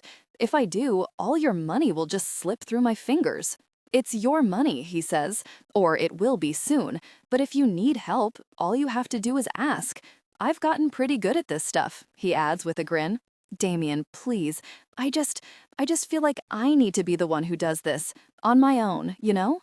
No one survives in business going entirely on their own. Damien, fine, he concedes. But let me give you some advice. If you're looking to make a splash in the tech field, the time is now. I don't know what ideas you're developing, but I promise that you aren't the only one. Screw around too long and someone will hit the market first. Like what happened to Carl. Exactly. He squeezes my hand. Will you tell me your idea? I'm curious. I hesitate only a second. I don't want to work for or with Damien, but I do value his opinion, and I'm proud of my idea and want to share it with this man who now fills my world. I have several smartphone apps already out there, and they'll be part of the company, of course, but the marquee product will be a cross-platform note-sharing system for use on the web. I'm intrigued. Explain. I do, roughing out my idea of a web-based software that allows users to leave virtual sticky notes on web pages that their friends and colleagues can see when they access the same website. That's just the most obvious use. There are all sorts of permutations, but I think it has real potential. So do I, he says. When you're ready, I'll help. Maybe it's foolish to feel so proud of myself simply because my idea has the Damien Stark seal of approval, but I do. I beam at him and squeeze his hand. How about you? How was your trip to San Diego? Did you buy a conglomerate? A country? A chain of gourmet cupcake bakeries? I'm being a goof, but his reaction doesn't match my words. His face turns cold, the familiar ice returning, and I wonder what I could possibly have said. He picks up his water glass and takes a long drink. When he sets it down, he keeps his eyes on it for what feels like a very long time, but probably is only seconds. He turns the glass, the condensation making patterns on the polyurethane tabletop. Finally, he looks at me. I was there to visit my father. The words come out level, almost bland, but I realize how much he's telling me. He could have simply told me he had a bad day. I would have believed him. Instead, he's keeping his word. He's giving me another glimpse into himself, and he has to know how much that means to me. How long has he lived in San Diego? I ask. I keep my tone conversational, as if there was nothing monumental about this exchange of words. I bought him the house when I was 14, he says. He takes another sip of water. That was the year I fired him and hired a new manager. Oh, I had missed that on Wikipedia, but I hadn't really been paying attention to the mentions of the people surrounding Damien, only Damien himself. It was nice of you to visit him. I'm guessing you two don't have the best relationship. He looks at me sharply. Why do you say that? I shrug. It seems obvious to me. Him taking such tight control of your career, making you play even when you wanted to quit and go to the science academy. Right. He leaves back against the booth, and I'm struck by the odd sense that he's relieved, but that doesn't make sense. It was nice of you to go see him. An unpleasant necessity. I'm not sure what to say to that, but I'm saved by the arrival of our waitress with the meal. As we eat, our conversation shifts to a rundown of our spa adventure. It was amazing, I say, telling him in great detail everything we did. I've never had a mud bath before. I'm sorry I missed it. Me too, I say, smiling from the heat in his voice. My body clenches, and I feel sexy and decadent and a bit on edge since I have no clue when Damien may pull that trigger. Did Jamie have a good time? Are you kidding? She thinks you're the world's greatest humanitarian now. Seriously, it was wonderful of you to invite her. She's been having a tough time of it. How so? She's an actress, I say, because that pretty much sums it up in Hollywood. Has she gotten any work? A few local commercials and some equity waiver stuff. But considering she's been here for years, she's not exactly making progress. She's frustrated. I think her agent's getting frustrated. And I know finances are a concern. She's not, walking the streets in patent leather, but I think she may have actually slept with a few guys just because she knew they'd feed her well or cover her mortgage for the month. And now you're living there. Well, that takes the pressure off, sure, but still, she has to find work. I finish my steak and take a sip of wine. What's so frustrating is that she's genuinely talented, and the camera loves her. If she could just get that break. I trail off with a shrug. Sorry, I'm rambling, but I love her and I feel bad for her. You want to help her? Yeah. Beneath the table, his leg caresses mine. I know the feeling. The softness of his words takes my breath away, but I can't meet his eyes. I concentrate instead on my wine, and I'm grateful when he changes the subject, telling me how he found this restaurant when he decided to spend a weekend exploring small California towns. By the time the coffee and creme brulee arrives for dessert, my melancholy for my roommate has disappeared. More than that, I'm having such a good time listening to Damien's stories that I've actually forgotten about the moment, until a sudden sensation started with no warning at all. I'm holding a spoonful of dessert, and I gasp a little as it slides over my lips. On the other side of the table, Damien smiles innocently at me. You're glowing again, Miss Fairchild. Is that for the creme brulee? Or could there be another reason? You're a cruel man, Mr. Stark, and I think it's time we get the check. We've been in the restaurant for hours, and the downtown area is dark and abandoned by the time we leave. His car is in a paid lot a few blocks away, and we turn into an alley as a shortcut. There's no one around, and I step to one side, tugging Damien with me. "What is it?" he asks. "Just this." I kiss him, hard, and ease backward until my shoulders press against the rough brick of the building. "Turn it on," I demand. "Oh, baby," he says, but he complies. I take his hand, and it found its way to me. I was desperately aroused. "Gosh, Nikki, let's get to the car." "No," I say, and the intimacy deepened. My hand found him, and his desire was evident. "Now, please," he growls, and I know he's fighting for control. "Now," I repeat. "Leave the sensation and don't stop." That pushes him over the edge, and he prepared for intimacy, then slammed me harder against the wall. I gasp and curl one leg up around him. "Please," I say. "Please, Damien." Really. Anticipation. I want you now. Passion peaked, came together intimately, deeply connected. Gosh, he whispers, clutching me tight. That was quite a trip. Feeling good? You're quite the minx. I guess so, I say. I seem to remember someone saying he doesn't have sex in public. That's my rule, he admits. Anyone who works so very hard to make me break it deserves an equally inventive punishment. I swallow, my body responding again from his tone. It's low and commanding, and I have no doubt that it will be sweet punishment indeed. Come on, Miss Fairchild. I think it's time to get you home. By the time we pull up to my apartment, my desire had grown once again. Damien had allowed me to remove the device, but he made me sit in a way that heightened the anticipation. That position, combined with the thrum of the engine, was stimulating in and of itself. Knowing that he has a special punishment in store for me is enough to make me feel a rush every time he taps the brakes or revs the engine.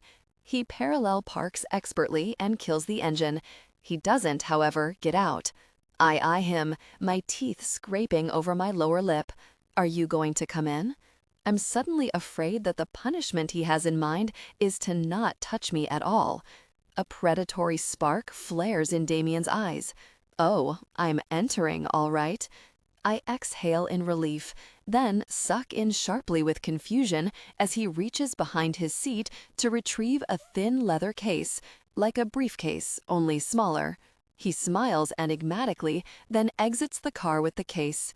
He's at my side before I can figure out how to work the locking mechanism. He pulls open the door, then takes my hand and helps me out. It's all very proper and polite, and that's making me even more nervous. What is in that very case? My fingers shake as I insert my key in the lock. Damien's proximity and promises have done quite a number on me. I think I'm more aware of my body than I've ever been, and every part of me is taut and tense with excitement, nervousness, and anticipation. Once we're inside, I stand awkwardly in the room, not quite sure what to do now.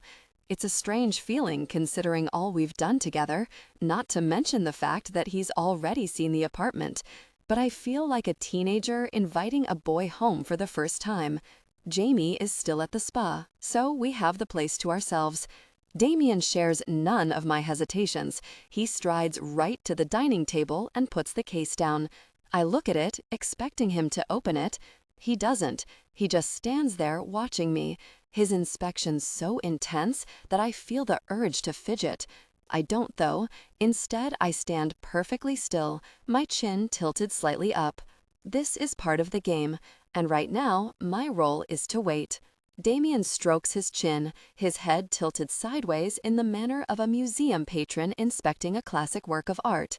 His words, however, lack the sophistication of a museum excursion. "Take off your skirt." The force and command in his voice is undeniable. I look down. I don't want him to see my smile. The skirt has an elastic waistband, and I ease it over my hips, then let it drop to pool around my feet. I step out of it, but I keep my sandals on. Damien hasn't told me to remove those. Now the shirt. I pull the loose blouse over my head and toss it on the table. I'm naked now, illuminated only by the glow of the nightlight burning by the bathroom door. Damien doesn't shift position at all, but I hear the slow sound of him drawing a breath. And though it may be my imagination, it seems to me that the air between us is heating up. I know that I'm suddenly very, very warm. Kick off your shoes, then stand ready. I do, then stand still as he walks slowly around me as if I'm some slave girl for sale on a dais. He makes 2 circles around me, and on the second, he pauses behind me. Touch intimate. Tension overwhelming. I bite my lower lip and close my eyes to keep from moaning. It takes every ounce of my willpower for me to remain still. Do you want more? He asks, his fingers slowly caressing me. Yes. The word comes out raw and strangled. Slowly, he pulls his hand away and circles back to face me. Go to your room and get on the bed. He leans in close, and his lips brush my ear as he speaks. No touching. I need your promise, Nikki, and this time I need you to keep it. I nod. Okay. He looks at me, then slowly lifts an eyebrow. I mean, yes, sir. I want to ask him when he's coming to the bedroom too, but I know better. I go, I lie down, and I wait, expecting him to enter with that mysterious case. I am crazy with need, with longing, with that very anticipation. I'm flushed and hot and swollen. My breasts are so sensitive that I think I'll reach a peak if the air conditioner kicks on. I want to find release with wild desperation, but I remember Damien's words, and I keep my legs open and my arms wide, afraid that if I don't lay like that, I'll be tempted to squeeze my legs together in an attempt to find comfort. The position doesn't help my distress, though. It only makes me hotter. There's something so exciting about being so exposed for Damien. My nipples are tight, almost painful. I long to feel his teeth graze them, to feel his hand caress me, his presence within me. Where in gosh is he? And then I hear the television snap on. I groan aloud, and even though he's all the way in the next room, I'm positive that Damien has heard me and that he's smiling. I'm alone, filled with intense desire, and not allowed to do anything about it. He's out there, undoubtedly feeling smug, flipping channels at random. This, of course, is my punishment, and by the time he turns the television off half an hour later, I am about out of my mind with the need for intimacy. Just when I'm starting to fear that he's going to leave, he appears in my doorway and leans casually against the frame. I like looking at you, he says. I like you touching me better. I'm actually pouting. He's reduced me that far. That wasn't nice. He laughs. Sweetheart, that was nothing. My pulse picks up again as he bends down and picks up the case. It was out of my field of vision by his feet, but now he brings it and sets it on the bed and opens it. The top opens towards me so that I can't see the contents. His mouth curves down as if he's considering a variety of options. Then he pulls out a jewelry case and sets it on the bed. I frown, wondering what that could be about. The next item doesn't make me wonder. I get what it's for right away. It's a whip. The kind with several thin bits of leather attached to a thicker handle. A cat o' nine tails, Damien says helpfully. Uh-huh. I bite my lower lip. The rational part of me is thinking, ouch. My body, however, is pulsing with anticipation. He steps the whip down and opens the jewelry box. Inside are 2 silver rings, each with 2 small metal balls on them. They are connected by a serpentine chain. He picks one of the rings up and pulls it apart so that the 2 balls separate, leaving a gap in the ring. He slides one side of the jewelry box into that gap and then releases the balls. They spring back, clamping to the cardboard. My brow furrows. I don't get it. I can tell that Damien sees my confusion, but he says nothing. He just smiles and puts the rings and their chain on the bedside table. He closes the case and puts it on the floor, then he picks up the cat o' nine tails and runs the thin strands of leather through his fingers. After a moment, he sets it beside me, then reaches down to cup my swollen form. I arch up, silently begging for his intimate touch. You've been very naughty. I don't think I should make you reach a peak. I really think you're wrong about that, I manage, and am rewarded with his laugh. Close your eyes. Can you keep them closed, or should I blindfold you? I'll keep them closed. Is that a promise? Yes, I say without hesitation. I've already learned that the punishment for breaking a promise isn't really punishment at all. Even so, I'll try to keep my word.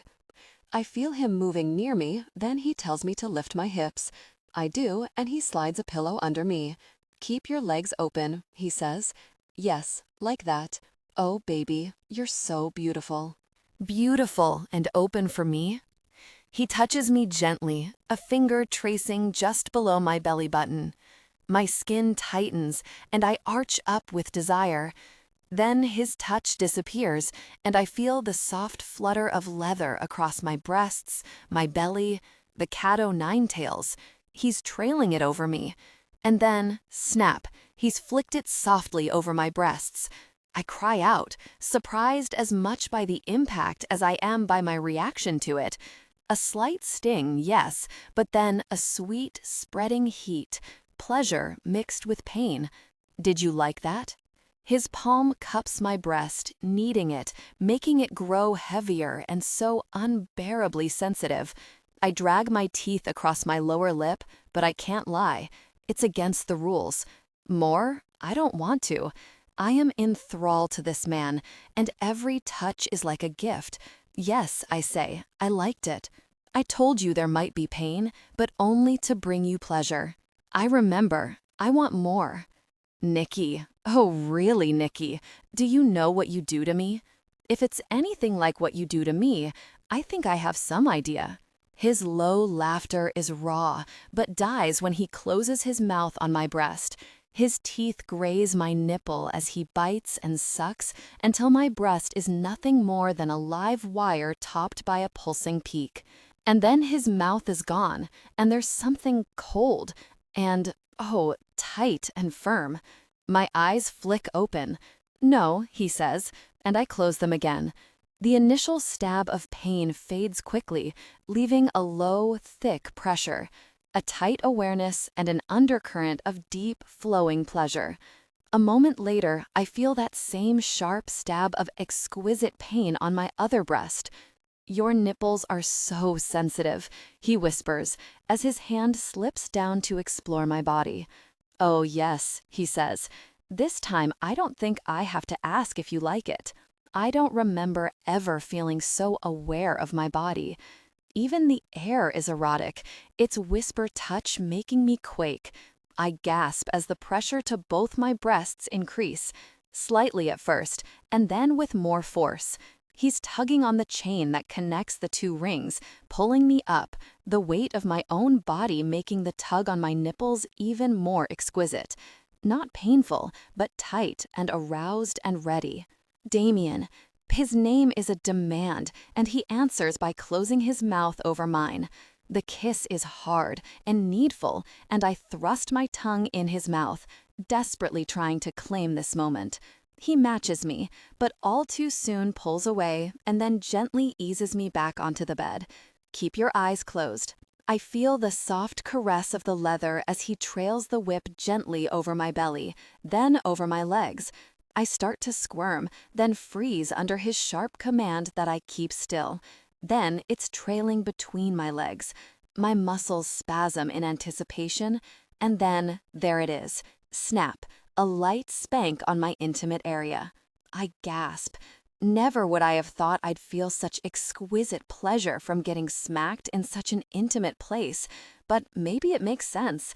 I imagine Damien connecting with me deeply, passionately. Yeah, maybe it makes a lot of sense. I wait, my body raw and open, wanting and needing. But there is no second strike. Again, I beg, Damien, please. His moan of pleasure tells me everything. He'd been waiting to see if I liked this new play. And I do. So help me, I really do. Once again, the strips of leather land lightly against my sensitive skin.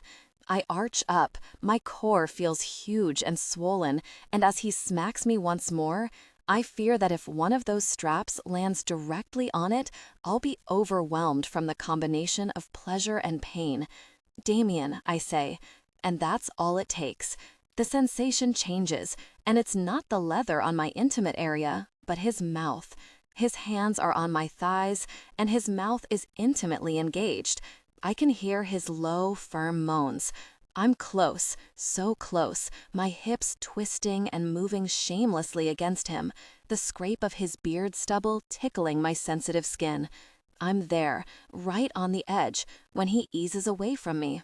I cry out in protest, but my cry changes to a gasp as Damien connects with me. I open my eyes and see him above me. He's looking right at me, his expression one of such intensity that I can't resist drawing my arm around his neck and bringing his mouth to mine. We kiss, as deep and as passionate as he's engaging with me, and I'm already so close that I reach my peak in just seconds, in what has got to be the most massive release of my life. He's not far behind me, and when his own release comes, he eases next to me on the mattress, our bodies still connected. I see the whip where he laid it on the pillow. I look at it and smile. I think I'm going to like being a bad girl. He chuckles. I know you are. After a few minutes, he sits up, then gently takes the rings off my nipples. Immediately, I feel the warm rush of blood. Dear God, I could be intimate with him again right now. He kisses the tip of my nose. A lovely thought, but I need to make a run to the office. How do you do that? How do you read my mind? A smile is his only answer, but it doesn't matter. I already know how, and it doesn't scare me. Damien Stark can see beneath my mask. You really need to go? It's so late. I can't stay much longer. I have a conference call scheduled with Tokyo. Unfortunately, I have files in my office that I need. I'll see you in the morning then. He shakes his head. Blaine's still in La Jolla. He wants to switch your sitting to tomorrow evening. Why don't you come by around 5? I'll take off early and we can have a drink before he arrives. What if I'm not thirsty? I say teasingly. I'm sure we can find something to satisfy both our appetites. He holds out his hand. Come on, let's get cleaned up. Then he pulls himself up and looks at me, and I see pain sharpen his eyes. Gosh, his curse is little more than a whisper. They had been intimate. He then starts to leave the room. He pauses by the fireplace and turns back to me, his mouth open as if to speak, his eyes full of regret. I wait for the words, but they don't come. After a moment, he walks away. I kick the pants off so that I can move properly, grab the sheet and curl up in it, trying to decide what to do. I have no idea what that was about, but it's clear enough that it originated with that phone call. And even though he seems to want to be alone now, I don't think I'm going with that plan. Tonight, he's damaged, and if I can't fix him, I want to at least hold him. I strip off the rest of his clothes and pull on my red silk robe, which is where it always is before a session, draped across a stool by Blaine's easel. Barefoot, I go in search of Damien. The task is harder than it sounds. The house is the size of a small country, and in the unfinished areas, sounds echo strangely, and it's difficult to tell where to go. I hear a strange rhythmic thump, and finally manage to follow it down to the first floor. I find Damien in a huge unfinished room. It has a treadmill, a basic floor mat, and a punching bag. It's the sound of his fists pummeling the bag that has led me here. Hey, I say, you okay? He throws one last punch and then turns to look at me. He's put on a pair of briefs, but he didn't bother with boxing gloves. His knuckles are raw and bleeding. Oh, baby, I say. I look around and see a towel and a water bottle in a plastic crate, along with the gloves he should be wearing. I dampen the cloth and then return to him. This might sting a little. Very, Nikki. He pulls his hand away from me and cups my face. The dark wildness that was in his eyes earlier has vanished. Whatever demon he was battling, I think it's been laid to rest, or at least admitted to ICU. Are you okay? Of course. I take his hand back and gently tend to his battered knuckles. You're the one I'm worried about. I hurt you. There's such pain in his voice that I think my heart's going to break. No, I say, you didn't. You needed me. I want you to need me. I smile up at him, trying to be a bit lighthearted. And I think we've established I can handle a little pain. From his expression, it's clear he doesn't appreciate my levity. Not like that, he says. Why not? Very, Nikki. I told you I'd never hurt you. I shrug, tilting my head sideways to look at him. You spanked me. Gosh, you whipped me. That brought you pleasure. It was a game. And I did it because I desired you, and because you found pleasure in it too. I'm biting my lip. What he says is absolutely true. But what I did just now? He turns away from me and jabs out 2 quick punches, pummeling the air.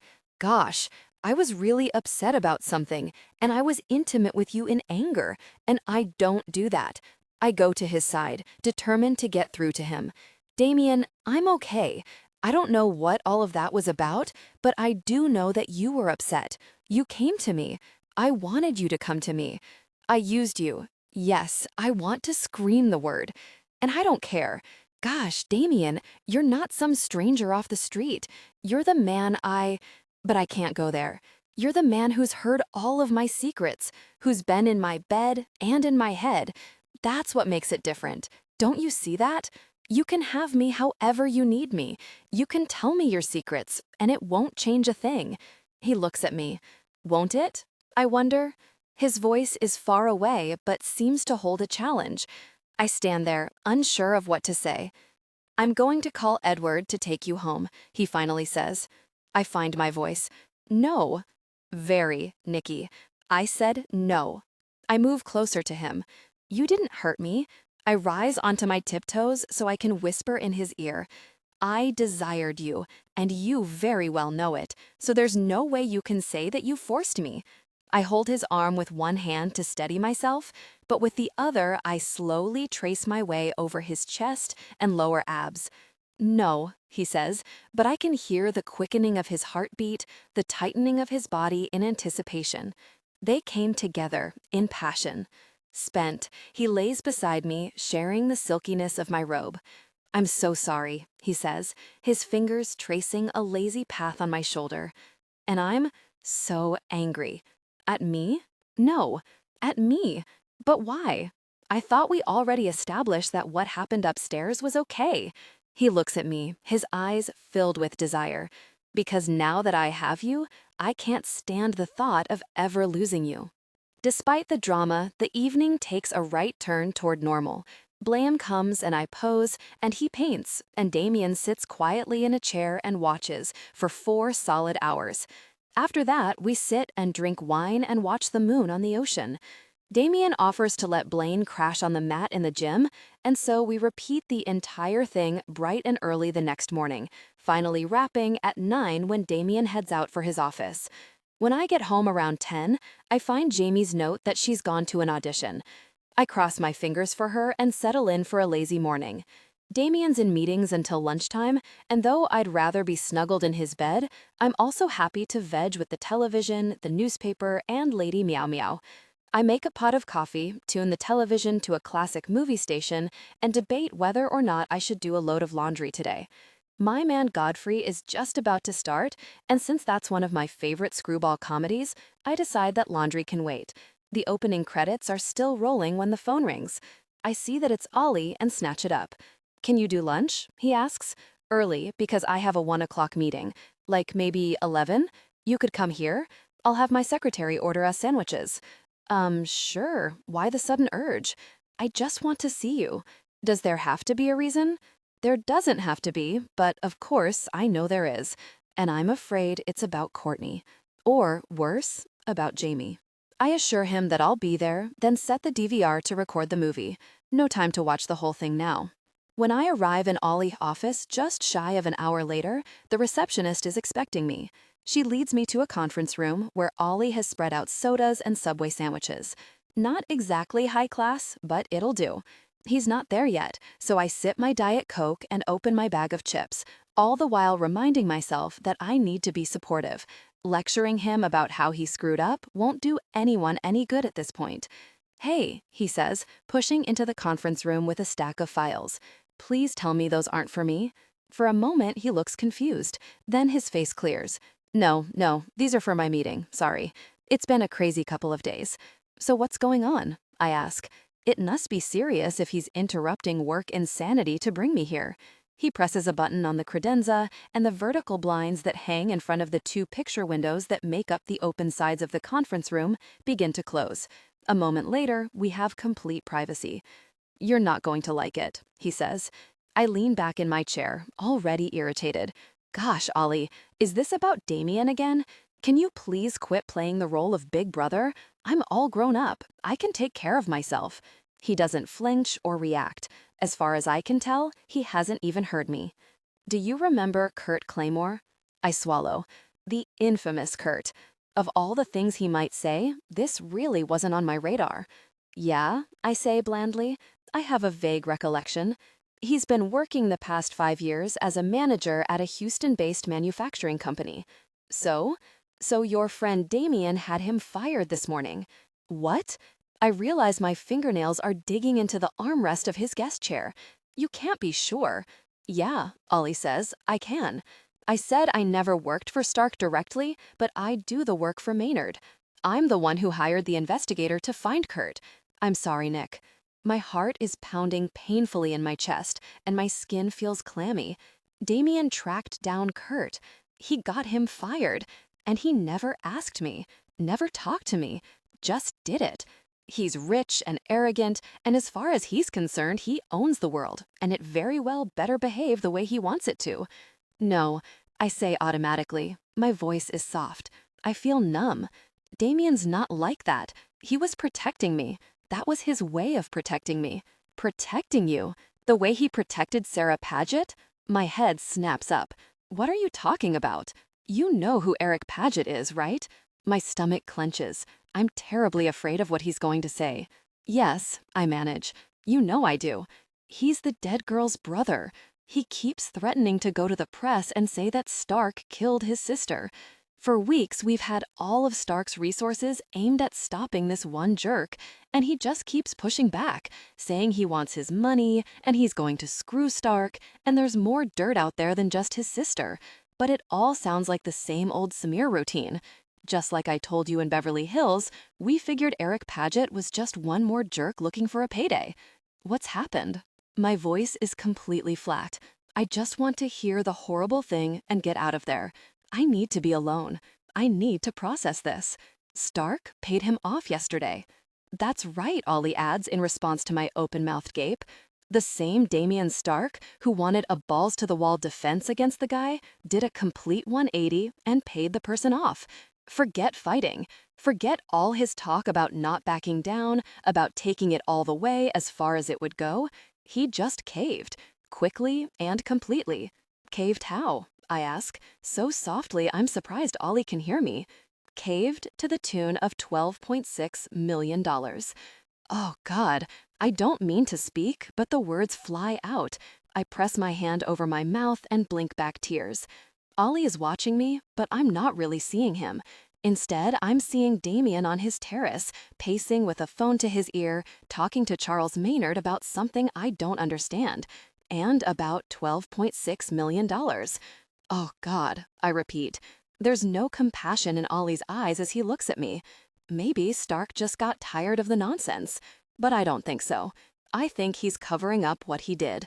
He's dangerous, Nick, just like I've been saying. He's dangerous, and you very well know it too.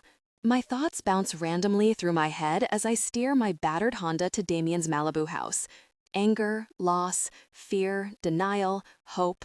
I don't know what I'm thinking or even what to think. All I know is that this isn't good. All I'm sure of is that it hurts like hell. It's just past noon, but I'm certain I'll find him there. I called his office from the road, and his secretary told me he was heading home. Home, I know, means our third-floor studio. Hey, Blondie, Blaine says as I step off the landing and into the studio. I didn't think you'd still be here.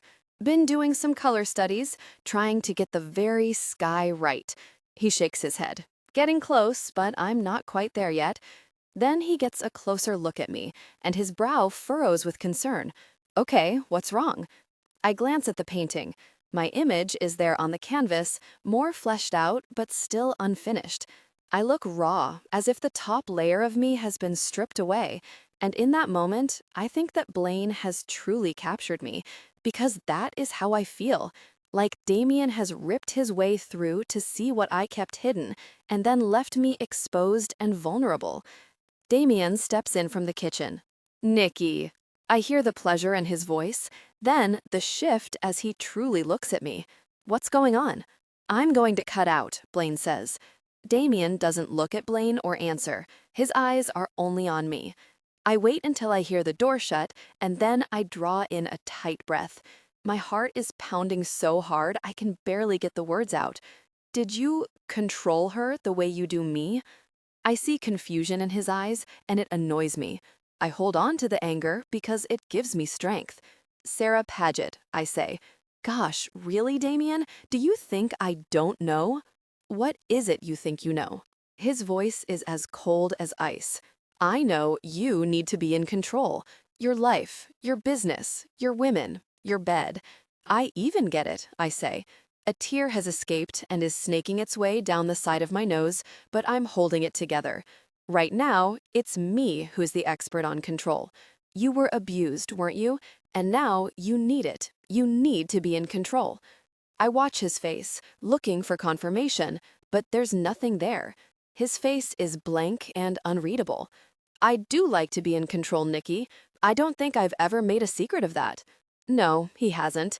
But there have been so many other secrets. Did it start as a game, I ask? Did you engage in intimate acts with her too? I move toward the bed and take one of the drapes in my hand. Did you use this in your intimate moments? Did you explore the boundaries of sensation? The tears are flowing freely now, and my voice is thick with them. Was it an accident? His face is no longer blank. Now it's dark, like a violent storm, and just as dangerous. I did not kill Sarah Paget. I managed to look him straight in the eye. I've got 12.6 million reasons to believe that you did. His face goes white. It's true. Oh, dear God, until that moment, I don't think I really believed that it was true. How the hell did you hear about that? My skin feels clammy and my stomach is roiling. I think I'm going to be sick. Certainly not from you, I say. I guess that's not the kind of thing you are going to try to be more open with me about, huh? Well, I suppose I can't blame you. How? He repeats. I overheard some of your phone conversation, I snap. I leave out the rest. He shoves his fingers through his hair. Nikki. I hold up my hand. No, I say. I just want to get out of there. I shove my hand into the pocket of my jeans and pull out the ankle bracelet. I take a deep breath and then I drop it onto the bed. I pause only long enough to look at the raw, unfinished painting. I feel a lump in my throat. Then I turn and hurry down the stairs. Damien doesn't come after me. I'm not sure how I get through the next 2 days. They are a haze of ice cream, classic movies, and really depressing country songs. Twice, Jamie makes me go sit by the pool, saying that the vitamin D will be good for me. But it doesn't feel good. Nothing feels good. My sleep schedule is all screwed up, and I don't worry about fixing it because I don't need to get up early since I don't have a job. I called Bruce from the car after leaving Damien's house and told him I couldn't accept the job. I need to cut all my ties with Damien Stark because if I don't, I know I'll get reeled back in. I can feel the part of me that's already tugging in that direction. I miss him so terribly.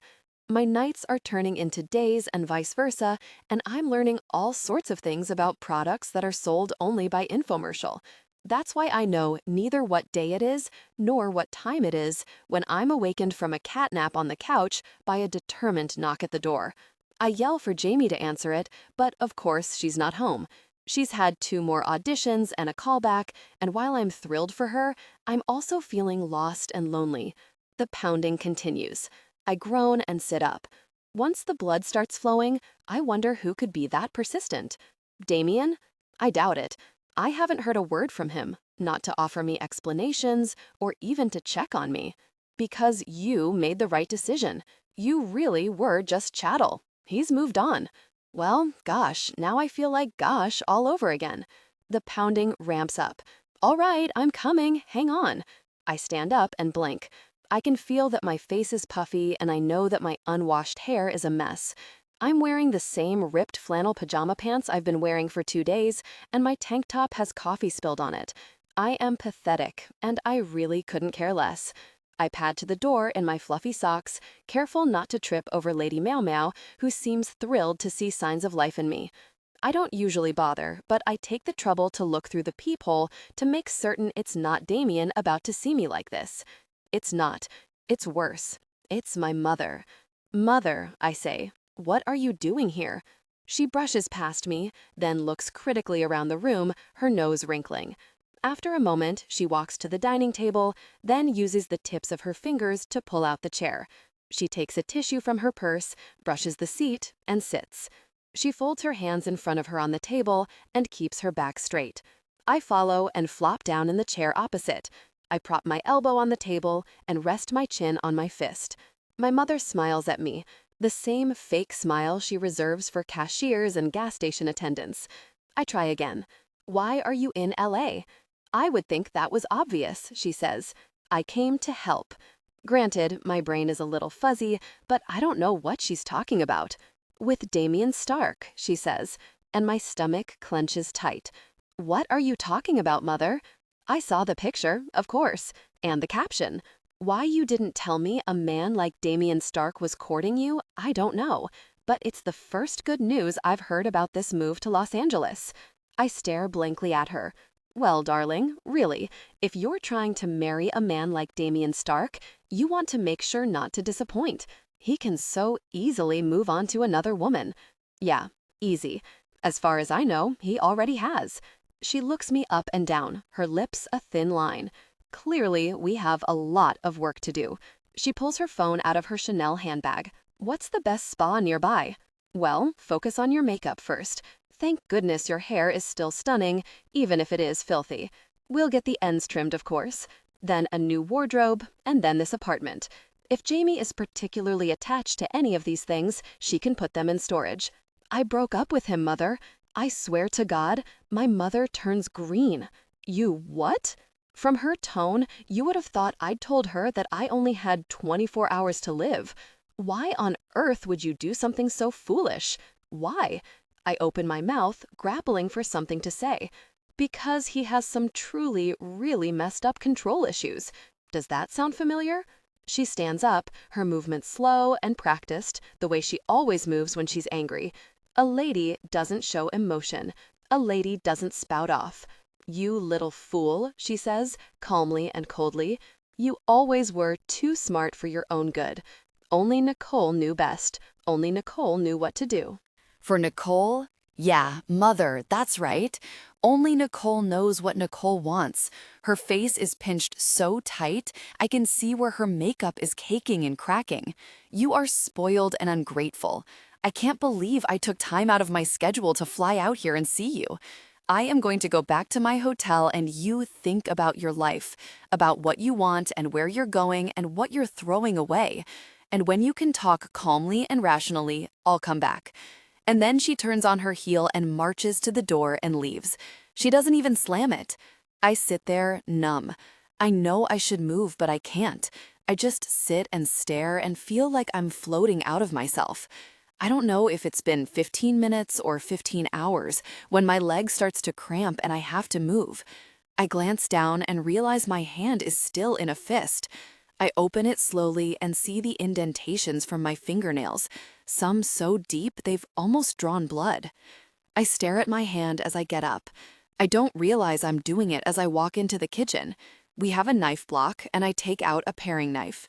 I turn on the gas burner, because even in my haze, I know I should sterilize the blade, and there's no alcohol in the kitchen, and I can't leave the kitchen because then I won't have the courage.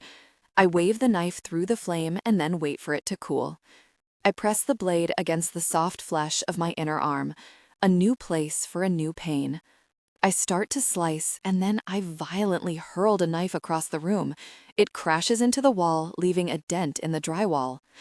Everything is blurry now, and I realize I'm crying. I stand up and turn a circle in the kitchen. I'm lost, so really lost, and despite everything, it's Damien that I want right now. Damien's arms around me, holding and comforting me. No, gosh, no. I snatch the kitchen scissors off the drain board, then retreat to the corner by the dishwasher. I slide down to the floor, and without thinking, I take a chunk of hair and cut it off. Then another, until there is a pile of hair around me. I look at it, run my fingers through it. That hair my mother loves so much. That hair that Damien loves too. I pull my knees up to my chest and hug them tight. Then I put my head down and I sob. I don't remember going to my room. I don't remember getting in bed. But when I open my eyes, Damien is beside me, his eyes sad and soft. "Hey," he says. "Damien." My heart seems to swell and the blackness that's been clinging to me dissipates. He reaches out and strokes my hair. I sit up, remembering. My hair? It could use some cleaning up, he says gently, but I think it looks cute short. "Why are you here? How did you know?" "Jamie," he says. "I've been calling her for days, checking on you. I thought you needed space, but then this, with your mother." I nod, vaguely remembering Jamie tucking me into bed and me telling her that my mother had come by. I can't repress my shiver at the thought of seeing her again. "She's still here," I say. "In town, I mean." "No," he says, "she's not." I look at him. "I went to her hotel. I told her she needed to leave, and then I sent her home on the jet." Amusement lights his eyes. Grayson's been dying to take her out for a long flight, so this was just the ticket. "And your mother seemed thrilled by the prospect of a private jet." I stare at him with awed amazement. "Thank you. Whatever you need, baby. I told you." I shake my head. "No, Damien, I'm sorry. We can't." He stands, and though I expect anger on his face, all I see is concern. "Because of Sarah?" I don't meet his eyes. "Oh, hell," he says, then sits back down on the side of the bed. He hooks a finger under my chin and makes me look at him. "Do you really believe I killed her?" "No." The word comes out quickly and firmly, and it's completely true. A tear rolls down my cheek. "Damien, I'm sorry. I'm so sorry." "Shh." He brushes my tears away. "It's okay. You're right. I didn't kill her. I wasn't even there that night. I was in San Diego. Charles finally got images from the hotel security camera. I was in the bar most of the night talking with the owner of a company I was interested in acquiring. That's why he was so pissed that I settled. We had what we needed to shut Eric down, and I went and paid him off." I sit up straighter. "I don't understand either. Why would you?" "Two reasons. Maybe I wasn't there, but gosh, I should have shut it down with Sarah long before it got out of control. I wanted her interest in the company, and I got it. I bought out some other shareholders too, which gave me a controlling interest. I edged Eric out, and I put people in place who could get the company running again, turned a tidy profit quite quickly, and the value of everyone's stock increased, Eric's included. I watch him, not sure where this is leading. And during all of this, I was seeing Sarah. I don't usually date, and I didn't love her, but I was busy, and she was convenient, and we shared intimacy. She clung to me, and though I didn't admit it to myself at the time, I started to see signs that she was unbalanced. I knew I needed to break it off, but I was focused on some time-sensitive mergers, and I just let it ride. After the deal was complete, I did end it, but that just pushed her off the deep end. He drags his fingers through his hair. "I never expected her to kill herself, and I would never be violent with a woman, but that doesn't change the fact that I played a role." "But it wasn't your fault," I say. "And Eric's making horrible accusations. Why would you pay that bastard off?" "Because of you." I gape at him. "What?" I was willing to fight him until the end of time if I had to, but that was before he approached you at the fundraiser. I'm not letting him drag you into this, and I'm very sure not letting him scare you. I hug myself as goosebumps rise on my arms. I'm in shock. I'm humbled. Damien completely rearranged his plans because of his concern for me. But Damien, $12 million? It's the current value of the stock I acquired from Sarah, plus the value of Eric's stock. I bought him out. A very good deal, too. The company's strong. I'll make it back. You didn't have to. I can fight my own battles. He meets my eyes, and what I see in his is so much more than simple desire. It's need and longing. Maybe it's even love. You can, he says simply. But this wasn't your battle to fight. He takes my hand. Nikki, baby, I can't lose you. I want to fold myself in his arms, but instead, I turn away. There's other stuff, Damien. I know, he says, and I turn back. You know? Jamie told me. Apparently, Ollie told her. Ollie? Gosh. The corner of his mouth quirks up. Don't worry, I won't say anything to Charles. Whatever confidences he betrayed, he did it for you. The bastard may have pissed me off, but I understand why he did it. I would have done the same.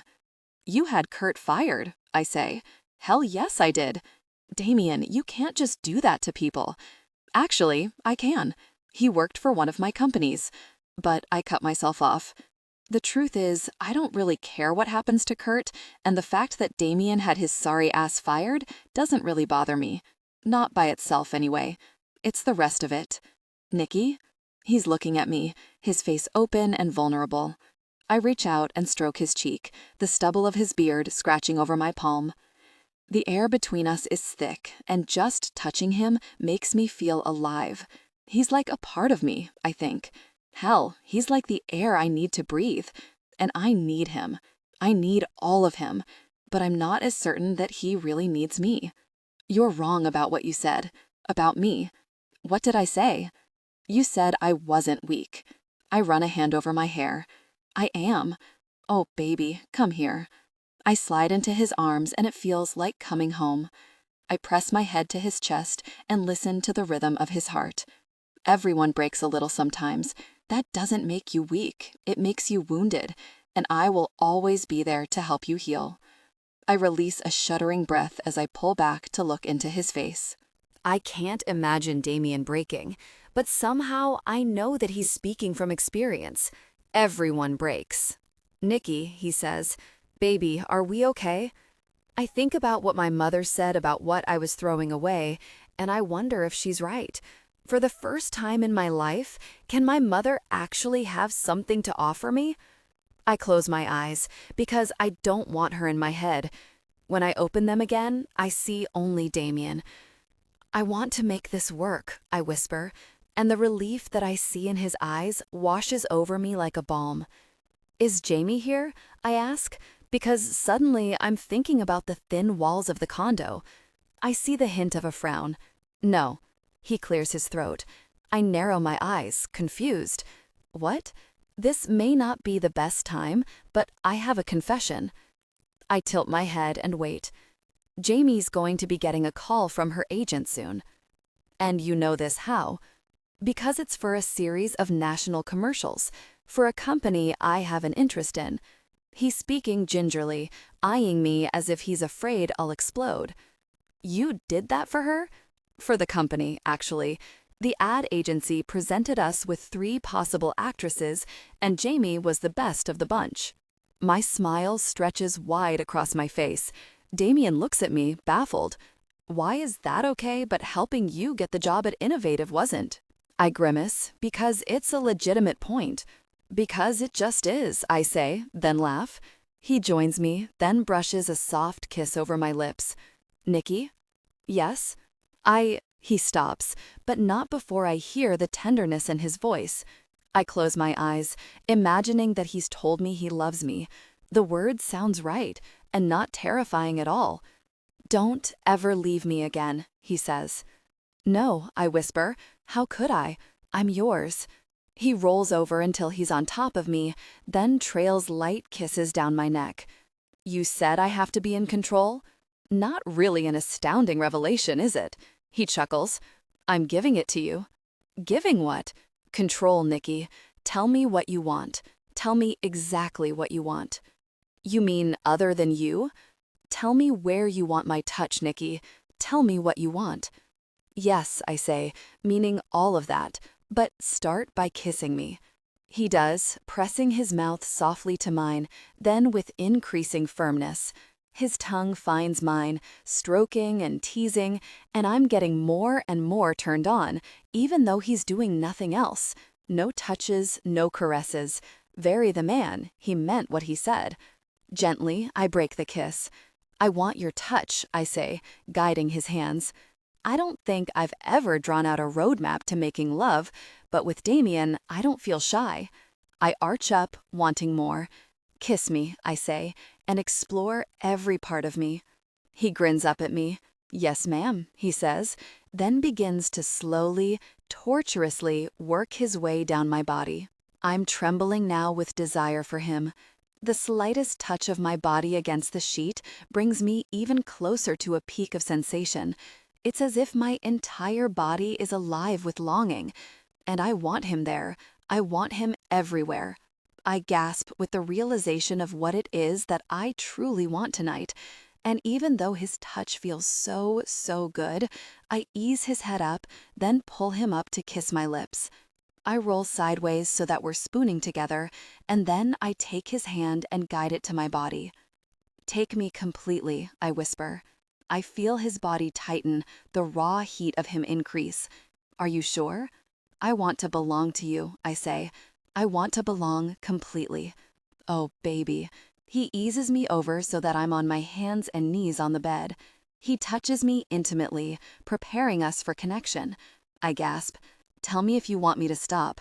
No, it feels good." And it does. His touch sends shocks of pleasure ricocheting through me. "Have you ever?" "No," I say, "only you." I hear his low growl of pleasure. "Do you have anything to make this easier?" "In the drawer," I say, then feel his weight shift on the bed as he reaches for the small table. He opens a drawer and pulls out the bottle. He prepares us, then touches me. I moan from the pleasure of it. "We'll take it slow," he says. His mouth caresses my back. His touch explores my body. He teases me, and then I feel him begin to connect with me. I tense at first, then relax, overwhelmed by this new sensation. "Okay? Yes, please don't stop." I was going crazy from the pleasure, from the sensation of being so completely open to him, of giving him something I'd never given anyone else. "More," I whisper. "I'm ready," but slowly. Then his body is behind me. I feel his readiness, and my hips rise without thinking. "Sweetheart," he murmurs. "Oh, baby." Gently, he eases into me. I gasp, then quickly beg him not to stop. "Easy," he says, "slow and easy." "Gosh, Nikki, you feel so good." He's connected with me now, moving in a gentle rhythm. The sensation of being completely joined with him is overwhelming, and I think I could reach a peak just from the feel of him like this. "Touch me," I say, because he's taken his hand away. He complies, his touch matching the rhythm of our connection, and Damien and I are more connected than we've ever been.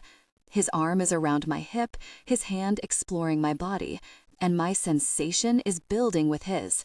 "I'm close, Nikki," he whispers. "Baby, I'm going to reach my peak."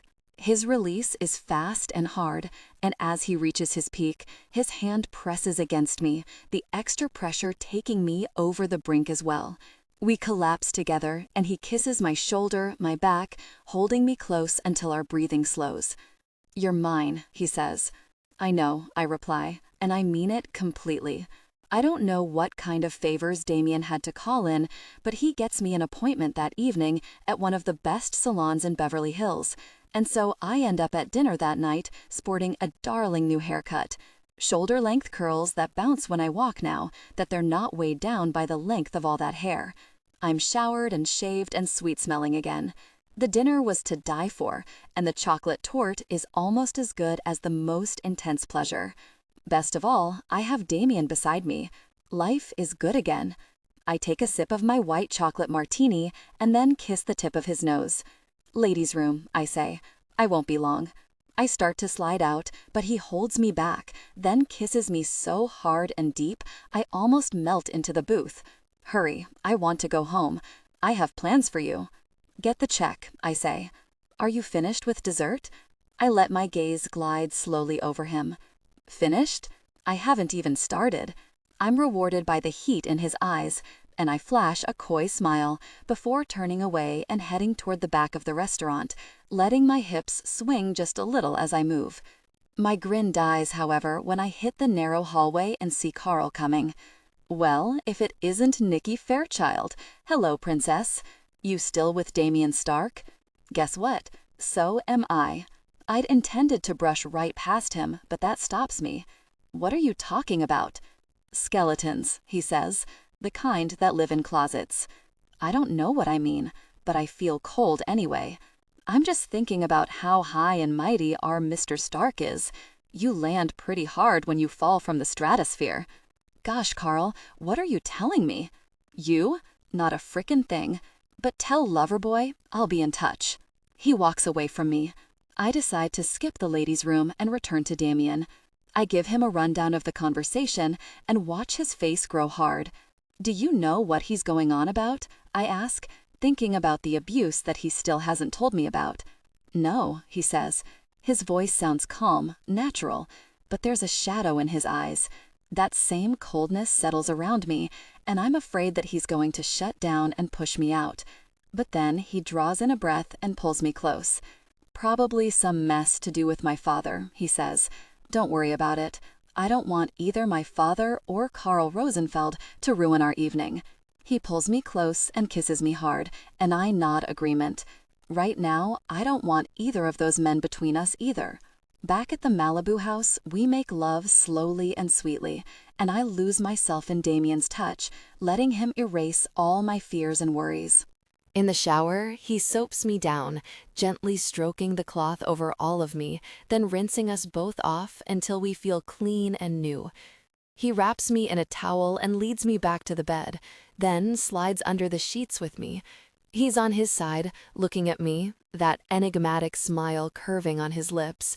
I curl my fingers in his hair, holding him there, making sure there's nothing for him to see but me.